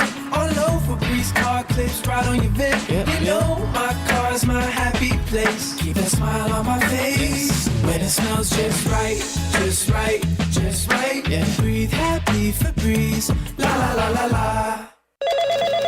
Another app for inventory, one for CRM. Oh, don't forget accounting. Wait, which login was that? Or you could use Odoo, one fully integrated system that does it all without the hassle. Ditch the app overload. Get everything your business needs on one platform. Try Odoo free today at odoo.com. That's ODOO.com.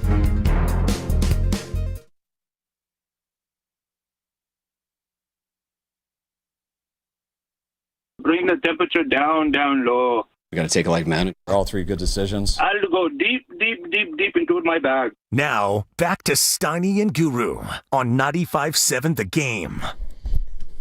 Hey, Steve Kerr, head coach of the Golden State Warriors, at 5 o'clock tonight with Willard and Dibbs. No Willard today? Yeah, I think Randy's in for him. Randy in for Willard? Okay. But Steve Kerr, head coach of the Warriors, will be joining them at 5 o'clock. Should be in a good mood. Why? They beat the Pels. They lost to the Rockets. That seems like a year ago. Well, we haven't had a show since they lost to the Rockets. Yeah, and Curry got hurt. Yes, he did. Gosh. But he avoided disaster, but it's a quad injury. But boy, Sonny, watching him limp off, man, he'll be back soon. But they got to win over New Orleans, and Steph Curry, Kuminga's back. Now, why are you laughing? No, seriously. No, he is. He's back. You're right. But you were saying Seth Curry. They need a shooter. Sure. But he's not. What's going on with him?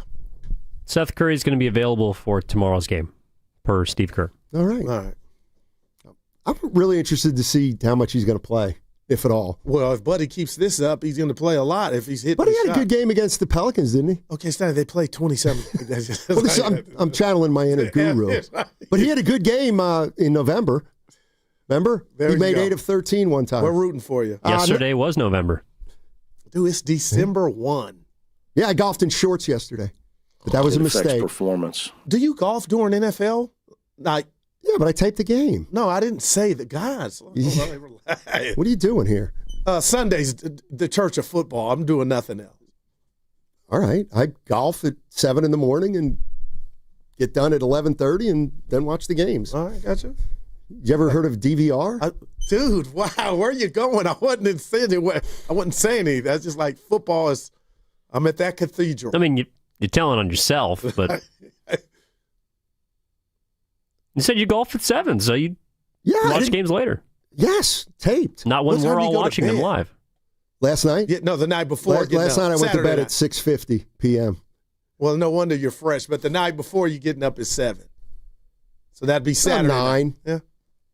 Oh, my God. Yeah, I go to bed real early, Goo. I'm eating cereal by then. Yeah. Let's go to Bill in Campbell. Billy. Hey, Bill, how you doing? All right. Hey, I disagree with you that Brock Purdy has to be the quarterback of 2 years ago. He has to be the quarterback of September 1st, 2025. We go back and we look at the training camp reports. Every reporter said he was the best quarterback on the field. Mac Jones was improving and looking good, but Brock Purdy was the best. Brock Purdy and George Kittle were unstoppable. What'd they do? They get to Seattle, march up the field. George Kittle and him score a touchdown, no problem. Now what happens? George Kittle goes down, and Brock Purdy gets hurt. Brock Purdy's the second-best quarterback, and he can be the best quarterback in a couple of weeks. It might take 2 or 3 weeks. Mac Jones is better right now. No.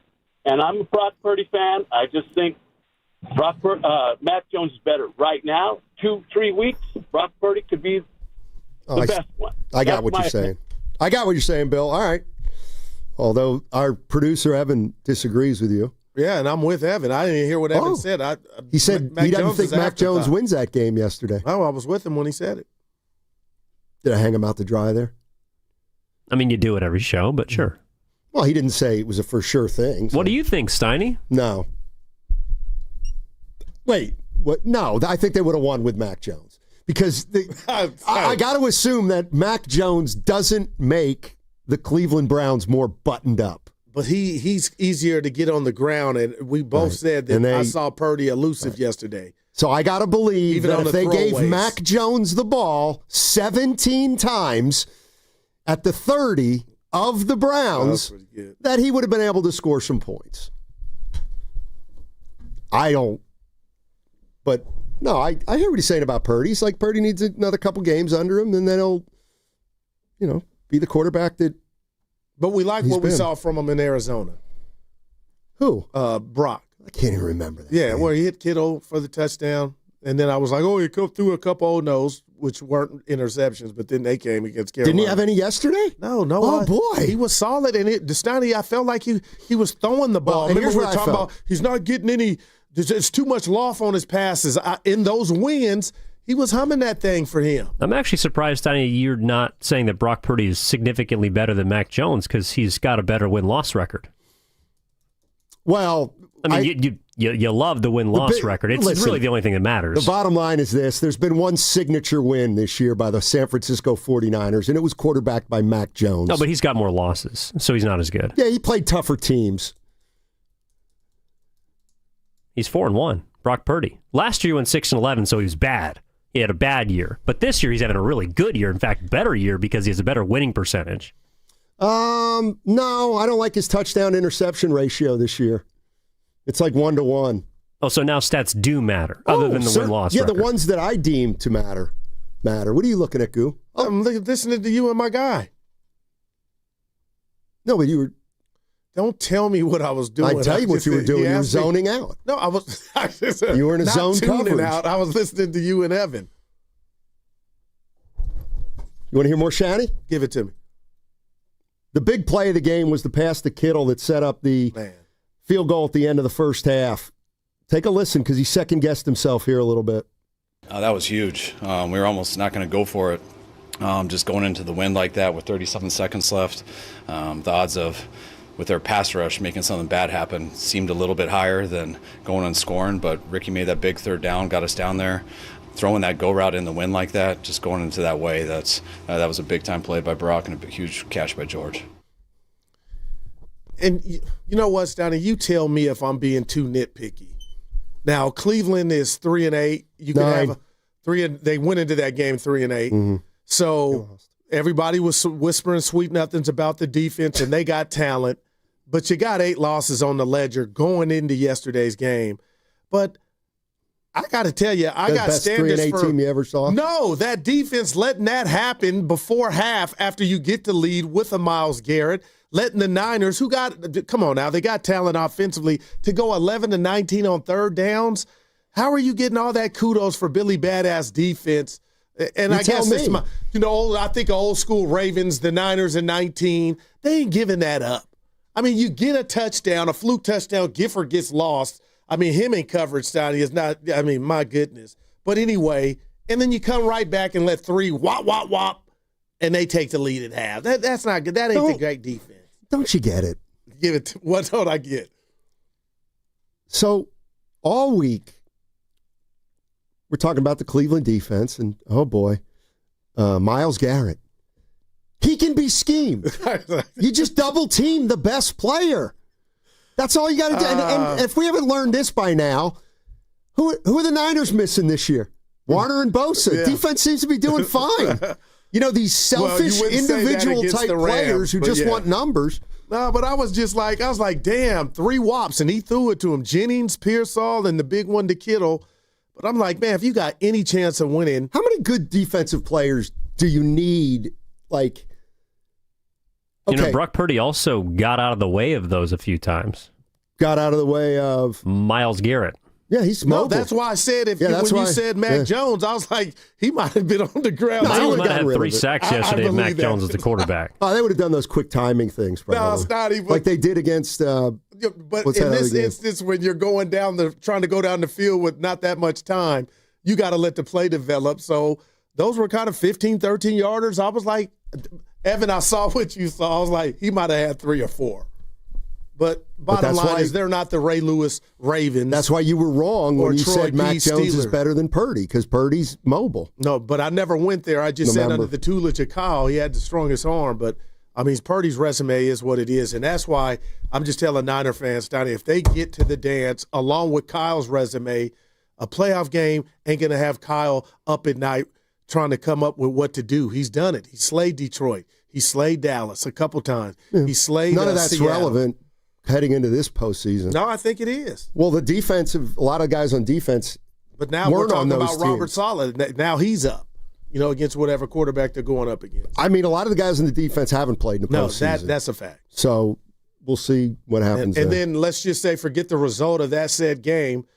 Moving forward, how much is that experience worth for this young defense to have that under their belt, whatever happens in a game or games? Yeah, no doubt. What was I going to say about so do you know Kevin Stefanski?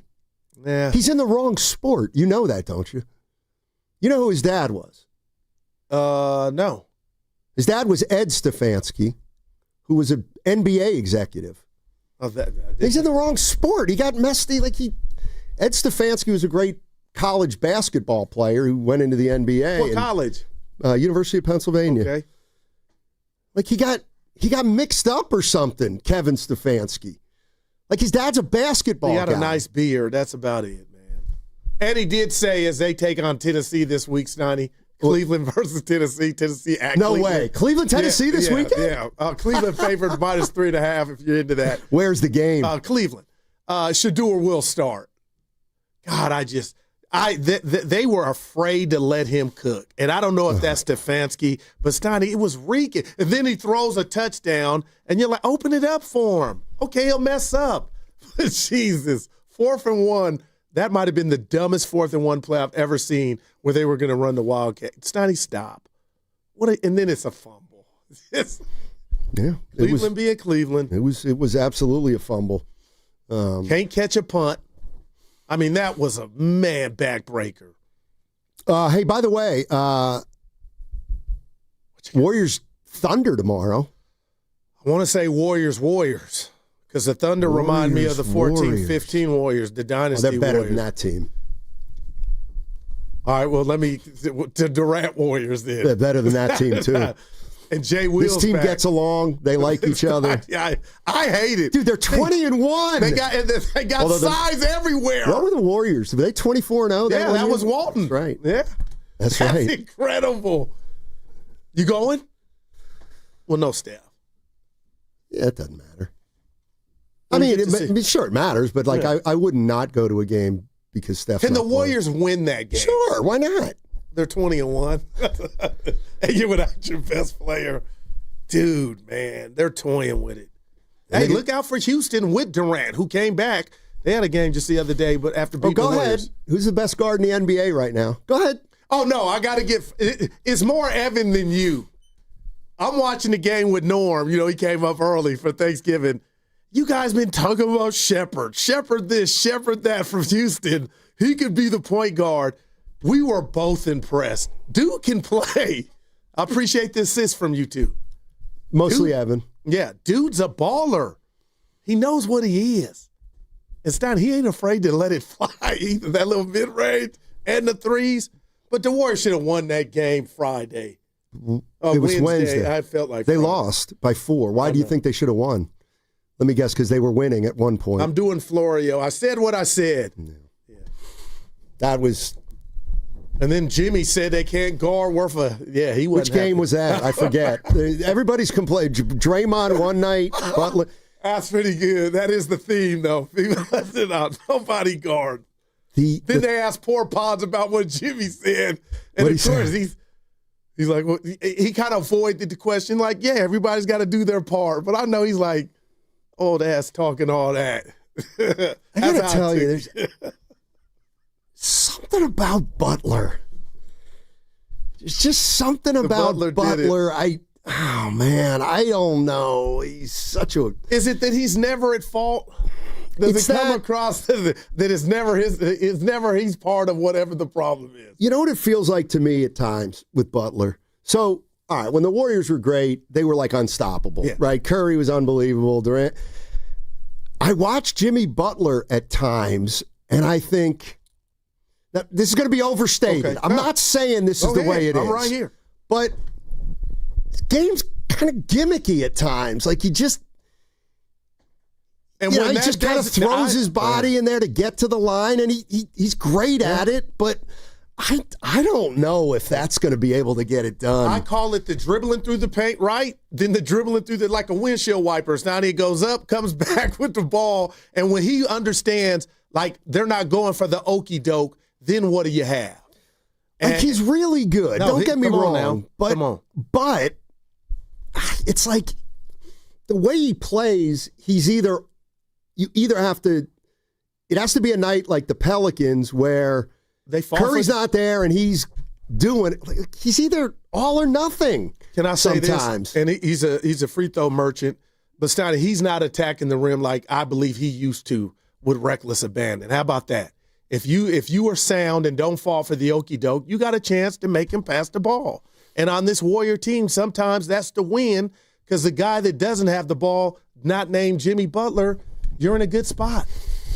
Yeah, there's just something, I don't know. I don't know. Although Coltrane on the YouTube chat saying, the real Jimmy Butler is about to emerge. I told you guys. Well, I don't want that. What is the real Jimmy? If they start losing, then he's calling it like he see it. Oh, then okay. Yeah. Jimmy's the highest paid garbage player in NBA history. Okay, that's not really true. All right, George in Los Altos said I was wrong about something I just said. Yeah, I'm sure I was. What's up? Hey, Steiny. Yeah. How are you? Dynamite. Hey. Brother, look, Steiny, I got nothing but respect for you and your partner, Guru. But when you said Is this OKC team better than the Durant Warriors? Come on, Steiny. This ain't April 1st, okay? Hey, what if the Durant Warriors would have won 3 world championships in a row? Couldn't stay healthy. Preach.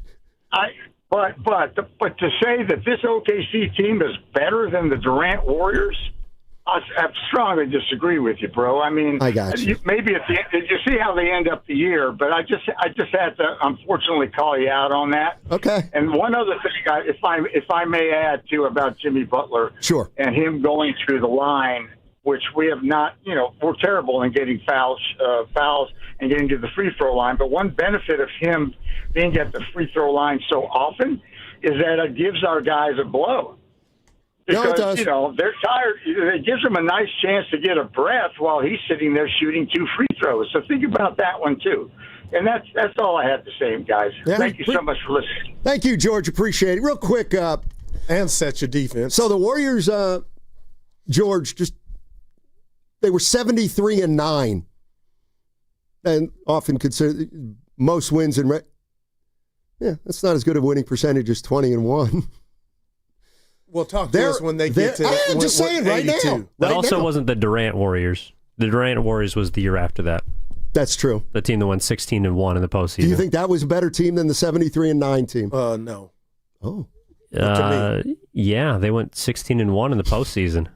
The Golden State Warriors, the first title with Durant is, I believe, could beat Jordan. Like that would go 7, Jordan and Pippen and the Bulls. Yeah, I'm with Goo. When they had Durant, Clay, Steph, Dre, and whoever at center, it was a wrap. I believe that's one of the greatest, like Hollywood Lakers, the Celtics, greatest. yeah, Detroit or Isaiah, like, man. Okay. Oh, boy. No. We're fine. What was I going to say about I think the We Believe team could have given the Warriors and Durant trouble. Now you're at the Cobb's comedy. What are you talking I look at matchups. Thank you, Vern. What the hell? I look at matchups, and I see Baron Davis would have been a headache for Steph. And I love that team. I see Steven Jackson getting all up in Durant. Yeah, there's a cup waiting for you in the restroom. Why don't you give us a sample, man? You do know that they do think they could have beaten that team. No, seriously, they do. There's supposed to be a doc out, and it's not out. Don't even bring him up. I'm so upset. And you got the 75 Warriors beating them to the punch. They're about to put their doc out. Remember, we got Clifford Ray and Johnson on talking about the Sundance Film Festival. No, I remember. And we can't even get Matt. Matt's got some stuff going on. Who? Matt Barnes. What's he got going on? All this podcast and all this. That's not. Well, then who's holding it up? Their discipline is holding it up. And I thought about, would we call it We Believe or Weed Believe? What? Weed, W-E-E-D. Evan gave me a 4. Oh, here you go. Here, go say hi to everybody. Hey, what's up, Chewy? Yeah, my guys. What'd you guys think of Looney's return? Got a nice video tribute, ovation? Yeah, I heard the whole crowd clamoring about how they all miss him. And we do. Speak for yourself. Pell's not using them right. Yeah, no. No, they're not. Evan, thank you for bringing that up. But no, they gave him love, man. This is Kevon Looney. That's my man. I did see that he clarified his comments about they forgot about me, but I didn't see what he said to clarify. Now, what you mean they forgot about? Remember he said, they forgot about me? He took a shot at Kerr. Everybody does. What? After they leave. Oh, I missed that one. No, remember like he would go through stretches where he didn't play at all. Oh, yeah, got you. While he was still here. It was about the Rockets series when they went double big, and I remember the Warriors didn't respond with any size. In fact, they went smaller, and Looney was just wondering if they forgot about him. Man, we need some size, Donnie. The Horford's coming back soon. We need some size. Posty, too. Yeah. No, Posty. By the way. Go ahead. Hey, he's out there trying, though. That's what I love about him. Put that on his tombstone. Yeah, he tried. He fights. So, okay, this is a big problem. Yeah. And I gave this to you, Earl. Hold on. Right. Just talk. No, I was just like, that was a great tribute. And I told you, Raymond Ritter said when he comes back, or Fitz. Quentin Post, he's shooting 31.6% from three-point range. Like, God love him. Sophomore slump. That's not good enough. I got you.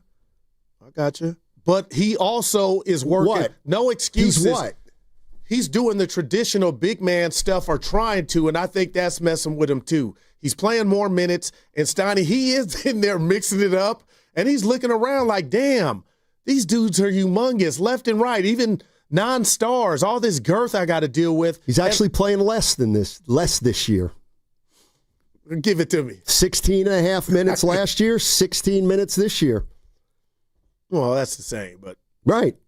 And he shot 41% from three last year, and this year he's at 31%. See, this is like give me your takeaway. He's regressed. He's regressed, unfortunately.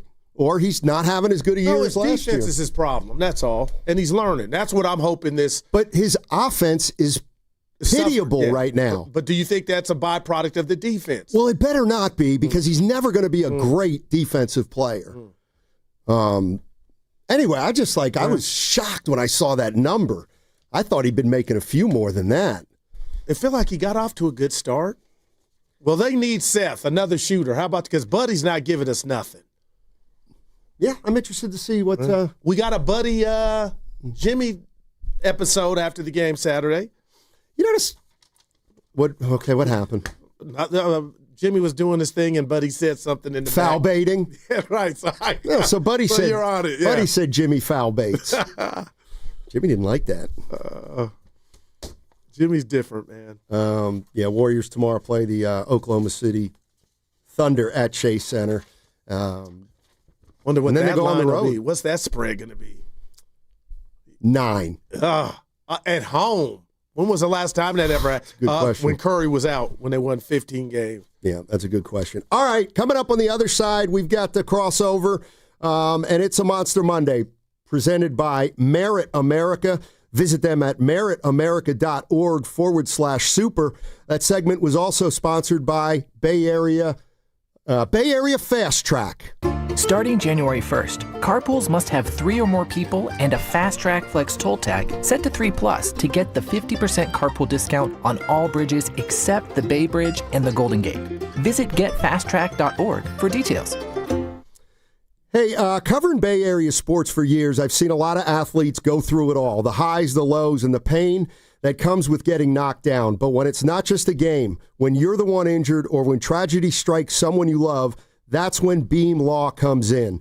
Beam Law is the Bay Area's go-to personal injury law firm. Whether it's a car accident, a serious injury, or a wrongful death, they're there to shoulder the legal burden so you can focus on rebuilding, recovery, and taking care of your family. Beam Law is local, and they win with millions of dollars recovered for clients across the region.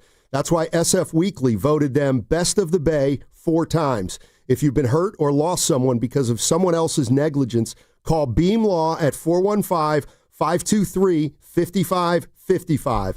That's 415-523-5555. Also, you can visit hurtinthebay.com. That's hurtinthebay.com. 415-523-5555, because it's not whether you get knocked down, it's whether you get back up. Beam Law, they've got your back, Bay Area. Comcast Business is celebrating the holidays by giving your business the $1,000 holiday bonus when you switch to a gig speed internet package. Just imagine the thousands of possibilities of a $1,000 prepaid card. Like possibility number 12, a new laptop for the office holiday hero. Or possibility number 108, smart speakers to deck those hallways. Or possibility number 192, new equipment for the new year. Or possibility number 555, Bluetooth holiday lights for office decor. Switch to Comcast Business, designed for 100% reliability with business internet and wireless connect, plus advanced cybersecurity, and now get the $1,000 holiday bonus. Comcast Business, powering possibilities. Ends 12/14/25. New customers only with 2-year agreement. Requires qualifying gig package. Other restrictions apply. Running a business means wearing multiple hats. So if you're like me, you probably started out using your personal phone, taking client calls and texts nonstop. As my business grew, I needed something smarter. That's when I switched to Quo, the #1 business phone system. Quo works right on your phone or computer. No carrying 2 phones, no clunky landline, just one easy app you can try for free. Your team can share one number and handle calls and texts together like a shared inbox. Any teammate can jump into the conversation, so customers get faster responses. And Quo's AI assistant summarizes your calls and responds to customers 24/7, so you never miss a lead or opportunity. All this starts at just $15 a month. That's basically 2 coffees. You can even keep your current business phone number. Find out why 90,000 businesses trust Quo. No missed calls, no missed customers. Try Quo for free at quo.com/sports. That's quo.com/sports to try Quo free. QUO.com/SPORTS. What makes Crystal Geyser Alpine Spring Water different? We always bottle our Alpine Spring Water less than 1.5 miles from the spring source, and all our bottles are made with 50% recycled plastic from our own recycling plants. Crystal Geyser, bottled at the spring source. 95.7 The Game and Great Clips have teamed up for the new basketball season. We want our listeners to look fresh with a great haircut from Great Clips. Each week, we'll pick a lucky winner to score a gift card. For a chance to win, courtesy of Great Clips, enter online at 957thegame.com. If you've been diagnosed with moderate to severe plaque psoriasis, this is what it sounds like to be 1,000,000 miles away. Imagine being 1,000,000 miles away. Tremfya guselkumab, taken by injection, is a prescription medicine for adults with moderate to severe plaque psoriasis who may benefit from taking injections or pills or phototherapy. With Tremfya, clearer skin is possible. In clinical trials, at least 70% of patients saw at least 90% clearer skin at 16 weeks. Results may vary. Tremfya is also indicated for adults with active psoriatic arthritis. Serious allergic reactions and increased risk of infections and liver problems may occur. Before treatment, your doctor should check you for infections and tuberculosis. Tell your doctor if you have an infection, flu-like symptoms, or if you need a vaccine. Ask your doctor about Tremfya. Call 1-800-526-7736 or visit Tremfya.com. Hey, nice job, Pete. I like those clean lines. Fellas, do we have anyone that can get to Greenport today? At Corey's Landscaping, the staffing plan is in the weeds. Anthony, we need that leaf blower over here. 3 more new customer requests just came in. Who wants to work some overtime? He needs to dig up quality landscapers and fast. I need Indeed. Indeed you do. When you sponsor a job on Indeed, it's easier for talented candidates to find it, which makes it easier for you to hire them. Visit Indeed.com/credit and get $75 towards your first sponsored job. Terms and conditions apply. Red and Gold Game Day starts at Laughing Monk Brewing. Park for free. Enjoy amazing food, ice-cold beer, and every game on TV. Catch 95.7 The Game's pregame show. Then hop on the free shuttle straight to the stadium. Sign up now at 957thegame.com. It's a goal to go right now from the 7. Purdy to the end zone. Caught for the touchdown. Grabbed by Jawan Jennings. Great throw, working on Campbell among others. Purdy has thrown a touchdown pass for the first time today. And the muff costs the Browns. Now, back to Steiny and Guru on 95.7 The Game. All righty, it's crossover time. Let's welcome in Dan Dibley and Mark Grandy. The fellas. Kevin Harlan on the call. Cleveland gets beat by the Niners 26-8. And now it's a bye. And the 49ers can rest up and wait for Tennessee. What's up, guys? Hey, before we get to all that, I'm going to put a rat on the table brought to you by Echo Pest Control. Yeah. I've been waiting. I didn't ask Steiny. I'm proud of myself. I don't think I gained a pound over the Thanksgiving holiday. I didn't go in. How about you guys? Probably up 5 and then back down 3. Because, you go heavy and then you get back and the wife is like, we need to eat clean. Okay. And so I go into the fridge to try to get the turkey leftovers to make myself a little secret sandwich. Gone. Wow. That's not fattening, a turkey sandwich after Thanksgiving. It is when you have a couple of big pieces of bread and you slather it with mayonnaise. What about just some plain turkey with the little gravy on it? You could do that, but I didn't, and I wouldn't have. And so where did the leftovers go? Probably to the compost bin. Wow. The clean bin. Such a And there weren't that many. And, shout out Pop, Craig McMullen, who did a great job of, portioning out everything. And so there wasn't a lot left. But so no pie and all that? You didn't go in stuffing mac and cheese? There was pie. Okay. There was pie. And I do want to shout out Alpine Bakery in Concord, because I went and picked up a pie on Thanksgiving morning, and I brought it back, didn't look at it. And then we went to serve it. And it was a cheesecake. Okay. And it was not good. Oh. It was saggy and runny, and something was wrong with it. And so everybody at dinner was like, oh, this is oh no. Uh-oh. And so whatever. And you take the L. The next day, my wife is about to call Alpine Bakery in Concord. And she gets a call from an unknown number. It's Alpine Bakery. And they call and they say, hey, how did you feel about the cheesecake you got? And my wife's funny you said that. We were kind of disappointed. And they're like, yeah, the cook, he did it wrong. So we're going to go ahead and credit you back the $34 for the cheesecake. So not only did they proactively call us, but it was boom, the refund, it's good. That to me is elite customer service. Yeah. So you want to know what's not bugging me? Alpine Bakery's not bugging me, because we were going to call and do the whole. We were going to call and do the whole thing the cheesecake. There was no crust, and it was this, it was that. But before we could even call them, they called us. By the way, did you see the big fella on Saturday? Did not. He was saying that he might see what you were up to. He had an event in Orinda. That's Dana. Yeah, and he was saying, maybe I go see my guy Dibs. I said you should. He'd appreciate it. Yeah, didn't hear from him, didn't see him, and he might not have made it to Orinda. Yeah, and Saturday we actually went to 4th Street in Berkeley. I don't know if you're familiar. Oh yeah, sure. At night they have 3 blocks of lights. Wow. The trees are lit up already. But this is incredible. not Glowfari. No, we went there yesterday. How was it? Phenomenal. Is it really good? Oh, it's awesome. Right. Okay, what is awesome. Glowfari? Glowfari is the Oakland Zoo, where every holiday season they do not safari, but no, but in Glowfari this year, actually, what's cool, they did a whole Oakland theme. Okay. So you go down to the flat part of the Oakland Zoo, and they had the Tribune building, and they had the Oaklandish tree, and they had a full-on Oakland themed Glowfari. It's awesome. So you didn't have a lot of temptation with food like I did. No, I did, but I'm on a pretty tight leash. Now that you did well. For those of you going to Glowfari, it's a 1 gummy. It's not a 2 gummy. It's a 1 gummy. Wow. Anyway, you're welcome. You didn't pig out, huh? Not really. I ate a lot on Thanksgiving. Okay. I did. We had great food. Really did. And Grandy? Thanksgiving's my favorite holiday because of the food. So you went in. I went in. I got you. And then you had leftovers the next day. And then a turkey sandwich the next day. Leftovers hit better than the actual meal. Why they is can. that? They can. Everything's safe. And Grandy was up at is it your childhood home? Yes, in Windsor. In Windsor. So he had the go home to mom and dad. And so it's Mark, come here and have some more pie. And I love it. I'm not trying to impersonate your parents, but as I walked out the door on Saturday, my mom was like, "Can I make you a turkey sandwich to go?" Oh, yes, yeah. please. Thank you, Mom. Love it. I'll eat that for dinner tonight. That's so good. That is good. That is good. Not as good as the Niners. Yeah.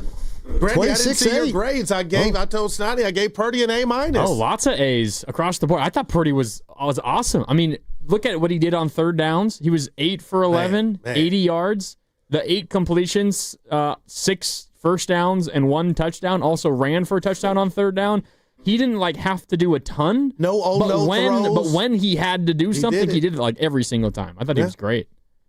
Yeah, fantastic. I mean, I don't know what more you want from this team in that spot where it's game 13 in a row and you face a very good defense and you allow 1 sack, a ton of pressures, and I get that, and that's partly the way that's going to go. And even though you didn't run it great, you ran it enough to keep them a little bit off balance, and ultimately your defense, I think, is that's the headline stealer. And the other part of it is the special teams. My God, how bad were they? Quit calling them special, because they are bad teams they are for special. Cleveland. Yeah. They're no longer special ed. They're special teams. And they're special. And look at the Cleveland special teams. That's what I was talking about. Yeah, they're terrible. Yeah, your boy caught one out of bounds, and I loved your take earlier. Oh, you got both feet in. That was pretty funny.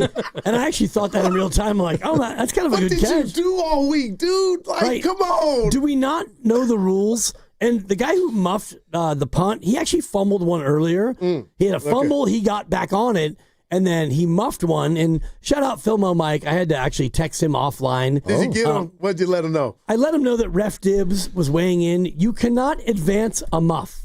When you muff the punt, that's it. You can't advance a muff. If he catches it and possesses and then fumbles, yeah, then it's live. But if he muffs it, which he did, and oh man, I mean, forget the wind. He was there. Like, catch the ball with both hands, Grandy. Hit him right off the chest plate, the sternum. So you cannot advance a muff, and that's why Luter Jr. got it, and he's like, oh boy, I can't advance this, and he dove down. Special I can't ignore half game behind the division lead. I know that's an avenue. Also, but the 1 seed. That's just incredible to me. And Dibs, I counted this defense out. I don't know if you and Grandy heard. I told Steiny, might even mentioned it to Willard, that I had 10 at the summit. After the injury to Warner, I'm like 8 or 9. But I'm just thinking they don't give a damn who's not out there. They just have an attitude. I know it was Shador, but man, if somehow they keep this up and they qualify for the offs, regardless if it's Division I seed, I mean, what Carolina did to the Rams, and I know that was, Rams could have one in them, but the Rams look like a high school, the Panthers look like a high school team last Monday night. So now I'm thinking maybe they're on to something. Who knows? And that's all you can ask for. They're on to something for sure. And if you look at their 4 losses, all 4 of those teams are right now playoff teams. So the Niners have no, what we call in soccer, a howler, Randy, where like the goalie comes out and he botches it. Or, the defensive player in soccer, he passes it to the other team. It's a howler when it's like, oh my God, you gave up that goal. The Niners have no howlers. The one thing I'm looking at with the Niners, and I can't find it, unfortunately, is I've got it. Their running game.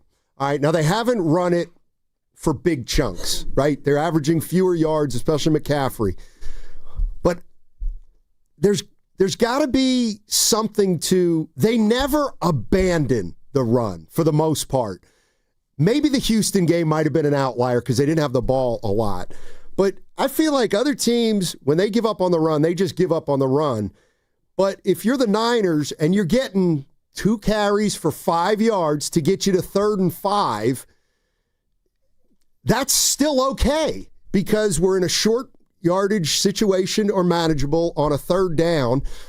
And I'd love to know how many times they've had 3rd and 10 compared to other teams and 3rd and 4 or less compared to other teams. Yeah, I'll look at that. But, I mean, what you're talking about, I think, is what I've been focusing on with this Niner team is even if they don't run it great, first down, you get 3. All right, 2nd and 7.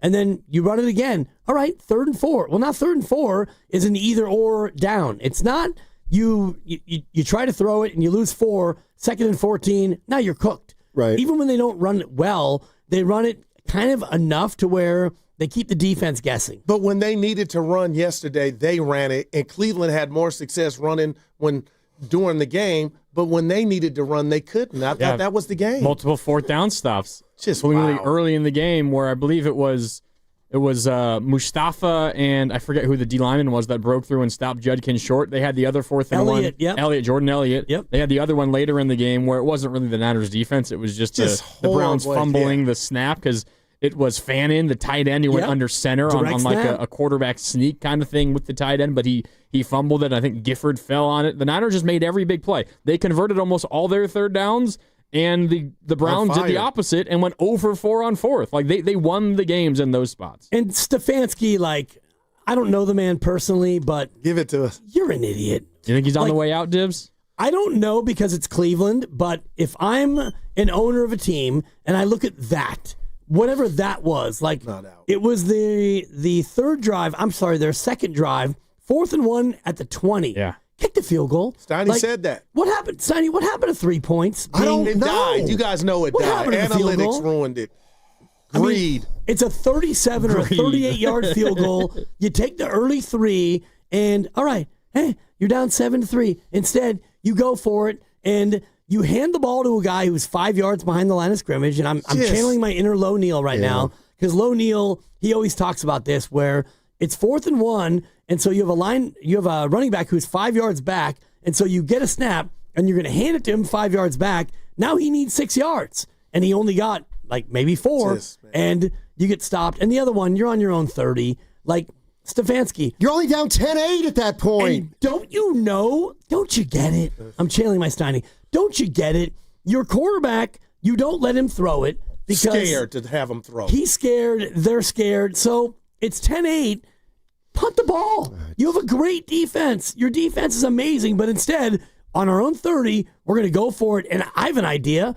Let's get Fannin Jr. in a direct snap, a guy who doesn't take snaps ever. And who knew that would happen? Fumbled the snap. And I don't even know who recovered it. It didn't matter. I think it was Gifford. I didn't even it was 4th down. Didn't matter. The recovery didn't matter. Coverage, by the way. Matter. He got beat on the touchdown. He got beat on the touchdown. Coverage it scares me. Well, and I mean, the touchdown was a little bit of like who's guarding who, and it was a little bit of a broken play. But And that drive was 10 plays. The first 9 were runs. And then they're like, all right, you're cheating up, Gifford. All right, we're going to throw over the top for a touchdown. Yeah. You're listening to 95.7 The Game, KGMZ FM and HD1 San Francisco, an Odyssey Sports Station. Always live on the free Odyssey app and now broadcasting from the Laughing Monk Studios. The other thing you got to bring up is the special teams. Dibs, they're 27 for 29 in field goals this year. The only 2 misses were by Moody, week 1. Piñeiro's 14 for 14 from beyond 40, including 5 for 5 from beyond 50. Sky Moore's been really good. It's dynamic. Their special teams probably has won them a game and a half this year. Morstead's been good, too. They're winning the field position battle every game. Brant Boyer. And, you want to talk about Saleh and Shanahan, sure. Gus Bradley, the assistant DC, and Chris Kasarik, who, you've got Cleveland Farrell back, and now he looks like, maybe he doesn't quite look like a first-round pick that he was for the Raiders, but he looks good. Keon White is wrecking people. Yeah. And I mean, your linebacking crew yesterday, you had a guy had to switch helmets because he needed the green dot. And he was just activated from the practice squad right before the game. Like Jalen Graham. Come on, who man. has a linebacker wearing a number in the 40s? And yet the Niners, I hate it. Well, yeah. And you said it, Steiny, they've given up 17 points in 2 weeks. And I know you're not going up against, Montana and Y.A. Tittle. Yeah. Shout out Guru from earlier. Look what the Panthers did to the Rams. And that's why I'm just like more impressed. I wrote this defense off, and I'm not. And anything could pop off. But we're having I don't want an interesting conversation about McCaffrey because he averaged 2.7 on the ground.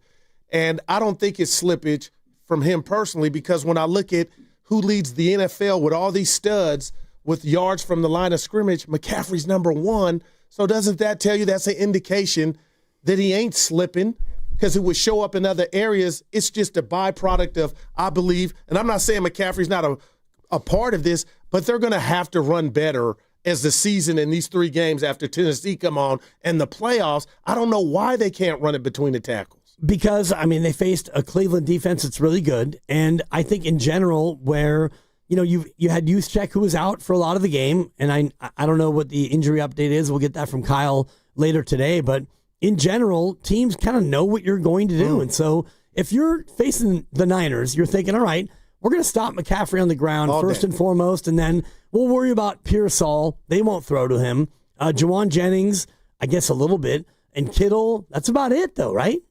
I mean, just look at the first 4 plays from scrimmage for the Niners. It kind of shocked me, but it's I think what Gibbs is talking about. The Browns go into that game thinking, all right, we're gonna stack the box. We're gonna try to stop McCaffrey. First 4 plays were play action passes, and you go through your first drive without McCaffrey getting a touch, and you're like, all right, what are we doing here? Like, give the ball to McCaffrey. But I think part of it is Shanahan knowing the Browns are going to sell out to stop that and try to take advantage. And they got that one completion to Juice on the first play. Then they go incomplete. But I think that was part of it because the Browns are there being like, all right, our enemy number 1 is McCaffrey, trying to stop him. You do that, but then that's when Kittle and when Juwan pop up. Yeah. Got you that big field goal. That's why I ain't mad at the Cleveland D, but I'm like, I couldn't believe Stefanski went for the 2-point conversion. It was a penalty. It was closer. But I'm like, you should kick it, any team, 7-7. But you take the lead and then whop to get that 3, which felt like a touchdown. I'm like, damn, Dibs, am I holding them to Cleveland in this defense? But, I mean, Ricky Pearsall caught one, Juwan, and then Kittle. So let's say you're kicking an extra point. So it's from the 15, right? Yeah. Okay, so you snap it to the 22, 23, and it's a 33-yarder. If there's a penalty on that play, it goes to the 1? If you want to go for 2. Yes. Okay. If you don't want to go for 2, then you can take it on the kickoff. I don't think you can move the extra point. The extra point cannot move up. The extra point can be moved back. Right. If the penalty's on you after the touchdown. Correct. But yes. So if you get a penalty, and in this case it was a 15-yarder, right? And so you can go ahead and go half the distance to the 1, and you go for 2. Right. And you get it. So the reason why they do it is because the 1 yard instead of 2 yards, the odds of you converting go up enough to where it's worth the risk in the opinion of the coach. Yeah, I feel like it's more analytics. Got it. I feel like they're all going for it if they're at the 1. It's out of control now. What is? Just going for 2 and bypassing. I'm talking short yardage, what we talked about earlier. When we could talk about Philly, if you want to talk about that real quick. And, just go ahead. Willard actually chimed in from his vacation. Okay. He'll be back tomorrow. Right. And I was actually listening to that game. I went to the Montclair Golf Course. And hit some golf balls. And so I get back in the car, and thank you, and Philly scores, and they cut it to 9. And this was so dumb. And I'm thinking, yeah, you kick it, you cut it to 8, and then it's a 1-score game. And his whole thing was like, you want to know where you are, what you need and all the rest of it. And I'm thinking, no, human beings, if you don't get it, now you're down 2 scores, and your defense is thinking, it's over, it's right? over. Well, if you don't get the 2, no matter when you go for it, it's over. No, so why but not don't shoot yourself ASAP? in the foot before you need to do it. You could have kicked the extra point. You'd have been down 8, and you'd have been feeling good about everything. Yeah, but stop them. At least I know if I go for 2 and miss on the first touchdown, at least under 2 minutes left. If you need it now, at least I know I need 2 possessions. So Meanwhile, if you just kick the extra point, you're down 8. You get the ball back. You go down. You kill. You don't have any time left. You're not in a major rush because you're only playing for 1 possession. You go down, get the touchdown, then go for 2, and you miss it. You have 2 seconds left. The game's over. I at least want to know what I need to get as soon as possible. So I go for 2 as soon as I possibly can, so I know if I need to score 1 more time or 2 more times. But why have that drama when you kick the extra point to continue the game and do what you needed to do anyway? And if you scored a touchdown, then you go for 2. And then if you don't get it, it's like, okay, we didn't get it. But don't cut yourself on the I don't care if the game's over at the 2-second mark or the 4-minute mark. The game's over no matter what. What does that matter? Well, the game's not over at the 4-minute mark. If it's a 2-score game and we know it's over, I ain't gonna get they're not gonna play like hungry dogs. I think what it is it's 9, and you take an extra point. You're trying to cheat, like, in a way, because if you just take the 1, now we got to score another touchdown and get a 2-point conversion. If I try to cheat here a little way or take the easy way out, boom, I might be down 7, and who knows? Maybe we'll go for 2 to win it if we can. But the downside is what happened. Which I know. Yeah. And so then I'll bet it's 3.5 minutes left, and you don't get it. Now you're down 9, and your defense is like, yeah. And the other offense is thinking, okay, now we don't have to really worry about oh boy, we can't give them the ball back. Sure you can, because they need 2 scores, and ultimately that's the way that played. I just don't. I thought the mental edge they gave to the Bears, but obviously by not getting it, it was like, man. I do think a lot of coaches just do the automatic of, we'll push it as far down the road as we can. Right. Meaning, if it's 8, you still have, that's a 1-possession game. And maybe they'll be conservative and cautious. You don't know if it's a 1 1-possession game, though, because you don't know if you're going to get the 2. Just saying an 8-point game is a 1-possession game isn't true, because you don't know until you get or don't get the 2-point conversion. But we do know that a 9-point game is not a 1-possession game. Yes, but I know guaranteed that if I get the 2-point first, I know for sure that now the 7-point game is a 1-possession game. But if you don't, then it's a 2-possession game. How much time was left? About 3.5. And the they offense had is a full not rack of stressed out. timeouts. They're like, okay, stop us. I We'll got to punt. take the extra They had point all there. 3 timeouts. So Sirianni's thinking, all right, we get the 2, we got 3 timeouts, and we can force them into this, and then we get the ball But back. they're like, stop us. We'll gladly kick it to you because you need a touchdown and some. a field goal. Yeah. I just think it's information gathering. You just need to know as much as you possibly can about the situation in order to make the right decisions going forward. And until you know the result of the 2-point conversion, because it has to happen at some point, until you know the result, good or bad, you don't know exactly what you need. If you need another possession or not. So get that out of the way, even if it ends the game at the 3-minute mark instead of the 2-second mark. Well, that's where I was going. But I'd if you rather kick lose the be done with 3 PAT, seconds left. You know what you need. You need a stop, a touchdown, and a 2. And if you don't get it, you need a stop, a touchdown, a stop, and a field goal. Yeah. So, I mean, that to me...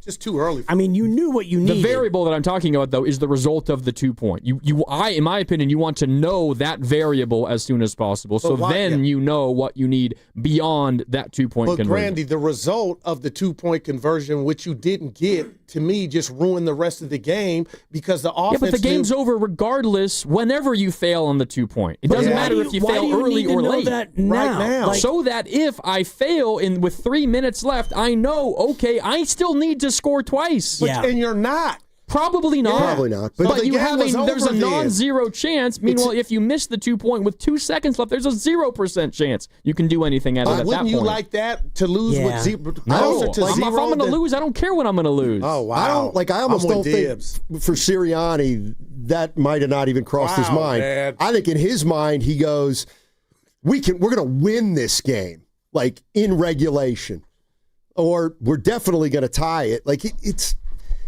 Kyle does this all the time, and he almost didn't do it yesterday, was go for it at the end of the first half. Yeah. They always go for it. They can have the ball with 38 seconds at their own 15. They're going to take a couple shots. I think that's kind of what Sirianni was thinking. Like, and it took the we're going to air score, out of the stadium. we're going to get the 2, and we're going to have momentum, and we're going to come back. But you don't get the 2, and now the fans were leaving anyway, Grandy. Once they didn't get it, it was like so you helped the Bears out, I believe, with that possession of knowing you need to. The human we element of it too. We're good. The human element is the defense. They see that, and you don't get the 2, and now they're thinking, oh god. So we got to stop them, and they have to score, and then we have to stop them again. I do think that the human part of it is certainly something. And interesting, you said yesterday, Stein, or earlier today about yesterday, where the Browns score with 39 seconds left, and the Niners don't get the ball to start the third quarter. Maybe that played into it. And you said earlier, like, ooh, the Browns are going to double up. Right. And, well, I mean, they weren't because they could have. They're allowed to. Right. Shout out Mark Willard, but they didn't score again in the game. But I do wonder if the whole idea about the Browns doubling up didn't motivate Kyle to be more aggressive. Yeah. I think that's part of it. It's a good point. Because he was more aggressive, and they went, incomplete, 3rd and 10. He finds Pearsall, and then pass to JJ. I thought they were just going to run the clock out at that point. He might have thought that Cleveland was thinking they might just run the clock out. They had all 3 too. timeouts. That was Cleveland big. did still. Yeah. Already hit up all 3 receivers. Yep. Bang, bang, bang. All right, guys, we have a great show. Steve Kerr coming up at 5. Plenty of Warriors talk. 49ers talk. More 49ers talk than Warriors talk. But Steve Kerr will be gutsy little Warrior win, though, right? I mean, gutsy little Warrior win. And while you're talking about it, can you do 20 seconds on what you thought? Against the great Kevon Looney and the Pelicans. Against the Pels. Sums up with Butler. Yeah, fishy. So I can't put my finger on it. He was great. Almost a triple-double. It's bigger than that, though, sometimes. It's hard to explain. But will you explain it tomorrow? Yes. And where will you explain it? I'm going to explain it on 95.7 The Game. That's what I do, Goo. Are they the smartest show in the Bay Area? You guys are an intellectual feast for the smart sports fan in the Bay Area. Wow. You're pretty much the smartest guys on the radio. I agree. Good Lord, how big is your ego? Are they the funniest show in the Bay Area? Give it a laugh. Come on. You're a funny guy. Come on. Give me a laugh. You are funny, dude. Hit that S again. Are they the coolest show in the Bay Area? And no white boys. They're cool. That's what people are saying. You guys are phenomenal. This is one of the most perfect ways that I could end my day, getting the chance to talk to Mr. Mark and Dan, We'll let you be the judge. Oh. All I know is it's a couple of Bay Area boys talking sports. I know nothing. Thanks. It's Willard and Dibs on 95.7 The Game. Yes, it is. Happy Monday. It's Willard and Dibs. No Willard. Dibs and Grandy with you on this Monday here on 95.7 The Game. A victory Monday.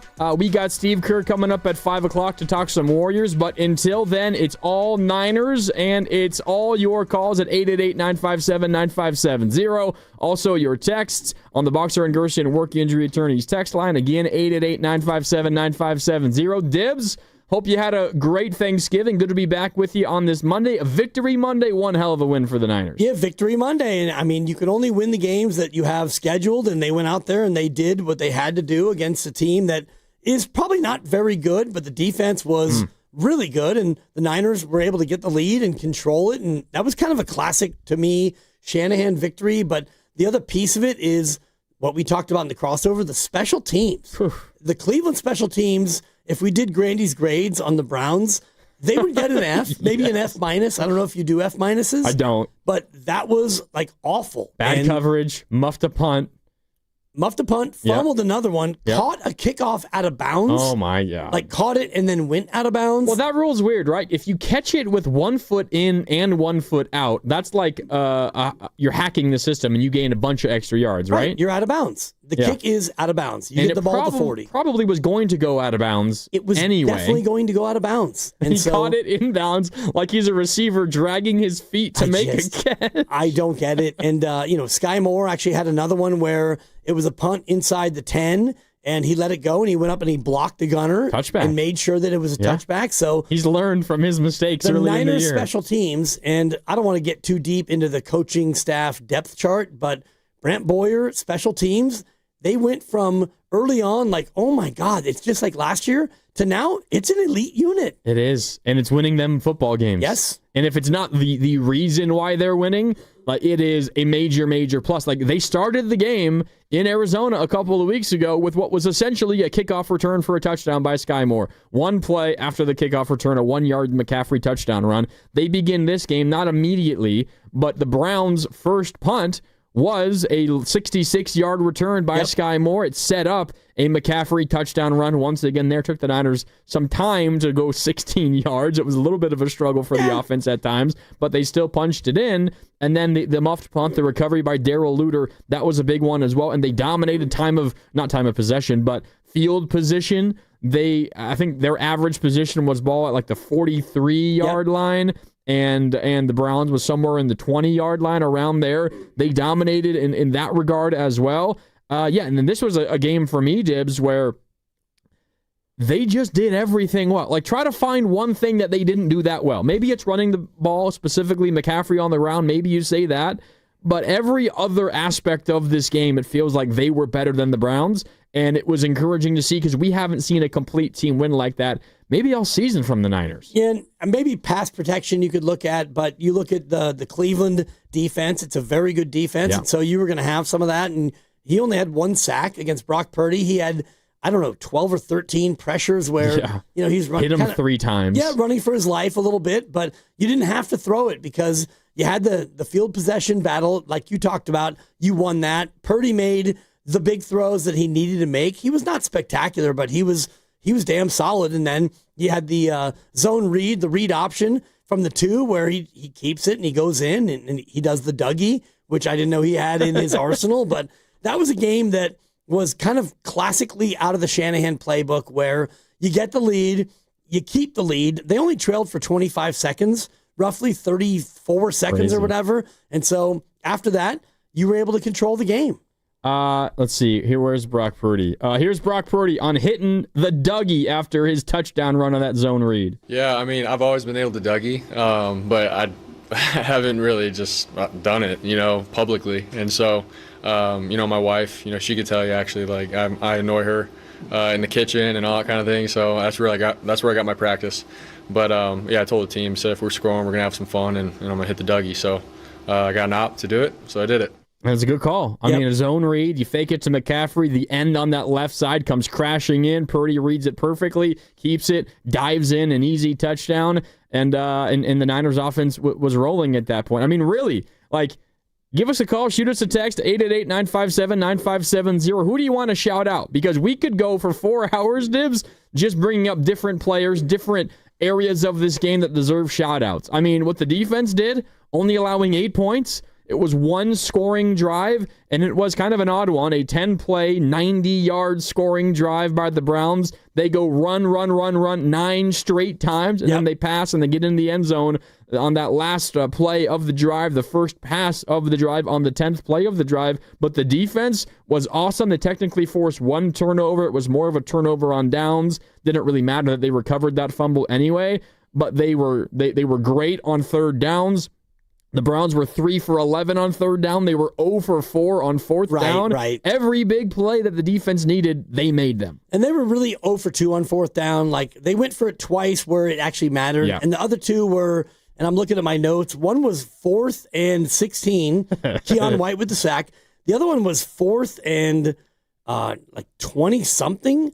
4th and 26. Game's over at that point. Game's over. So those fourth downs, they count. But, 4th and 26, 4th and 16, fine. 0 for 2, but those were both 4th and 1s. Those were important. And, those first 2. Stefanski, I don't know what I do know what he's thinking. He's thinking, let's get this. But the one from your own 30-yard line, punt the ball. The weather is foul. It's windy. The snow was threatening. And the 49ers were not exactly lighting you up. So you punt the ball and you give your elite defense a chance to stay in the game. They didn't, and I don't know if Stefanski is just trying to be desperate, but it reminded me a little bit of being out in bars and in the club in the early to mid-'90s. I was desperate. I was too hungry. I was thirsty, and that's what I see from Stefanski. It's like, dude, give yourself a chance. Give your defense a chance to, do what they do. Instead, you gave them another short field, and you got burned. And the first one, you were in field goal range. Right. Now, the weather was tough. No one's going to deny that. I mean, Matt Gay doinked one in from the doorstep of the end zone. Like, not an easy game to kick in, there's no doubt. But, that was your home kicker. You feel like you had a pretty good chance to make that kick. Take the 3. Maybe it changes the game. Don't give the Niners a short field in that 4th and short. I'm generally a proponent of 4th down aggressiveness. I think we've probably gone a little too far in the aggressiveness side of things. Maybe at some of the coaches, specifically maybe Dan Campbell, it's not working out for him this year. Generally, though, I am a fan of that aggression. But you also have to play the time and the score and the game and the setting and the atmosphere. And that game was one where don't commit back-breaking mistakes. Make your field goals. Don't turn the ball over. Maybe you force a turnover on the other side, and you will win. You don't have to do anything special to win that football game. Niners didn't do anything special.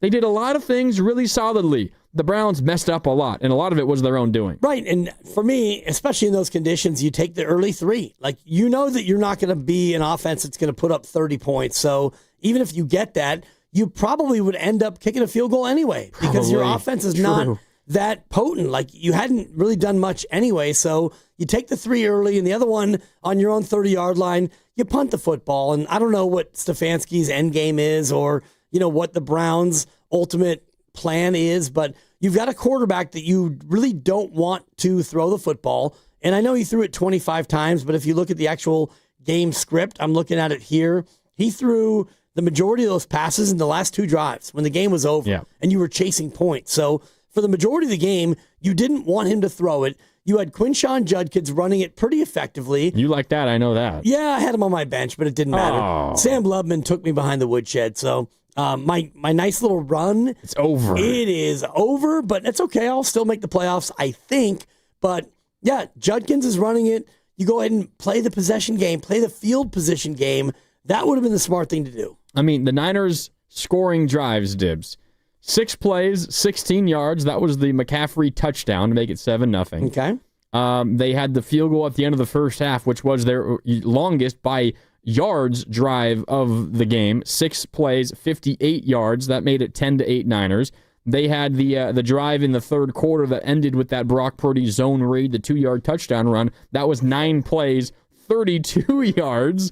They had the drive that ended with the Jawan 7-yard touchdown catch. That was 6 plays, 18 yards. Right. And then they had the field goal at the very end of the game, 9 plays, 29 yards. You're talking about length based on yards. Their scoring drives, 16 yards, 58 yards, 32 yards, 18 yards, and 29 yards. It was a game of Cleveland giving the Niners prime field position and the Niners taking advantage. It's as simple as that. Niners 168 yards passing, 161 net, 91 yards rushing. You would think that they lost the game. Like, you got outgained. You put up 252 and they put up 253. So it's one of those games where yards were really hard to come by. So it came down to that one thing you talked about, field position, and you owned it. Sky Moore with the big kick return. They had a muff, and you ultimately were the team that was better in special teams. And sometimes it comes down to just that. And if the yardage is identical, and Sanders had no picks, and they did have the muff, and Purdy didn't have a pick, so it comes down to just that one thing. Yeah, just that one thing. And then it's taking advantage, and credit the Niners. It might have taken them a while. It's kind of crazy to have a 9-play drive that only goes 32 yards, but they did that. They took 5.5 off the clock on a 32-yard drive, but they ultimately got into the end zone, and as a result, despite being outgained by a yard, they won this football game 26-8. They're now 9-4. The Rams, they laid an egg. Specifically, Matthew Stafford laid an egg in Carolina. The Rams now 9-3. The Seahawks, they dominated against Max Brosmer and the Vikings. Oh, God. They're also 9-3. The Niners, though, third in the NFC West, only a half game behind those two. And by the way, number 1 seed in the NFC currently, the Chicago Bears, they're also 9-3. There is a legitimate path for the Niners to win the NFC West and to potentially claim the number 1 seed in the NFC, Dibs. Given everything they've gone through, that is one of the wildest things I've ever heard. It's crazy, and they could go through their bye week, and they could emerge as the number 2 seed. They can't be the 1 seed, because even with a tie, Green Bay would still be ahead of them. Green Bay would have 2 ties, which would be really weird. But they could sit and get rest, and Brock's toe can get better, and they can all just chill and ice their body parts, and they could emerge in a week as the 2 seed. Crazy. Yep. Crazy. We got a lot to talk about, plus your calls and your texts, 888-957-9570. Who do you want to shout out? This was great performances up and down the Niner roster, and it feels like we've been waiting for this kind of game all season, and if they can do something similar to this over the course of the next 4 games of this season, we might be looking at something pretty fun developing here. So 888-957-9570. Who do you want to shout out? Who did you enjoy watching yesterday? We're sponsored by Surfside. The Golden State Warriors are back. Cheer on your Warriors with an ice-cold Surfside. Only 100 calories, 2 grams of sugar, and 0 bubbles, so it's easy to sip and enjoy. It's not a seltzer, it's Surfside, proud partner of the Golden State Warriors. Must be 21. Please drink responsibly. Steve Kerr's coming up at 5. Until then, Niners and your calls at 888-957-9570. It's Willard and Dibs. Dibs and Grandy with you. Back with more after this on 95.7 The Game. And it's Dan Dibley here to talk about Fremont Bank, a family-owned bank with a family-owned feel. They are deeply committed to contributing to their clients' goals and empowering the community. And I actually went into Fremont Bank today on College Avenue in Oakland, and I got the usual A1 100% customer service as I tried to put my CD into a new CD, my savings account, which is growing at a great rate. They've been doing it now for 61 years. When they built this back in 1964, they wanted to build not only a bank, but a local ecosystem that is built on these relationships that benefit the Bay Area communities. I saw Alejandro and Alex today at my bank, and they remember me from 5 months ago, the last time I was in there. And that actually matters to me. It's not a big box bank. It's a good local bank that supports local nonprofits, and they're a top local corporate philanthropist organization as well. They've got 21 branches throughout the Bay Area. You should go in and see exactly for yourself what a local bank looks and feels like. It's a good, solid business. It's not a big box bank. It's a good local bank. It's Fremont Bank. Here for you and here for good. This year's ratings of the best TVs just got published, and Samsung, LG, and Sony scored the highest. Also, they warned about the poor performance of the bargain brands promoted at some stores. So where can you get the best deal on the top-rated TVs? At the club? Online? Nope. At Video Only. They've got their better than Black Friday deals on right now. Don't be sorry. Check out video only before you buy. Nationwide is so much more than a great insurance company. They're one of America's largest financial services companies. Like how I'm more than just Peyton Manning. I'm also motivating Manning, and you too can be so much more. Nationwide Investment Services Corporation, member FINRA, Columbus, Ohio. Tune in to 95.7 The Game for Warriors Live, 60 minutes before tip-off. Every Warriors game throughout the season as we get ready for the action. Presented by Xfinity, your home court advantage. Brought to you by Xfinity. Watch all your favorite teams all in one place. Xfinity. Imagine that. You know, covering Bay Area sports for years, I've seen athletes go through it all. The highs, the lows, and the pain that comes with getting knocked down. But when it's not just a game, when you're the one injured, or when tragedy strikes someone you love, that's where Beam Law comes in. Beam Law is the Bay Area's go-to personal injury law firm. Whether it's a car accident, a serious injury, or a wrongful death, they're there to shoulder the legal burden so you can focus on what truly matters: rebuilding, recovery, and taking care of your family. Beam Law is local, and they win, with millions recovered for clients across the region. That's why SF Weekly voted them Best of the Bay 4 times. If you've been hurt or lost someone because of someone else's negligence, call Beam Law at 415-523-5555. 415-523-5555. That's 415-523-5555, or visit hurtinthebay.com. That's hurtinthebay.com, because it's not whether you get knocked down, it's whether you get back up. Beam Law, they've got your back, Bay Area. We all have regrets. That haircut, that text, missing out on Kohl's Cyber Days. Good news, you can fix at least one of those. Get up to 50% off gifts for everyone on your list, Sunday and Monday only at Kohl's. From cozy favorites to top toys, you've got 2 days until you miss out. Don't let Cyber Days be the sale that got away. Save at Kohl's and Kohl's.com.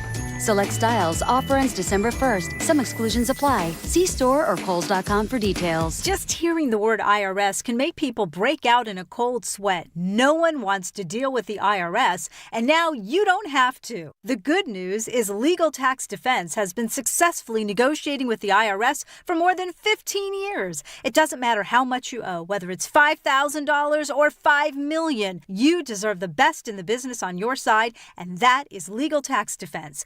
Even if you're working with someone else and just want a second opinion, there is no cost or obligation to call. They can prevent levies, liens, wage garnishments, even file back tax returns. And the best news about Legal Tax Defense is they won't take your case unless they know they will reduce or eliminate your tax debt. Call Legal Tax Defense right now for a free no-risk consultation. 800-323-8922. 800-323-8922. You have nothing to lose but everything to gain. 800-323-8922. Nationwide is so much more than a great insurance company. They're one of America's largest financial services companies. Like how I'm more than Saquon Barkley, the NFL's reigning leading rusher. I'm also the NFL's leading husher. Shh, hush up back there. Wow, I might have just set the hushing record. Well, almost. For your insurance and financial needs, Nationwide is on your side. Nationwide Investment Services Corporation, member FINRA, Columbus, Ohio. You've got a big day, so you use Unstoppable Scent Boosters to give your laundry non-stop freshness. So no matter how long the day goes, you can't stop this power, this walk, this pose, this strut, this look, this talk. Your clothes will be so fresh you can confidently strut into that end of the day meeting like a boss, boss, boss, boss, boss, boss, bosses. Let's talk business in my office. Add new Unstoppables beads to your wash for 24-hour non-stop freshness so you can smell unstoppable.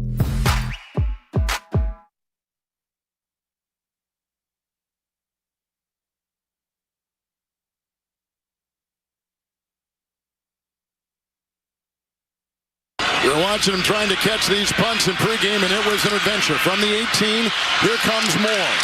Finds a sliver on the move. Can he get by Bojorquez? The stiff arm. Here comes the chase. Coming down the near side. They've got Njoku, who is over there along with Whiteheart, chasing Moore. It was a punt of 48, a return of 66. And look where the Niners will be at the 16 of Cleveland. Here they only have one tight end in.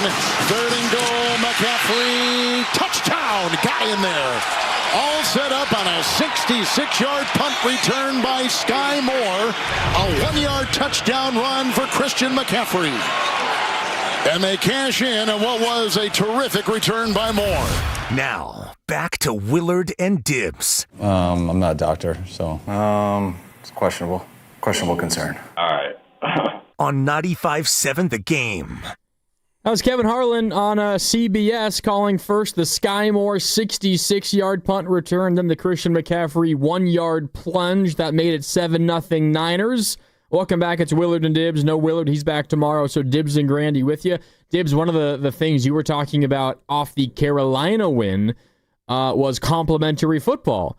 And that, for the most part, was complimentary football. You had, all aspects of that game kicking in. The 3 Purdy interceptions kind of overshadowed everything, and I'm not surprised that took, all the headlines away from everything else last week.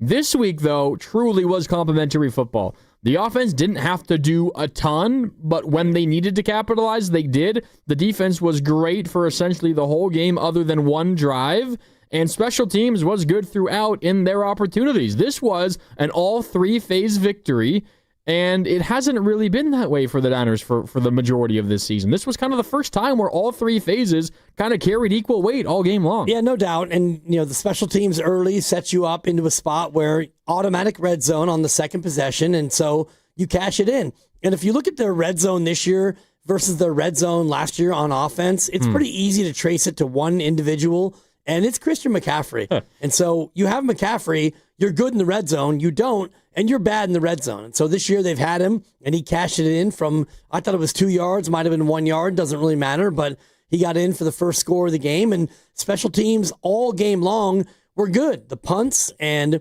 they helped you with the muff and the catch out of bounds and all the rest of it. But I think about the defense even, like the defense was, again, bend but don't break, and you got down to that second possession for Cleveland, 4th and 1 at the 20-yard line, and they went to Judkins, and Elliott and Mustafa came up, and they got the stop. And that's a moment where you think about complimentary football like you're talking about. The defense they were good. They were probably not elite. They were very good. They did what they had to do in spots, and that was a spot where, you go ahead and get that on 4th and 1. You get the ball back to your offense. Even though it turned into a 3 and out, it didn't matter. You kept them off the scoreboard. Yeah, I was so impressed with the defense. I mean, I know we're going to get a lot of, it's the Browns, it's Shedeur Sanders, second ever start, first start at home, and I get that. Like, this was not an amazing test. This is not holding the Rams to 8 points. This is not holding the Seahawks to 8 points. Like, I get that.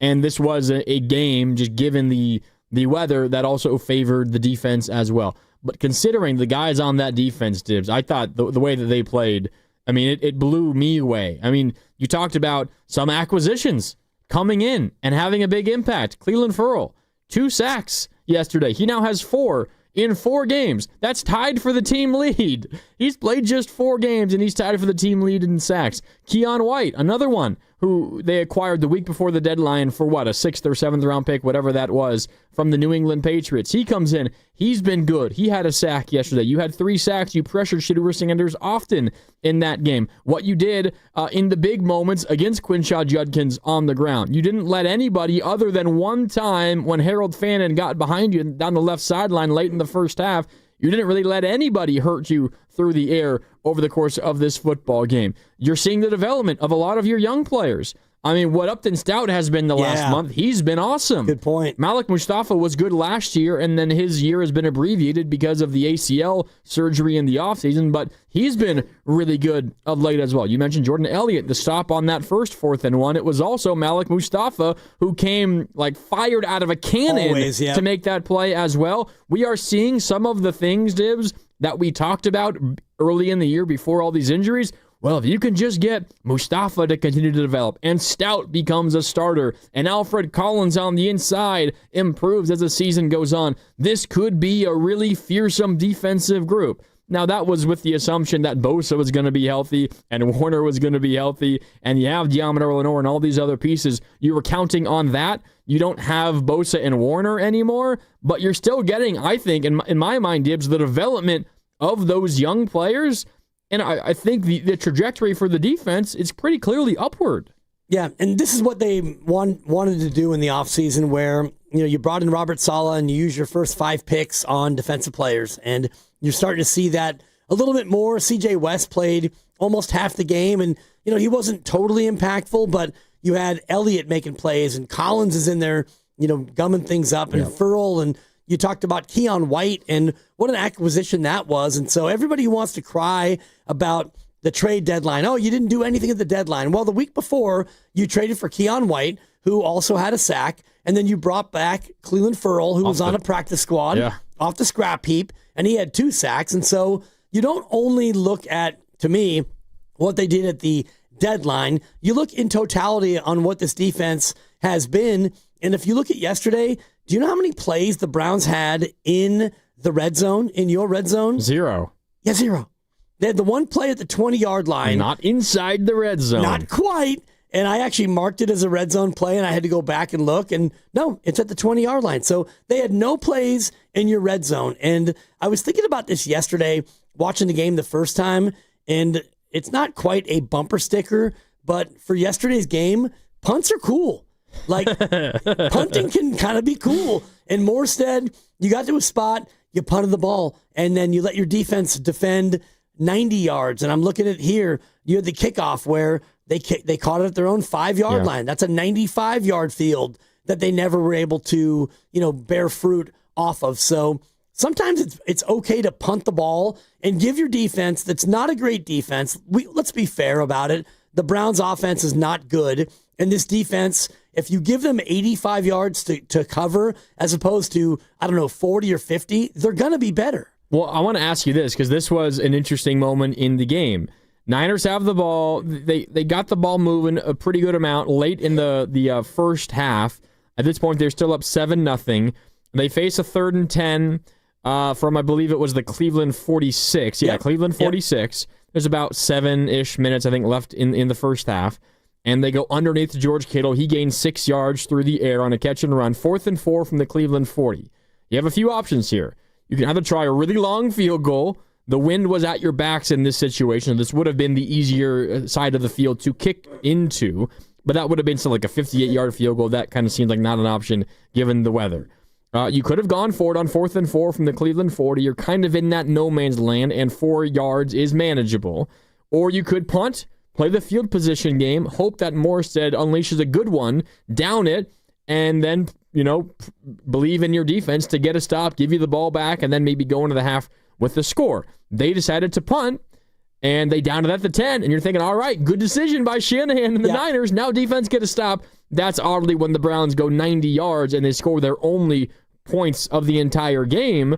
But what did you think of that decision? Because in the moment, I'm thinking, this is kind of the in-between spot where Shanahan might go for it.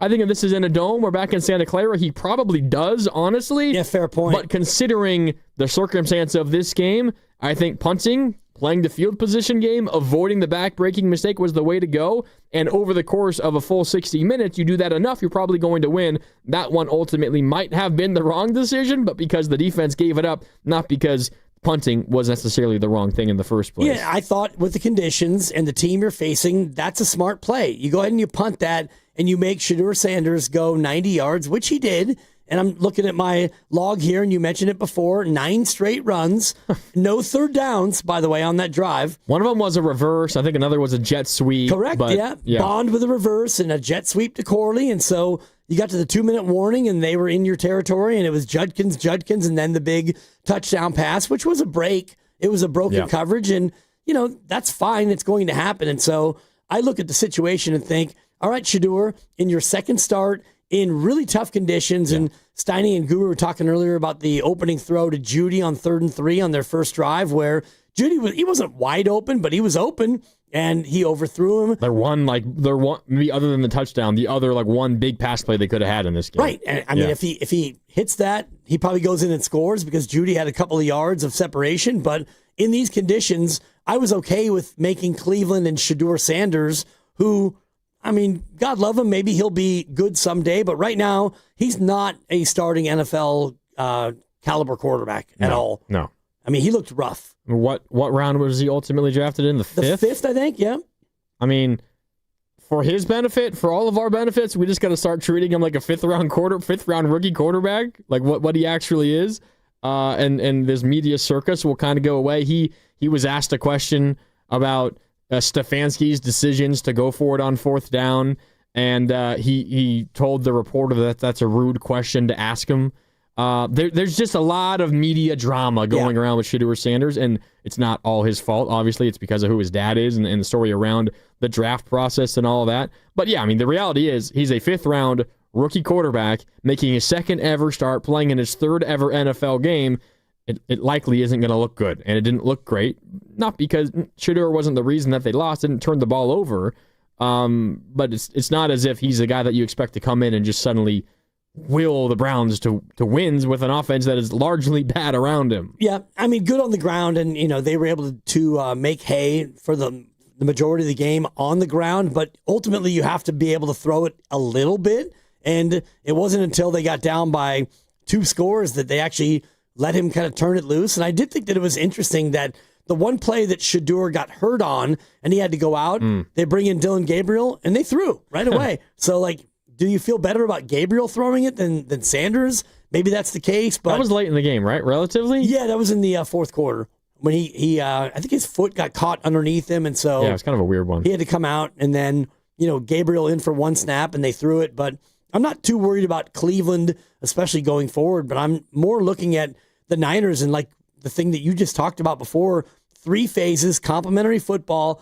If the Niners are going to go out and do something special or do something at all, it's going to have to be like that. An offense that doesn't turn it over, a defense that bends but doesn't break, and a special teams unit that actually can give you added value. That's the only way that this team can be a threat. Yeah, I think the last 2 games shows that there's a new equation for the Niners to win football games. We talked about this a little bit last week on Wednesday, Dibs, because you remember when George Kittle came out and said after the blowout loss to the Rams, basically the only way that we can win football games is if our offense is darn near perfect and our defense bend, don't break, get a couple of stops. Maybe instead of giving up a touchdown here, you give up a field goal there. Maybe you get a turnover a game. Offense takes care of the ball, scores 30+. That is the path to victory. And I think the last 2 games, and frankly, I don't really care about the opponents. The last 2 games proves the Niners have another path to victory. And the new path to victory is, as you laid out, get positive play from your special teams, still take care of the ball on offense, but you don't have to score 30 points every single time. The defense, showing the improvement they have over the last couple of weeks. I think the needle that the Niners have to thread in order to win games is no longer nearly as difficult to thread. The window has opened up. The pathway to victories is different than I felt like it was going to be for the majority of the season, as recently as just 3 weeks ago. I think it's a different pathway for me that this Niner team can now win games. Yeah, and it will be opponent dependent. Like Tennessee, your path can be, you could turn it over 3 times and still, find a way to get them done. Yeah. But as you get into better teams, I do think that it's going to be a little bit harder. Lucas Alexander joins us with a live update. Yeah, I do, guys. Kyle Shanahan, day after the game, has his conference call, and I believe it's actually ongoing right now. But I think the biggest injury news to come out of his conference call, Kyle Juszczyk, he has a rib fracture, and they'll evaluate him next week after the bye. So we'll wait and see. Okay. Rib Friend fracture. of the show, Kyle Juszczyk. Yeah. Just one rib, a rib fracture. It's not like Jawan Jennings, who had 5 ribs that were hurt. So, we can assume that if it's just a rib, I would imagine that, Juice in 13 days, he should probably be good to go. You would hope so. Oh, yeah. Yeah. And I know he went You're the medical expert of the show, so... Well, and it's a little bit tougher because Kyle Juszczyk is dependent on his core, and this would be more of a Lorenzo Neal conversation because, Juice, for the most part, is not always going to be a receiver like he was in the first play from scrimmage. A little play action, yards. 23 yards to Juice, but he has to get in there and use his helmet, his shoulders, his body, so that might change what he can do, and it also would change how they would go about approaching offense. Yeah, and he's the lead blocker in so many of the McCaffrey runs. So Juice has a fractured rib. A couple other injury updates, though, Lucas. Nick Martin has a concussion. Don't think we know full severity, but 2 weeks off should be a good thing there. We mentioned Kyle Juszczyk. Ben Barch likely to IR, and his season likely over, dealing with that foot sprain. Kyle Shanahan said he was hopeful on Tatum Bethune, Yeater, Eddie P, and Sam O to return after the bye. Wow, okay, that's big. Yep. That is big after the bye. Bad news on Ben Bartch. He was the week 1 starter at left guard, got hurt, and then it was Connor Colby, the rookie who played for kind of the majority of the first half of the season. And then Ben Bartch came back, and they've been kind of subbing in and out Spencer Burford and Ben Bartch. Don't want to ever see a starter go down or a guy that plays major snaps, but if you could lose one spot of the offensive line, it's probably that guy because you've already been splitting reps between Ben Bartch and Spencer Burford. Yeah, and Burford, I'm looking at my notes on a 3rd and 5 in that fourth quarter where the Niners were trying to salt it away. He comes out on that screen pass to CMC, and he absolutely just ruined the defender. It's a straight pancake for Burford. And as an offensive lineman, that's got to be the best feeling where you get out in space and you see either a DB or a linebacker and you can just like run him over, and CMC picked up the first down, as they did all day, by the way, on 3rd down. They were amazing on 3rd down. They were 11 for 17 on 3rd downs. How about Brock Purdy passing on 3rd down? He was 8 for 11 for 80 yards. Those 8 completions went for 6 first downs and a touchdown, so really like 7 first downs, and he also ran for a touchdown. All of that on 3rd down. And as a team, they were 11 for 17, and we're talking about a lot of 3rd and longs. There was a 3rd and 8 conversion, another 3rd and 8 conversion, a 3rd and 10 conversion, a 3rd and 11 conversion. There were, and all those led to points, by the way. Those weren't just 3rd and 11s and then you punt on the next set of downs. They led to points. The Niners offense was not amazing by any stretch. They took advantage of good field position, but they had to do it by converting 3rd and longs, and that's when Brock was at his best, and I thought he was amazing, nearly perfect on 3rd downs. He was great in those moments. And the Niners now 6-2 on the road, and as I mentioned last week when you and I were doing the show on Wednesday, under Shanahan, better road record than a home record. So this is not a complete anomaly or an aberration. Like, they've been good on the road, and it kind of makes me think about what might be if you get to January. And at 9-4, you really think about, January football beyond the last regular season game.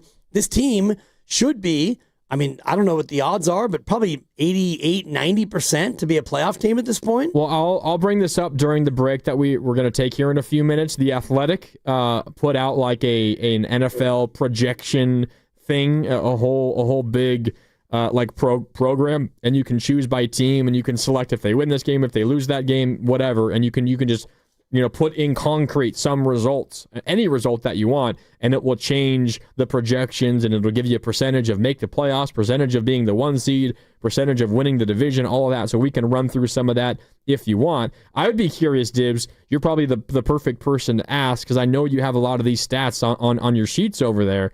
I remember last year talking about the bye week and the Niners under Kyle Shanahan pre-bye and post-bye. And if memory serves, they are elite post-bye, and they're kind of just average pre-bye. This year, they happen to be 9-4 pre-bye. Their bye comes in week 14, and then they have 4 games left.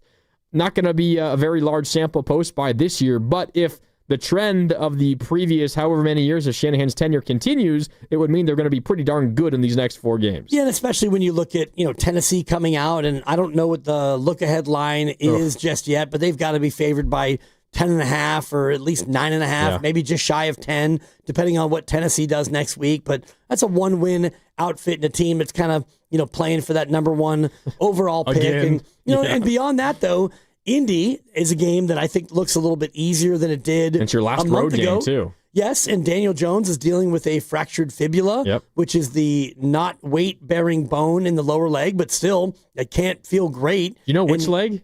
I don't know which leg. I'll look that up, but I know that Indy has kind of regressed back to, the mean a little bit. And then, the Bear game is a home game, and Chicago has been very impressive, and then Seattle as well. So the schedule is tough in opponents, but you only have one more road trip to take.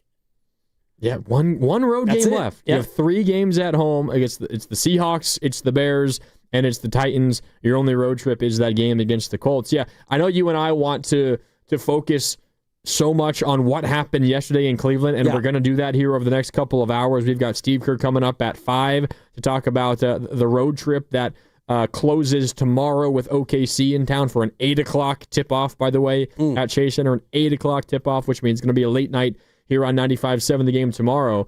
But it is difficult, Dibs, to not let your mind wander and be like, oh, they're 9-4.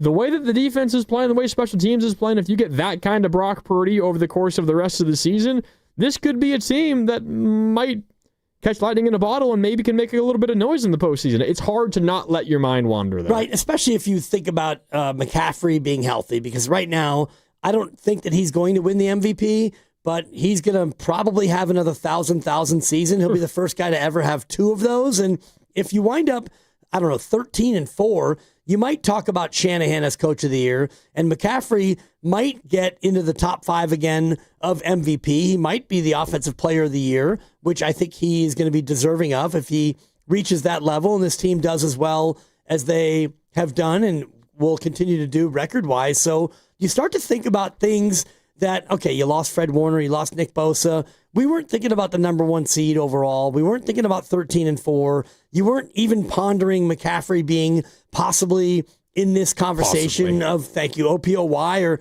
MVP. But all these things are happening, and the team continues to stack wins. Yeah, they're 9-4 through 13 games, despite the fact that however many of their best players have either been out for the year for quite a while or missed 5, 6, 7 games this season. It happened to Kittle, it happened to Purdy, it happened to Bosa, it happened to Warner, and others as well. Pretty remarkable the Niners are where they're at. We can continue talking about that. Plus, you brought up Kyle Shanahan and the job that he's doing. We got to talk about what he and this coaching staff have done this season. Plus, we'll get into Brock Purdy and a whole lot more. And time for your calls at 888-957-9570. How you feeling? How you feeling, faithful? Because this is a Niner team that, in my mind, has no right being 9-4. Not because they don't deserve it. They definitely deserve it.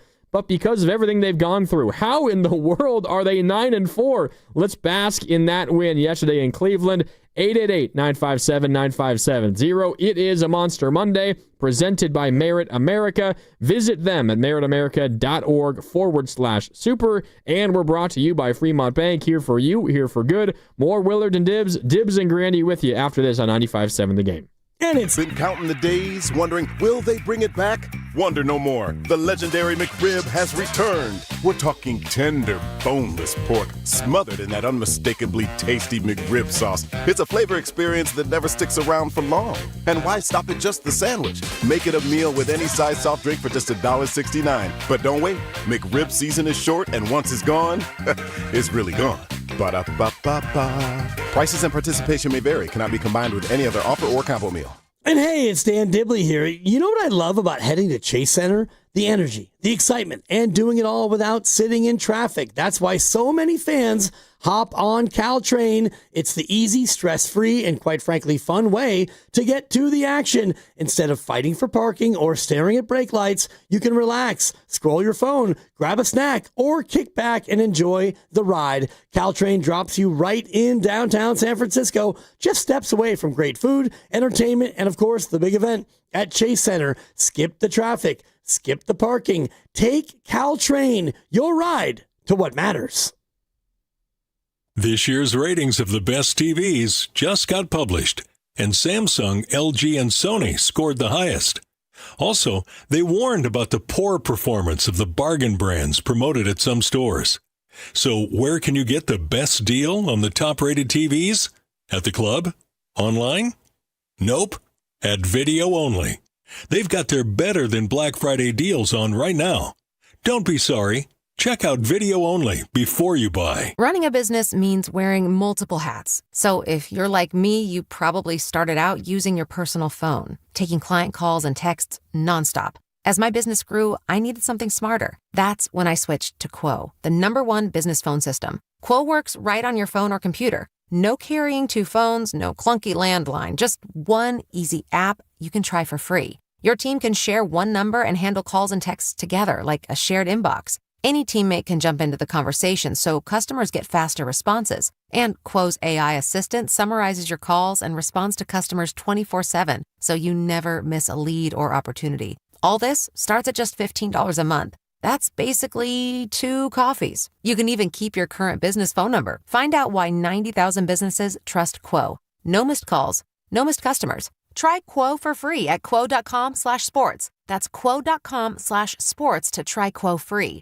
QUO.com/SPORTS. What's your financial future look like? At Pettinelli Financial Partners, we help you shape it. Whether you're planning for retirement, buying a home, or saving for something special, our professionals are here to provide clear guidance and smart strategies. Visit PettinelliFP.com today and take the first step toward a more secure financial future. The financial consultants at Pettinelli Financial Partners are registered representatives with and securities offered through LPL Financial, member FINRA SIPC. Investment advice offered through Stratos Wealth Partners, a registered investment advisor. Stratos and Pettinelli are separate entities from LPL Financial. The NBA season's rolling, and DraftKings' newest game, Pick 6, is the easiest way to play for your shot at big wins. NBA stars are lighting it up. Now their numbers aren't just highlights, they're your shot to cash in. Here's how it works. Just pick more or less on 2 or more player stats. The better your picks, the bigger your payout. New DraftKings customers get $50 in Pick 6 credits with just a $5 entry on your first pick set. Don't just watch basketball. Pick, play, cash in. Download the DraftKings Pick 6 app now and use code THEGAME. That's code THEGAME. Play just $5 and get $50 in Pick 6 credits. Make the call. Ride the upside in partnership with DraftKings Pick 6. The crown is yours. Gambling problem? Call 1-800-GAMBLER. Must be 18 and over. Age and eligibility restrictions vary by jurisdiction. Void where prohibited. 1 per new customer. Bonus awarded as non-withdrawable Pick 6 credits that expire in 14 days. Terms at pick6.draftkings.com/promos. Limited time offer. Hey, football fans, tune in this week to kick off with Boomer and Valenti, where the guys break down the biggest headlines and storylines from across the NFL. Kickoff with Boomer and Valenti is brought to you by the Home Depot. When the job calls for the best, call on Makita. Available at the Home Depot. How pros get more done. Want to interact with the hosts but can't call? Text the Boxer and Gerson Work Injury Attorneys text line at 888-957-9570. Boxer and Gerson, Northern California's premier workers' compensation law firm, helping injured workers get their lives back for over 40 years. Oh, hey, welcome to gift wrapping. Whoa, Zoe Saldana. Hey, can you wrap these, please? Wow, iPhone 17s. You splurged. At T-Mobile, you can get 4 iPhone 17s on them. The new center stage front camera is amazing for group selfies. It's the perfect gift for everyone. I'm the worst. I only got my mom a robe. Well, it's better than socks. So, I have to trade in my old phone, right? No, at T-Mobile, there's no trade-ins needed when you switch. Keep your old phone or give it as a gift. Incredible. In fact, wrap up my old phone, too. For my Aunt Rosa. Forget that. Aunt Liz will be jealous. Sounds like my family. Drama. Oh, I got it. I'll give it to my abuela. I'll take reindeer paper with, hey, where are you going? To T-Mobile. The holidays are better at T-Mobile. Get 4 iPhone 17s on us. No trade-in needed when you switch. Plus 4 lines for just $25 a line. With 24 monthly bill credits and 4 eligible port-ins on essentials for well-qualified customers. Auto pay plus taxes, fees, and $35 device connection charge. Credits end in balance due if you pay off early or cancel. Contact us. Finance agreement 256 gigabytes, $830 required. Visit T-Mobile.com. We all have regrets. That haircut, that text, missing out on Kohl's Cyber Days. Good news, you can fix at least one of those. Get up to 50% off gifts for everyone on your list. Sunday and Monday only at Kohl's. From cozy favorites to top toys, you've got 2 days until you miss out. Don't let Cyber Days be the sale that got away. Save at Kohl's and Kohl's.com. Select styles, offer ends December 1st. Some exclusions apply. See store or Kohl's.com for details. You're listening to 95.7 The Game, KGMZ-FM and HD1 San Francisco on Odyssey Sports Station and the home of the Golden State Warriors and Valkyries. Always live on the free Odyssey app and now coming to you live from the Laughing Monk Studios.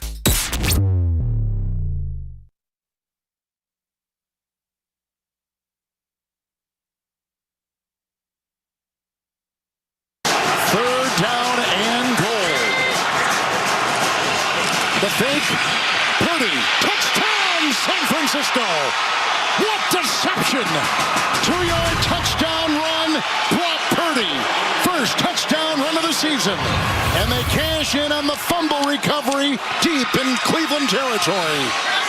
Now, back to Willard and Dibbs. I love this show, man. 95.7, man. I'm a gamer. On 95.7 The Game. Welcome back, No Willard. It's Grandy in, so Dibbs and Grandy with you on Willard and Dibbs on this Victory Monday after a Niner dominant win in Cleveland versus the Browns. Final score yesterday, 26-8. Dibs, you and I were sitting here on Wednesday, day before Thanksgiving, and hope everyone had a great holiday weekend. We were sitting here on Wednesday, kind of treating it as a Friday, a preview Friday, getting ready for this game. And we laid out all the things that were going against the Niners going into this game. And I don't mean to bring this back up, but you've called it countless times a scheduled loss. Oh, yeah, bring it up, Randy. I'm not going to run from it. This game in Cleveland, you called it a scheduled loss. And honestly, your logic is sound. It's a short week. You played on Monday. It's a Cleveland team that isn't great as a team. They're now 3-9, but a very good defense. They're all-pro, soon-to-be future Hall of Fame defensive end and pass rusher Myles Garrett is on a hot streak of all hot streaks, maybe the best 4-game stretch for any pass rusher in NFL history. That's how good he has been coming into this game. To add on to it, you go into this game off of Brock Purdy's worst game of his career, one of them, this game, and then the one a couple of years ago on Christmas Day stand out in my mind as a couple of his worst games as a professional quarterback. All those things going against you. The weather as well, which the Niners have really struggled in. Specifically, Brock Purdy has struggled in at times in his career. All those things going against them, yet they won by 18 points. Yep. I mean, that's pretty damn impressive on the surface by itself. No doubt. And, I had it wrong. Fade the Dibber coming up here in about an hour and a half, and I'll make the pick on tonight's game. I went 2-3 so far in this week. Not bad. And I am 9-4 on Niner games. They are 9-4. And so, yeah, that was one where balanced. And I thought about it on Wednesday, switching, but after months and months of talking about a scheduled loss, I thought, you know what? You go into that spot, it's going to be a difficult spot. And even though Shedeur Sanders is a young quarterback who doesn't really throw the ball much, I still thought that Cleveland had a very live chance to win it. And then the Niners open up and they go punt, touchdown, punt, punt. And it was that kind of a game. The one thing that I didn't account for, and I should have, is just how bad the Cleveland special teams is. Yeah. And I actually was texting with a friend about the Browns and their point differential because he told me, oh, yeah, the Browns have actually given up one more point than the Niners have this year. And I looked at it, and they've given up 3 special teams touchdowns. Wow. And they had given up either a pick 6 or a fumble 6. And so their points allowed were a little bit skewed by that fact. But I didn't actually step back from that realization and think, their special teams are terrible. And that ultimately was the biggest thing in the game that swung the Niners' way. Yeah, absolutely. And so, the situation going into that game, not obviously the Browns had to play in that same weather, and I get it. It's not just a one-way street. But there was a lot of things kind of working against the Niners in that game. So the opponent, to me, obviously it has an impact on the way that a game plays out. And would it have been different if the Niners were in Buffalo and the weather was the same? No, it would not have been different. I don't think it would have been a 26-8 win. But there were a lot of Niner fans out there, and I know you're one of them, and you just admitted to it, who thought there was a very good chance the Browns would have won this game. If you were to ask me, and we talked about this Wednesday, I also would have taken the Browns plus the points. I think a narrow Niner win was the most likely outcome in my mind. But an 18-point win, I did not have that on my bingo card. I did not have 26 points. I was thinking something like 17 or 20 points for the Niners, and maybe it would have been that way if the Browns' special teams wasn't so gosh darn awful. But, you'll take them any way you can get them, and you have to then take advantage. And they took advantage with those big third down conversions that led to touchdowns, including that one to Juwan, which was a third and goal, I think, from the 7, and they got in on that play as well. I just thought it was the most complete team victory we've seen from this Niner team all season long. Yeah, and you get 252 yards of total offense, and you get 26 points. That normally doesn't translate into 26 points. I don't know what the yards per point average is, but feels to me like when you get 252, you're more likely to be in that 17 to 20 point range. But because you had so many short fields and Cleveland kept making those mistakes, you had a chance to take advantage. And like you mentioned it, the third down play to Juwan, the third down and 2, which we played on the way in with Purdy, and the great call. Yeah, the option, the not the zone read, but the read option where he read the defensive end and he kept it and he sauntered in for the touchdown. That was a third down play as well. Shanahan's play calling was awesome. I think Robert Saleh defensively did a lot of the right things. When you got the lead especially, you didn't have to really get after Shedeur, you could just play the run, play a little bit softer, and keep everyone in front of you. Yeah, let's go out to the phones. 888-957-9570 if you want to weigh in. Again, 888-957-9570. What impressed you about this Niner win? They're now 9-4, and they just dominated the Browns in Cleveland. Who do you want to shout out? Up next is Dave in the city who wants to talk about this Niner defense. What's up, Dave? You're on Willard and Dibs. It's Dibs and Grandy with you. Good afternoon, fellas. I just want to say the defense, the young defense is growing up before our eyes. They took their licks earlier on this year, and we lost a lot of players. But, man, Cleveland, Farrell, White, and all the young bucks that are finally getting a little bit more of their talents. They're showing up. They're playing tough, and I'm so proud of that defense. And then another shout-out I want to have is the offensive line, that patchwork offensive line that all year we were so suspect on. They're doing a great job keeping Purdy up. So, exciting times. And, of course, go Shanny. I think it's a good call, Dave. I'm glad you brought up the offensive line because, I mean, I might be getting close to being willing to admit that I was just absolutely flat out wrong about the offensive line. I mean, they've back-to-back really impressive games. And I think over the course of the entire year, largely been pretty decent pass protection. I think maybe they're still leaving a little out there in the run game, but pass protection-wise, they've been pretty good. And I know Cleveland had a sack, and they pressured Brock a decent amount.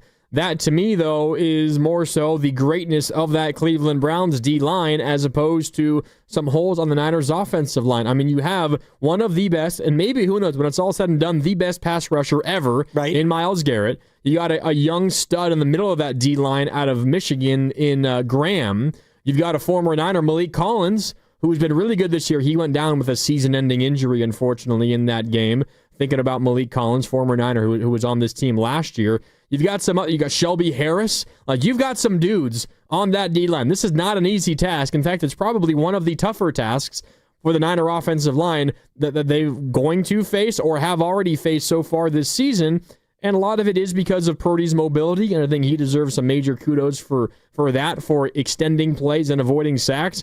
But only one sack, 7 quarterback hits. Frankly, I was expecting the quarterback hit number to be more in the double digits and the sacks to be maybe 3 or 4. I thought it was a pretty good day by the O-line once again. It was good, and the pressures were close to the teens, but I think that Brock Purdy and the toe looks to be all the way better. I know it's not going to be all the way better, at least not now, but the week off will certainly help it. But he had a couple of plays where he was able to escape and keep plays alive, and he also made a lot of plays where he just threw it away. He didn't take a sack. He got outside the pocket, and he threw it over people's head. Farrell had a couple of those, and he just got rid of the ball, and he lived to fight another day. And so, there were a lot of pressures, and you can expect that against a Cleveland defense that's going to be pinning its ears back. And I think that the Trent Williams, Myles Garrett battle, it was a great one. You probably give Myles the win on the head-to-head, but the Niners got the win of the game, so who cares? The one sack that Myles Garrett had. Oh, what a move.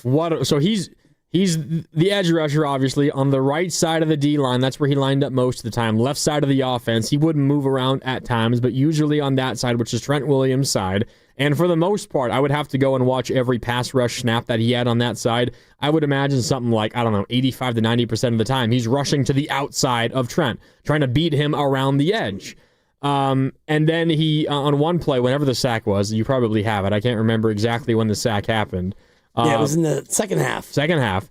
He gives Trent a hard move to the outside, as he's done almost every other pass rush snap, and then he just cuts inside really quickly and almost gets by Trent untouched, direct path to Purdy, and he sacks him. That's just greatness beating greatness. That wasn't necessarily Trent making a terrible mistake. That's just, in order to stop Myles Garrett, you have to cheat and kind of predict where he's going to go sometimes, and that was Myles Garrett using his brain to beat Trent Williams. Right, and the opening drive for the Niners, and I'm just looking at it here, the first play, Myles with the pressure, 2nd and 6, it was Myles. Later in the drive, it was Myles. So he was starting to heat up in that third quarter. He was starting to, really cook as a pass rusher, and he may go down as the greatest pass rusher of all time.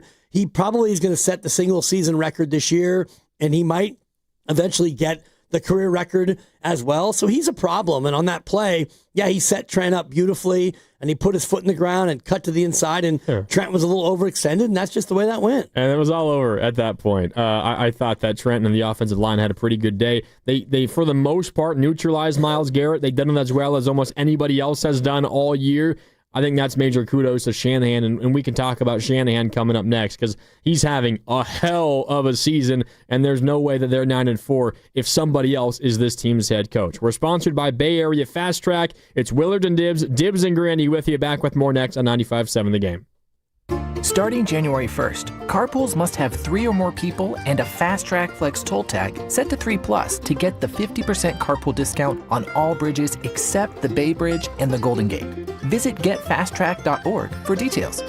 Hey, it's Willard. Right now, hunger is hitting our community hard. Families trying to hold it together, veterans quietly struggling, even the teachers who care for our kids. As the school holidays begin, thousands of children will lose the one meal they can count on. Join the Habas Law team in the fight against hunger with Loaves and Fishes. Loaves and Fishes is a lifeline, serving hot, dignified meals. No judgment, no barriers. Join Omar, Tariq, and the Habas Law team. Visit loavesfishes.org. Habas Law, fighting to end hunger, fighting to make it right. With T-Mobile, we don't miss out on any family fiestas. Hola, mija, ¿cómo quedó el mole? It turned out great. This holiday, switch to T-Mobile and stay connected with los tuyos. Get 4 Samsung Galaxy S25 phones with no trade-in needed, plus 4 lines for just $25 per line. Visit a store at T-Mobile.com or call 1-800-T-Mobile. With 24 monthly bill credits and 4 eligible port-ins on essentials. For well-qualified customers with auto pay plus taxes, fees, and $35 device connection charge. Credits and balance due if you pay off early or cancel. Contact us. Finance agreement 128 gigabytes, $800 required. Not for extended international use. You must reside in the U.S. and primary usage must occur on our network. Visit T-Mobile.com. Elevate your kitchen at the Mila Innovation Center at Friedman's Appliance in Pleasant Hill. Out of your dreams and into your kitchen. Select the qualifying built-in kitchen appliance package that is right for you. With unrivaled technology and luxury-grade quality, when you bring home a Mila, you're bringing home true innovation. Now, for a limited time, save up to 10% with the purchase of a qualifying Mila kitchen package. Visit the Mila Innovation Center at Friedman's Appliance in Pleasant Hill or at friedmansappliance.com. Neuropathy is a debilitating condition that is sometimes misdiagnosed. Symptoms can include pain, numbness, and tingling in your hands, legs, and feet.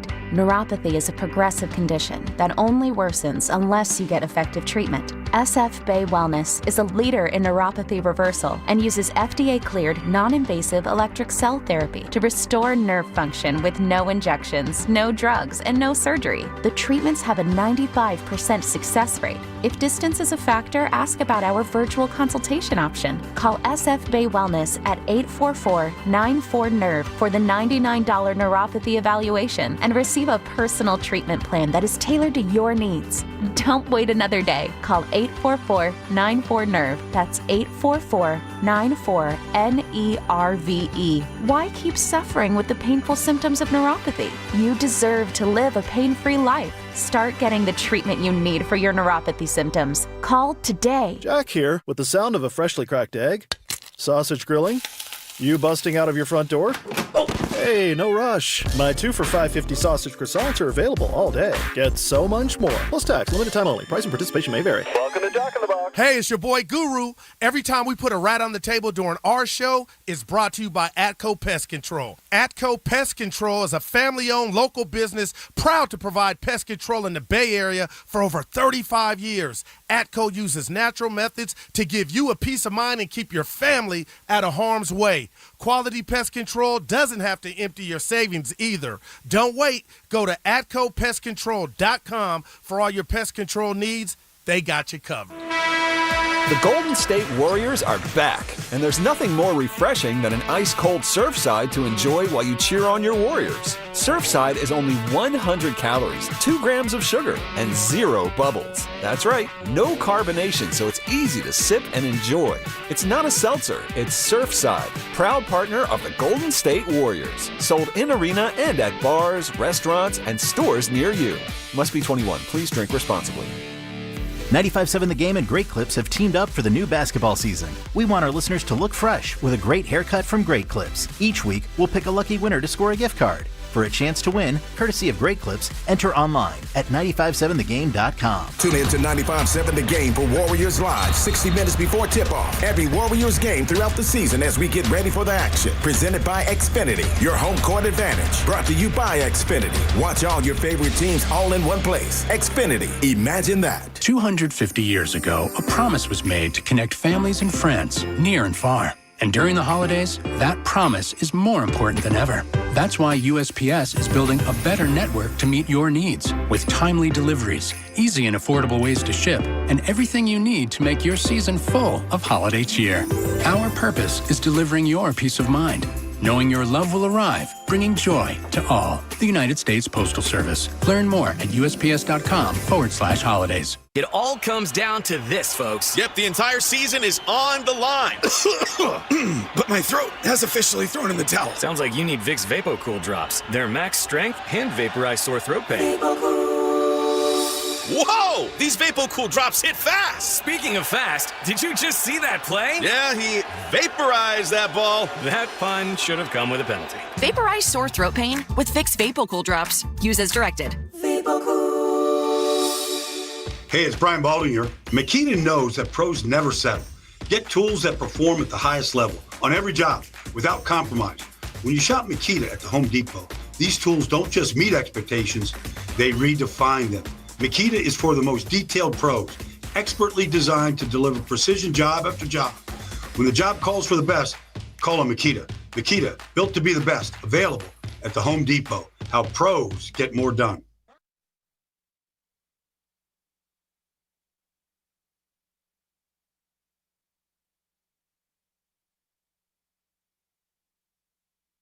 It's a goal to go right now from the 7. Purdy to the end zone. Caught for the touchdown. Grabbed by Jawan Jennings. Great throw. Working on Campbell, among others. Purdy has thrown a touchdown pass for the first time today. And the muff costs the Browns. 4 times in the red zone and 3 49er touchdowns. Hey, it's Joe Shasky from the Morning Roast, and you're listening to Willard and Dibbs. And if you want to see their beautiful faces, you can check them out on YouTube. Search 95.7 The Game right now. Well, you don't get to see Willard's beautiful face today. It's Dibbs and Grandy with you. Willard will be back tomorrow, finishing up the holiday weekend, spending time with the fam. He'll be back tomorrow. He'll react to this Niner game coming up tomorrow. Until then, though, it's Dibbs and I breaking this one down. We've got Steve Kerr coming up in about an hour and 40 minutes at 5 o'clock. Until then, your calls and your texts, 888-957-9570. What'd you think of Kyle Shanahan and his game plan going into that game yesterday? It was, really solid. Like, the game plan was keep it conservative, not throw too many balls deep down the field because the wind was pretty nasty, and so you played it conservative. And you mentioned earlier the 4th down play in the first half where it was 4th and 4, and maybe in a dome or maybe in a different spot, you go for it. Maybe against a different defense, you go for it. But in that spot, with that weather, you go ahead and you punt the ball. And so they were conservative, and then you got the ball back at the very end of the first half, and you had a couple of timeouts left, and so you went for it. And you made some throws, and you picked up yardage, and you got all the way down there inside the 10-yard line. And they could have been even more aggressive on that last play. I think there was 4 seconds left, and you could have decided, we're going to go for the touchdown. Forget the field goal, because apparently that's what we do now in the NFL. We don't like field goals. F that field goal, apparently. But Shanahan got down inside the 10. He's like, yeah, we'll take the 3. And that was, I think, the doinker, right? It was. Where, from very, it was a chip shot. Yeah, it was a chippy, but it was a doinker, and it went through, and so you took the lead into the half. And so, yeah, I liked the game plan. I liked the play calling for the most part. And when you lost Juszczyk in that third quarter, you had to change things up a little bit, but still, the game plan is going to be the same no matter what. Where is 23? Let's get him the ball. We're going to run it. We're going to throw it to him. He even got a chance to throw the ball himself. Yeah, so, true. I forgot about that. Let McCaffrey have the ball. That's the game plan, right? Yeah, and it worked. And I think, from a more macro sense, it was you got to be quick in the passing game for the most part. You're trying to take away Myles Garrett as much as you possibly can. I always think back to games in the past against Aaron Donald and the Rams, and that was the strategy that they employed at times, and oftentimes, I mean, players that are as good as Aaron Donald and Myles Garrett, you're not going to be able to take away their impact entirely, but you try to limit the number of opportunities, as Brock Purdy says, the number of ops that you give a great player like that to make an impact, and the way that you minimize the impact of an elite pass rusher is when you throw the ball, get the ball out quick. Don't even let him have a chance to touch your quarterback.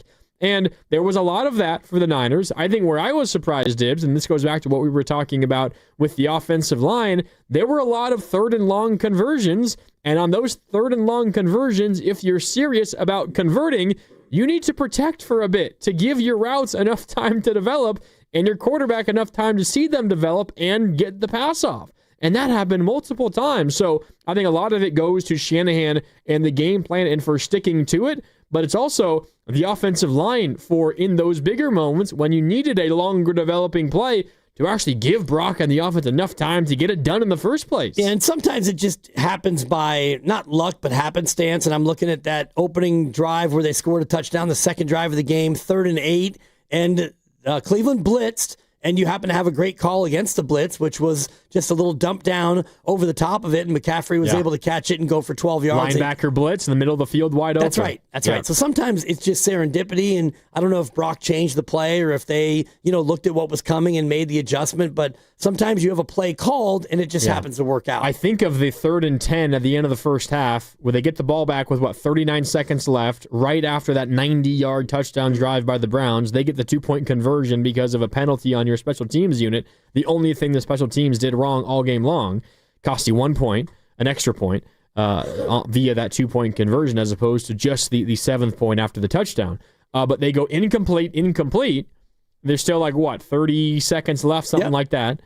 And in my mind, I'm thinking the Browns have 3 timeouts. I'm thinking, well, they might just run the ball and either the clock runs out or they force Cleveland to use a timeout and then they have less of a chance to try to score themselves. Shanahan says, no, screw that. We're actually going to throw here. And that was a longer developing out route. I think it was actually a double move. He's on the left side of the formation, cuts in after running about 12 yards down the field, cuts in, and then cuts right back out after, creates some space, and that's a longer developing play, and it's a long throw by Brock Purdy. You need protection to get that one off. Now, Cleveland's probably playing, some guys further down the field to avoid a play over the top of the defense, so maybe it's not quite as impressive as holding up against a blitz.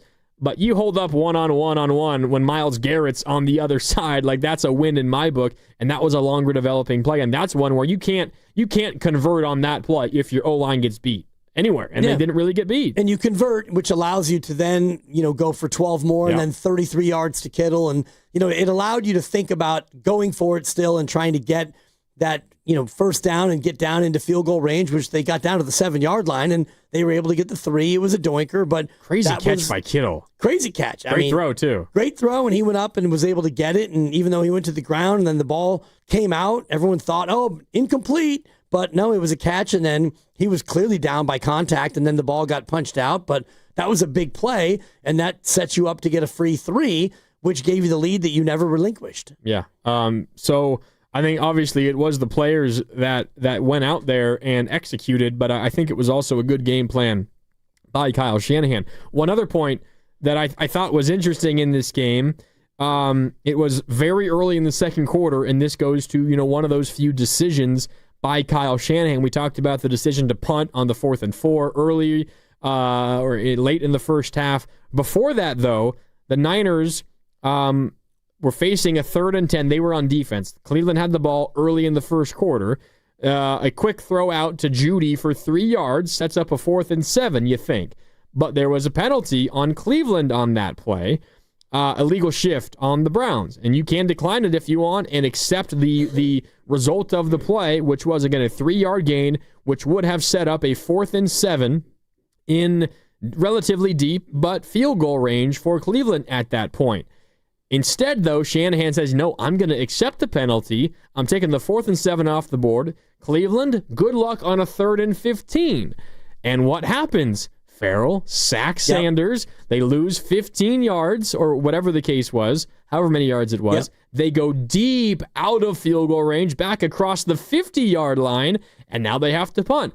In my mind, if I'm Shannon, I'm thinking I'm happy that we got the stop on the original 3rd and 10. I'll take the 4th and 7. Cleveland, if you want to kick the field goal, be my guest. I'm happy giving up 3 points. Plus, you might still miss that. If you want to go for it, go for it. But Shanahan giving Cleveland another opportunity to convert a 3rd down, it showed very much, in my opinion, trust in the defense, and they immediately repaid his trust in them by getting that sack, forcing a punt, getting the ball right back. Yeah, and it was a touchback, too, off that punt. So they kick it in the end zone. It was a net 29-yard situation. So they had the ball at the 49. They punt. You get it at the 20. And so, yeah, it was a win-win. And I do think part of that was, conditions related. And also, you're facing Shedeur Sanders. Yep. If it was, Matthew Stafford or Baker Mayfield, maybe you think differently about... Maybe even Joe Flacco before he got traded. Yeah, maybe. And maybe even like Daniel Jones. We'll see in a couple of weeks when they actually take on Indianapolis. I do think that some of this is conditions. It's also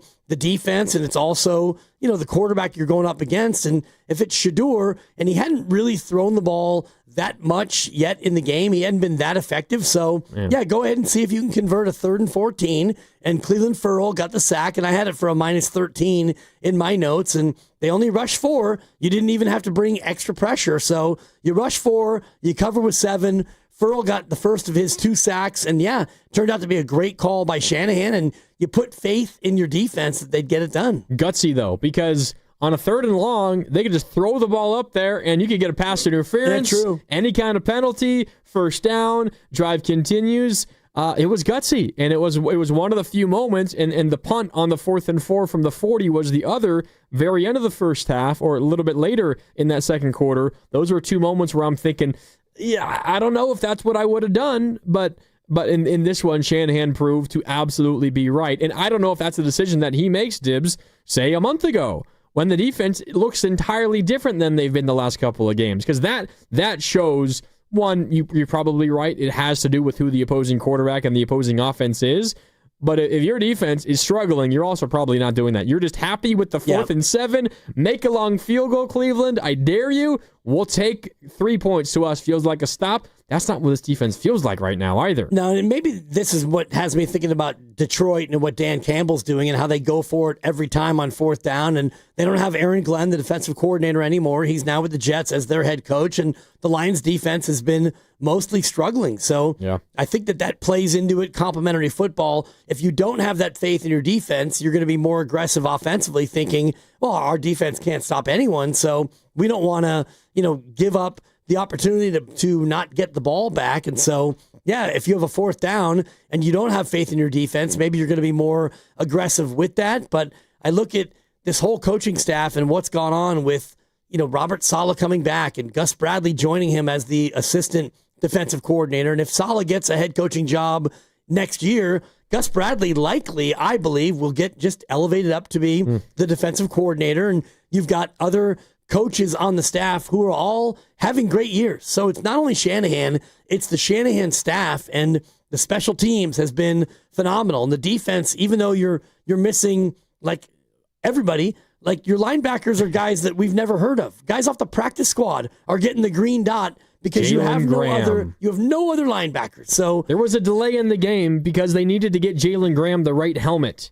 Right, and that's where you are, and yet you give up 8 points to, I know it's Cleveland, but they are still a professional football team, and it hasn't really mattered. No Bosa, no Warner, no Bethune, no anybody, and yet your defense is still getting it done. Yeah, and the 925 on the Boxer and Gerson work injury attorneys text line chimes in, and this is, of course, where the minds of a lot of fans go.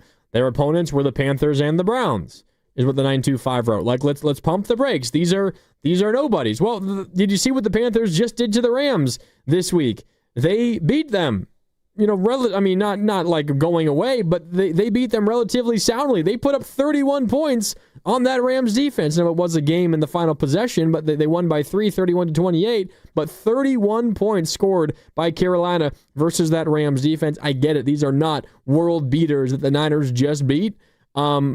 But I guarantee you, if you put this Niner defense with everyone that was playing yesterday, and you put this game early in the season, they do not give up just 8 points. They give up a whole lot more than just 8 points. There's no doubt that this defense has improved. I also think, though, it is a great game plan by Kyle Shanahan, and I also think the entire coaching staff, as you're laying out, but specifically Kyle Shanahan, of course, the leader of that group, the leader of this franchise, he deserves credit just for keeping the group intact and for keeping them together. How many other teams, Dibs, across the NFL, if they were to face what the Niners have faced this year, you're in the best division in football, arguably, you're down certainly your two most important players on defense and have been for the majority of the season, in Bosa's case, basically the entire season. Your all-pro tight end, for my money, the best all-around tight end in the game still. He misses, 5 games? Your quarterback misses 8 games? Yep.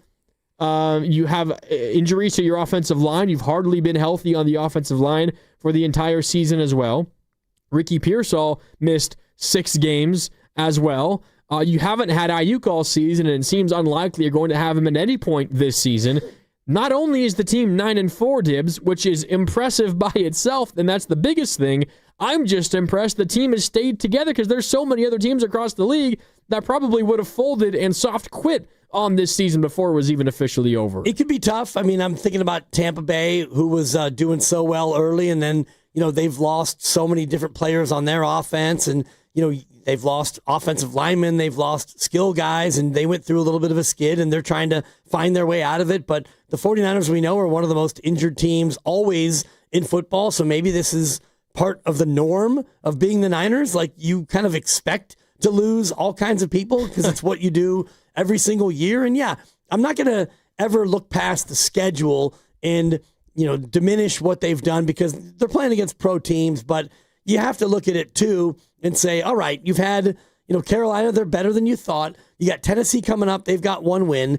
The Giants fired their coach. They have 2 wins. And, New Orleans is one of the worst teams in football. You've had the benefit of a last place schedule and the fact that you've played this year the 2 Souths, the AFC South and the NFC South, which are not world beaters. That's honestly the biggest reason why the schedule seems easy. Not because of the benefit of the last place schedule, just because the NFC West plays the NFC North or the NFC South and the AFC South. Yeah, well, and your crossovers outside of that are the Giants, last place against last place. They're 2-10. That's a nice one.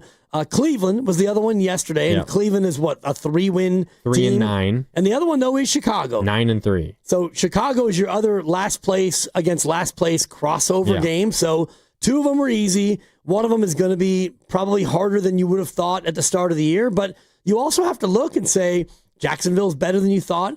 Carolina is better than what most people thought. So Indiana's better than people thought. Yeah, and although Jacksonville probably better than people thought. Yeah, and I do think that the Colts are kind of coming back down to earth a little bit. Like, they were so hot on both sides of the ball early on, and now they're kind of like, I think, regressing toward where you would think that they would be. And if you look at the NFL odds to make the playoffs, or even the AFC make the Super Bowl odds, you've got 4 teams at 13% or higher in the AFC. It is wide open. To make the Super Bowl. Correct. Wow. To win the conference. The Colts are 13%. This according to ESPN. Buffalo 14. New England 14. Denver 19. Those are your 4 double-digit percentage chances according to ESPN. And in the NFC, you've got the Rams at 23. Green Bay 19. Seattle, Philly, and the Niners all at 13. Wow. So the Niners are right in the mix. They are, and they are a half game out of the number 1 seed in the NFC somehow. I mean, I'm looking at, I talked about this earlier, the NFL playoff simulator, courtesy of The Athletic. They say the Niners currently have a 91% chance to make the playoffs. Okay. 91% chance to make the playoffs. 75% chance to be a wild card team. 6% chance to host a wild card game, which would be winning a division and not being the number 1 seed, and a 10% chance to be the number 1 seed. The Niners, despite all of their injuries, according to The Athletic, have a 10% chance to be the number 1 seed in the NFC. And if you just say the Niners are going to just add in one more win, the Niners beat the Seahawks to close the season, The odds jumped to 98% to make the playoffs, 21% to be the number 1 seed in the NFC. What if you say the Niners are also going to beat the Bears? That would be a 33% chance to be the number 1 seed in the NFC and basically all but guaranteed to make the postseason. Now, these are just projections. This is not an exact science, but the point is the Niners, despite everything that have gone against them, still have the ability to, 1, win the division, and 2, potentially be a number 1 seed. And for the life of me, Dibs, I can't remember a season where more has gone against the 49ers and they've been able to fight through it as well as they have this year.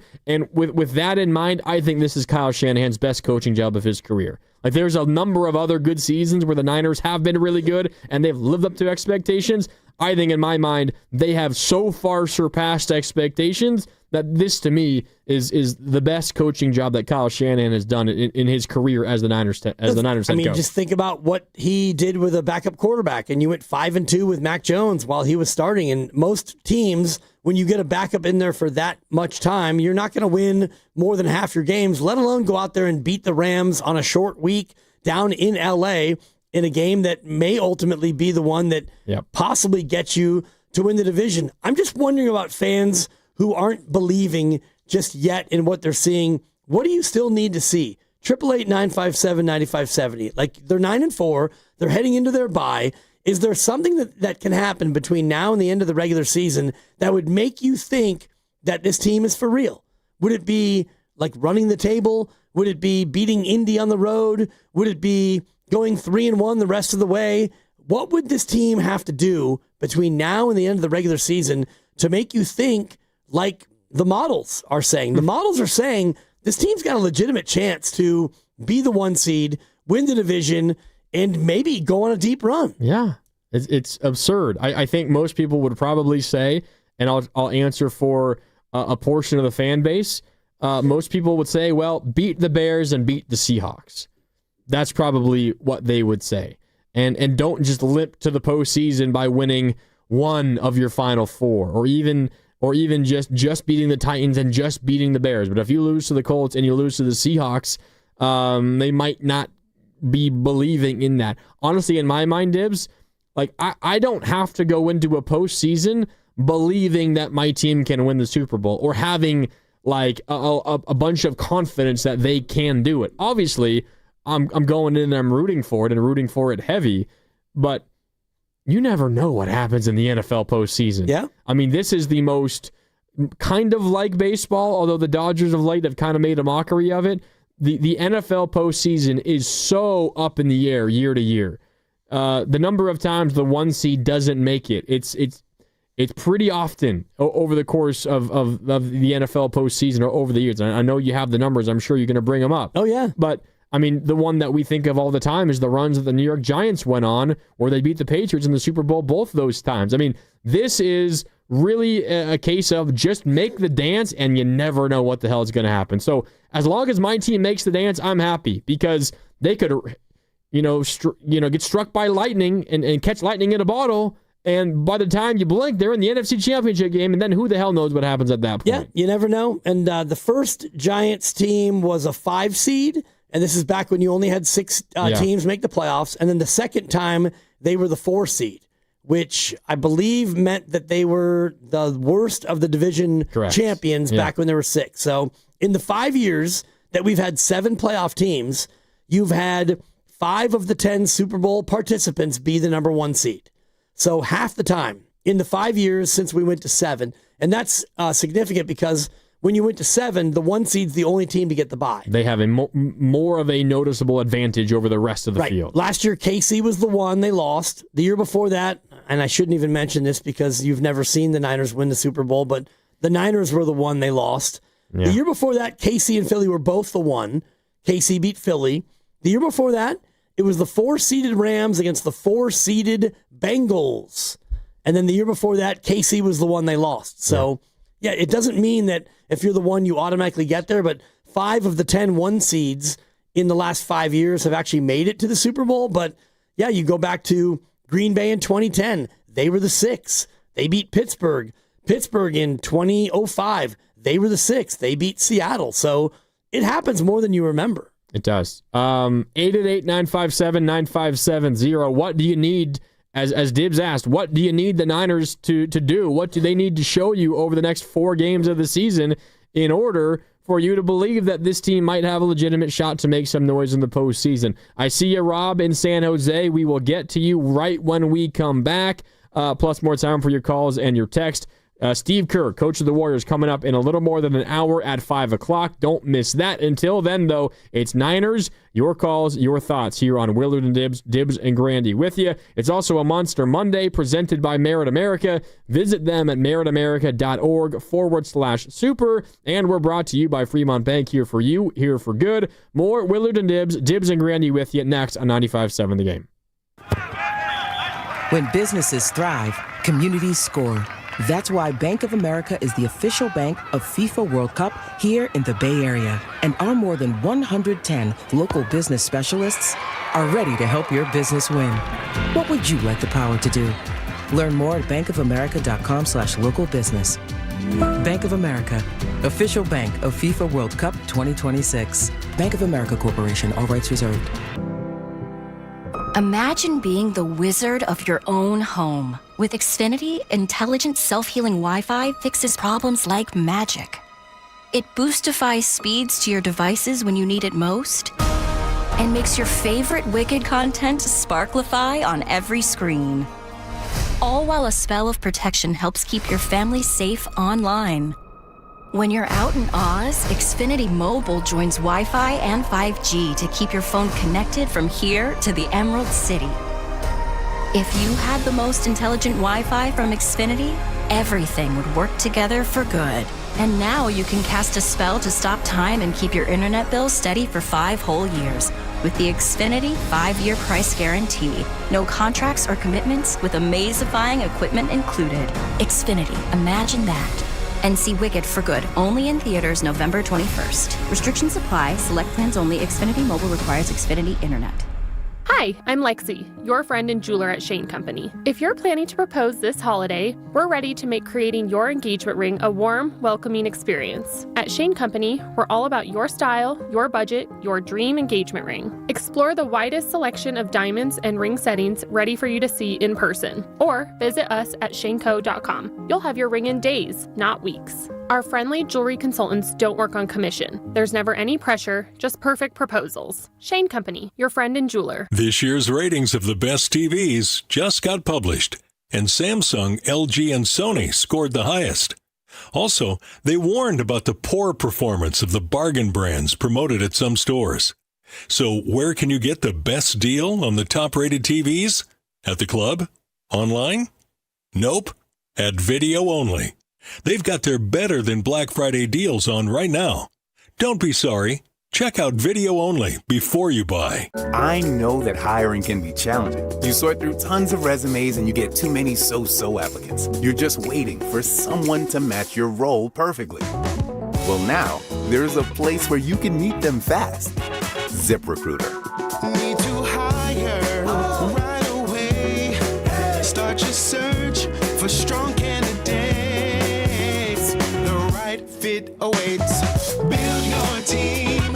Build it sooner. Meet your match on ZipRecruiter. Just head to ZipRecruiter.com/free right now to try it for free. And you're on your way to meeting your match. 4 out of 5 employers who post on ZipRecruiter get a quality candidate within the first day. So try it now. Go to ZipRecruiter.com/free. Once again, that's ZipRecruiter.com/free. Meet your match on ZipRecruiter. Try it free.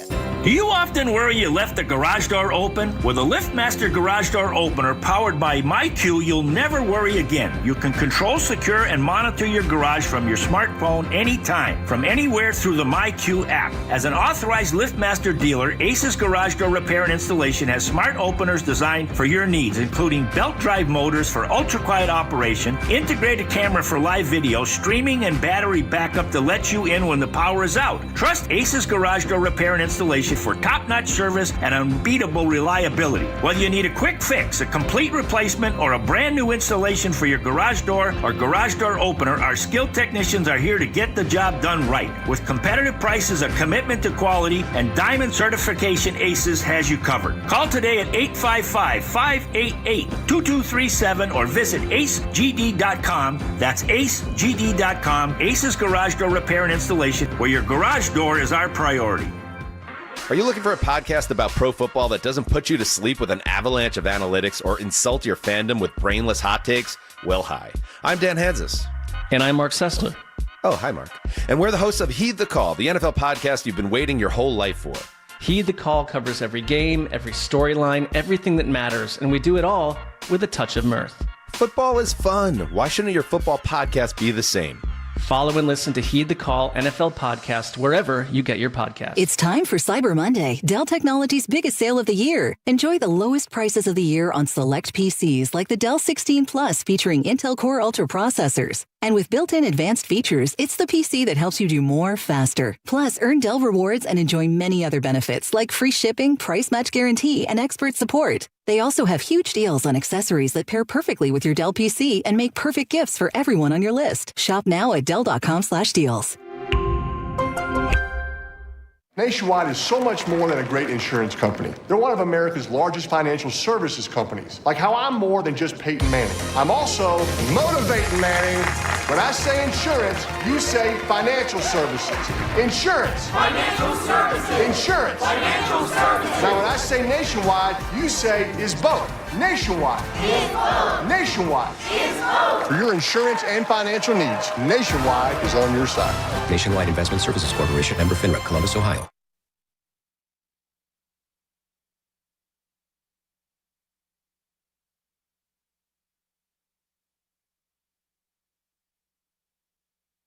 Dub Nation, it's Steve Kerr. You're listening to Willard and Dibbs on 95.7 The Game. Coming to you live from the Laughing Monk Studios. Yeah, Steve Kerr will be joining us in 1 hour and 11 minutes from right now. His weekly appearance here with Willard and Dibbs. No Willard today. He'll be back tomorrow. So Dibbs and Grandy with you. Warriors coming off of a hard-fought win over the Pelicans. A game they absolutely had to have. They just fell to the KD-less and Steven Adams-less Rockets the game before on Wednesday, the day before Thanksgiving. They also had a loss to Portland on this homestand. They saved a terrible homestand by winning Dibbs on Saturday. Now they have OKC tomorrow. We'll see what happens versus the defending champs. But selfishly, glad the Warriors won on Saturday, because if not, we would probably get an angry Steve Kerr today. Yeah, and I don't think that he's going to be necessarily thrilled. And you've got Steph Curry out with a thigh contusion for, I don't know, the rest of the homestand, and I would imagine he'll travel. We'll ask Steve about that. And he was supposed to be reevaluated this week. I don't know when that would be. It would be a reevaluation sensation. It would be, yeah. I do know that, Lucas. But, he's busy. Yeah, he sure is busy back there. He's drumming. And I'll do it. Thank you very much. But you need Steve. Wrong sounder. You need Steph back as soon as possible. And I couldn't help but think about you after that Wednesday night game, because your whole over 47.5, it's easy money. And every time they kick one, I think about you, and then Steph gets hurt, and I'm thinking, these are the things that You're like Steiny with a bet with Goo, and now he's rooting against the Warriors for the rest of the season. I'm really not, because I don't have any skin in the game, and other than me not wanting you to be happy, which I guess is part of it. That's the standard. That was a given. We didn't need to say that. The standard Dibbs and Grandy dynamic, but just when you said that it was easy money way back, I was like, man, you've got injury and you've got this and that. But yeah, Warriors sitting at 11-10, better than 10-11. And so Steve Kerr today at 5. I don't think he'll be chipper, but I mean, with the schedule and now with the injuries, things could be worse. Yeah, they could be worse. They could be worse. They could also be a whole lot better. So we'll get into all that coming up with Steve Kerr in a little more than an hour at 5 o'clock. Until then, though, let's get back to Niners reacting to their dominant win over the Browns in Cleveland, 26-8. The team was great in all 3 phases of the game: offense, defense, and special teams. For my money, their most complete team win of the season. And it's got a lot of people thinking about, do you suddenly believe in this team in the postseason, and what would it take for you to do just that? 888-957-9570. What do you need to see? Let's go to Rob in San Jose. He wants to weigh in. What's up, Rob? You're on Willard and Dibs. It's Dibs and Grandy with you. What do you got? To me, there's nothing that they can do that is going to change my mind and perspective about their chances in the postseason. Even if they run the table and go 13-4, great season. Getting into the playoffs and the teams that they're going to face in the playoffs, the caliber of quarterbacks that they're going to see, where this defense is. Yes, they've done great the last 2 weeks. They also beat Shedeur Sanders and Bryce Young. Your eyes don't lie, right? And throughout the season, the inconsistent play that we've had from Brock Purdy, the amount of turnovers that he is continuing to give up 1 week in, 1 week off. I just think that they're too inconsistent. We are not running the ball effectively. How many games this year do we have a 100-yard rusher? And our defense has been, again, good against the not very good teams, but against the elite teams have not been great. We still don't have a pass rush. So it's a really fun season. There's absolutely zero expectations for this year with the injuries that we've had. Shanahan is coaching his butt off. I feel more relaxed this year watching games because of having no expectations and then continuing to do well and seeing growth in young players. But as far as making a deep playoff run, there's really nothing they can do to convince me that that's going to happen. I appreciate the call, Rob. I mean, I think you make a lot of fair points. I'm glad you brought up the word expectation, and I know that word has kind of been a theme on this show, Dibs, at times. And you and Willard like to talk about hope versus expectation. And for the most part, this season has been about hope, and maybe even at times the absence of hope. Not expectation, but not hope. It's just been, well, you're kind of resigned to the idea of all of our key players are out injured. Just making the postseason would be a miracle, but I can't even really hope for that. I think I have since gained my hope back, and I have also gained expectation back. Not expectation to necessarily win the Super Bowl. So if we're talking about what will it take for you to be convinced that this team is going to win the Super Bowl, like that is an entirely different conversation. What do I need to see to be convinced that this is a postseason team? I don't need to see anything else to convince myself that this is a postseason team. They are a postseason team. Yeah. They've been good enough over the course of the entire season. Have they had some narrow wins where if you play that game 10 times, they probably lose 9 times? Yeah, that Rams game on Thursday night is probably that kind of game.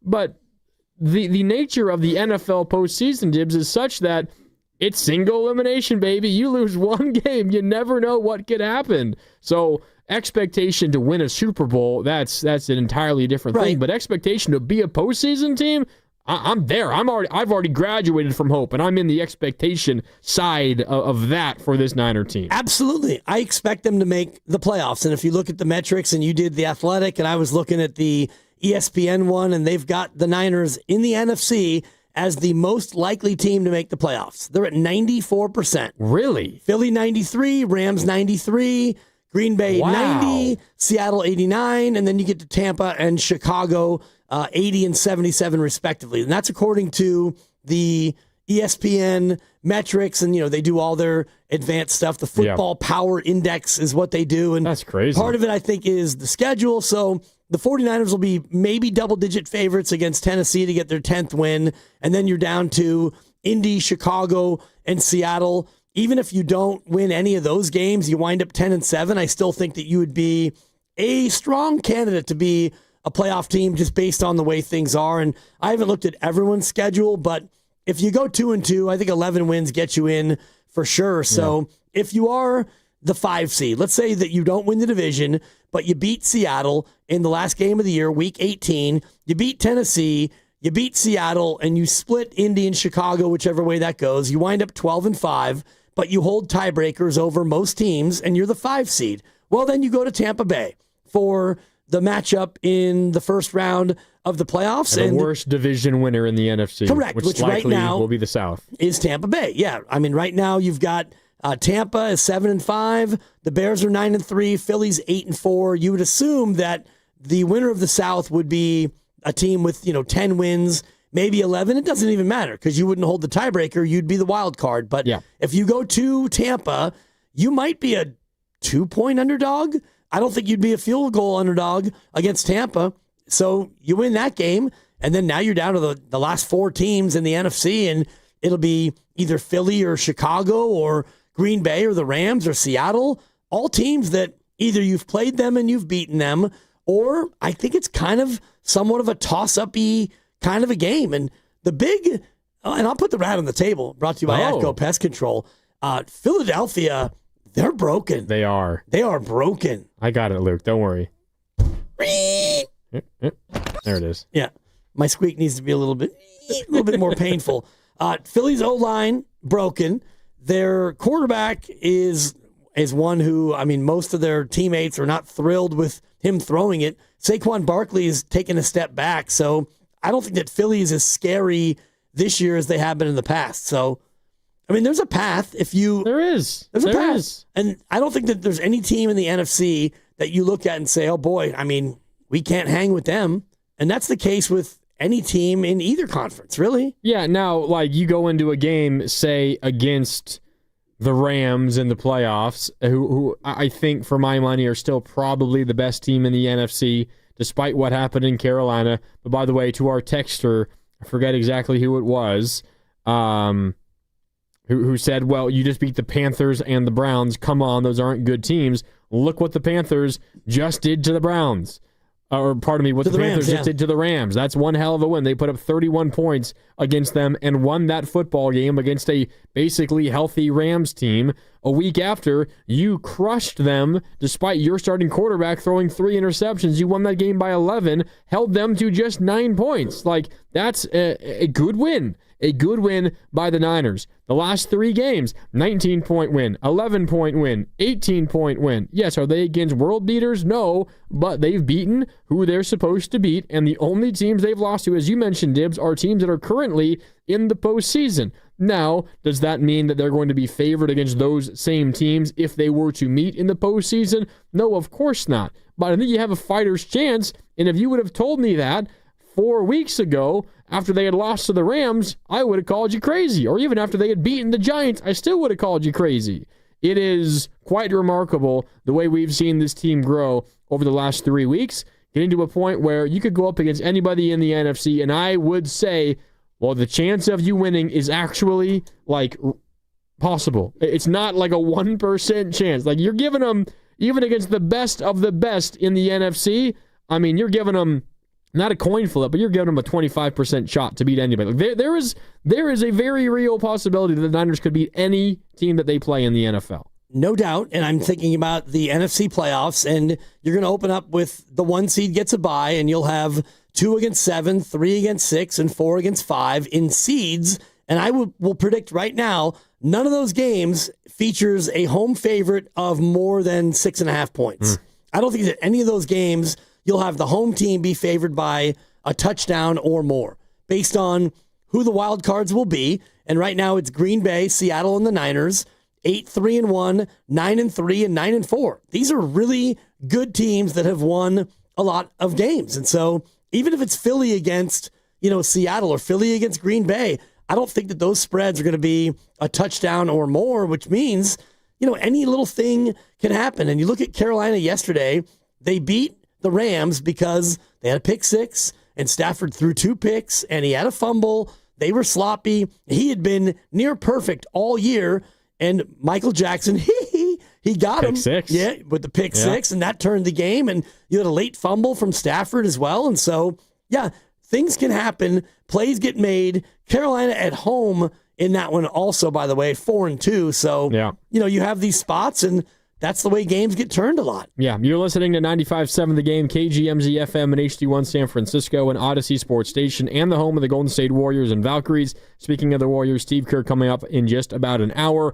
Always live on the free Odyssey app, coming to you live from the Laughing Monk Studios. And it's a Monster Monday presented by Merit America. Visit them at meritamerica.org/super. Yeah, a Monster Monday and a Victory Monday here on 95.7 The Game as the Niners knocked off the Browns. Final score of 26-8. They're now 9-4 on the season. They head into their bye week, and get ready for the Titans. The only thing standing between them and a 10-4 record is the bye and a game against the 1-win Cam Ward-led Titans. You got to feel pretty good about yourself if you're the 49ers. Now, okay, so I've graduated from hope to expectations on the postseason push.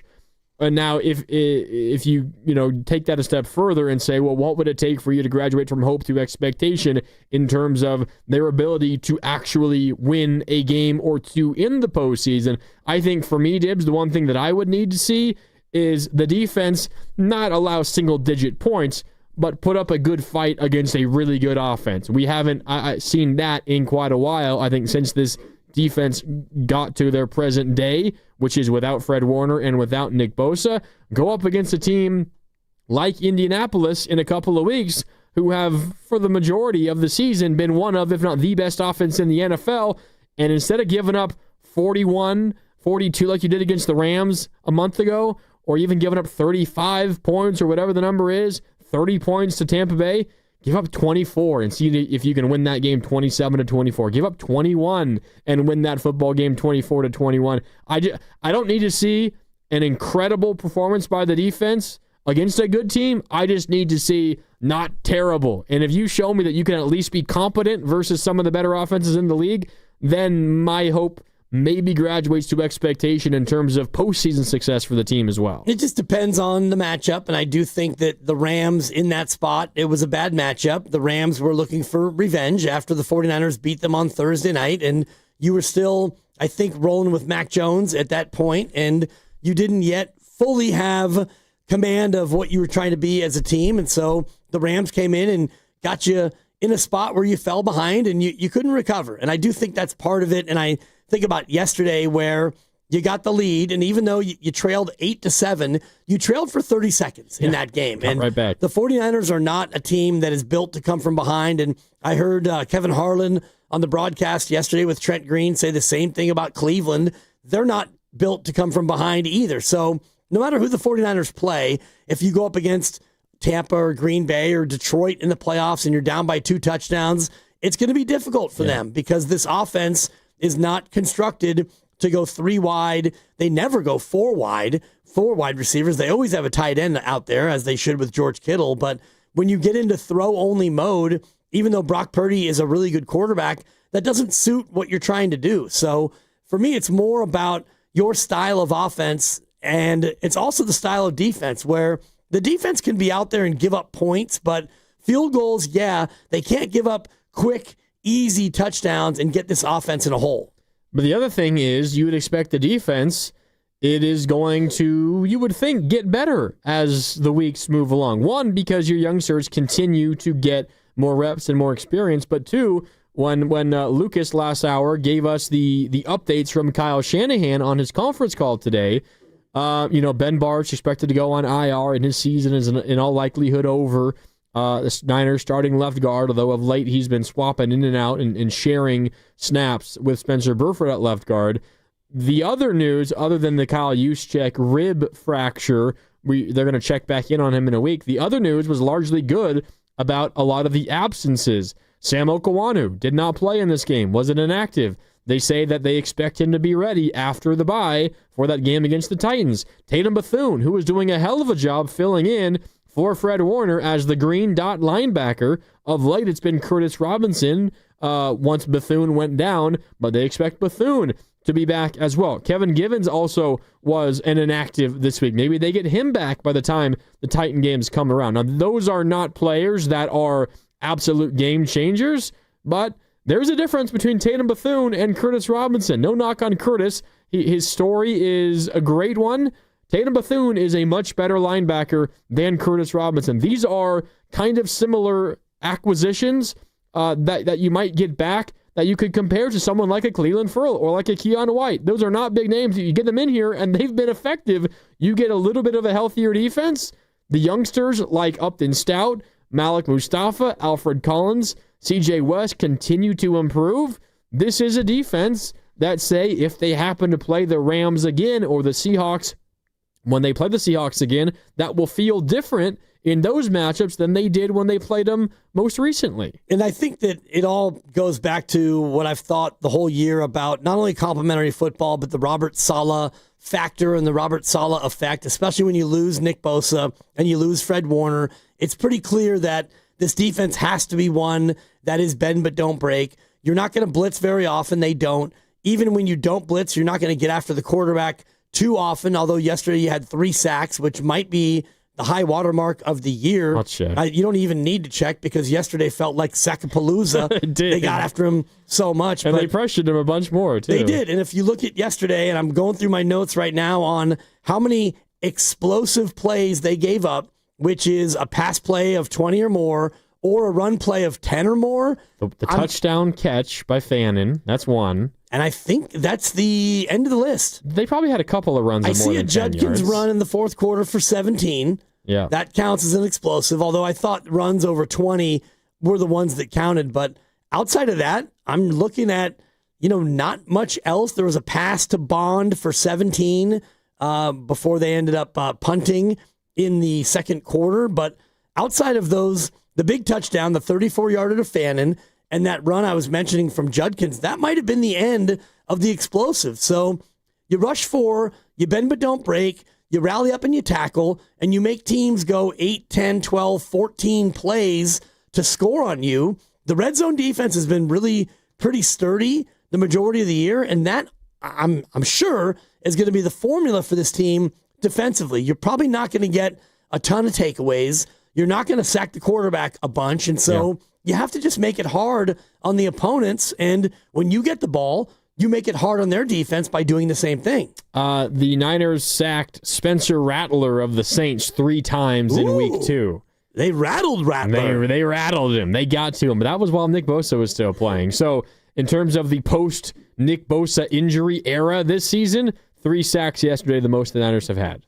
Yeah, and I think, unless you want to look at the Tennessee game coming up off the bye, you might be able to get a little bit more against Cam Ward because Tennessee is the 32nd best team in the NFL. And Raiders are making a push to move to 32nd. And the Saints are also really, really bad. But like the Giants have 2 wins, the Saints have 2, the Cardinals have 3, the Titans have 1, and then the Browns have 3. You've played Raiders some of the are dregs, so bad. But I heard Steiny earlier talking about, what other team has played 7 games against teams with 3 wins or fewer, and they're not the only one. The Patriots are the other one who've played, because they've played. Yeah, no one talks. No one talks about the Patriots as being the result of why they're 10-2 is because their schedule is so dang easy. No one says the same thing about the Bears either. Right. The Bears' schedule has been super easy. It has been, but they still have 2 Green Bays and a Detroit left. Well, so we'll see how they stand up. And they have the Niners left, too. I don't think anybody's picking them to end up as the 1 seed in the NFC, not to take away anything that Ben Johnson and Caleb Williams and company are doing, but we can poke holes if you need to see a team beat a lot of good teams in the regular season to really believe in them, then you don't believe in the current 1 seed in either the NFC or the AFC. Yeah, and the one thing the Patriots and the Niners have in common is they face the NFC South. So the Patriots they whooped Carolina. Yeah. They beat New Orleans, and they were able to get by Atlanta and Tampa Bay. They also played Cleveland, the Patriots, that last place schedule. Yep. So we're not pinning them with that. And I think the Bears also have a last place schedule.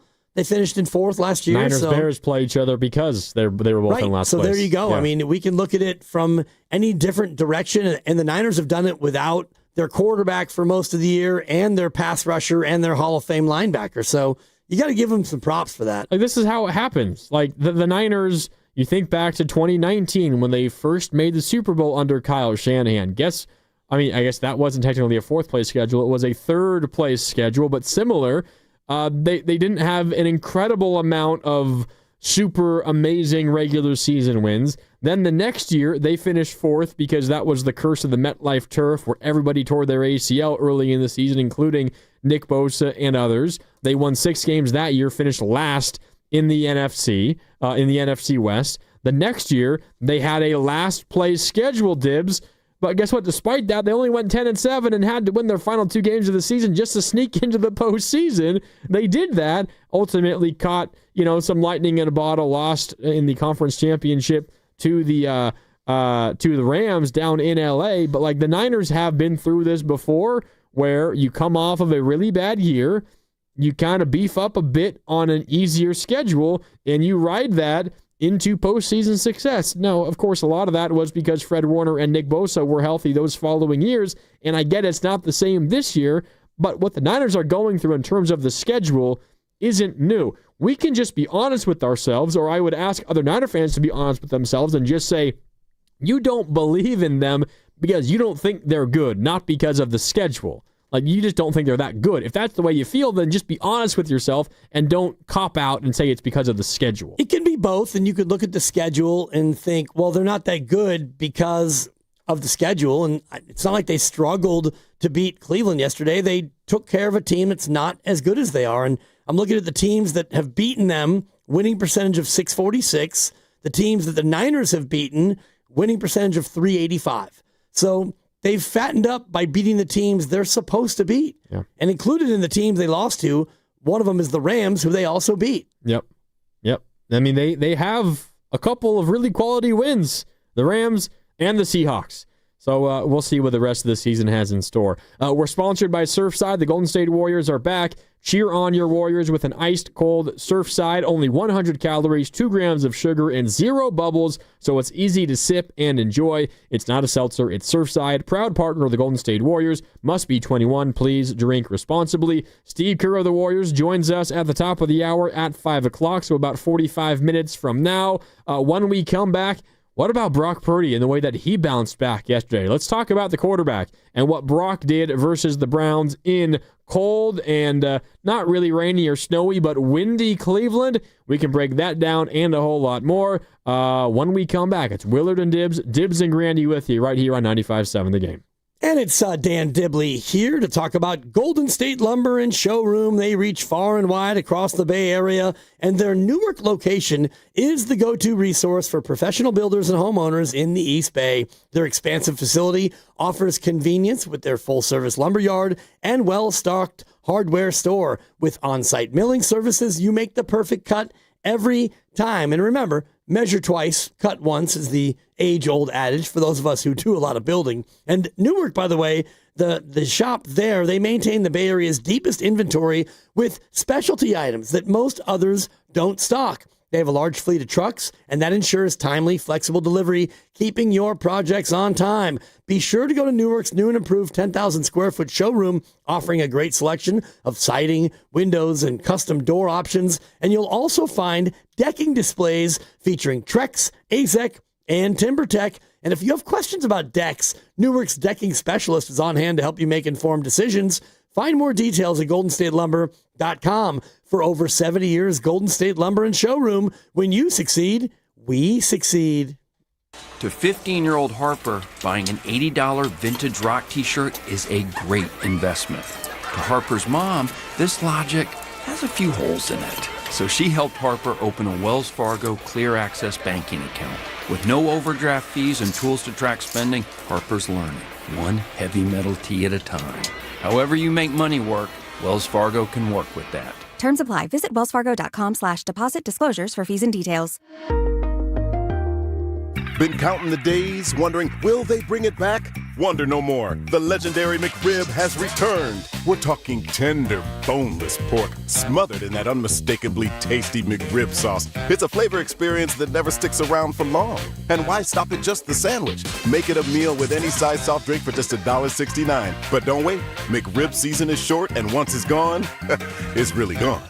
Ba-da-ba-ba-ba. Prices and participation may vary. Cannot be combined with any other offer or combo meal. Running a business means wearing multiple hats. So if you're like me, you probably started out using your personal phone, taking client calls and texts nonstop. As my business grew, I needed something smarter. That's when I switched to Quo, the #1 business phone system. Quo works right on your phone or computer. No carrying 2 phones, no clunky landline, just one easy app you can try for free. Your team can share one number and handle calls and texts together like a shared inbox. Any teammate can jump into the conversation so customers get faster responses. And Quo's AI assistant summarizes your calls and responds to customers 24/7, so you never miss a lead or opportunity. All this starts at just $15 a month. That's basically 2 coffees. You can even keep your current business phone number. Find out why 90,000 businesses trust Quo. No missed calls, no missed customers. Try Quo for free at quo.com/sports. That's quo.com/sports to try Quo free. QUO.com/SPORTS. Hey, it's Willard, and I'm just going to say it. We need your help. Right now, 1 in 3 people in the Bay Area don't know where their next meal is coming from. Parents skipping dinner so their kids can eat. Seniors choosing between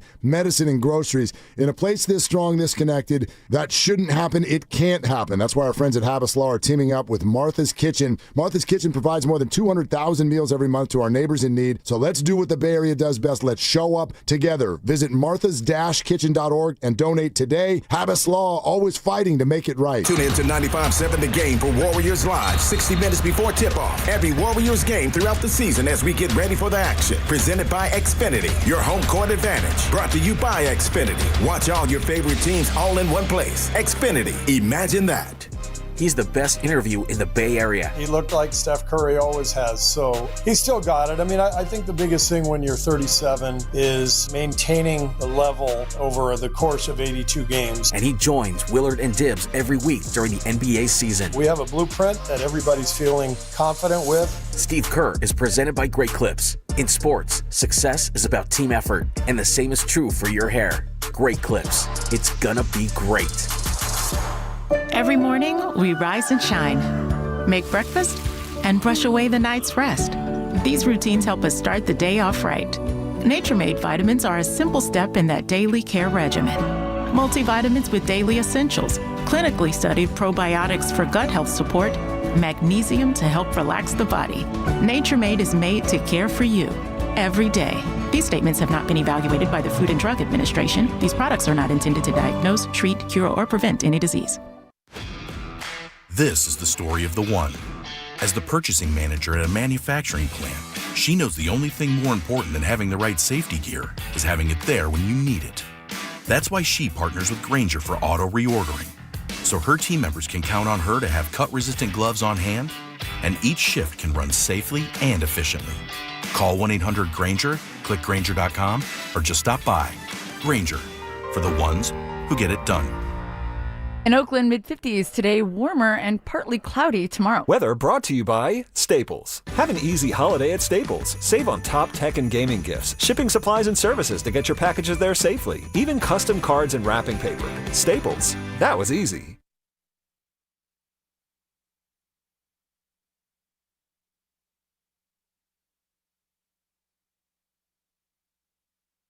Dub Nation, it's Steve Kerr. You're listening to Willard and Dibbs on 95.7 The Game. Hey, Dibbs, your picks stink. That's a great one from Steve Kerr. He's joining us in about 40 minutes here on Willard and Dibbs, except no Willard, it's Grandy, so Dibbs and Grandy. That's a flagrant, Kerr. Plus, you have to make your next pick, Monday Night Football. Oh, yeah. The Giants in Foxborough taking on the Patriots. And the pick is in, and we'll get to that in like 20 minutes. I'm riding a Maybe 2 and 30. 3 week, so I'm now 33 and 22. Shout out Saint. 7322. Yeah, let me bring it up really quick. We can just recap what your weekend was. Lions giving 2.5 to Packers is loser. Packers win by 7. Chiefs giving 3.5 at Dallas is loser. Dallas wins straight up in that one. But a win for our bet against the midday show as Kansas City dips to 6-6. You guys surprisingly might win that bet. I'm not surprised, and I said it back in August that I didn't think they'd make the playoffs. Good for you. I never really believed. Bengals +7 at Baltimore. No sweat cash. Is winner. Because the Bengals won by 18 points in that game. Yeah, that Baltimore is weird. Well, Lamar's clearly not fully healthy. Right. And I should have given out my Friday pick because I nailed that one in my pool, Chicago +7. That doesn't count. Thank you. Cleveland +5.5 against the Niners. Nope. Is loser. Yeah. Wrong. And tonight is a 7.5 point spread. The pick is in, and I'll share that coming up this hour. Well, you didn't mention Washington +5.5. Oh, is winner. Because that game went to overtime. Never in doubt. I mean, it was in doubt. I had written it off. Overtime's scary. So I saw Denver score the touchdown. Your boy, Bo Nix, with a boop, boop, boop, right down the field. And then my other boy, Marcus Mariota. Right. But I saw the Bo Nix touchdown, and it was time to do story time and, please bring up my Milky for my 3-year-old. So I actually didn't see the Washington resultant touchdown, and I checked my fantasy app because I have Marcus Mariota on my bench. Oh, nice. And I was like, they lost by 1. Perfect. I couldn't have gone any better. Did you go back and watch how the Commanders' last possession played out? No. They had a Terry McLaurin touchdown, or it might have been ruled down on the 1. It was really close. Touchdown might have been overturned if they had reviewed it, but it didn't stand because of a penalty, so it backs them up. It was from like the 30 or something like that. Then they faced a 3rd and 14 as a result partially of that penalty, and they hit a big play down the right side to Deebo Samuel all the way down to like the 1 or the 2. He nearly gets in, doesn't quite get in. They can't score. They go backwards, can't score, face a 4th and goal. Of course, they have to go for it. They go for it and get it miraculously, and then they say, you know what? To hell with this. We're going for 2 and the win, which I think is the right call in that decision. And Nick Bonino, one of the best defenders in the NFL, bats Mariota's pass away. Incomplete. Game over. So the way that you cashed that pick, you got that pick right. It was by the skin of your teeth there with 4th and goal and a big 3rd down conversion too. Yeah, and the whole thing started to unravel for me when they actually drove down and Jake Moody. Yes, that Jake Moody. And you're in for a miss. Just end the game. Just end the game. They're covering right now. Move Come on, Moody. Do what you do, Jake. You miss kicks. Unless he's kicking for anybody but the Niners. Yeah. So he makes that, and I'm thinking, oh, Schmidt. Oh, Casey. This thing, I know how this ends. Denver scores a touchdown, and I lose. I don't cover. But anyway. You covered. Yep. No harm, no foul. We'll see if I can get tonight's pick. I've been going back and forth. It's a little bit of a vacillation sensation, to be honest. Nice. Because, vacillation? When you vacillate. You kind of teeter. You go back and forth. Read a book, I was thinking oscillate. Lucas joining in. Shut up, Lucas. Read a book. The number is Patriots. Patriots by 7.5. So that's the number. Vacillation that is the inability to decide between different opinions or actions. Okay. Indecision. You learn something new every day. I need to sign up for the AP word of the day. Or My mom, the late great Sue Dibley, she would cook dinner, and my safe haven was to sit on the stool in the kitchen with her because my siblings were and still are monsters. And so I would bring the dictionary, and the game was flip open to any page, pick the hardest word you could find, and she would know the definition. Wow. Sue Dibley. That's a fun game. R.I.P. Yeah. So my vocabulary it's kind of bananas based on my mom. A vacillation sensation. Cha-ching. I like it. Yes, thank you. I like it. Anyways, the pick is coming up right around 4:50. And it's Patriots minus 7.5. So we'll do that coming up in about 25 minutes. We'll see if Dibs can make it a 3-3 week coming up in just a little bit. All right, back to the Niners. The Niners victorious in Cleveland 26-8. This was an interesting day for the offense, Dibs, because they were gifted great field position over and over and over again. So the Niners didn't really ever have to go on a long, sustained drive to score the points they needed to win this football game. So there's probably a good portion of the fan base out there who left the game maybe not being all that impressed by Brock Purdy. I know you and I, though, left very impressed by what Brock did. Not because of any numbers, and you and I talked about this on Wednesday. If you were going into this game needing 300 passing yards and 3 touchdowns from Brock in order to be impressed by Brock and to kind of get back on the Brock train, if you had fallen off after what happened on Monday night versus the Panthers, then you were going to stay off the train because this was not the kind of game for 300 passing yards and 3 touchdowns. But I thought Brock executed what he was asked to execute to near perfection. And in the big moments of the game, it was when he was his best. I thought Brock had... honestly, the best game of his season, when all things considered. He was good against Arizona. I think he had a couple of passes in that game that could have been intercepted that were not. Largely, though, I can't remember a single time the ball was in harm's way with the Niners on offense. I thought Brock was really, really good. Yeah, and I'm not trying to tip the grades. That's tomorrow, Grandy's grades, and I didn't see the grades that you gave, but it sounds like you probably gave him an A, and honestly, I was thinking about how I could not give him an A because if you look at the numbers, they're not eye-popping, but the game flow and the things that he did and what you just said is the biggest part of it for me because the ball was never in harm's way. Yeah, he got pressured a bunch, and when he was pressured, he made the right throw. He got rid of it. He didn't make any real risky throws, and I'm just looking at my notes, and there were 2 or 3, maybe even 4 throws that were just great throws. The Juwan Jennings touchdown, 7 yards out, he was open, but Brock was able to hit that back foot and just rip it, and that was just, boom, perfect throw. The one to Kittle that set up the field goal at the end of the second quarter, he threw that into a spot where only Kittle could get it. The Pearsall one you mentioned before where he threw it, I think it was from the right hash all the way to the far side of the field. 2 plays before the Kittle one. Right. Yeah. And that was a great throw, and he had time, and he waited for the double move, but he ripped that all the way out to the sideline. So the numbers aren't phenomenal, but he did everything that he needed to do, and you add in the keeper on the read option from the 2-yard line, and he is able to saunter in, and then he hit the Dougie in the end zone afterward.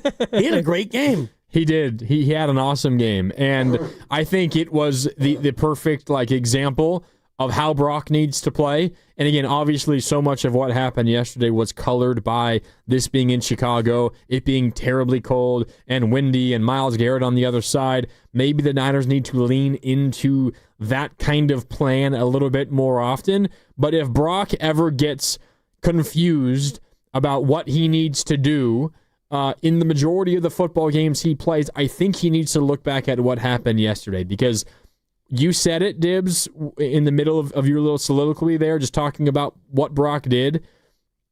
Maybe the most important throws that he made were the ones that he did not make. And by say did not make, the ones where he didn't actually try to complete them, where he just threw them away. Because where Brock has gotten in trouble, and what got him in trouble against the Panthers, was forcing passes that he should not have. And now maybe he sees it and there was an opening, but the second that opening closes, or the second where you're a little late making that throw, the right decision is to not make that throw. So there were a lot of, and you will be the first person to say this, Dibs, on Monday versus the Panthers, the vast majority of Purdy's throws, other than the turnovers, were good decisions and really good throws. So you have in his game on Monday a lot of great decisions and a lot of great throws with 3 stinkers, maybe 4 or 5 stinkers, because there were a couple that could have been intercepted that weren't. You just change those 4 or 5 stinkers into throwaways out of bounds, and you just move on to the next play. Suddenly your game goes from really bad to pretty dang good. And I think that's where Brock needs to grow the most. It is recognizing when to be aggressive and when not to be. And yesterday's game was definitely a game when you did not need to force anything, and he didn't. I thought he played really, really good. Yeah, and he was smart when he got out of the pocket, and he was pressured. If nothing was open, he just threw it away. And when you're outside the pocket, you can throw it past the line of scrimmage. You don't even have to have anybody in the area, and he did that 4 or 5 times. And I was just looking at the stats earlier on Brock Purdy and pass attempts versus targets. He had 29 attempts, but he only had 23 targets, which tells me that 6 of those throws, no one was targeted. True, good point. Those are straight up throwaways. And so he was 16 of 23 on targeted throws, and then the 6 other throws were just, get this out of my hands. Myles Garrett is near me. I can sense it. I know he's coming to get me, so let me go ahead and throw this away. So, yeah, I think it's something that he does well at times, but there are other times where he gets into that make-a-play gunslinger mode. And yesterday, I think, it was not going to be the time for that. You know, Cleveland was not going to put 30 points on you. You didn't have to win that game in a shootout. You just couldn't do what Cleveland did, which is muff a punt, catch a punt out of bounds, and give up a 66-yard punt return. You just couldn't have negative plays. And so I don't know if it was a point of emphasis from Shanahan and the other coaches, but the Niners played like that, where it's okay. Punts are cool. As I was thinking yesterday watching that game, all right, Morstead, come punt. 40-year-old Morstead. Yeah, why not? Punt the ball. Make Cleveland do something special, And a lot of times they did something the opposite of special. Yeah. Here's Brock Purdy after the game talking about kind of the mindset, the game plan going into this game in Cleveland, weather and all, everything else going on surrounding this game. Here's Brock on his mindset. Coming here against a great defense like that and just the conditions that we were playing in, it comes down to protecting the ball and letting the defense do their thing. And then when we have the opportunities to strike on offense, we got to capitalize on it. So that was really the mindset, last night when all the quarterbacks are going over the game and right when we got out to the field to warm up, like you could tell it was going to be that kind of game. So that was really our mindset. And that was the right mindset to have. And I don't think it took a genius to recognize that that was the right strategy to go into this game with. But kudos to the Niners, Kyle Shanahan, all the offensive coaches, and Brock Purdy and the rest of the offensive personnel for executing that plan correctly. And I think it's where, again, there is the biggest room for growth for Brock Purdy, because this was not just a this year thing. He's thrown multiple interceptable passes in every one of his starts so far this year, other than this one. And in what? 3 of the 4 starts coming into this game has thrown 2 or more interceptions in all of them. Like, this is a thing that wasn't just last week.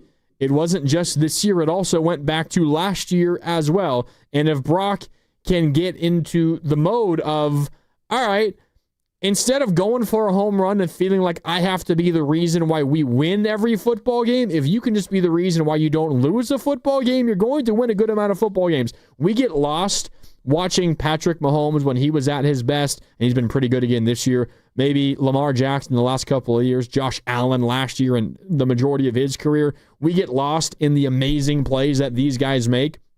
And I think we get in our head, that's what the best quarterbacks look like, because they can make these crazy plays where they break 8 tackles and they fling a ball 70 yards down the field and it's a touchdown.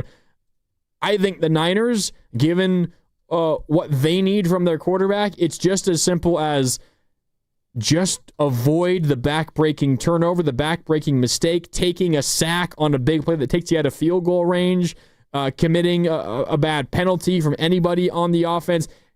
I think good quarterbacking, Dibs, it often gets lost. It's just avoiding making the big negative play, and that's what Brock did yesterday. Yeah, he was great at that, and the team was also really good at that. You had McCaffrey fumble twice against Carolina. Once he got it back, once he didn't. And so interceptions and fumbles and all the rest of it. And yesterday, you just, give Cleveland a chance to show you exactly who they are. And they're a team that is mostly sloppy. Shedeur Sanders didn't throw an interception. It's because he really didn't throw a pass. And Quinshon Judkins was effective on the ground, and you mostly kept him contained. They had the 190-yard drive for a touchdown, and that was it. And then you had their special teams make multiple mistakes that set you up in great spots. Sky Moore with a great kick return. They muffed a punt. They caught a kickoff out of bounds. And so, sometimes it's okay to just let the other team show you who they really are. You keep the ball in play. It's like you're a tennis player, and sometimes you're playing against somebody who is not as good as you, and you try to do too much, and now you're trying for too much on the forehand. You're making mistakes, and you're trying to do too much with the serve and volley, and all of a sudden now you're in a tiebreaker with somebody who's not as good as you, and you're thinking, what am I doing in a tiebreaker with this person? Sometimes it's okay to just put the ball back in play. I hated playing against people like that. Oh, that's me. It's frustrating as hell. I wish I was a little younger because we could get out there and play, because I played like a golden retriever where I would be back at the baseline and everything that you would hit, I would get it back, not with a lot of force. You would have to generate all the power because I'd either hit my little slice or hit my big balloon topspin up the forehand. Towards the baseline. Just keep the ball in play. And, for me, I had no choice as a 5'8" guy with not a big serve. Like, you're a bigger guy. You can probably serve and volley and generate a little bit more. But to the football analogy, if you're the Niners, Cleveland, go ahead and show me that we have to really bring more than, just a 3-yard run here and a check down throw. And we'll go ahead and punt, and we'll see what you can do, Cleveland. And that's kind of what they did, you know? And we're going to talk with Steve Kerr coming up in about 25 minutes here on Willard and Dibs. It's something Steve Kerr has talked about. It's something that Jimmy Butler has talked about when it comes to turnovers. Limit turnovers and just get more shots on goal. It's the same exact thing that you're talking about. Just give yourself more opportunities by avoiding making the bad mistake. And over the course of a full 60 minutes of football, of course, if you do that against the elite teams, that might not be enough. You might have to take some risks and some chances, and you hope that Brock is good enough in those moments to get it done. But against a lesser team like Cleveland, or maybe even last week like Carolina, although you won that game despite making those mistakes, as long as you just avoid those mistakes, you make fewer big mistakes than your opponent, you will win the football game. Doesn't mean you have to have a 70-yard touchdown or a 40-yard run by McCaffrey or a 27-yard completion on every drive. It just means get your 3 yards here, your 7 yards there, your 5 yards there, convert a big 3rd and 7 here, a 3rd and 8 there, get a turnover there, a long punt return here. And all that added together is an 18-point win, and that's what it was. Yeah, and you look at the Rams yesterday, and you ask yourself, how did they lose to Carolina? Turnovers. That's exactly right. Bryce Young was 15 of 20 for 206, and he had 3 touchdowns, and he had a couple of big 4th down conversions, but Matthew Stafford threw 2 picks, and they fumbled, and so, yeah, that's the way that goes. And you mentioned the Warriors, and even going back to that Pelicans game from the other night, the Warriors only had 10 turnovers. Yeah. They were 12 of 47 from 3. Awful. Yep. Like, god-awful. 2 for 22 in the first half. Right. So they couldn't shoot, and they weren't very good on twos, and you got out-rebounded, and you won the game by 8. It's because you didn't turn it over. You had 10 turnovers, and you got to the foul line a good amount, 16 of 20. Actually, they had 34 free throw attempts to your 20. So you got out-rebounded. You got mostly outshot, although the Pelicans weren't good either. No, they were terrible. But you hung in the game. It's an ugly game. You hung in an ugly game, though, because you didn't give away the freebies. And that's where, like yesterday, the Niners, mistake-wise, I'm trying to remember what the biggest mistake was. Outside of the touchdown they gave up on just a blown coverage, that's about the only mistake that they made that was really galling, How many negative plays did the Niners have? They had the sack, Myles Garrett's sack of Brock. They probably had a couple of McCaffrey runs that went backwards. Yeah. And that's about it, right? Anything like 3 negative plays over the course of the whole game? You had a Robinson -1 on a run in the 3rd drive, but 1st and 10, he loses a yard, big deal. CMC lost 3 yards on a toss play. I remember that one. You know how much I love those toss plays where they toss. They do a lot of tosses. A lot of tosses. And when it works, it's great. But when it doesn't, it's like, oh my God, that thing got blown up. And other than that, I'm not seeing too many other ones. There's the Mac Jones kneel down, which crushing his average. Yeah. But without counting kneel downs, we're talking about 3 that you're seeing, maybe 4 or 5 at the very most. Yep. Negative plays over the course of an entire game. They had 64 offensive plays. There's a kneel down there, so 63 regulation snaps. Yep. And you go backwards, 3 of them? Maybe a little bit more. Maybe 4. 1st and goal at the 5 when they ice the game. McCaffrey loses 2 on the 1st down run. So there's a few of those where it's going to happen. You're going to lose yards against a good rushing defense. But in general, the self-inflicted penalties weren't there. No holds again. You had Trent Williams was inelligibly downfield on a play. And other than that, you didn't really have... He had a false start as well. 3 penalties for 11 yards. Right. For the Niners. Yeah, that is... If you're not going to light a team up with 35 points or more, you have to avoid the self-inflicted stuff, which they were able to do. So if you go into a must-win football game, whether it's in the regular season to make the playoffs or it's in the playoffs, and you are at a relative talent deficit, and I think the Niners oftentimes, against the elite of the elite in the NFC, will be at a talent deficit when it comes to their offense versus the Niners' defense, right? Like if it's the Rams or it's the Seahawks, you're going to be at a talent deficit, that unit versus your defensive unit. How do you make up for that, and how do you win that football game? You're going to need your offense to be good, but you're going to have to play smart football. Yeah. You're going to have to avoid those negative plays. You're going to have to avoid turnovers. You're going to have to avoid penalties, and you're just going to kind of cut by cut, death by 1,000 paper cuts, slowly over the course of a full game. You will make fewer mistakes, and you will win the football game as a result. That's kind of, I think, the Niners' new path, because it used to be score 30-plus points and pray the defense gets a stop or two. Now it's just play solid football in all 3 phases, and if you're better in all 3 phases, then you will have a shot to win that game. And you played the George Kittle comment from a few weeks ago earlier in the show where he talked about how, the offense is going to have to start to do things here. And, with the defense so injured, well, yeah, maybe not, because the defense the last 2 weeks has been more than up to the test. And last Monday against Carolina, Brock Purdy was throwing picks and the offense was not absolutely humming. And yesterday it wasn't really either. Absolutely. All right, we got to hit a break.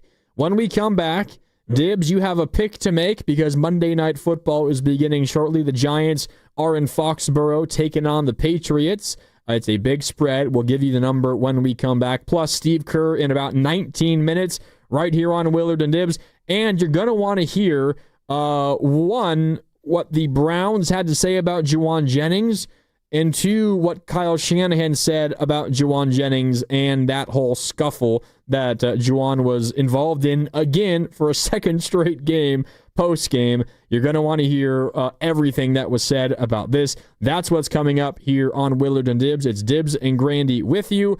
We're brought to you by Fremont Bank, here for you, here for good. Steve Kerr, the picks, and more Juwan drama. It's all on the other side on Willard and Dibbs right here on 95.7 The Game.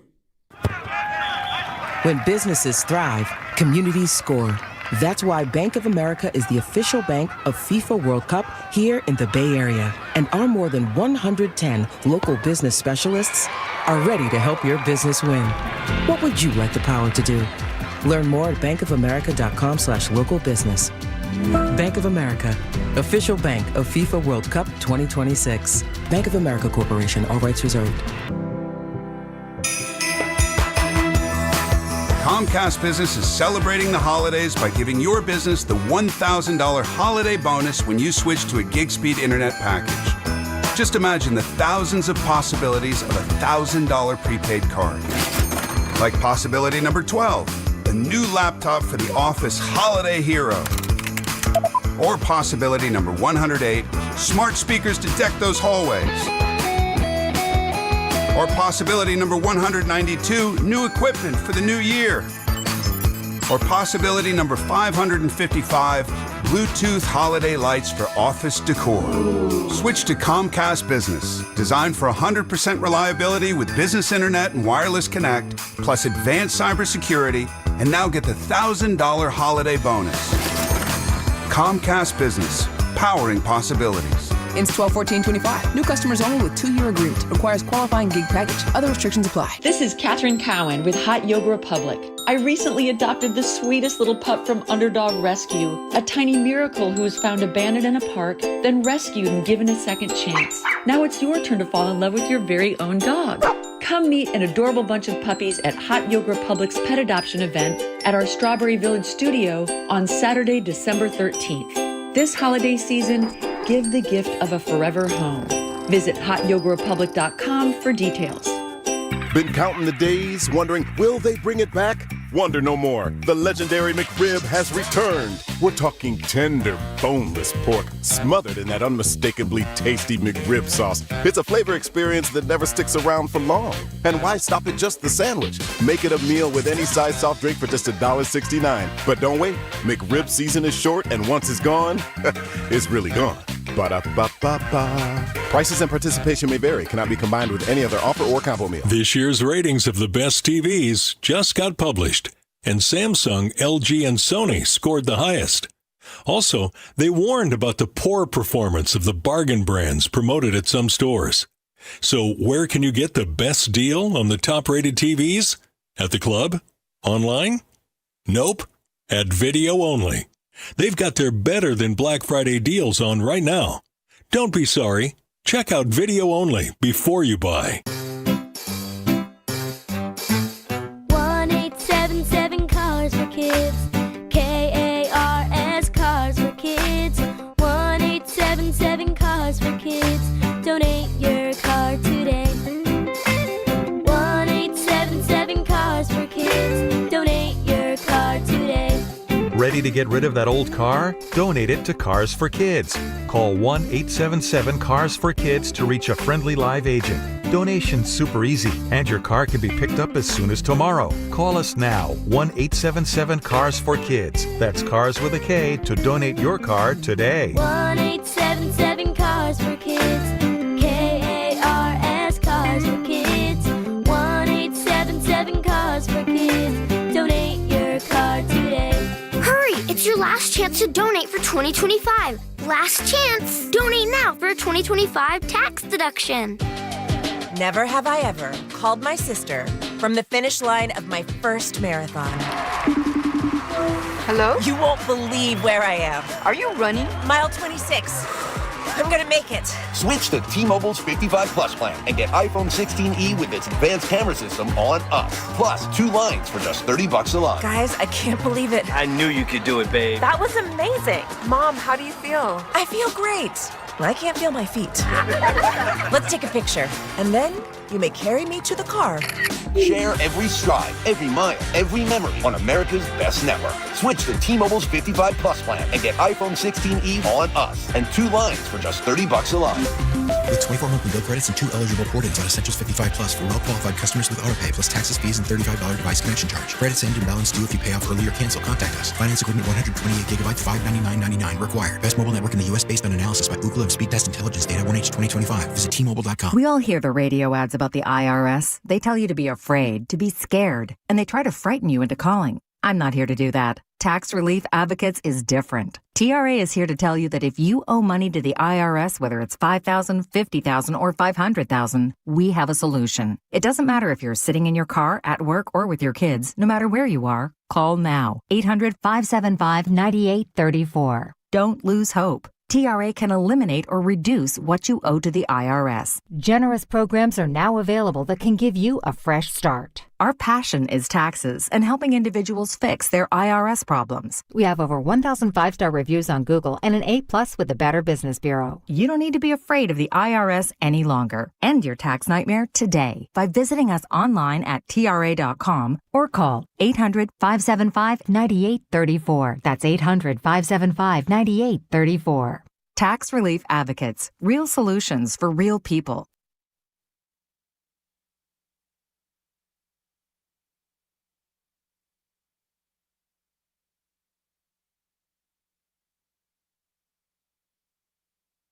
Bay Area, it's Steve Kerr. You're listening to Willard and Dibbs on 95.7 The Game. You know what, Dibbs? I like your picks. Oh, thanks, Coach. Lucas is playing both sides. He last hour played the Steve Kerr saying, Dibbs, your picks stink. Now he's playing Steve Kerr saying, Dibbs, he likes your picks. Yeah, well, in that case... Which one's true? Steve, I'll just say it now, and maybe I'll ask him about this when he joins us in about 12 minutes, but I like your challenge, Steve. And that was... I'm sure you saw it, Granny. I don't know if you were doing post-game, but there was a foul on the Warriors, Yep.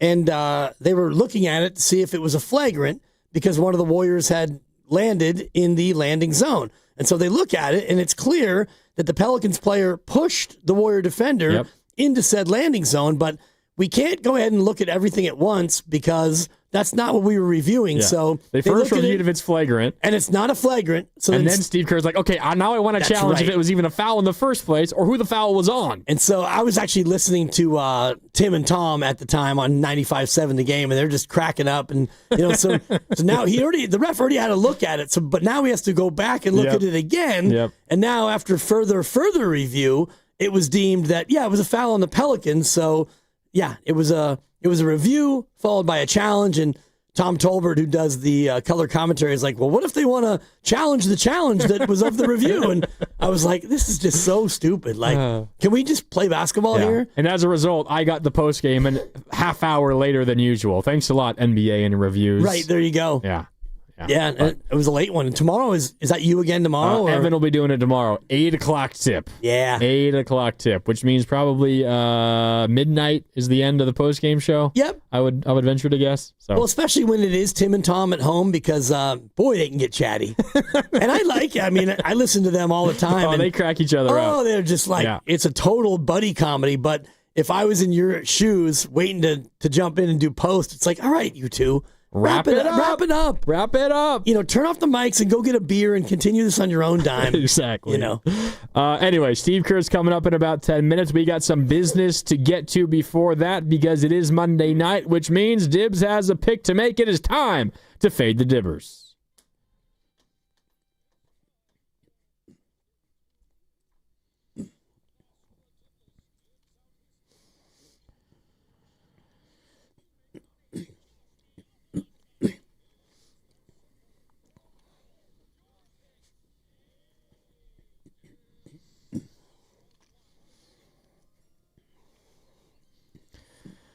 All right, Dibs, you had a busy weekend. You picked 5 games, the 3 games on Thursday, the Niner game Sunday, and Sunday Night Football. You went 2-3 in those 5, and now you have a Monday night game to pick. You are 33-22 on the season, and the pick tonight is a tough one. Patriots at home versus the New York Football Giants, and they're giving 7.5 points. Patriots minus 7.5, Dibs, in Foxborough versus the Giants. What's the pick? No, it's a tough one because something's got to give. The Patriots are good, but are they really this good? 10-2, best record in all of football, and they are at home, and they're given a boatload, and on the other side, the Giants, they're bad. Are they really this bad? Well, they actually might be this bad. They do get Jackson Dart back, and my guy Wan'Dale Robinson, I need 94 from him in order to get a fantasy win. Probably not going to happen, but the Giants are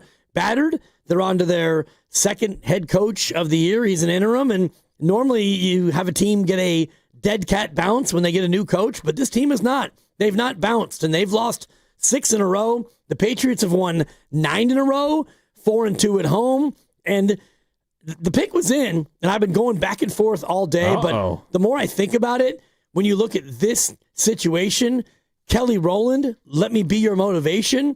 The Giants aren't motivated to win this game. Wow. The Patriots are. So I'm going to stick and stay with my original pick that I made 5 days ago. We're going to take the Patriots and lay the 7.5. Googoosh.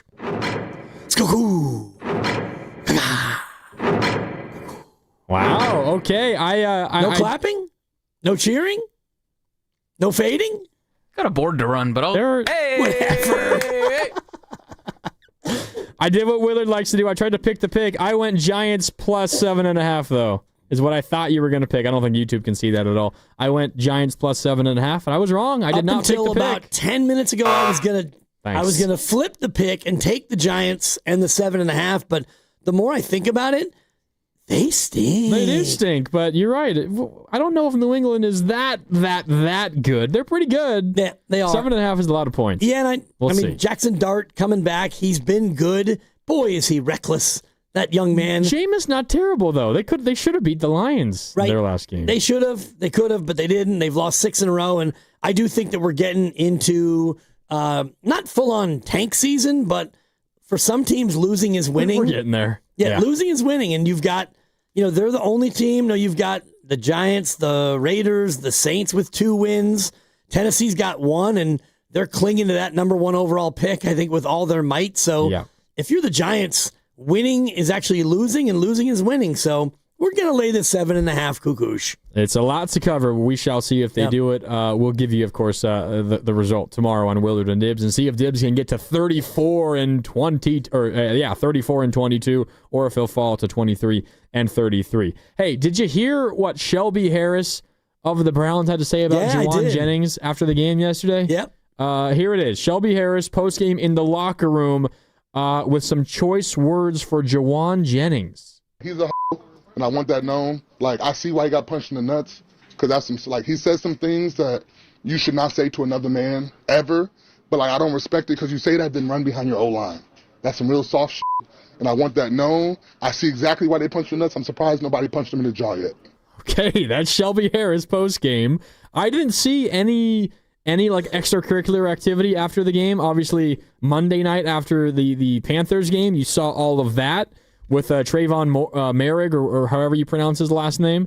I didn't see that in this one, but clearly he said a couple of things that upset not just Shelby Harris, but a lot of the Cleveland Browns, to the point where you have Shelby Harris bleeping around talking about Juwan Jennings. And I think it might have happened when you had somebody get hurt. A Browns player was hurt on the field, and I thought that was when he said whatever he said. I don't know what he said, but clearly Juwan Jennings is saying things that are agitating people to where he got punched in the biscuits last week. And then this one, you've got a guy coming out here and, invoking Santa, ho, ho, ho, in a different sort of a context. But, I mean, I was stunned because I didn't really see it in real time. And I don't know if we're ever going to find out exactly what he said, but clearly it was something that you don't say. And Myles Garrett actually also came out and said, yeah, I mean, I don't know how he was raised, but I was raised, if you don't have something nice to say, you don't say anything at all. It's like, whoa. I We're wonder, bringing his background into it, too. I wonder what he said. Kyle Shanahan on his conference call earlier today was asked about this as well. Here's a little more than a minute, a back and forth with Shanahan and reporters on the conference call about this Juwan Jennings post-game situation. A couple Browns players had some strong words about Juwan after the game. Did you see what they said, and what was your understanding of his involvement and whatever went down while Malik Collins was being carted off? Yeah, my understanding was, it had nothing to do with Malik. We got so much love for Malik. It just sounded like there was players standing around for a while because of the injury, and then they got chirping at each other, and I don't know what words were said, but it sounded like he offended some guys with the words, but it was just about words during an injury timeout. Is there anything that you have a conversation with him about after that, or it's just kind of the natural flow of the game? No, I talked to Juwan. I asked him about it, but not in I love how Juwan plays. I think Juwan plays to the whistle as well as any player in this league. Is extremely aggressive and plays as hard as he can to the whistle, and he's been doing that, as Niner fans know and you guys know, since he's been here. I think sometimes that offends other players and rubs people the wrong way because they're not used to people going that hard to the whistle. But I think what JJ is very good at is not breaking rules. It's just like at Arizona last year when he went to the whistle so hard it offended some of their corners and they started throwing punches. And unfortunately, JJ got kicked out too, but not because he didn't throw a punch or anything. And I think JJ's been real good at not breaking rules that way, and he gets other guys to break them a lot on him.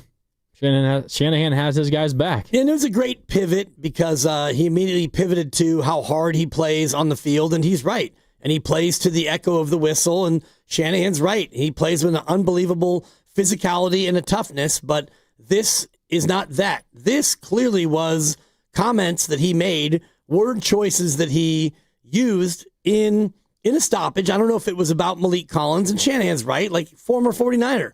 I don't think that Juwan, unless he has a personal beef with him, he's saying anything about Malik. And he just suffered a season-ending injury, and everyone could tell it was serious. Right. Yeah. So I don't know what he could have said that would have garnered that reaction, but clearly, whatever it was, the Cleveland Browns were taken way aback in that moment. Yeah, the way that the Browns reacted, and by the way, we got Steve Kerr coming up in just a couple of minutes here on Willard and Dibs and Grandy with you.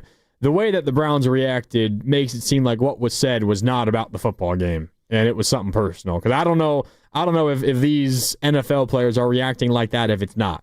And what Shanahan said, Juwan is great at not breaking any rules, and there's no rule about talking about personal things.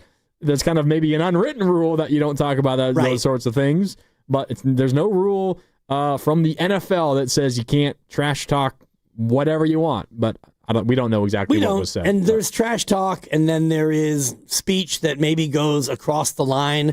And I've never been a pro athlete. I've never been an NFL player, obviously, so I don't know where that line is. But you don't often have reactions like that where a player comes out after the game and says, yeah, he's a blank, and he says what he says, and he runs behind his offensive line. That's soft, and this and that. I mean, clearly what he said and what he did was not well received by the Cleveland Browns. Absolutely not. And it's now back-to-back weeks where there's something extra going on with Juwan Jennings. I think Kyle Shanahan is right. That's generally a good thing, and you want that kind of stuff on your team.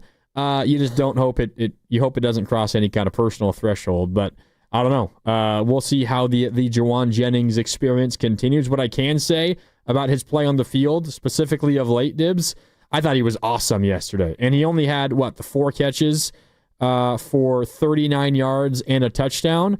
You break down what the catches were, though. His 4 catches, 3 first downs, and a touchdown, and 3 of the catches resulted in points. They came on drives that ended in points. So he might not have had a gigantic day in terms of catches and yards. He did have a touchdown, but he had a number of big catches in big moments that led to points for the Niners. And he largely has been their number one receiver of late. And, Ricky Pearsall is, I think, still working his way back, and maybe the knee won't allow him to be as good as he was earlier in the year. Kittle and McCaffrey, of course, are the 2 prime weapons, but when it comes to the receiver room, a lot of it's Juwan Jennings. And when you need a big play, it's Juwan. and a little bit of Pearsall and a little bit of D-Rob. And, Kendrick Bourne, he had, I think, a target, not a catch. So he had one opportunity, but by and large, when you need it, like you said, 3 of his 4 catches were first downs or touchdowns. That was big time. So 4 of 4 were first downs or touchdowns. 3 first downs and 1 touchdown, his 4 catches. He had a catch for 12 yards on 1st and 10. He had a 7-yard catch on 3rd and 6. Yep. He had a 7-yard touchdown catch on 3rd and goal from the 7, and he had a 13-yard catch on 3rd and 11. So you're talking about not only 4 first downs, if you include the touchdown as a first down, but you're also including 3 of the 4 catches on 3rd downs that either got into the end zone or moved the stick. So the biggest possible moments, Brock turns to Juwan, and Juwan answered, and he was good. So you're right. It is kind of just Juwan in the wide receiver room right now. It's been enough having just McCaffrey, just Kittle, and just Juwan. You might need more from some of the others later on in the season, but we'll see how it goes moving forward. He has been really good of late. We got Steve Kerr coming on in just a little bit here on Willard and Dibs. It's Grandy in for Willard, so Dibs and Grandy with you. You're listening to 95.7 The Game, KGMZ FM and HD1 San Francisco, and Odyssey Sports Station, and the home of the Golden State Warriors and Valkyries, always live on the free Odyssey app. Coming to you live from the Laughing Monk Studios. The Warriors got the win on Saturday against the Pelicans. Kevon Looney came back to town, and the Warriors got a much-needed win after falling to the Rockets the previous game on Wednesday. And now we go out to the River Islands guest line for Steve Kerr, presented by Great Clips. In sports, success is about team effort, and the same is true for your hair. Great Clips, it's going to be great. Steve, great to have you on Willard and Dibs. No Mark Willard. It's Dibs and Grandy with you. First of all, hope you had a great Thanksgiving. Thanks for coming on. How you doing, Steve? I'm doing well. Thanks for having me. And I like the Arsenal sweatshirt. You're enjoying yourself these days, aren't you? I am. Appreciate that. And thanks for noticing. I know you've had a connection and ties to Liverpool. Is that correct? Yeah, I actually have a connection with Arsenal as well. Oh. So I've become a big Premier League fan the last few years. And but Mikel Arteta has become a friend of mine. We do kind of a coaching thing together on Zoom where we, share ideas and thoughts. And he's an incredible guy and obviously a great coach. And but yeah, it's really fun watching the Premier League and seeing how other leagues are going about their business, other coaches. So I really enjoy that part of my job. I'm fascinated. I know you've talked in the past about like tiki-taka in soccer and how it kind of translates to basketball. What are the similarities between soccer and basketball, and what can coaches of those two sports learn from each other? Well, I think there's a lot of the similar actions that exist within the games, kind of, triangles, 3 players working together, one guy passing to another, the third guy cutting. There's all kinds of that in both sports. I can't claim to be a soccer expert, but I enjoy watching. And I think that a lot of the players who I've either played with or coached who have a soccer background tend to see the floor better on the basketball court. And so I think there are a lot of connections for sure. How often do you guys touch base, you and Coach Arteta? Is it just an off-season thing, or you check in after games for him or games for you? It's like about once a month we do these coaching Zooms. There's a group of coaches who, we kind of we get together and talk about our teams and share best practices. It's obviously a private thing, but I was in London this past summer and had lunch with Mikel, and it was awesome to get to know him, firsthand rather than just on Zoom. And my son, Nick, who's on our staff, he came with me, and he's a huge Arsenal fan. He has been since he was a kid.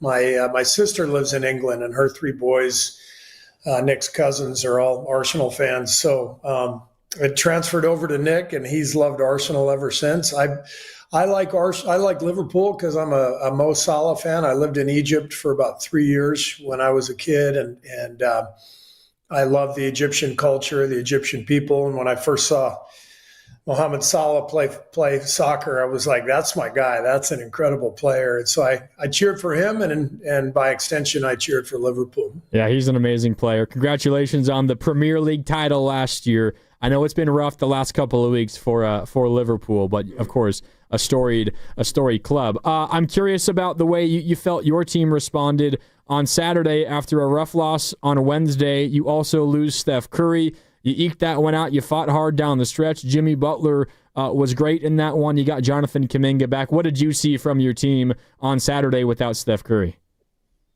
Well, we gutted it out, and I think the main thing was we took care of the ball, and that is the number one indicator of whether we're going to win or not. And the season is always interesting. There's 82 games. It really is a marathon. I know that's a cliche, but it's the truth. And you go through these spells where you're either on top of the world or you're kind of down in the doldrums, and you have to navigate the season, and that includes plenty of stretches where you're kind of having to dig out a tough game. Even against a team with a bad record, none of these games are easy. And the flip side is you have spells during the year where you feel like you can't lose, and the game comes a lot easier. But you have to handle both really well, and I thought we handled that part of it well the other night. Not in a great groove, not making shots. Then get the job done, take care of the ball, and connect the game. And I thought we did a good job of that. Yeah, it was definitely a gutted out kind of a victory where no shots were going in early, and you found a way to get some late, a couple of Kuminga threes as well. I do want to ask about Steph Curry, and if you could offer any update on the quad and the reevaluation and just exactly what the next few days and weeks will be like for Steph Curry. Well, I talked to him today. He was on the bike, so he was getting a good workout, good cardio workout. He's not on the court yet. We'll have an update on Thursday, so he won't play tomorrow, obviously, and we'll just take it day by day. But I don't think any of us are too concerned that this is a long-term thing, but we also don't have clarity on exactly when he's going to play. So will he make the trip that starts Thursday in Philly, or is that still to be determined? Still to be determined, and Rick Celebrini and Steph will put their heads together. And, we always look at our schedule while we're on the trip, what it looks like in terms of practice time. Is it more productive for the player to stay at home while the team's on the road because of the access to the gym and the training facility? And obviously, all of that is dependent on how likely it is, that he could play or not on the trip. So all those things are to be determined. Warriors head coach Steve Kerr with us here on Willard and Dibs. Steve, from one Curry to another, I know that you guys announced today that you have signed Seth Curry for the rest of the season. I know he was with you guys in camp. You had to waive him because of second apron and salary cap gymnastics. I know there was a little bit of confusion from, I think, outside the team and the fan base on why the delay, because I think the money worked more towards the middle of November. It becomes official today. I was wondering if you could answer if that was just more salary cap gymnastics, and now that you have him officially, what does he bring to this team? It was 100% salary cap gymnastics. These aprons are really penalizing, and by waiting until now, we're able to stay below the threshold, and it gives us more flexibility. And those are Mike Dunleavy questions, but I know enough to know that there was a reason we couldn't really do it until today. But we're thrilled to have him. Seth's been a really solid NBA player for a decade or more. One of the best shooters in the league, and doesn't turn it over, solid at both ends. So we're really excited to have Seth. What's the ramp up going to be like to get him in there, and what do you foresee as his role in the rotation? Well, we'll see. I mean, the ramp up, he's a full go in practice and scrimmages, and he doesn't have any injuries. So, I imagine he'll be active tomorrow night. That's the plan. And then we just have to wait and see. I mean, it's tough to play more than 10 guys. And, every game's a little different. And the way I approach it with all these guys, eventually they're all going to get their chance. And then who plays is really dependent on how well the team is doing. If we're doing well, we'll usually stick with something. If we're struggling, then we'll take a look at some other possibilities lineup wise. So Seth understands that. He's been around forever, and I guarantee you he'll find his way out there at some point. But right away will be difficult just because we've got to kind of see where we are. Steve, maybe one guy coming back that might make it more difficult for you to determine rotations and who plays is DeAnthony Melton. I know the team released an update for him on Saturday, and in that said that there's a possibility that he could make his debut at some point on your upcoming 3-game road trip, which begins after this game tomorrow against OKC. Is there any further update there? Do you know if he might have Melton debut at some point on the trip? I expect him to play on the trip at some point. He looks good. He's scrimmaged quite a bit. He got another one in today. I think he's going to get another one in tomorrow, and then he'll be on the trip with us. And at that point, it's day to day. But I'm really excited to get Melt back. You guys got a glimpse of him last year. I think he played 6 or 7 games with us. He was a perfect fit, and it's exciting to think about plugging him in because he's another two-way player, another guy who can play at a high level in a playoff type game and survive quite well at both ends. So Melt's going to be a big help. And based on that glimpse, and that's a great way to put it because he was gone way too soon, who are some of the players combo-wise that you really enjoyed watching him play with? Obviously, he didn't play with Jimmy Butler, but beyond that, who does he really pop and play well with? Everybody, and really that's one of the determining factors when you look for players is, are they lineup dependent or is the lineup just simply enhanced by their presence? And Melt is the latter. I mean, he plays well with everybody because he can dribble, pass, and shoot. He's fundamentally sound. He makes good decisions, and he's a really good on-ball defender. So all of those things lend to him being a good fit with anybody.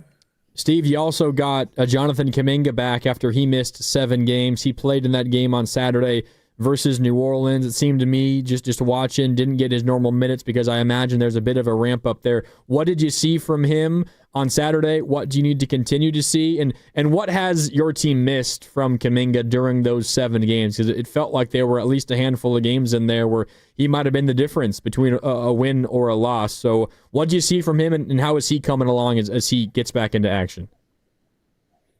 He's a little rusty. I didn't think he was moving particularly well, but he hit 2 huge threes mid-fourth quarter. We needed those shots. And so he came through for us. He was on a minutes restriction. So I think he played 18 or 19 minutes. The restriction will be lifted, as he goes. So as he continues to ramp up and build his conditioning, get his rhythm back, then there won't be any restrictions. I imagine that'll happen by the end of this trip. So it's all a matter of same things with Jonathan that we ask of him. Attack the rim, rebound, run the floor. When he does those things, he's really good for us. How critical is it to get those restrictions lifted as you get set for 4 games in 6 nights and in 4 different cities? You've got me thinking cities now, Steve. So when I look at the schedule, I look at games and nights and cities, and you got another little mini baby gauntlet here. Yeah, we do. And that's why it's great to get Seth and Melt back. Jimmy will most likely play tomorrow after the hard spill he took the other night. Obviously, with Steph out, we've got to get guys to fill in. But I feel good about our depth, and I feel good about our ability to find different combinations each night that can allow us to compete and win.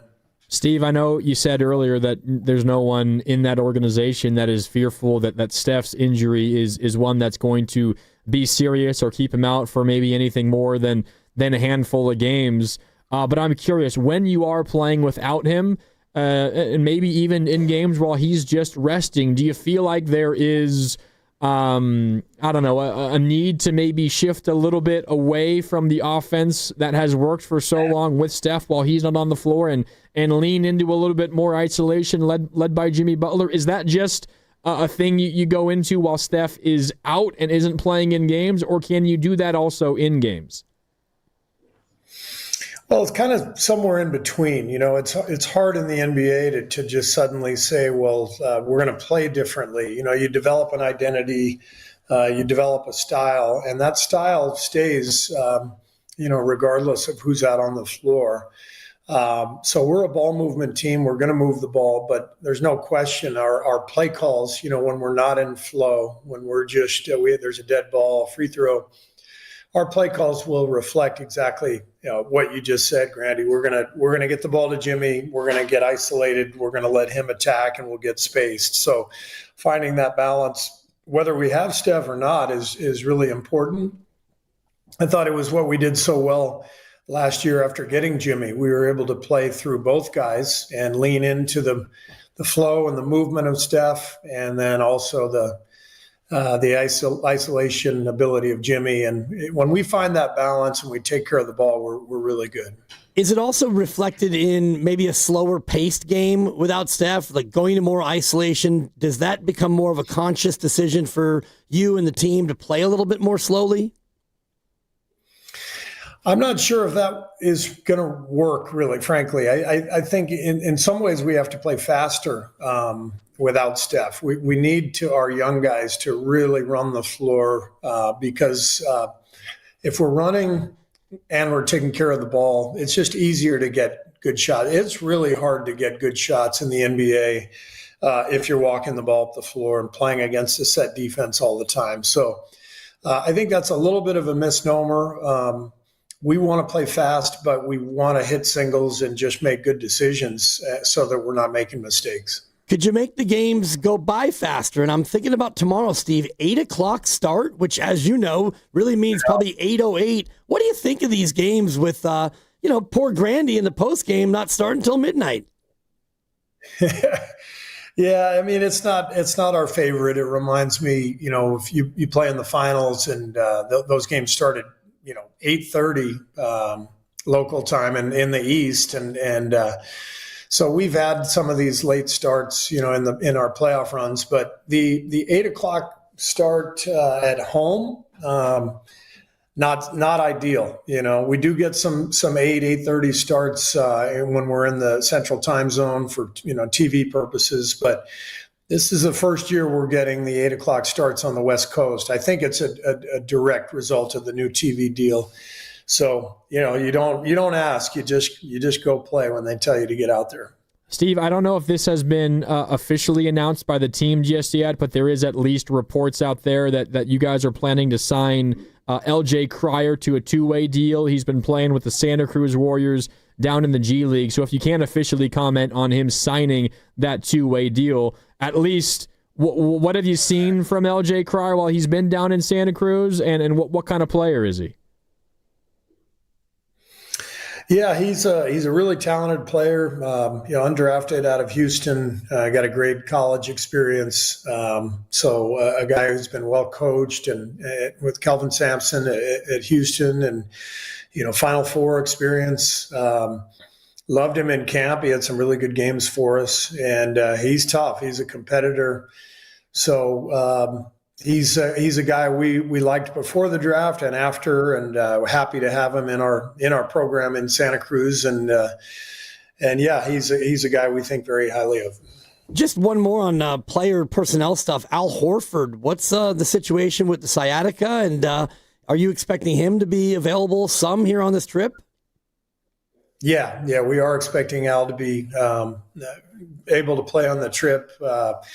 He'll be on the floor tomorrow. He's getting a workout in today. He'll be on the floor tomorrow, and our training staff will get a good look at him and get a feel. He won't play tomorrow night, but we'll get a good feel after these 2 days of workouts whether he'll be available on the trip or not. Steve, big challenge tomorrow. The defending champs, OKC, in town. I know you played them a couple of weeks ago in OKC. It was a game that you guys weren't really that competitive in. Since then, They've gotten Jalen Williams back, an all-star last year, probably the second best player on that championship team.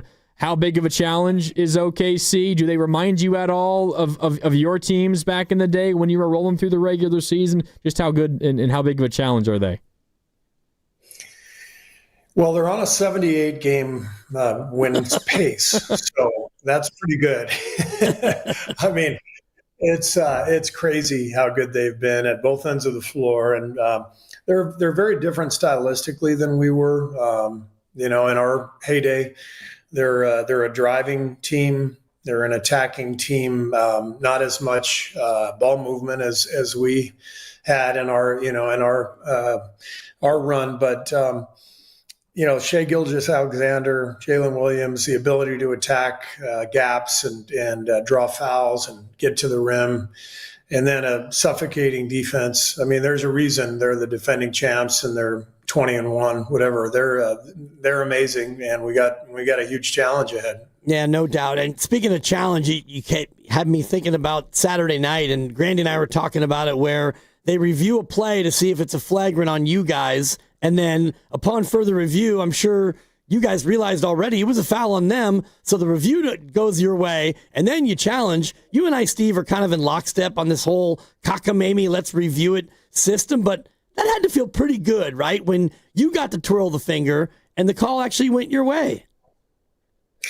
Yeah, it does feel good when you win those, but it doesn't feel great overall for the game to me. And I get it, with all the camera angles now, with the gambling, sponsorships, with all the gambling that goes on out there. The officials are under such a microscope. You want to get everything right. The problem is this is not tennis. It's not like, well, the ball's either in or out. It's not baseball. You either beat the throw or not. Almost all these calls are really filled with gray area, and there's a handful like that one the other night that they're obvious, and you're able to challenge and get it reversed, and it feels good. But to be perfectly honest, I would like to throw the entire replay system in the trash can. Oh, me too. And it just had me thinking about whether or not you have like internal team fines for when a player twirls his finger.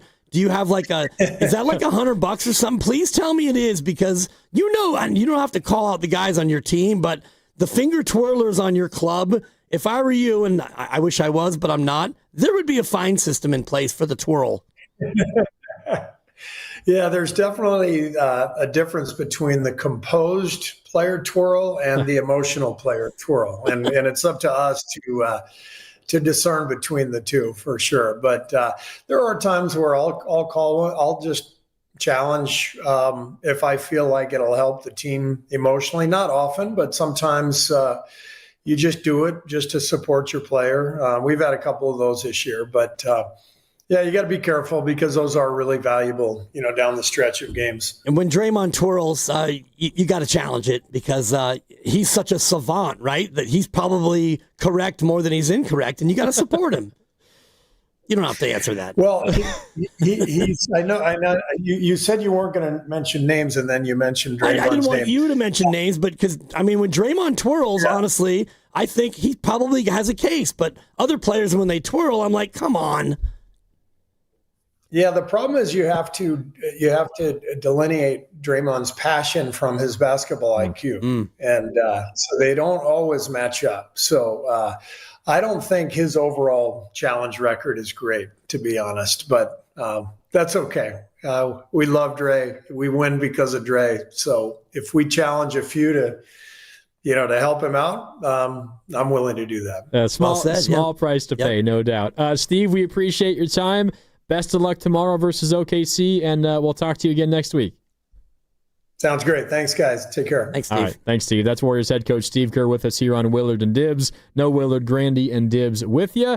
Largely good updates from Steve Kerr. And injury-wise, they don't expect the Steph Curry thing to be serious at all. Don't know exactly when he's going to be back, but does not seem to be more than a handful of games. He expects both Al Horford and DeAnthony Melton to play on the upcoming road trip, and Seth Curry going to make his Warriors debut in all likelihood tomorrow. In 4 games in 6 nights, as I mentioned to Steve, 4 different cities, and interesting that Steph will be reevaluated on Thursday, and they'll already be in Philadelphia on Thursday. So unless he gets reevaluated here, and if it's good, he flies to Cleveland for the Saturday game, or maybe he gets reevaluated on the road. That's why I was curious as to whether or not good question. He was planning on making the trip, because you might just say, you play Thursday, Saturday, Sunday. You might just play it safe and say, all right, Steph, just stay here and we'll aim for the game, which isn't until Friday the 12th. They have a nice 5-day break thanks to losing out in the Cup. Yeah. They've got those 2 games got added, but they don't play again until a week from this Friday, so you could give them a little bit more time to get fully right. Yeah, Friday, December 12th versus Minnesota here in San Francisco, and then Sunday, December 14th in Portland. Those were the 2 games that got added once the knockout round of the in-season tournament, the NBA Cup, now that they call it, wrapped up. So the Warriors, they're still off, though, from Sunday, December 7th, 6 days from now, until Friday, December 12th. So you have Monday, Tuesday, Wednesday, and Thursday off, which is kind of like a mini all-star break for the Warriors there while some of the other NBA Cup action takes place. So that is an opportunity to, get situated, get healthy once again, but it does feel like the Warriors are getting to a point where once Steph comes back, they're probably going to be as healthy as they've been all season long, unless something happens, of course, tomorrow or Thursday or on this road trip. But reinforcements are on the way. Seth Curry. I was wondering about Seth Curry for a while, and it seems like almost every postgame show I do, I get the question, where's the update on Seth? When is he going to sign? The math was such that he could have signed like on November 12th. It was something like that. And the way it works is his vet minimum contract prorates based on the number of days that have passed in the season, and they only had X amount of money to be able to spend because they're hard capped at the second apron. Basically, they only had X amount of money, and the full season contract for Seth Curry was too expensive. You let a month of the season pass by, then they can afford it, but they let an extra like 2 or 3 weeks pass. And my understanding is, Steve said it's salary cap gymnastics. It's just in the future, if they want to make any other moves, every dollar counts. The longer they waited, the little bit more flexibility they got. It would make a future trade easier.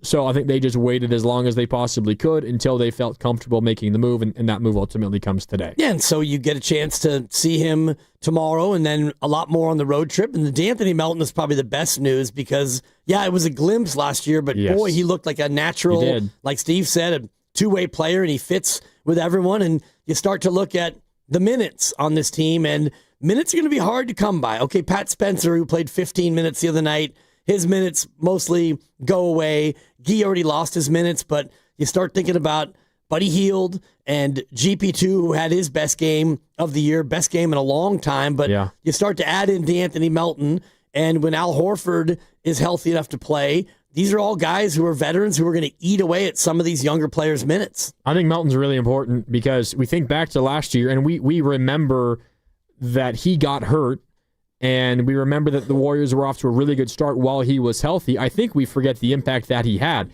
He jumped into the starting lineup. You remember when Steve Kerr started the season by starting Kuminga at a spot where he normally doesn't play him, and ultimately they decided, you know what, we're going to move to Melton as the starting 2 guard. It was going to mean Podziemski was going to come off the bench, and Melton immediately flourished alongside Steph. Not that he was putting up crazy numbers or anything, but he takes some of the ball handling pressure off of Steph.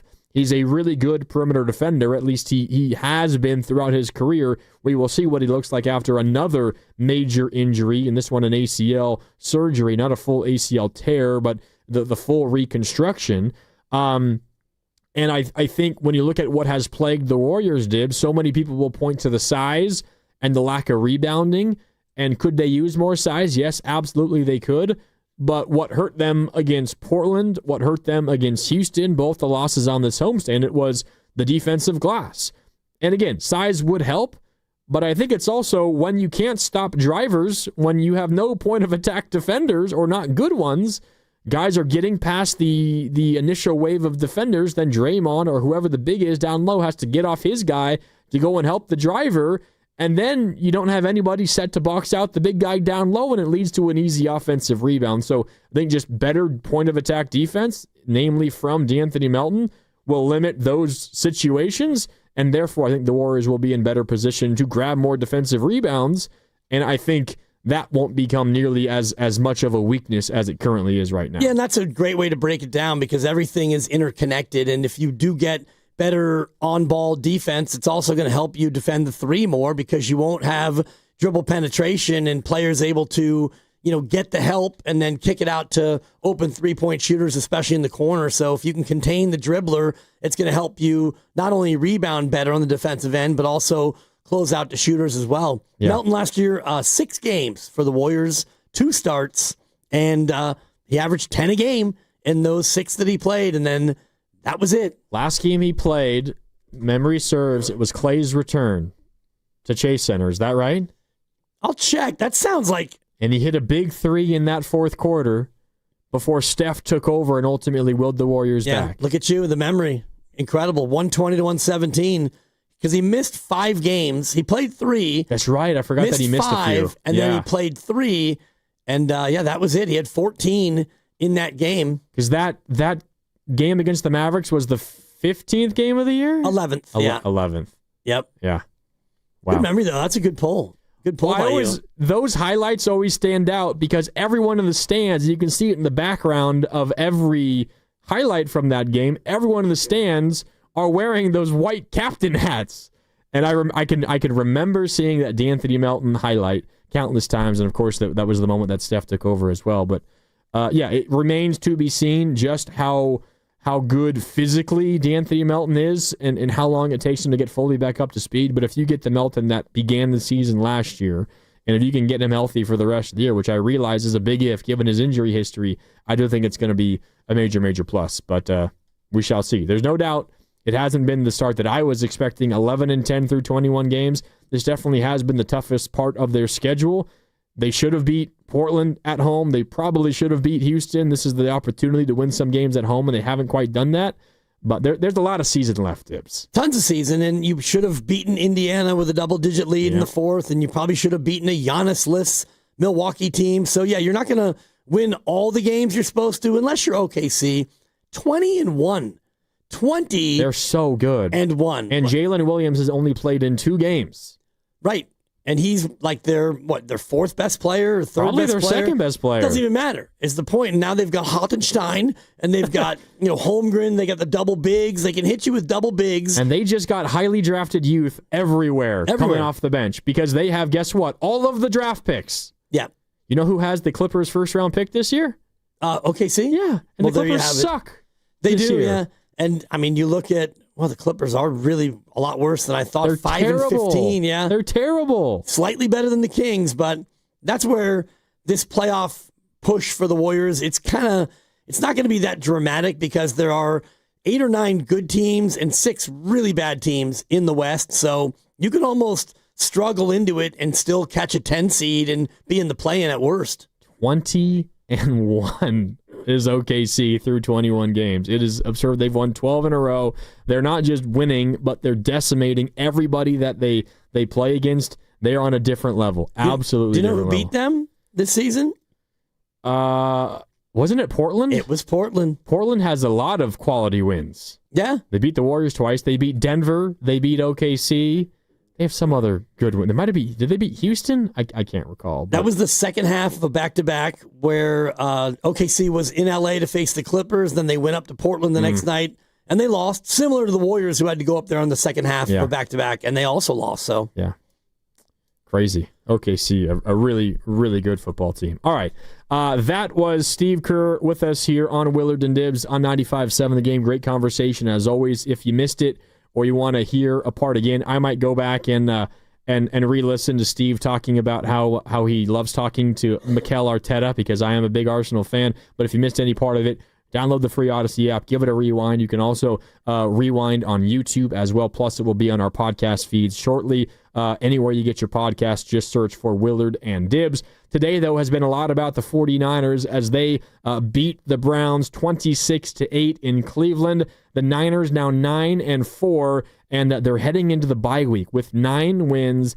Out of the bye, they have the Titans. I think George Kittle summed this up pretty good. He was asked post-game after the Niners win in Cleveland to kind of take us through the current state of the 49ers, the 9-4 Niners, and here's what Kittle had to say. I think looking from the outside in, if people would have said, hey, you guys are going to be 9-4 going into the bye and you're not going to have Fred Warner or Nick Bosa and Kittle's going to miss the first 5 weeks and Brock's going to miss 6-7 games, I think a lot of people would have laughed at everybody. Kudos to our coaching staff, Coach Shanahan, Lynch for bringing in the right guys to fill in those spots, developing players, to take advantage of those situations. How about Cleveland Farrell, just coming back? I mean, it's fantastic. I think we're set up really well. These bye weeks, get tricky because I think guys have just been looking forward to it. And so, our message, I think Kyle say the message tomorrow is just hey, get away, do whatever you have to do. But just remember when we come back, we have 4 incredibly difficult games that are going to hopefully set us up to do something fun, after the last game.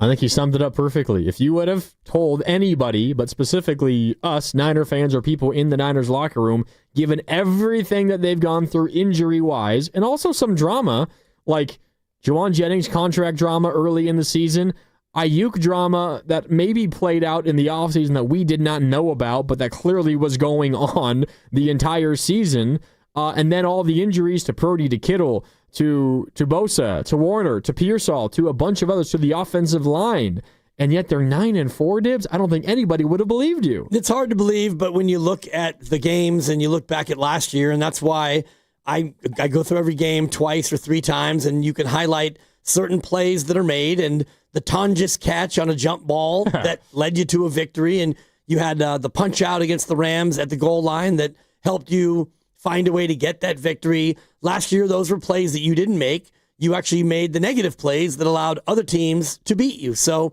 a lot of times we look at quarterback record erroneously. The quarterback's record is only going to be as good as the overall team. Like yesterday, Brock Purdy was good. He was very good. He did what was asked of him, and he gets the win as the QB, but that win goes to a lot of other people as well. We don't ever talk about the linebackers record or the left guard's record. So, 9-4. If you look at each game individually, you could see where they won the game. They won the game because they made big plays in big moments. And they had a backup quarterback who was a first-round draft pick who played well. And Cleveland Farrell, who was a top 5 pick in the NFL back in his day, he's come in and he's gotten better and he's done well.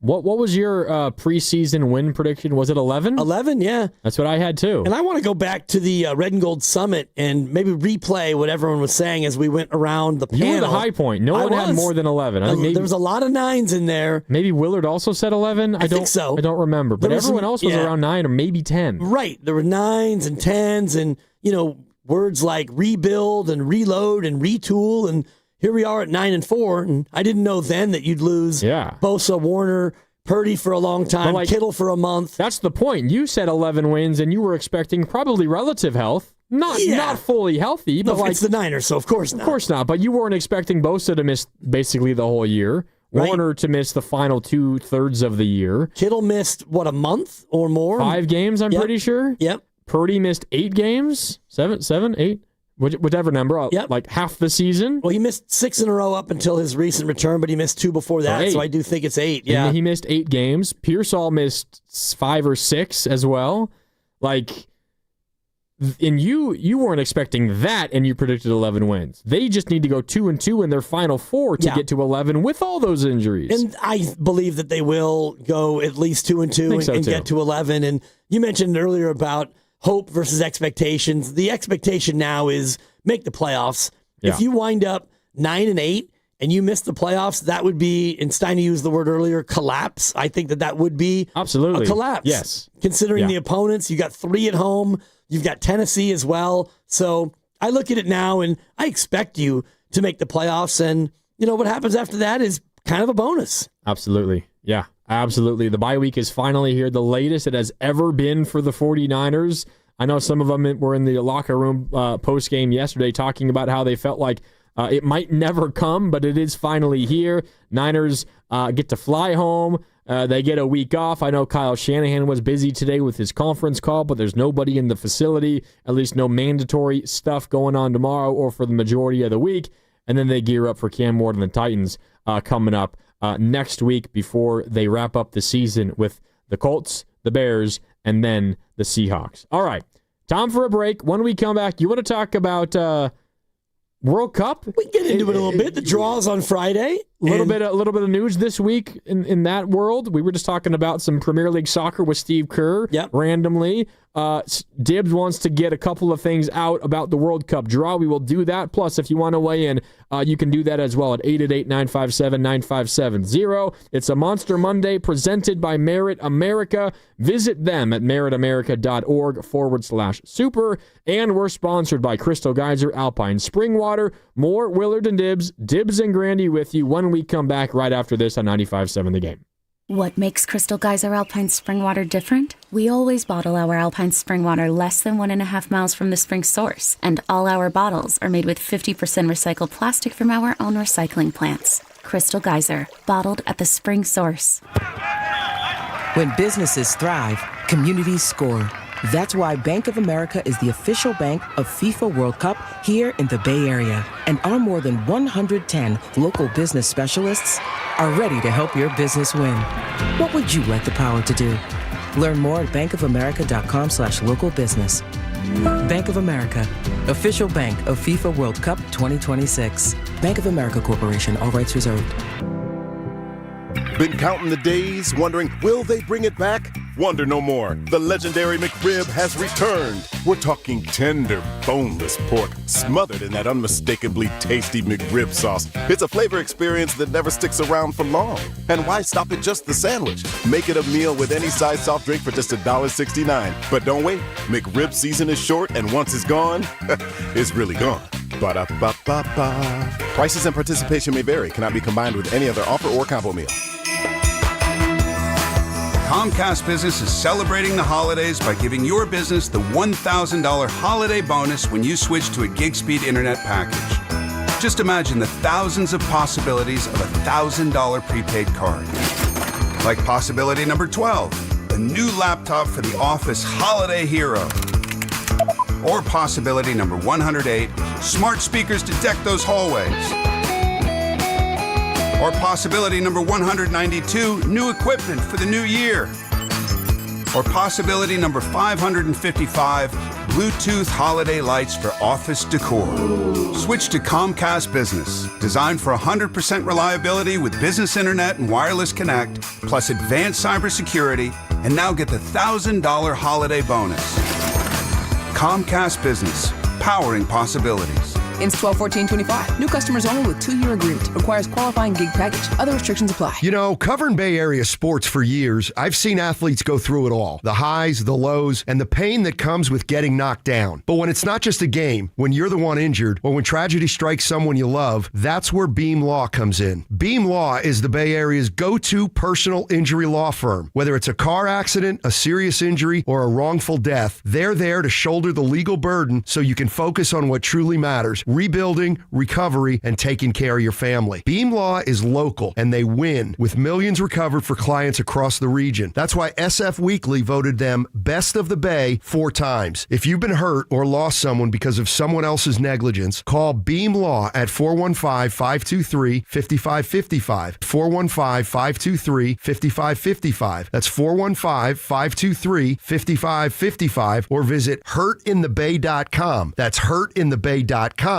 because it's not whether you get knocked down, it's whether you get back up. Beam Law, they've got your back, Bay Area. Running a business means wearing multiple hats. So if you're like me, you probably started out using your personal phone, taking client calls and texts nonstop. As my business grew, I needed something smarter. That's when I switched to Quo, the #1 business phone system. Quo works right on your phone or computer. No carrying 2 phones, no clunky landline, just one easy app you can try for free. Your team can share one number and handle calls and texts together like a shared inbox. Any teammate can jump into the conversation so customers get faster responses. And Quo's AI assistant summarizes your calls and responds to customers 24/7, so you never miss a lead or opportunity. All this starts at just $15 a month. That's basically 2 coffees. You can even keep your current business phone number. Find out why 90,000 businesses trust Quo. No missed calls, no missed customers. Try Quo for free at quo.com/sports. That's quo.com/sports to try Quo free. QUO.com/SPORTS. 95.7 The Game and Great Clips have teamed up for the new basketball season. We want our listeners to look fresh with a great haircut from Great Clips. Each week, we'll pick a lucky winner to score a gift card. For a chance to win, courtesy of Great Clips, enter online at 957thegame.com. Actual price will depend on product and subscription plan. Featured products are compounded drug products, which the FDA does not approve or verify for safety, effectiveness, or quality. Prescription products require an online consultation with a healthcare provider who will determine if appropriate. See website for details, restrictions, and important safety information. Want a boost in and out of the bedroom? Hims has you covered. Introducing a new 2-in-1 approach to level up your game. Tadalafil for better bedroom performance and zinc for testosterone support. Put it all together and you've got what you need to turn things all the way up. Getting started is simple. Just go to hims.com/joy to start your free online visit. Through Hims, you can access ED treatments including pills, chews, and more. 100% online. No office visits, no pharmacy lines. Just fill out a simple intake form and a licensed medical provider will determine if treatment's right for you. If prescribed, it ships free and discreetly to your door. Find affordable treatment options at up to 95% less than brand names at hims.com/joy. That's hims.com/joy, HIMS.com/JOY. This is the story of the one. As an HVAC technician, he and his digital multimeter are in high demand. So when a noisy office HVAC turns out to be a failing blower motor, he doesn't break a sweat. With Grainger's easy-to-use website and product information, he selects the product he needs to keep everything humming right along. Call 1-800-GRAINGER, click Grainger.com, or just stop by. Grainger, for the ones who get it done.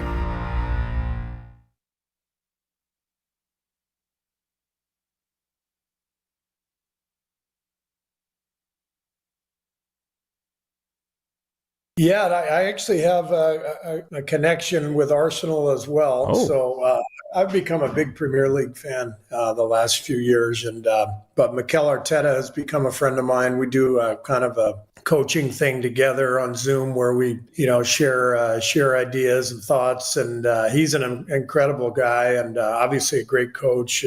But yeah, it's really fun watching the Premier League and seeing how other leagues are going about their business, other coaches. So I really enjoy that part of my job.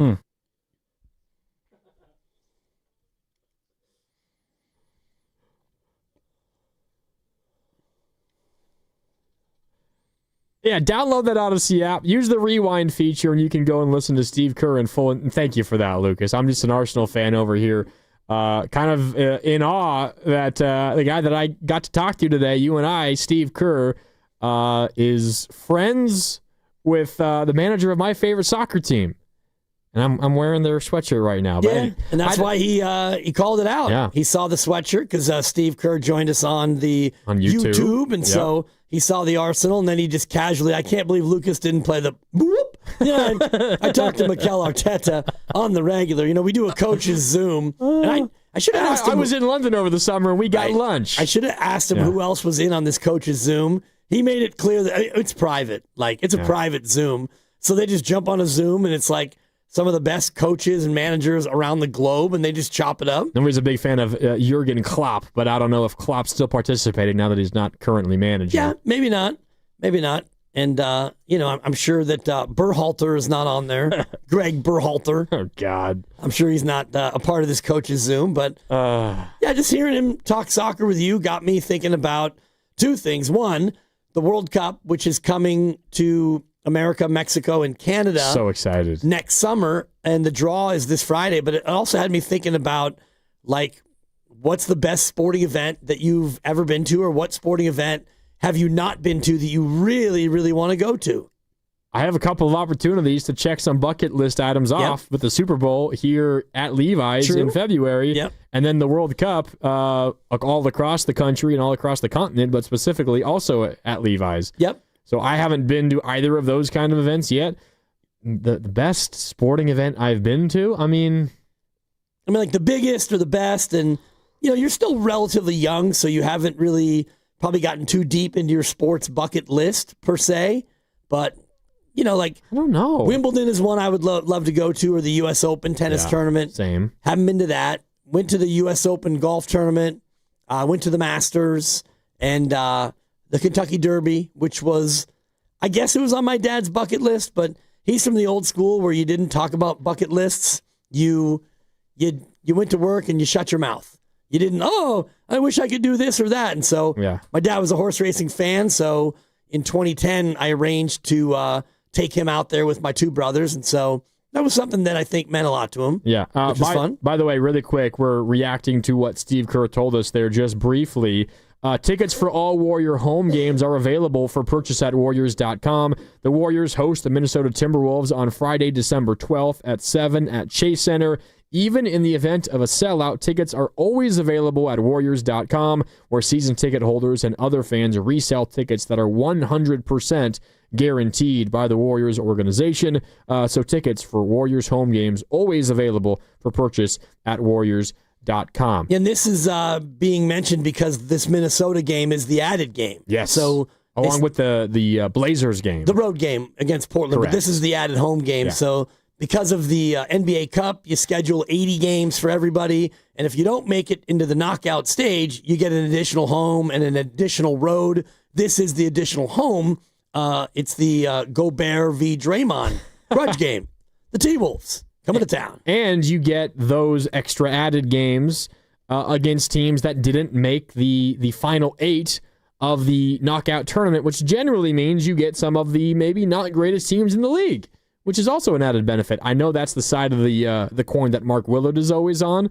Lose the NBA Cup games, or at least lose enough so that don't advance and you get some of the worst teams.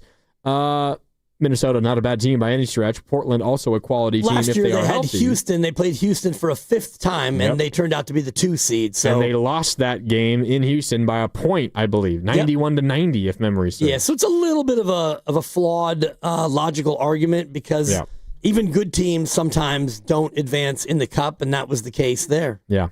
So what's coming up with the World Cup draw this week that we need to keep our eyes on? Friday, they will determine the majority of the assignments for the teams. Now, in March, there's still some playoffs that have to take place, and they wait until March to actually do that. But the USA will find out at least 2 of the teams that will be in their group, and because they're a host country, they get to be one of the 1 seeds in the expanded World Cup format.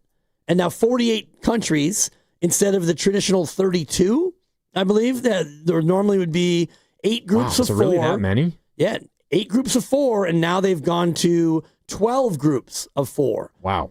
So the top 2 in every group advance, and then I think there are certain number of at-large wild card bids. The wild card third place teams also advance. So the group play not as critical as it used to be, but one of the benefits of being in pot 1, as they call it, it's the 3 hosts, Canada, Mexico, the U.S. And then the best countries in the world. The next 9, according to world rankings. So like France and Argentina and Germany and all those teams. Keep going. You're doing great. The Netherlands are in there.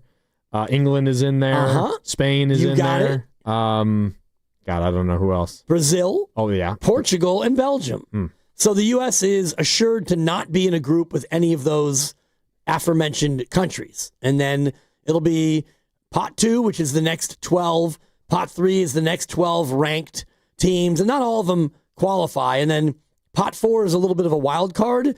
You've got some of the qualifiers that are yet to be determined, but you also have Jordan, Cabo Verde making their debut. Wow. Ghana. Where is that? Cabo Verde? Yeah. You've never been? No. I'm a little surprised at you, Cabo Brandy. Verde. Oh, it's a country in Africa.